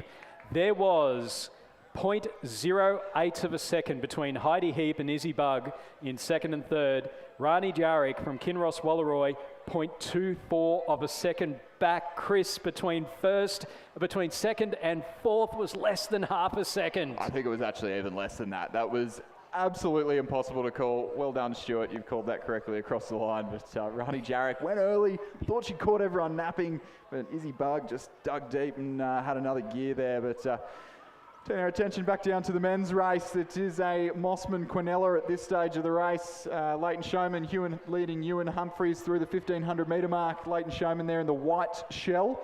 And to his left, the other Mossman sculler, Ewan Humphreys in the red Wintec shell there. And then closest to this side of the course, 3rd from the grandstand side of the course, is the 3rd place sculler of the Corio Bay, Xander Bailey. And it's the 2 Mossman scullers out in front. And again, we talked about commercial in the women's one. How good have Mossman been this regatta? If I had a podcast, I'd be talking all about it. Funny that, Stuart. If only someone had a rowing podcast. Oh, but it is the battle of the Mossman crews. Leighton Skoman leading by half a boat length over Ewan Humphreys, but they are both going for gold at the moment. It is then Xander Bailey from Corio Bay leading Charlie Knight from Radford College. That does look like it's going to be a Mossman Quinella. It is lane number 5, Leighton Skoman from Mossman Rowing Club. Is he going to be able to hold on? There's a big push coming here over the final strokes. It is going to be Skoman just by about half a canvas over Ewan Humphreys in second place. Third goes to Xander Bailey from Corio Bay. Fourth will go to Charlie Knight from Radford College, with fifth going to Kinross Wallaroy's Hamish Searle. Sixth place will go to Tad Bailey, also from Corio Bay, finishing ahead of St Joseph's Fred O'Hara in seventh, and Marist College's Mitchell Waddy in eighth. Chris, we have been spoilt by these under-17 singles. Oh, it happens every year. Sometimes we go through the heats and the semis and we think, oh, this drags on a little bit, but the under-17 racing is always a highlight at both the States and the National Championships, and we've been very lucky to have such fantastic racing there. A little bit of intra-club rivalry on display there. Notice as well, fun fact that Hamish Searle from Kinross rowing in a single bearing the name of his sister, Lucy Searle, who won a medal for Australia at the under-23s last year, and is currently rowing at the University of Texas. So hook 'em horns if you're watching from Texas. Moving on now to our penultimate race of the regatta. It's the women's elite lightweight quads and the women's elite quads. So the lightweight quad is a Banks Essendon composite of Ellie Brennan, Antionetta De Cosmo, Alyssa Mirabelli and Francesca Spano. In lane number 4, the first of our women's elite quads from the University of Queensland, Sarah Burke, Ellie Reddy, Elizabeth Newell, Wallace Russell, and they're coached by Michael Russell and Philip Bergignon. Lane 5 from Sydney University, Sophia Whiteman, Aisling Hayes, Jamie Ford, Eleanor Price, and coached by Thomas Larrick and Alfie Young.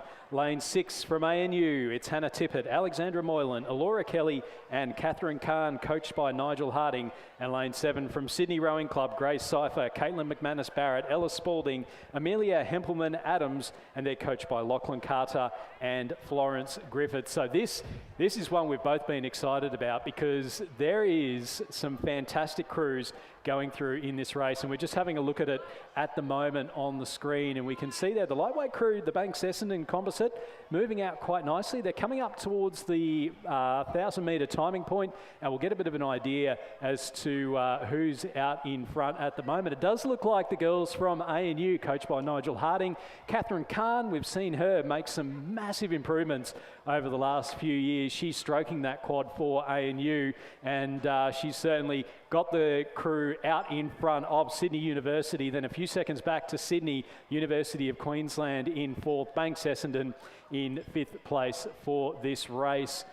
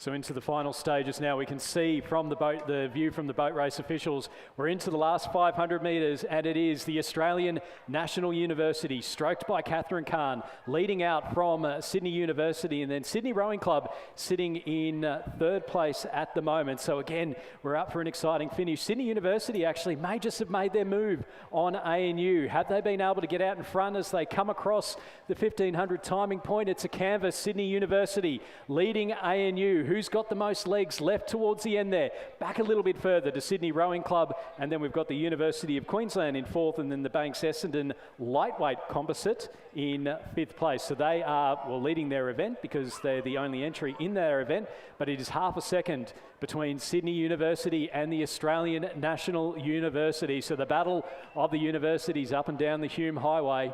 And it does look like Sydney University have made their move through that third 500 metres. Sophia Whiteman, Aisling Hayes, Jamie Ford and Eleanor Price. And chatting to a few of the ANU girls beforehand, they were saying that the Sydney University crew was probably going to be the one that were going to be the hardest to beat. And you can see them now, they're really starting to put that push on. It's going to be difficult for the ANU girls to be able to make up that gap. A lot of these girls doubling up, very quick succession. We had Sophia Whiteman winning the under 20, or not winning, but racing in the under 23 women's double with a bronze medal, I believe, in that only about 45 minutes ago, and backing up into the quad. But so maybe some slightly fresher legs in the ANU combination who haven't been racing in those doubles over the last hour or so, but regardless, still a very big weekend for them. But ANU knocking on the door, but it doesn't look like it's going to be enough for this very classy looking Sydney University Boat Club combination. Sophia Whiteman, Aisling Hayes, Jamie Ford, Eleanor Price, Tom Lorich and Alfie Young, the coaches, as they break out a little bit of clear water, as University of Queensland having designs on a medal here. Sydney Rowing Club possibly just a little bit off the expected pace here, and University of Queensland are going to come through for a bronze. Sydney Uni cross the line for the gold. ANU takes silver. University of Queensland have come from behind victory. They've caught Sydney napping here. They're going to nab the final medal. Sydney finish in 4th place. The lightweight Banks and Essendon crew in 5th but 1st in their event. As we cross now to the podium for the presentation of medals for the women's under 17 single sculls.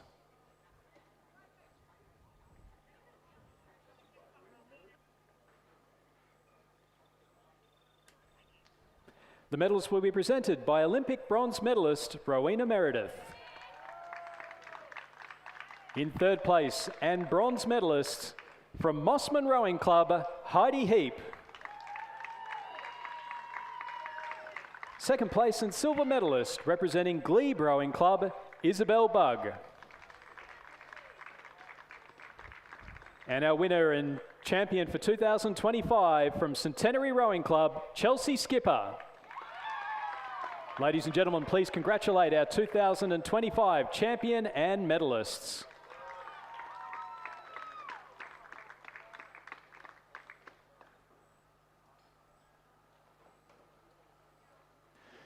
On the course now is the final race of this afternoon, the final race of today, and the final race of the 2025 New South Wales Rowing Championships. Race 236, Championship Men's Elite Quad and the Championship Men's Elite Lightweight Quad Sculls. In lane number 4, we have Sydney University Boat Club, Jackson Kench, Will Rogers, Hamish Danks and Marcus Delamata.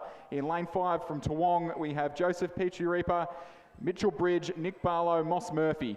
And in lane 6, we have our first lightweight contenders from UTS Haverfield, Ryan Joe, Nick Mather, Zink Bosco and Luca Malozzi, coached by Tim McLaren. And in lane number 8, we have a New South Wales lightweight squad crew, which is Will Gregory from Sydney Uni, Jason Waddell from Nepean, Fletcher Smith from Sydney Rowing Club and Remy Keats of Newcastle Rowing Club. And as expected, that Sydney University Boat Club combination striding out to an early race lead.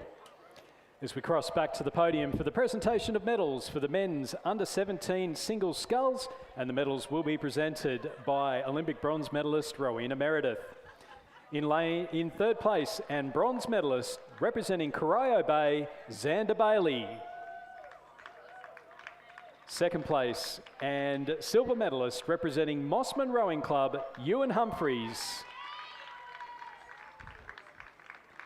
And our champion for 2025 representing Mossman Rowing Club, Leighton Skoman. Please congratulate our 2025 champion and medalists.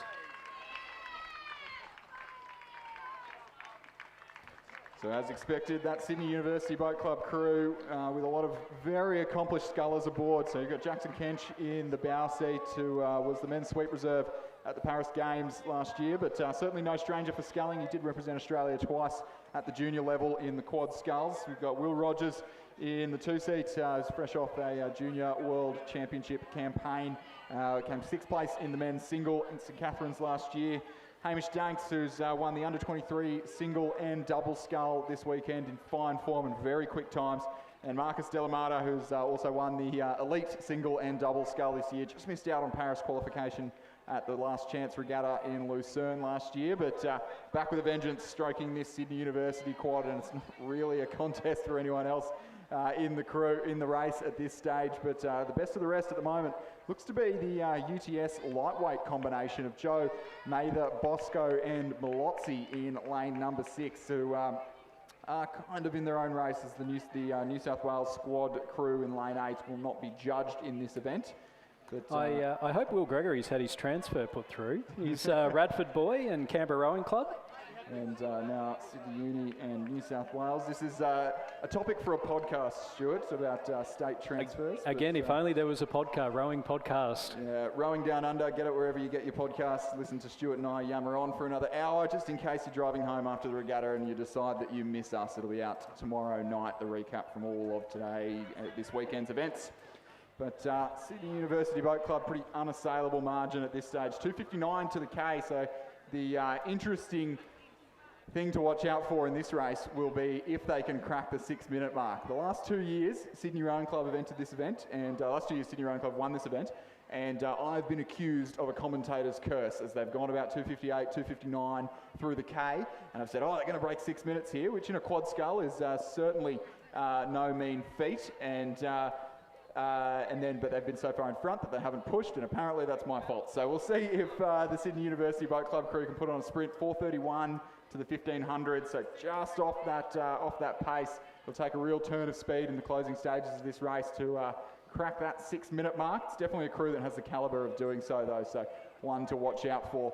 A little tussle appearing. There's not really officially a race going on in the back three. So we've got Toowong, who look destined for silver in the elite quad.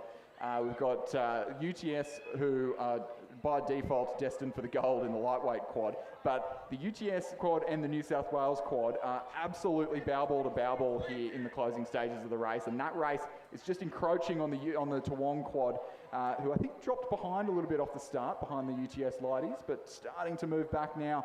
And the New South Wales lighties on this side of the course really having a go in the closing stages of the race, swapping 1 all for 2 in their preparation for the Penrith Cup. That squad coached by Rob Black, Peter Warne, Jason Waddell. It will be Sydney University Boat Club, the final few strokes, and not letting up in the closing stages of this race. Marcus Delamato with his head in the air, absolutely yamming on it in the last stages of this race. It'll be 6:03 across the line for Sydney University Boat Club, but an all-the-way win there in the elite men's quad. Toowong will hold off the battle of the lighties here. The New South Wales quad really trying to overturn the UTS crew. It'll come right down to the line, and I think it'll go to a photo finish. So I think they won't be judged anyway, but I think the New South Welshmen just got up over UTS, but in any case, UTS will be the gold medal recipients at once they reach the podium.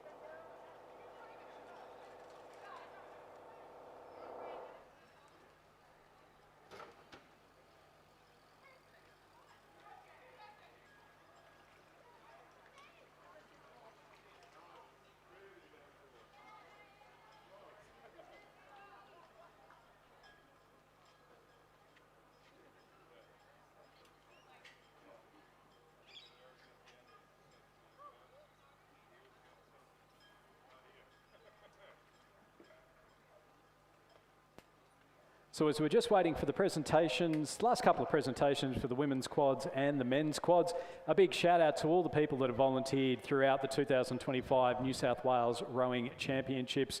The regattas cannot run without volunteers. We've had regattas down along the timing huts here at the finish tower. The boat holders, that I think is one of the most thankless tasks in rowing. Always make sure that you thank your boat holder when you're out there, because I don't know that I'd be able to do that, and really sunscreen the back of your legs. But also our boat race officials as well, the guys, again, who are volunteers that are going out there and making sure that we do get to participate in this fantastic sport. Yep, and if you are going to be here at future regattas, we've got the Kings PLC regatta in a couple of weeks. We've got the schoolgirl, schoolboy, Head of the Rivers. If you are going to be here, please consider sticking your hand up for a couple of hours in a timing hut or whatever time you do have to spare. It's a great view of the racing, and we are much appreciative.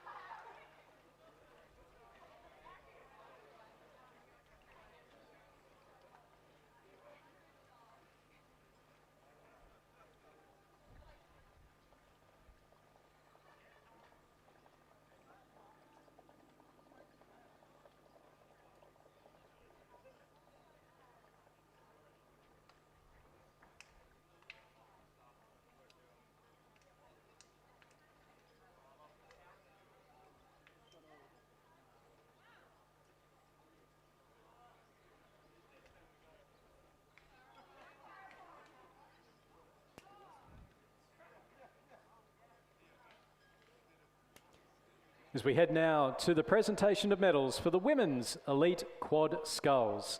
The medals and trophy will be presented by Don McLaughlin and Tom Lorridge, coaches at Sydney University Boat Club. Third place and bronze medalists, the University of Queensland. Their crew of Sarah Burke, Ellie Reddy, Elizabeth Newell and Wallace Russell. They're coached by Michael Russell and Philip Bergignon. Second place and silver medalists, the Australian National University. The crew of Hannah Tippett, Alexandra Moylan, Alora Kelly and Catherine Kahn. They're coached by Nigel Harding.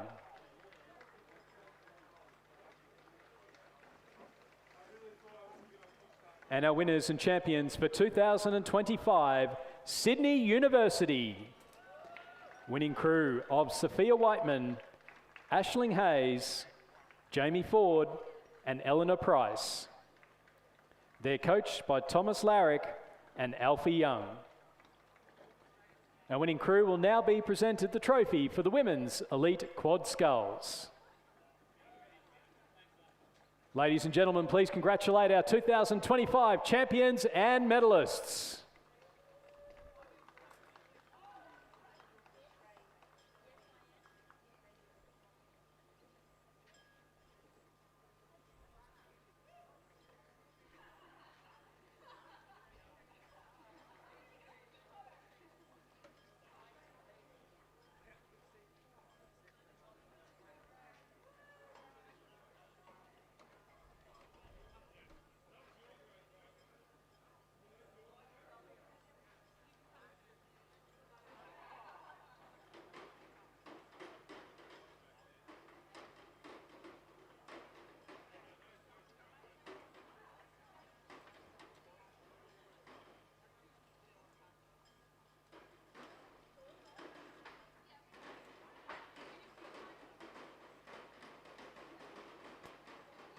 As we move on to the presentation of medals for the men's elite quad sculls.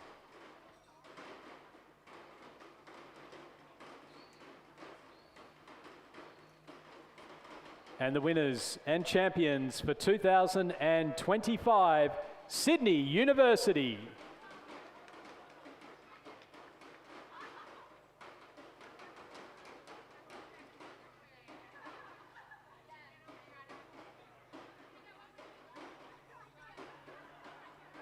The winning crew, Jackson Kench, William Rogers, Hamish Danks and Marcus Delamata. They're coached by Thomas Larrick and Don McLaughlin.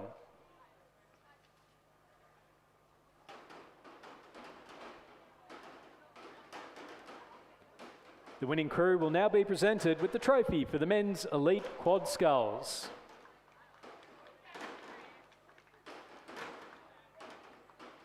Ladies and gentlemen, please congratulate our 2025 champions.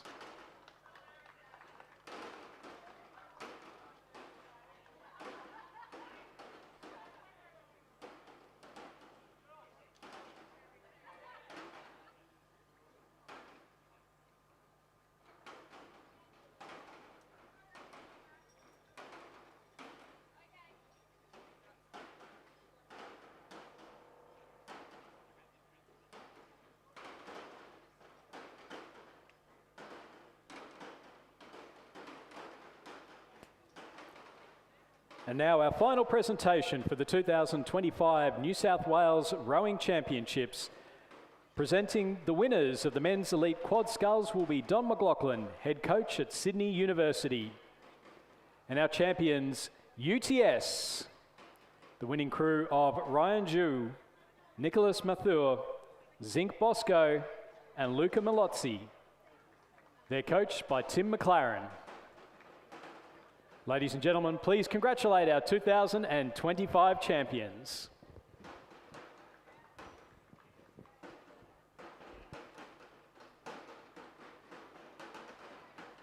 That's it, ladies and gentlemen, for the 2025 New South Wales Rowing Championships. To everyone who has joined us out here at the Regatta Centre, a big thank you to all our athletes, coaches, supporters, mums, dads, boat drivers, BROs, and everyone else who's contributed to this regatta.